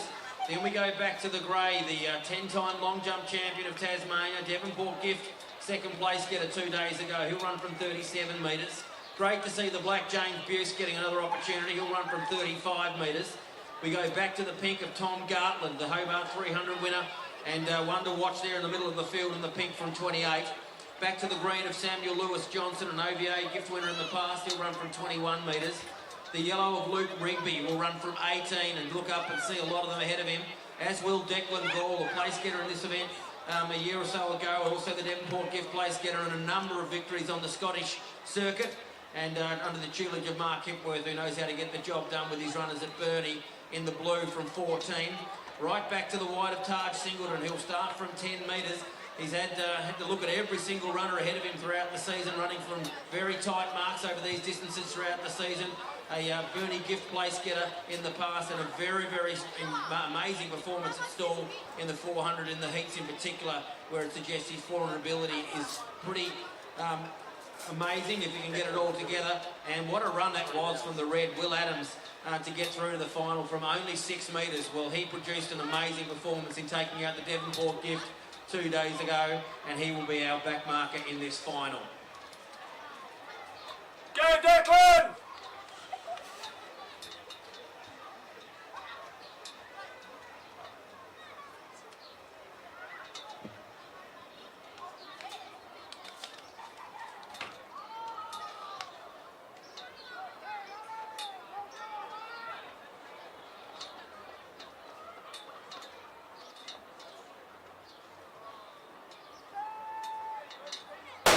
So a pretty good start from Heath Cripps, the maiden winner last year over the 70 metres. He's got to tackle the full lap this time as BJ Cobbing, the orange, goes up to challenge him on his outside as they go down the back straight.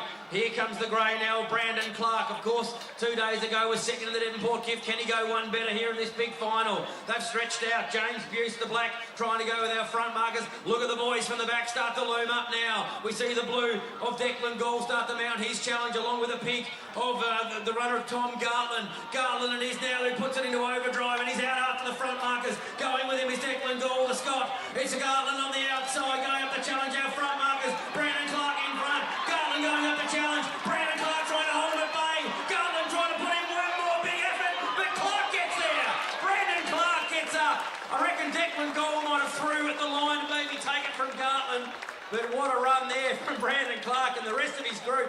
Part of that Eagles track and field squad that he heads up as the coach. They get right around Clarkie. What a run, and what a season he's having. Over 400, the long jumper. The second at the Devonport Gift 2 days ago, and boy, he had to work hard for that one. They were coming thick and fast at him. Declan Gall, what another amazing run from him in the blue. He's produced a really good performance to make that final 2 days ago, and he's gone so much better there to get second, I reckon, across the line. Oh, sorry, Tom Gartland it was. I reckon Gall might have thrown for that third place, but gee, that was a really, really tight affair in that last 50 metres. He would have just been wanting every bit of energy to come out of the legs, and there wasn't much to give. And Declan Gall, yep, officially third. Gee, they really got a lot faster in that final, didn't they? 47.33 sees Brandon Clark get the win. 47.55. Sorry, Clark get the win. Gartman second place, the pig. Declan Gall officially third, 47.57. Exciting stuff in the Aussie Home Loans Men's 400. And when he's got some sort of breath back and able to talk, we'll hear from Brandon with Michael Maney trackside.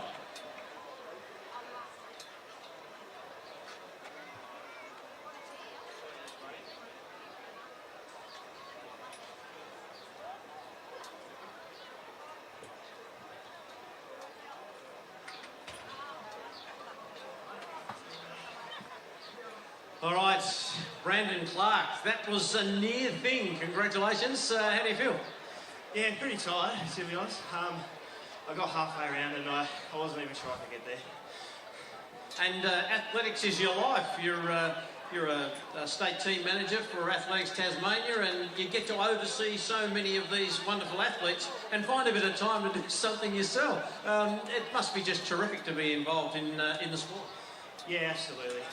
I'm coming up on my 20th year as an athlete. I've been on state teams as a team coach basically since I was too old to go on the teams myself, and took over as head team manager about 3 years ago. And just the last one, tactically, what was your plan for the race? Or did you just say, look, just go for broke from the start? Look, I tried to follow much the same as I did at Devonport. I had my spots picked out. But to be honest, I knew BJ had run well, so I just had to try and stick with him and then use my strength late. Congratulations, well done. The winner of the Aussie Home Loans Men's 400 metres, Brandon Clark. Put your hands together for Brandon.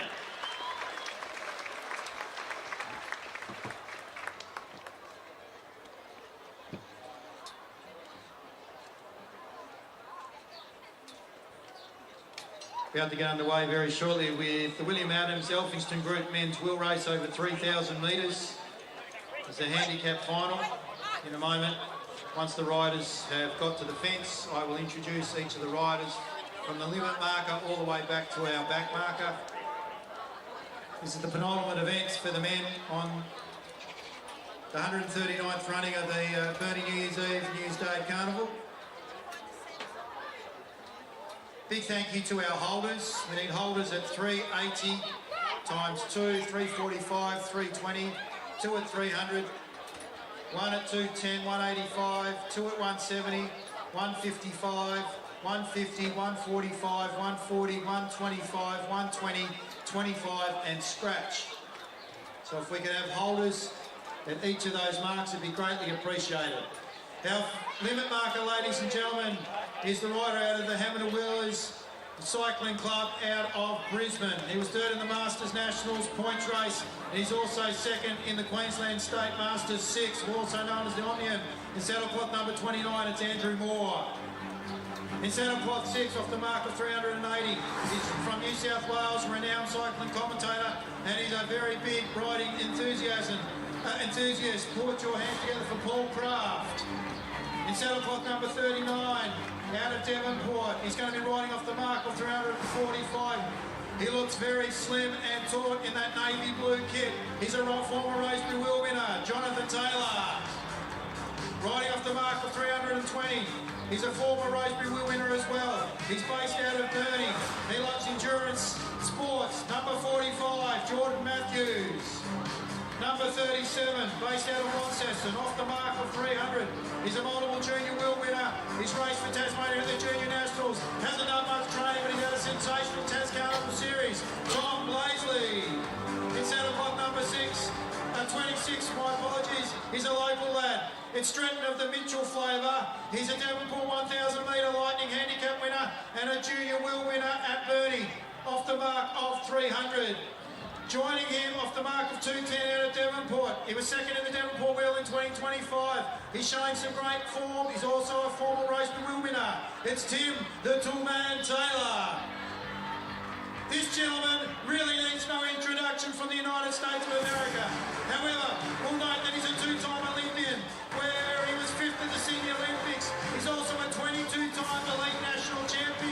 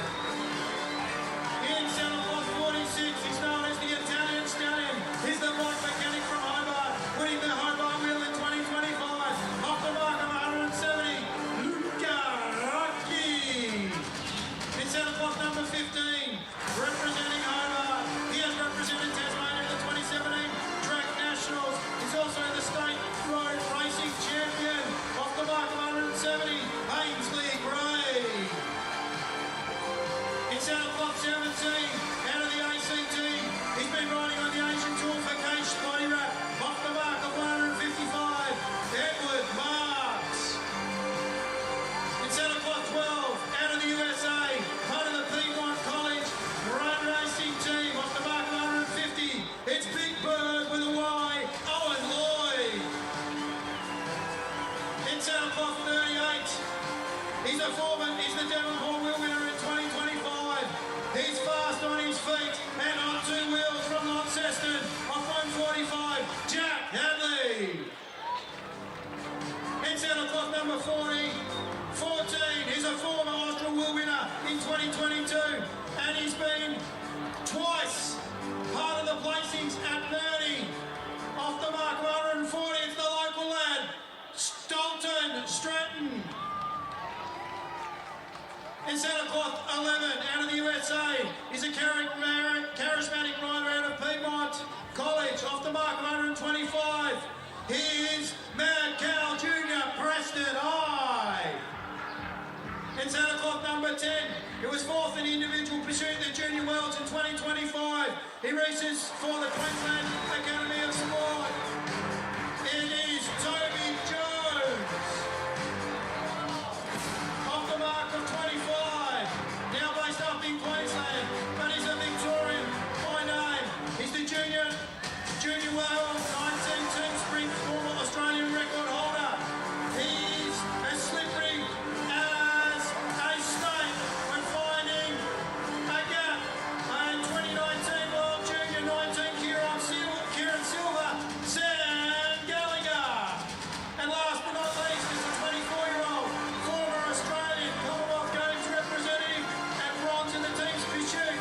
He is based out of Victoria, Brunswick and Victoria, but he's now riding for the USA after being born in Montana. He's a 3-time Burnie wheel winner. Off scratch, ladies and gentlemen, it's Graham Grizzly.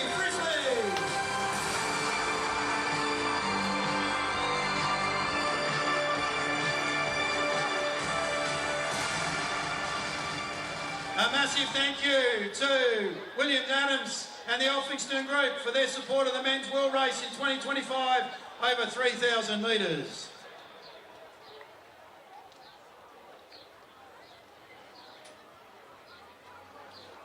Go to the front. I've just asked if we could have the runners sit down on the far side, so the Cade Monday wing, please, as we need our commissaires and marshals around the track to be able to see clearly down the Cade Monday wing. So if people on the Cade Monday wing, runners, etc., if you could please lower yourselves through the duration of the race for our officials on the track. Thank you.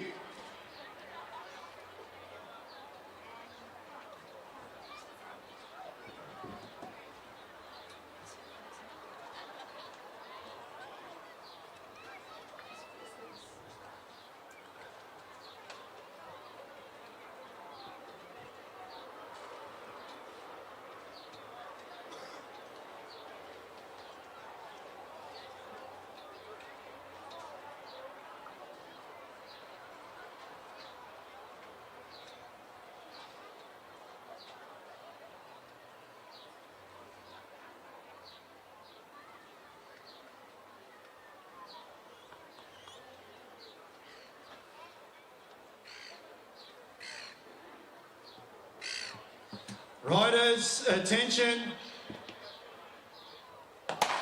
And we're away in the 139th running of the William Adams Elphinstone Great Men's Wheel Race over 3,000 metres. Let's have a look at the backpack here as they're coming through.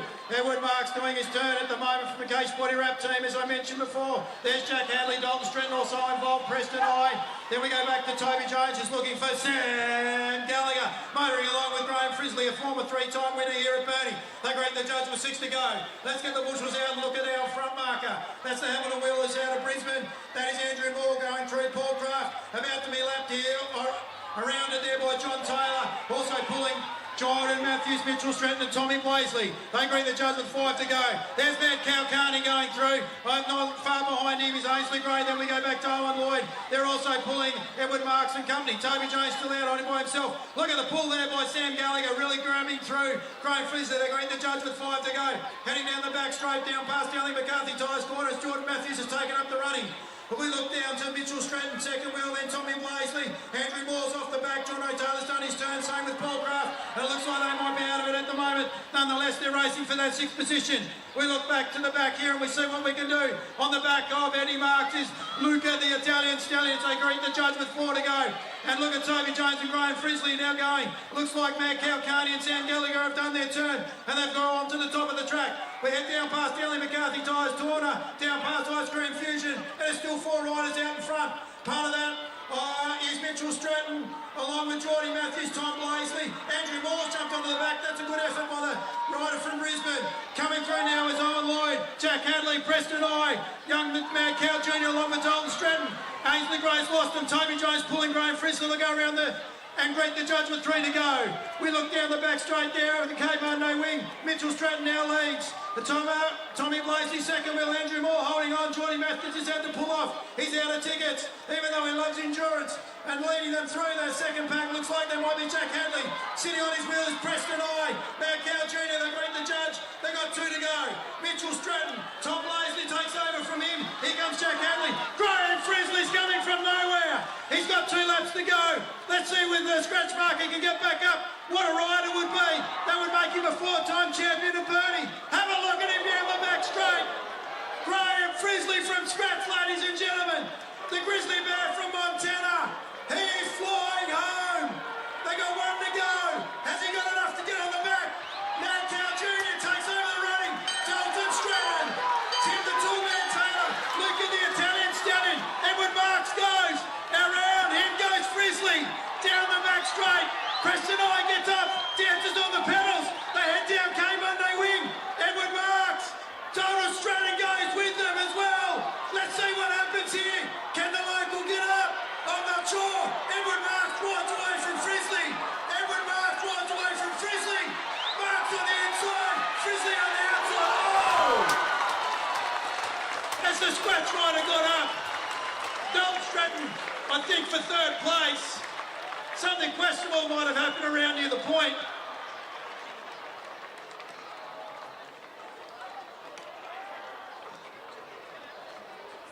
.311.4, Graham Frisley, 4-time Burnie World Champion, ladies and gentlemen. 311.42, Edward Marks. 3rd position, local lad, Dalton Stratton. Give a round of applause, ladies and gentlemen.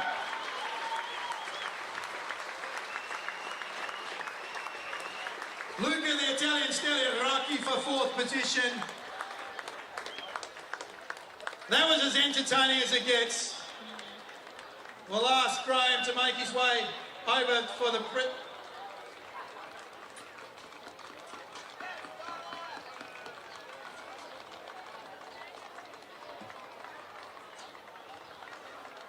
I'll ask Graham to come to the infield when he comes around. Thank you, ladies and gentlemen, for acknowledging that super effort there by our scratch rider.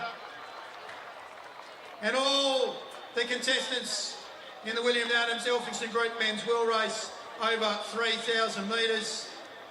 And Graham, if you could just make your way around to the announcer on the infield, be greatly appreciated. And while we're waiting for Graham, we'll turn our attention now back to the running track. We'll hand it over very shortly to Grant Penny to take us through the runners in the women's field for the Burnie gift. Graham Frisley and his partner Adette Lynch have taken out the men's and women's Burnie wheels for 2025.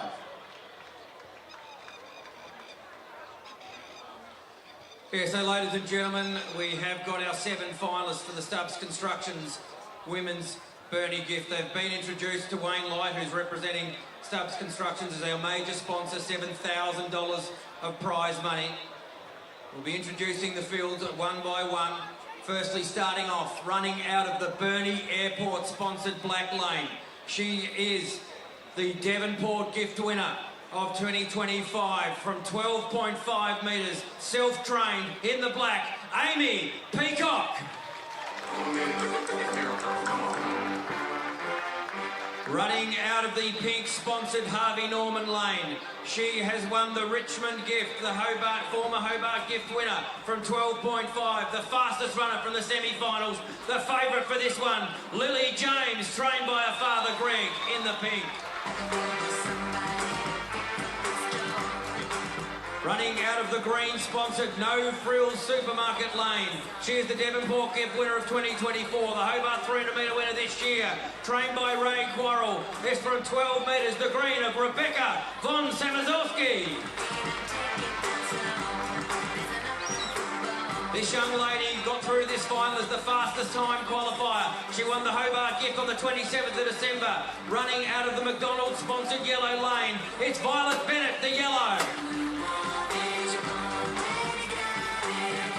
Running out of the Simons Design Centre sponsored blue lane, a former Stall Gift finalist, a former Devonport Gift winner, the Open 70 metre winner today. Can she make it the double? From 8.75, the blue of Lucy Carter. Running out of the Roger Gents MP sponsored white lane, she is the two-time bronze medalist at the Under-15 All Schools Championships. Running from 6 metres, the Daniel Reeves trained white runner, Jayla Holland. Running out of the Wealth Financial sponsored red lane, she is the Devonport 150 metre winner. She was third in the Hobart Gift recently. From New South Wales, from 5 metres, the back marker, the red, Ebony Newton.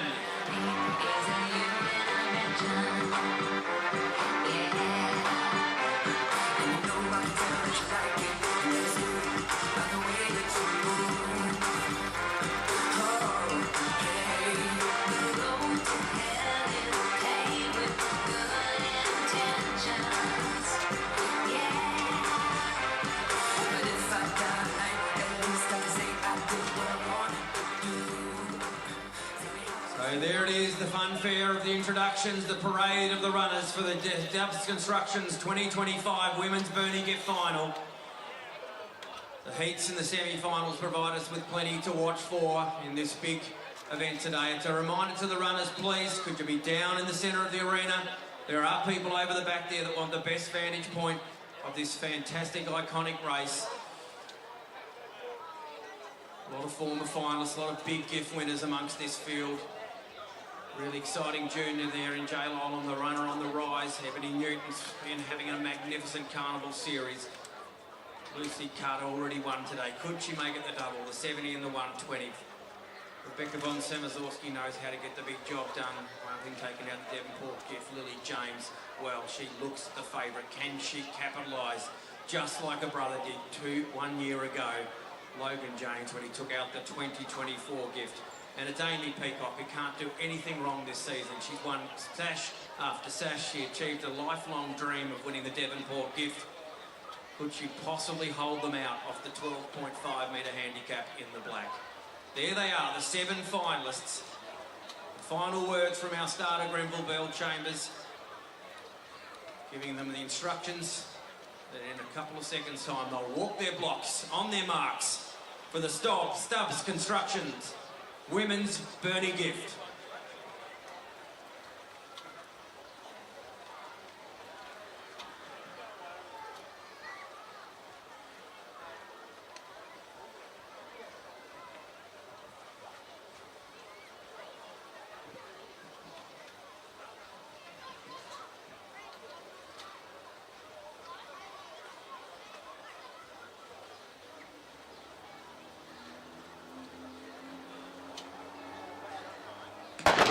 Amy Peacock away really well. Lily James will try to get up onto her and hit to the front of the foot race. She goes past Peacock. There's Lily James in front. They're all out after Rebecca von Samazowski. Here comes the back marker, Ebony Newton. Lily James and Ebony Newton. Ebony Newton gets up. The back marker, what a run from the back of the field. She didn't expect that one. It's a surprise victory. Lily James was talked as the favourite, but Ebony Newton, what a final she's produced. And the Daniel Samet trained Ebony Newton from New South Wales has got up to win the Stubbs Constructions Women's Burnie Gift. An amazing run from the back of the field from 5 metres to get up and win an amazing final. James got past Peacock nice and early in the piece, looked a likely winner, but she couldn't hold out the fast finishing Ebony Newton. What a performance. They have had the dream couple of days over this Carnival series. They've been performing unbelievable in Hobart and Devonport with multiple sash winners throughout the series. And it's all about Ebony Newton today. What a performance in the red to win the 2025 Burnie gift. 13.86 the winning time. She has produced in the final when it mattered the most. Lily James is officially second. She'll be a little bit disappointed. She thought she had that race in the bag after those semi-finals. Violet Bennett, what a performance. Only got into the final in the last-minute request, the 7th fastest time. She ran the race of her life to get third there, so fantastic run from her. But Ebony Newton will join Michael Maney in a couple of moments' time, and we're going to hear all about that amazing run. I'll let you just try and grab your breath, Ebony. I think we had a bit of a chat earlier too, and you're puffing away there. What an amazing run just at the end. A lunge at the end got you there. I'm so stoked. I thought I was going to fall on my face. I was just trying to keep running, but it's been an awesome week, and this has just topped it off. And you had Lily pushing you all the way. I thought she was going to fall over as well at the end. So there was a lot at stake at the end, and you both gave your all. And I think that field was really dynamic, and that just pushed you to victory. Yeah, they were all so fast, especially Lily. I could feel her right next to me. She was going so fast, and just had to keep going. And to come from way back too, it was quite staggering for you. And did you feel good in the run? How was the start? How was the middle part? The run felt amazing. I was definitely a little bit tired, but I pulled something out, so yeah, really happy. And I guess you'd like to thank a few people that have helped you get here to win this amazing race. Yes, of course. First, I just want to thank Tasmanian Pro Running and the lane sponsor, Wealth Financial, and Stubbs Construction for sponsoring the race. I'd like to say thank you to my crew. You guys have been so awesome. It's been the best week away racing. Sorry. And especially Dan and Semmett, thank you so much. And then to everyone watching at home, Trevor, thank you, Drew, and my mum and dad, and my boyfriend. Just got the boyfriend in right at the end. Well done. You've done extremely well there. So the winner of the Stubbs Constructions Women's Burnie gift is Ebony Newton. Well done. So the trophy donated by Ian Guest. The sash is on its way.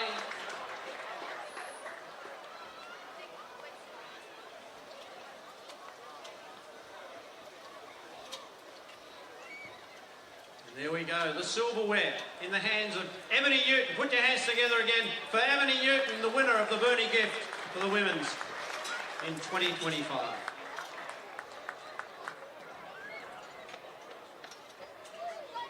Now there is a trophy, I think, going to be donated to the trainer of the winner. So Dan Salmon, he couldn't have had a better couple of days. He's about to receive something as the trainer of the winner. So congratulations to Daniel Salmon. The coaches put in so much time, ladies and gentlemen. They're all about their runners. Couldn't be more proud.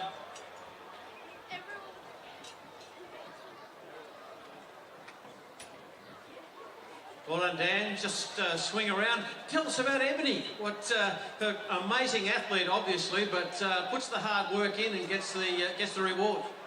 Yeah, she certainly does. First of all, she's got two coaches. So Trevor from Maiden, and then we've got her on the weekend. So, but you know, she trains so hard. She comes away. She's just one of the boys, really. Amazing athlete, and yeah, she just fits into the crew so well, and a lovely person. Was this the target event for you? Was this the target win, or was this come over here and just try and get what we can? It was kind of get everyone in really good shape and just see what happens. And it's, you know, it's turned out amazing. The carnivals, we just don't get them like this on New South Wales. The racing is just unreal. The crowds, that sort of stuff. It's, yeah, just a great day. Congratulations, well done. Prepared the winner of the Women's Burnie gift. Well done.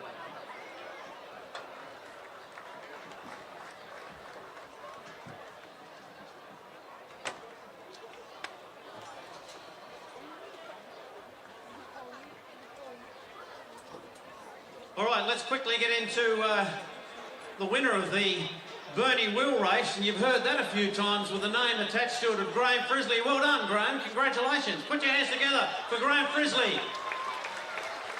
Well, a scratchman gets up and wins. That's quite staggering, and to leave it to the last minute too in Tasmania here to win Burnie. How do you feel? 4 wins for you here in Burnie. You must be stoked.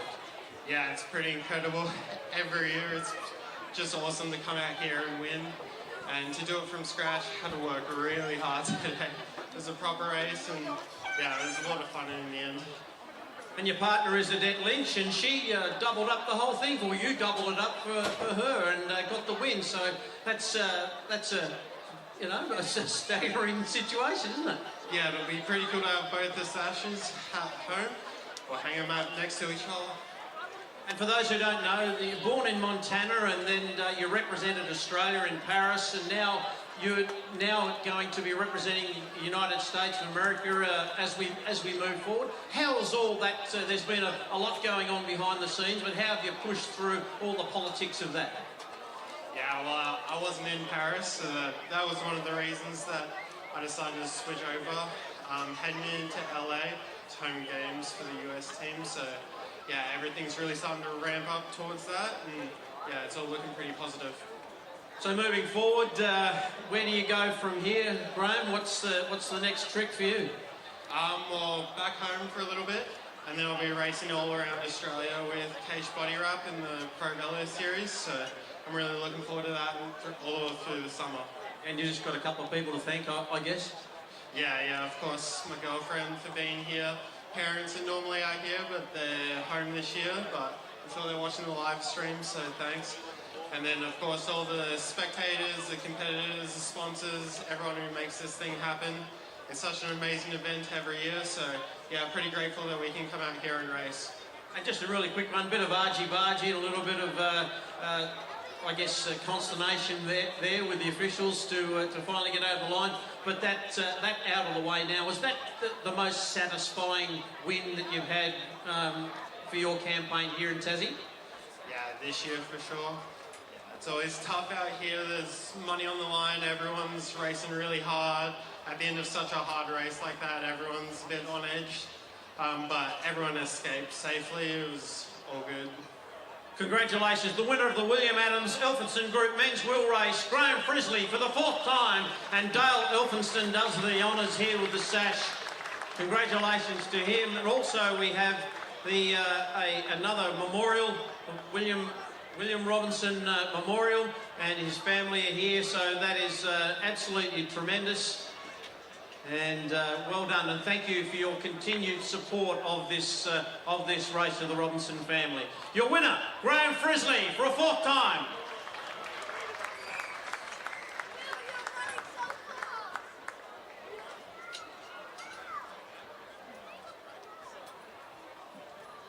Just an announcement, the A-grade scratch riders, please make your way for marshalling. A-grade scratch riders, we are under a fairly tight time constraint, of course. Tonight finishes off with all the big fireworks, so we don't want to miss our window of time that we get to launch all the fireworks. All the necessary changes have been made for our major sponsor, as very shortly we'll start to introduce you to your field of 7 finalists in the Gatorade Men's Burnie gift. They're getting the pictures at the moment, they're getting a little bit of information from the carnival manager in Gerard Leary. He's talking the athletes through the procedures that will happen here, and they're about to be congratulated by the chairman of the board of Burnie Athletic Club, Joe Vassos, who's going to congratulate each one of the 7 finalists on their magnificent performance in making this final. Getting a really, really good shot here of the 7 finalists all together, this great photo. A lot of tension, a lot of excitement.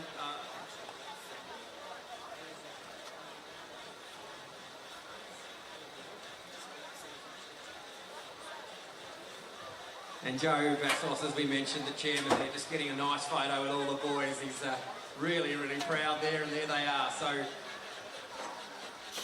get nice and excited in a moment, ladies and gentlemen. This is the 2025 Gatorade Men's Burnie gift.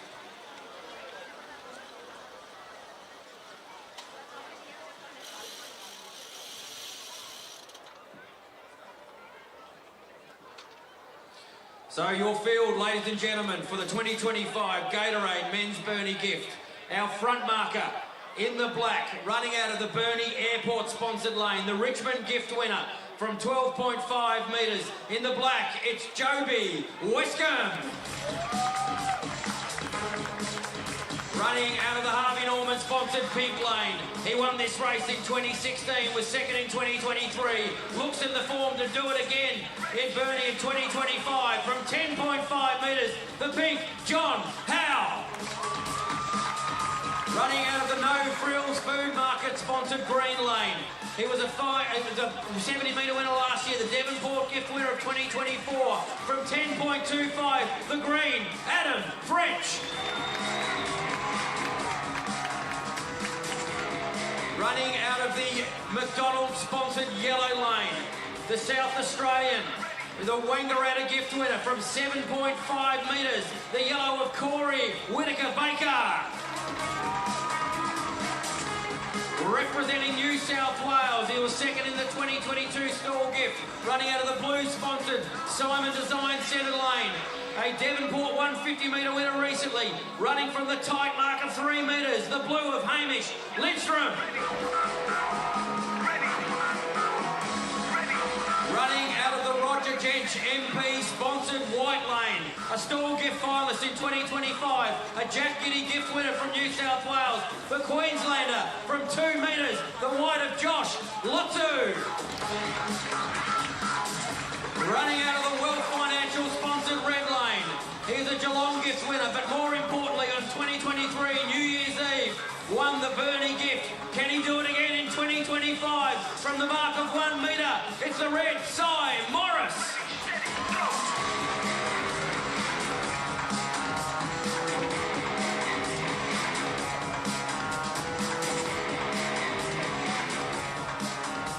Yeah, a bit of drama. It is really unfortunate by the looks of things that the preparations for our back marker Cy Morris had gone horribly wrong. He would be devastated. It looks as if in the run down there, I don't know what's going on here. It's a sad sight to see. It looks like the 2023 winner.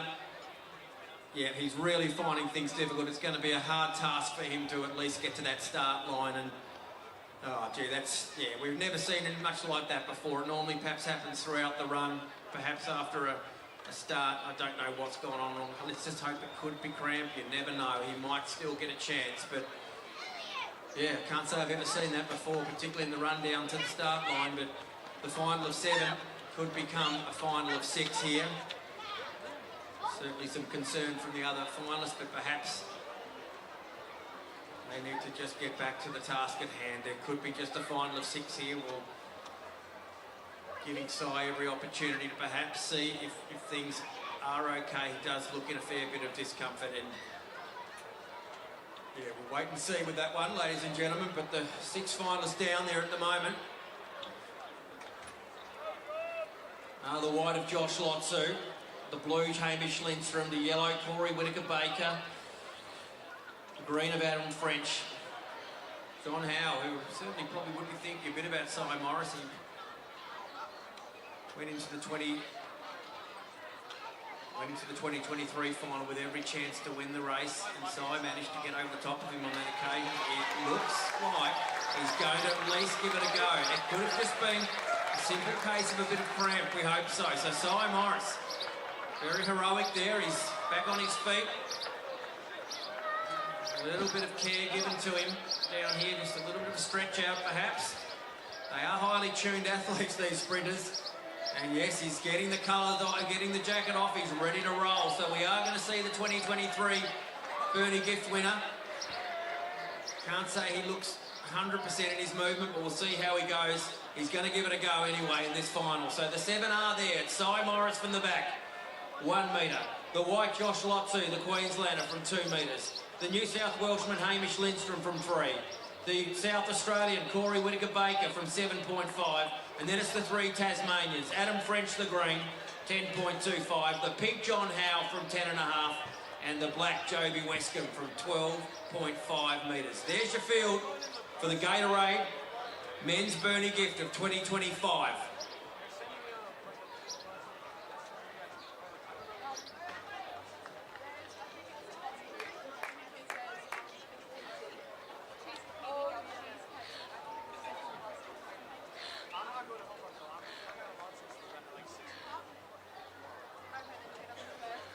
As was the case with the women's, they're getting the final instructions from our starter, Greenville Bell Chambers, and wishing them all the best as they're about to walk their blocks in the 2025 Gatorade Men's Burnie Gift.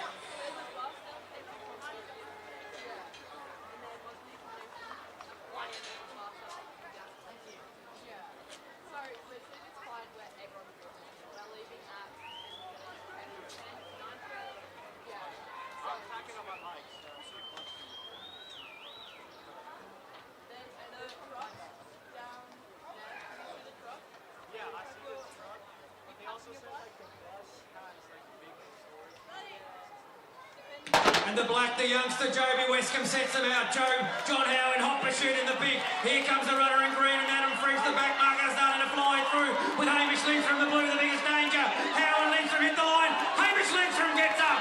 Hamish Lindstrom from 3 metres gets up and wins the Burnie Gift. Fantastic run from the Stall Gift second place getter in 2022. He's gone one better here. Takes out the Burnie Gift in 2025. Run the ball down from the 3 metre handicap, kept the other two at bay in Josh Lotsu and Zy Morris. Fantastic performance from Hamish Lindstrom. His coach Brian Wright's not here this year, but he'll be proud as punch of his main charge there, Hamish Lindstrom. What a performance in taking out the gift off the very tight mark of 3 metres. Perhaps not the popular winner, John Howe, perhaps for some in the crowd would have loved to have seen him get up and win. He looked every bit the favourite. Look at that, Hamish Lindstrom's gone significantly quicker, running 12.44 to take out the 2025 Burnie Gift. John Howe, wow, what a record he's got here at Burnie. Another second place, the pink 12.50. He did produce a big run in the final. He found something, but not enough to hold out Lindstrom. And what about Joby Westcombe's run? 3rd in the Burnie Gift. Fantastic performance for the youngsters. Certainly suggests there's something really big for him in the future as he gets up for 3rd place in the big Burnie Gift final. And that was some run from Hamish Lindstrom. 3 metres the handicap, 12.44 the winning time. What a performance to take out the Gatorade Men's Burnie Gift of 2025. And in a short moment's time, we'll be hearing from Hamish with Michael trackside. Thanks very much for that, Grant. Hamish, congratulations. What an exciting win right at the end. Just breasted the tape and got it done. How did you feel? Yeah, I really had to work hard at the end. The boys got out really well and it was a close race, but yeah, buggered after that. A lot of running over the past few days. So. And a very competitive field and in heats as well. So a tough gig to win at Burnie, but you've got over the line. And I think second in a Stall Gift going back a year or two ago. So how does it feel to win a Burnie Gift? Because it's very prestigious, this race. Yeah, of course. I mean, I've heard a lot about the Burnie Gift, and yeah, obviously my coach has got me into good shape getting down here, and obviously good to go one better than Stall. So did the race go to plan for you? Was there anything in that you thought, oh no, I've missed here, I need to make up, I need to tactically do something else?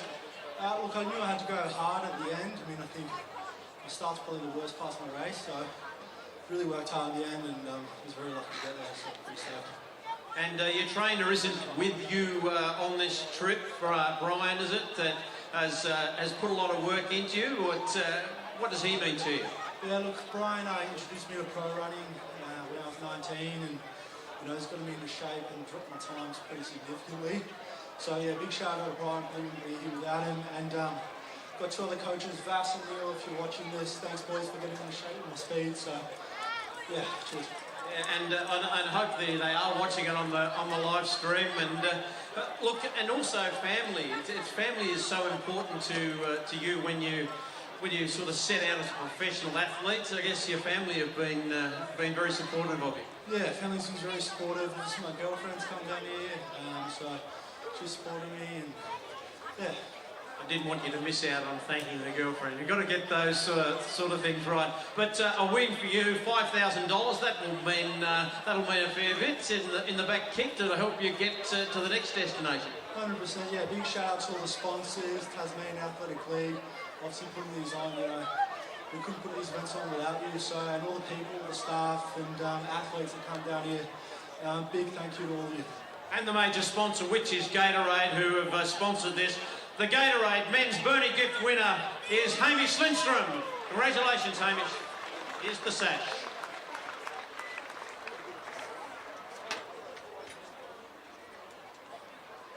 Trophy's on its way.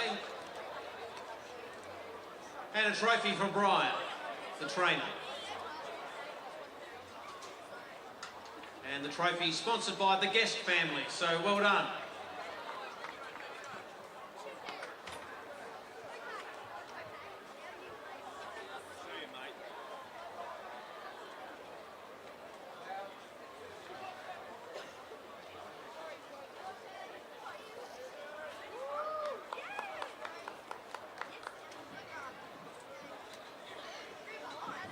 We're just going to confirm something. A few runners have been a bit confused by our program. It says 9:05 for the mile. That's not the case, runners. It will be 9:20.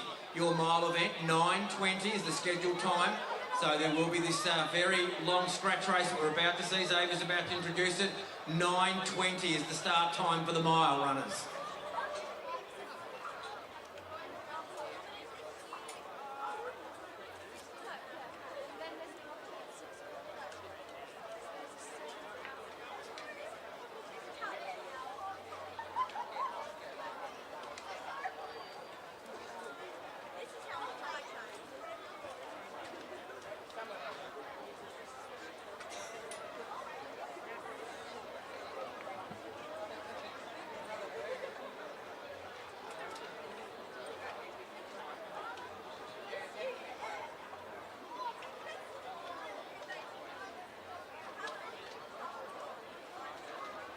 About to get underway, ladies and gentlemen, in the J. Bird Memorial Men's A-grade scratch race over 16 laps, which is 7,000 metres. There'll be sprints with 10 to go and 5 to go with $50 up for grabs. And we've got a couple of additions. Aaron Jones in his 30th edition of riding here at Burnie, along with Jamie Carney. Riders can roll away once they hear the gun. Tim the Toolman Taylor's also out there.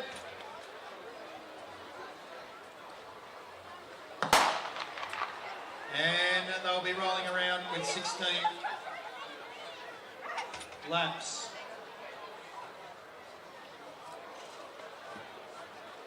So now, joining me in the commentary position down here on the infield is our Commonwealth Games gold medalist and Paris Olympian Christina Clonan. So she's come down to join me and help us out as the riders roll around with the A-grade scratch race. So this is an endurance event, Christina, which you used to be an endurance rider. Can you explain to the patrons here this evening with regards to what strategy they're going to be employing out here on the track?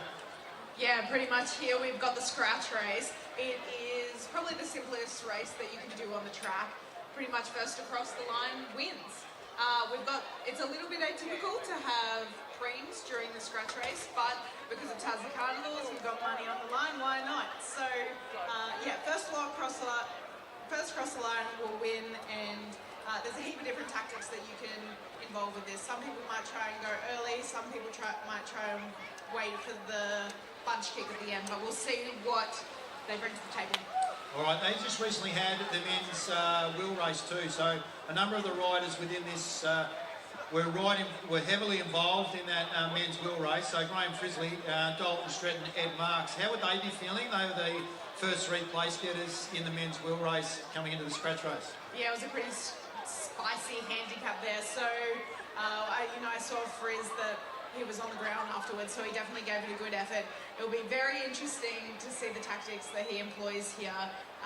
If he just wants to sit back and wait for a bunch kick and save the energy, we'll see what he does. Well, I can see Dalton Stretton moving now around the outside of Toby Jones. I think that might be Preston Eye on the front from Piedmont College, so he's actually gone reasonably early. That's the local lad from Burnie. He has former Austral wheel winner, and he's got a position in the Burnie wheel on about 3 occasions now. Unfortunately, hasn't come away with the sash. So I'd imagine that he would be feeling the pinch, but that breakaway hasn't worked. Why didn't it work? Yeah, so he went off the front, the bunch was pretty negative, and now they've reacted and everyone's jumped on board. So we're rolling at a pretty nice pace here, which was a lot faster than before Dalton went for his little breakaway. But we'll see who wants to go next. And what speeds would they be sort of averaging as they're heading around in the Peloton throughout the 16 laps? Yeah, so this velodrome is very interesting because it's actually not flat.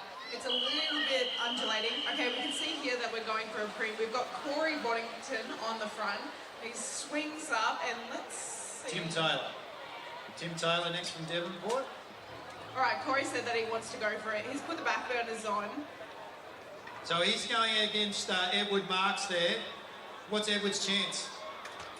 Corey's very strong. He's Olympic para cyclist, but he looks like he's going to take this home. So he's got the $50 preem, goes to Corey Boddington.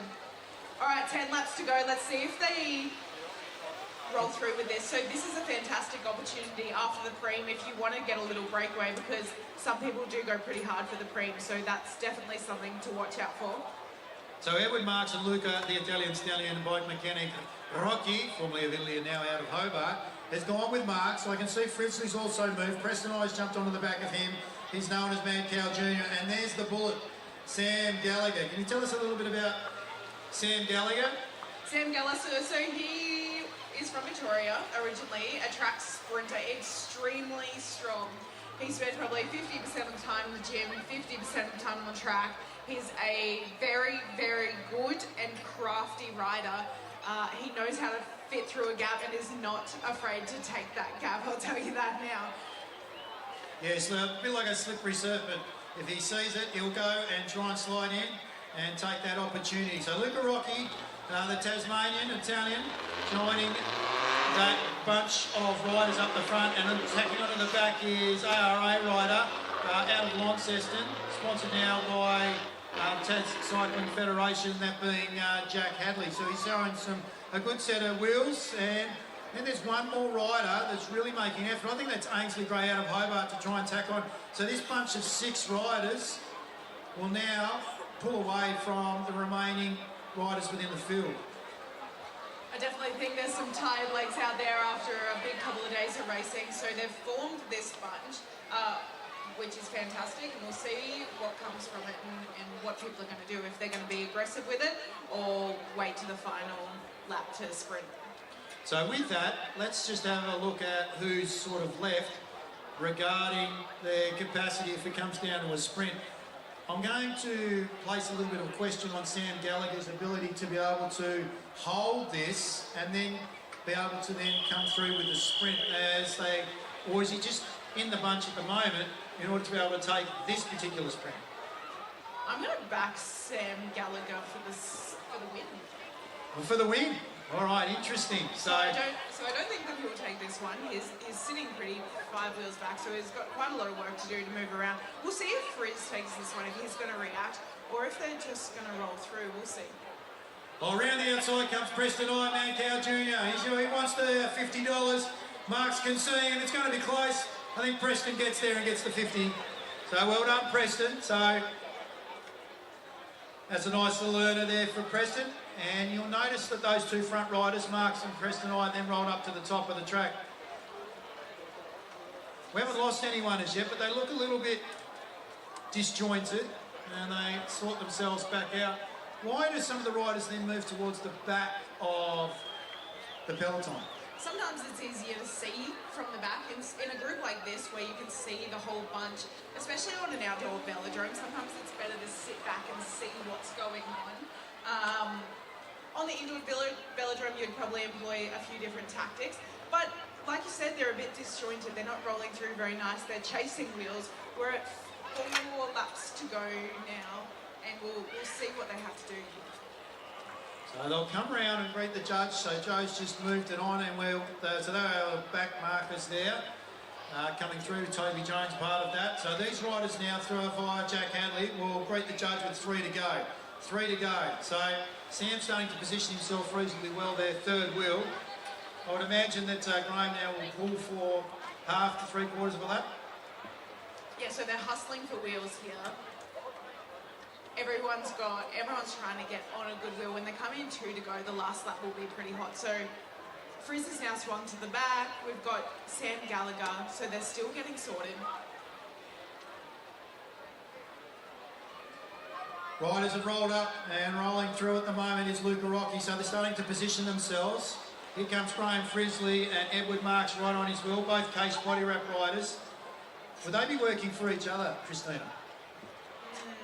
Hard to say. It's hard to say who's working with people. Usually, you know, if there's a couple $100 up for grabs, they might back themselves. They might put all their eggs in their own basket. But they've swung to the top of the track here, so they're all watching each other. They're seeing what each other is doing. Who's going to jump first? Who's going to spend the energy to get to the front? Let's see who jumps first. So we're at 1 to go now. It's a long lap. Let's see who's going to jump first. They're all cruising along. We've got Frizz boxed in. Now we've got that jump. And Jack Hadley takes them off first, then we go back to Sam Gallagher. Preston Eye on the inside, around the outside of him is Graham Frisley as they head down the Cape Monday wing. Sam Gallagher's kicked now, so he's got Frizz on his wheel. Is he going to be able to hold this back?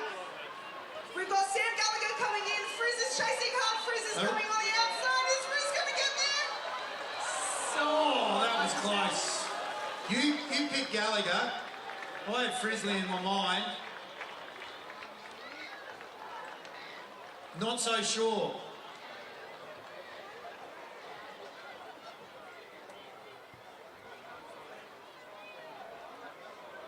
All right, Graham Frisley, we got up for the win. Fantastic ride. Got over Sam Gallagher by just a fraction there. Fantastic ride by both of them. 8:48.27 Graham Frisley, 8:48.29 Sam Gallagher. I didn't pick up who was third. Well done to the boys. Preston I was in third position, 8:48.97. Good ride by Mancow Jr. I've just been asked by Dale on the infield if we could have some volunteers. We've got some, I think we've got a flock of ducks, apparently. We need to try and move them off the track or keep them off the track. So if we could actually grab some volunteers to be able to move those ducks either to the infield and or pick them up and move them off the track, it would be greatly appreciated. That's the conclusion of our cycling here at the 139th running of the Burnie New Year's Eve Carnival. Christina, thank you for taking the time to join us out here for the A-grade scratch race and give us an insight. What does 2026 hold for you personally? Yeah, 2026, I'm very excited for this year. I've been out in 2025 with a bit of a back injury, so on the comeback, which I'm excited about that. It was a very challenging year for me, but yeah, eyes looking towards Commonwealth Games this year. Well, we wish you all the very best. Hopefully you can get that back right and you get the opportunity to represent Australia again at the Commonwealth Games and hopefully bring home that gold medal. Awesome. Thank you so much. Thanks so much, everyone, for coming out and watching. It's an awesome event. I love coming to Tassie, and thanks for coming. Christina Clayton, ladies and gentlemen, our Commonwealth Games gold medalist. Yeah, great stuff, David. Good calling today, New Year's Eve cycling at its absolute best. I've been informed by the event organisers there's a couple of logistical things, ladies and gentlemen, that you need to listen very carefully for, and this applies to the fireworks display that will happen at the conclusion of the mile. If you are seated right now between the Aussie Burnie canteen and the point, you need to move. You need to move from that area. It has become the exclusion zone for the fireworks. I really apologise for this, but you need to move now, either to the left towards the grandstand or perhaps in front of the point if you want to watch from that area.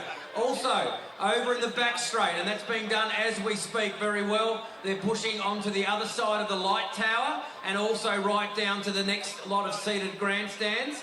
You cannot be in any area between the light poles and the next available grandstand on the Cade Monday wing. We do appreciate that.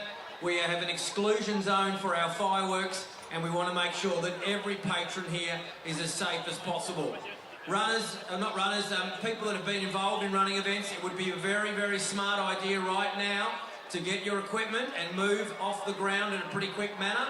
As soon as the fireworks begin, no one, absolutely no one is allowed onto the arena. So if you need to remove some of your stuff, you might want to do that fairly soon. Graham Frisley, please. Could you come into the infield, please? Graham Frisley.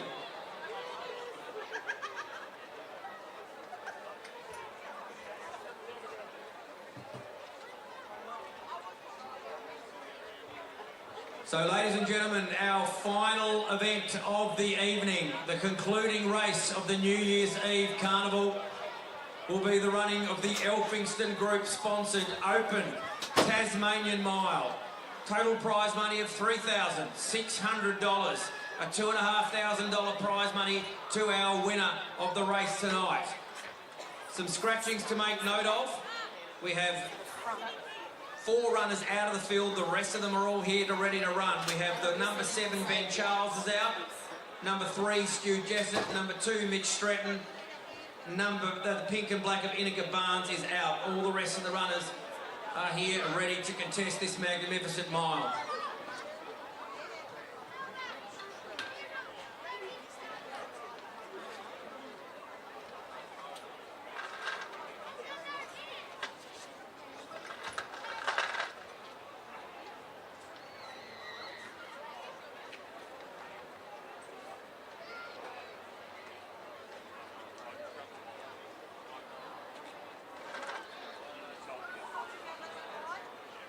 Okay, taking you through the field run, the limit mark for our mile tonight is 400 metres.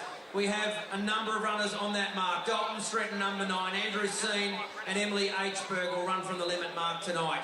Running from the mark of 350 metres, the youngster from Burnie, Amalia Palmer, wearing number 5. Oliver Morgan will run from the mark of 335 and wear number 4. Back to number 1, and that's Zali Wescombe, 355 is her handicap.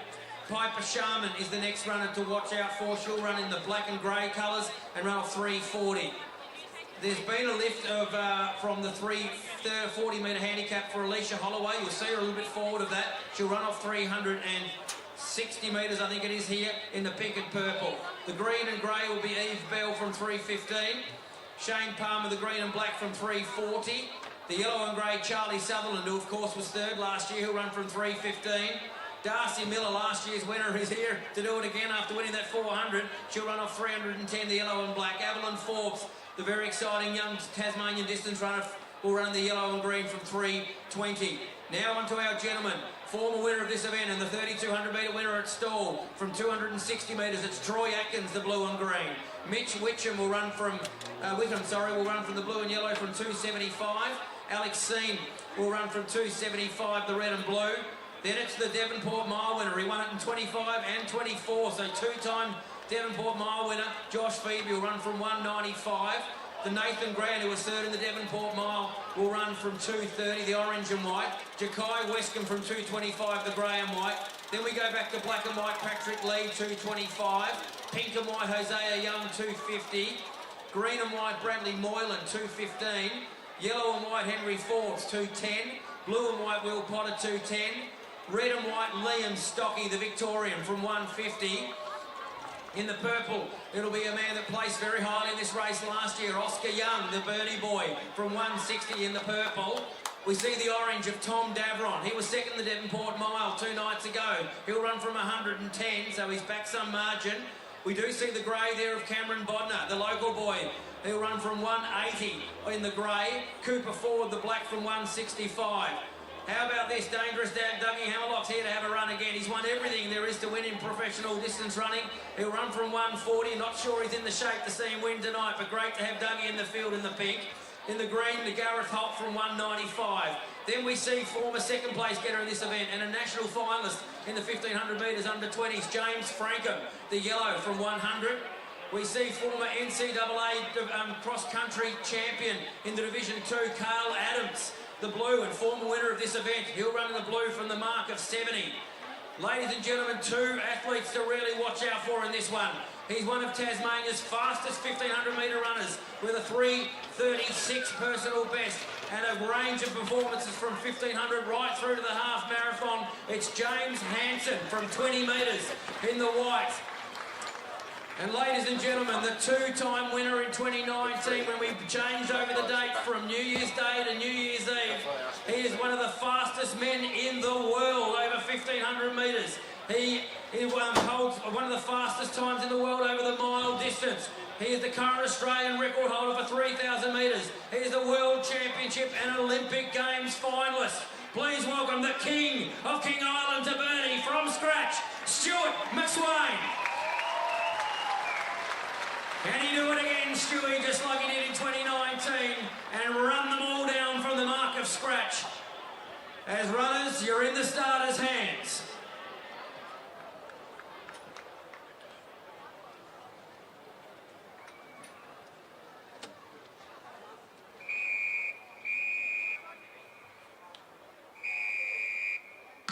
So the gun fires and they're off on their journey of 4 laps of the track of the Burnie West Park Oval. Nice of the runners at the front mark there to leave a little gap for the superstar Stewie McSwain, who goes through and gets the call of 4 to go. The rest are all on 3 to go. The race leader at the moment is the runner right out the front there, Dalton Stretton, along with Andrew Seen and Emily H. Berger as they go past the main scoreboard. They're seeing a man in red just fly away from them. They're just hoping that he won't get past them on a second time. Back to the runner in Alicia Holloway. She's moving along nicely with a couple of the favoured female runners. We see Amali Palmer just sitting in behind the runner there with the orange top on. That's Zali Westcombe. Then it's Oliver Morgan. He's had a good season so far. Over the back, Shane Palmer. The rest of the runners are all coming down. The runners at the point are seeing Stewie for the first time. They're getting behind this superstar. Look at James Hanson's run. Off 20 metres. He's really exploded and he's set himself to try and run down the runners much earlier than Stewie. Not the fastest of the beginnings for Stewie. It's about a 61 second first lap, so we'll have to get the motors going if he wants to look at that sub 4 minute mile. Back to the front of the foot race. We see number 9, Dalton Stretton, with Andrew Seen hot on his heels. Then we go back to Oliver Morgan, who's gone past Zali Westcombe. Amali Palmer sits in behind her in the red crop top there. Shane Palmer improves his position as he goes past Alicia Holloway, Emily H. Berger, Piper Sharman, the very talented young runner from Burnie, who won that Devonport mile, goes through with 2 to go. We see the blue and yellow colour there of Mitch Witcham go through. Watch for the runner next one, the orange and white. He performed extremely well on the Devonport with his 3rd place as he goes up to lead the next big group of runners. We see Troy Atkins back there behind the yellow and white, just boxing along. We're about to see Stewie again for the next time, but watch for James Hanson. Look at this run after 2 laps, the white. He only started 20 metres ahead of Stewie, and he's probably got another 20 metres on him right now. As Hanson, the white's in hot pursuit. He's about to make contact with another runner. Back to the front of the foot race. It's now Oliver Morgan out in front. Oliver Morgan, the big, very nationally ranked race walker's taken over the lead. He's got a sizable lead. Who's looking to be the biggest dangers behind him? Last year's winner, Darcy Miller, is moving along with Evelyn Forbes, is moving up onto Shane Palmer and improving their position. But the rest of them, well, who looks like they're going to challenge? It's going to be tough to catch Oliver Morgan. He's about to get the call with 1 lap to go. The big man from Hobart, Oliver Morgan. Here comes the rest of the field. Charlie Sutherland starting to throw himself into the mix here, the yellow and grey, as he moves up with some of the girls. Well, look, where's our big dame just coming from? They're going to have to start getting moving because Oliver Morgan's a long, long way in front, and our back markers, I think, have got almost no hope. Look at James Hanson, the white, start to work his way through the field. James Frankham, the yellow, goes with him with 1 lap to run. It's still Oliver Morgan out in front. Oh, 20 to 30 metres on the field. They're going to have to do something pretty special to run down Oliver Morgan. Charlie Sutherland starts to get moving, as does a few runners from the back there. They're all starting to come through. Nathan Grant starting to push forward. Look at this run from James Hanson, the white. He's caught up to half the field. He's about to go around a big, big pack of runners and go out after the leader, Oliver Morgan. What a run from 20 metres, James Hanson. He's about to sweep around the field and go out after the front marker, Oliver Morgan. Oliver Morgan at the point, way out in front. I'm not sure they can catch him, but look at James Hanson and also James Frankham, the yellow. Bits Oliver Morgan in front. He's starting to find the going tough. Hanson's throwing out the challenge, as is James Frankham. Hanson in the white trying to get to him. Frankham's probably going to get past Hanson, but they're not going to catch. Oliver Morgan wins the mile. James Frankham just beats James Hanson home to get second. That's some sort of run. Liam Stocky gets up for 4th place as they're all piling in. Here comes Stewie through the line now. It's been a bit tough for him tonight. He's run about a 4:07, 4:08 mile. But it's Oliver Morgan gets the job done at Burnie. Was re-handicapped somewhat for that race. Got a fair bit of it back for this race. And he's got the job done in the mile tonight. Already won the OVA 800 early in the season, second in the 1,000 metres at Hobart. and has produced something pretty amazing there. Keep your support going for the rest of the field here, ladies and gentlemen, coming through. Very interesting to see the result there, no doubt about our winner. I tell you what, it'll be worth noting the result of James Hansen from 20 metres, ladies and gentlemen. If we see a time well under 4 minutes, he has produced some performance from 20 metres to get up for third place. He has James Frankham running along with him for most of the way in that last lap where he was just passing runners one after the other. Definitely not James Frankham, our winner, the yellow. He wasn't the winner. The winning time looks to be 3:56.69, and it's definitely not going to be James Frankham. It's the runner Oliver Morgan. So that's the time I think that we can take as the result. It's not James Frankham at the top. He's seeing his name there. It definitely wasn't him that finished first. He was second across the line. And yeah, of course, Oliver Morgan there being put up as number one now, and it looks like he's been given that time of 3:56.69. Definitely want to just hang around just long enough to see particularly the result of James Hansen. That was a run and a half, 4 flat, 0.59 for Frankham. Look at this run that's about to flash up on the board from 20 metres, ladies and gentlemen. So almost off the scratch mark. James Hansen will get that result very shortly. Has produced one of the big runs at Burnie. It is very hard to run fast. 4:01.14 from 20 metres for James Hansen. That's worth a round of applause. Fantastic run. I know we talk a lot about Stuart McSwain, but James Hansen, before Stewie came along, was one of our best 1500 metre runners, and he has been so close to definitely some teams over the years. And a 4:01.14 off 20 metres. That's a run and a half.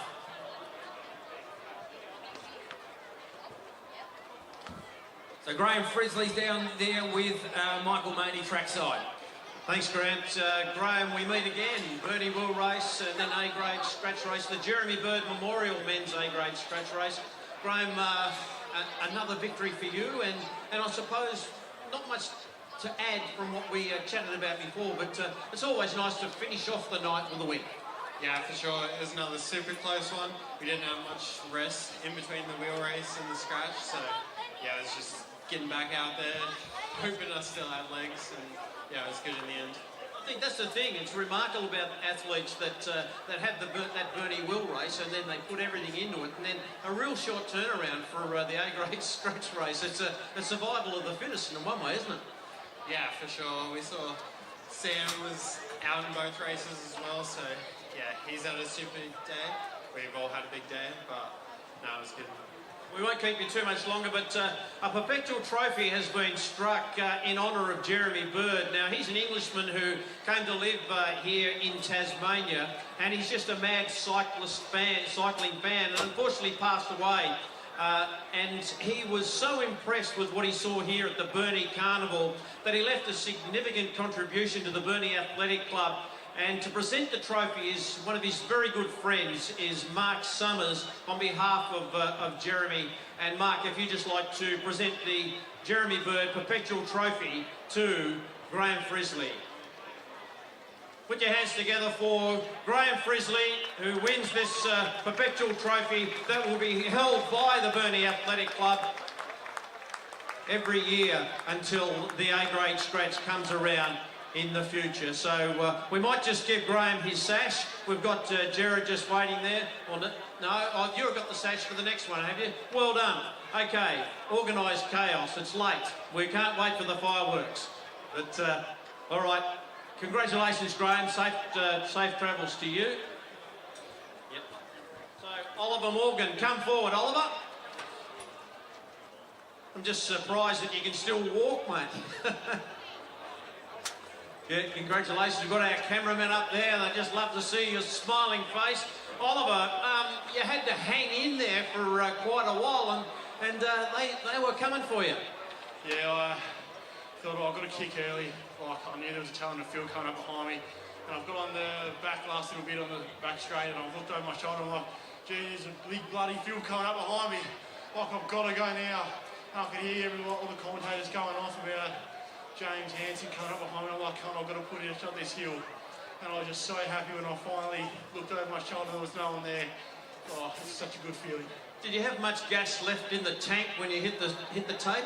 Nah, I had nothing left. I said if I win this, I want to leave it all out on the track, and that's what I did. Congratulations, it was a wonderful run. And did the run go to plan for you? I mean, was that the way that you'd strategised to win?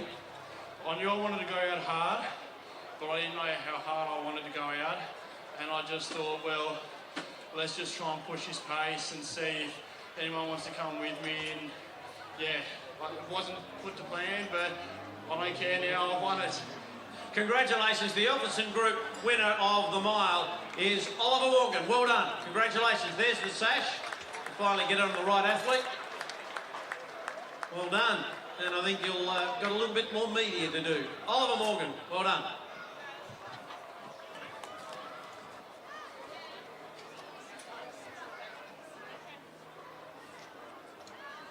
And for those athletes who are going to collect any more prize money, the prize money will be in the Burnie Athletic Club. It won't be out on the field because we'll be getting off this patch of turf and moving to safe ground when the fireworks start to happen in a few minutes' time. So if the athletes, if all the athletes that are currently on the track need to vacate, so everyone who is down the other end there need to vacate.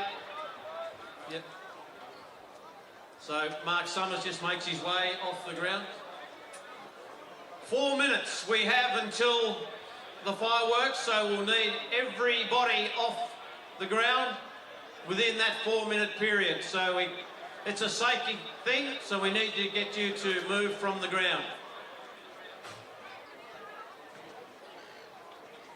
The bike track at the northern end is okay, but you must not be on the bike track down the bottom end. So all those kids that are, or those people that are on the fence, you need to get the eastern end, you need to get over the fence, off the bike track. We can't have you down there. And all the other athletes that are on the ground at the moment, if you can please make your way off the field. Safety is our #1 concern with the fireworks.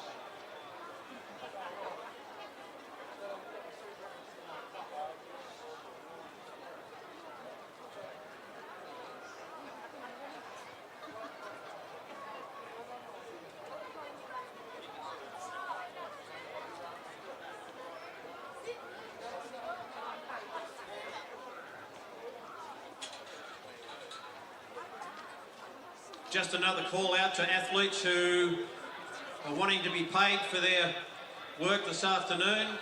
You won't be able to grab that money from the little booth in the middle of the ground. It will be inside the Burnie Athletic Club, because everyone will be vacating the field. So thanks for your cooperation, everyone. That's brilliant, everyone moving off the ground. So we've got about 2.5 minutes to go before the fireworks hit. So thank you for that.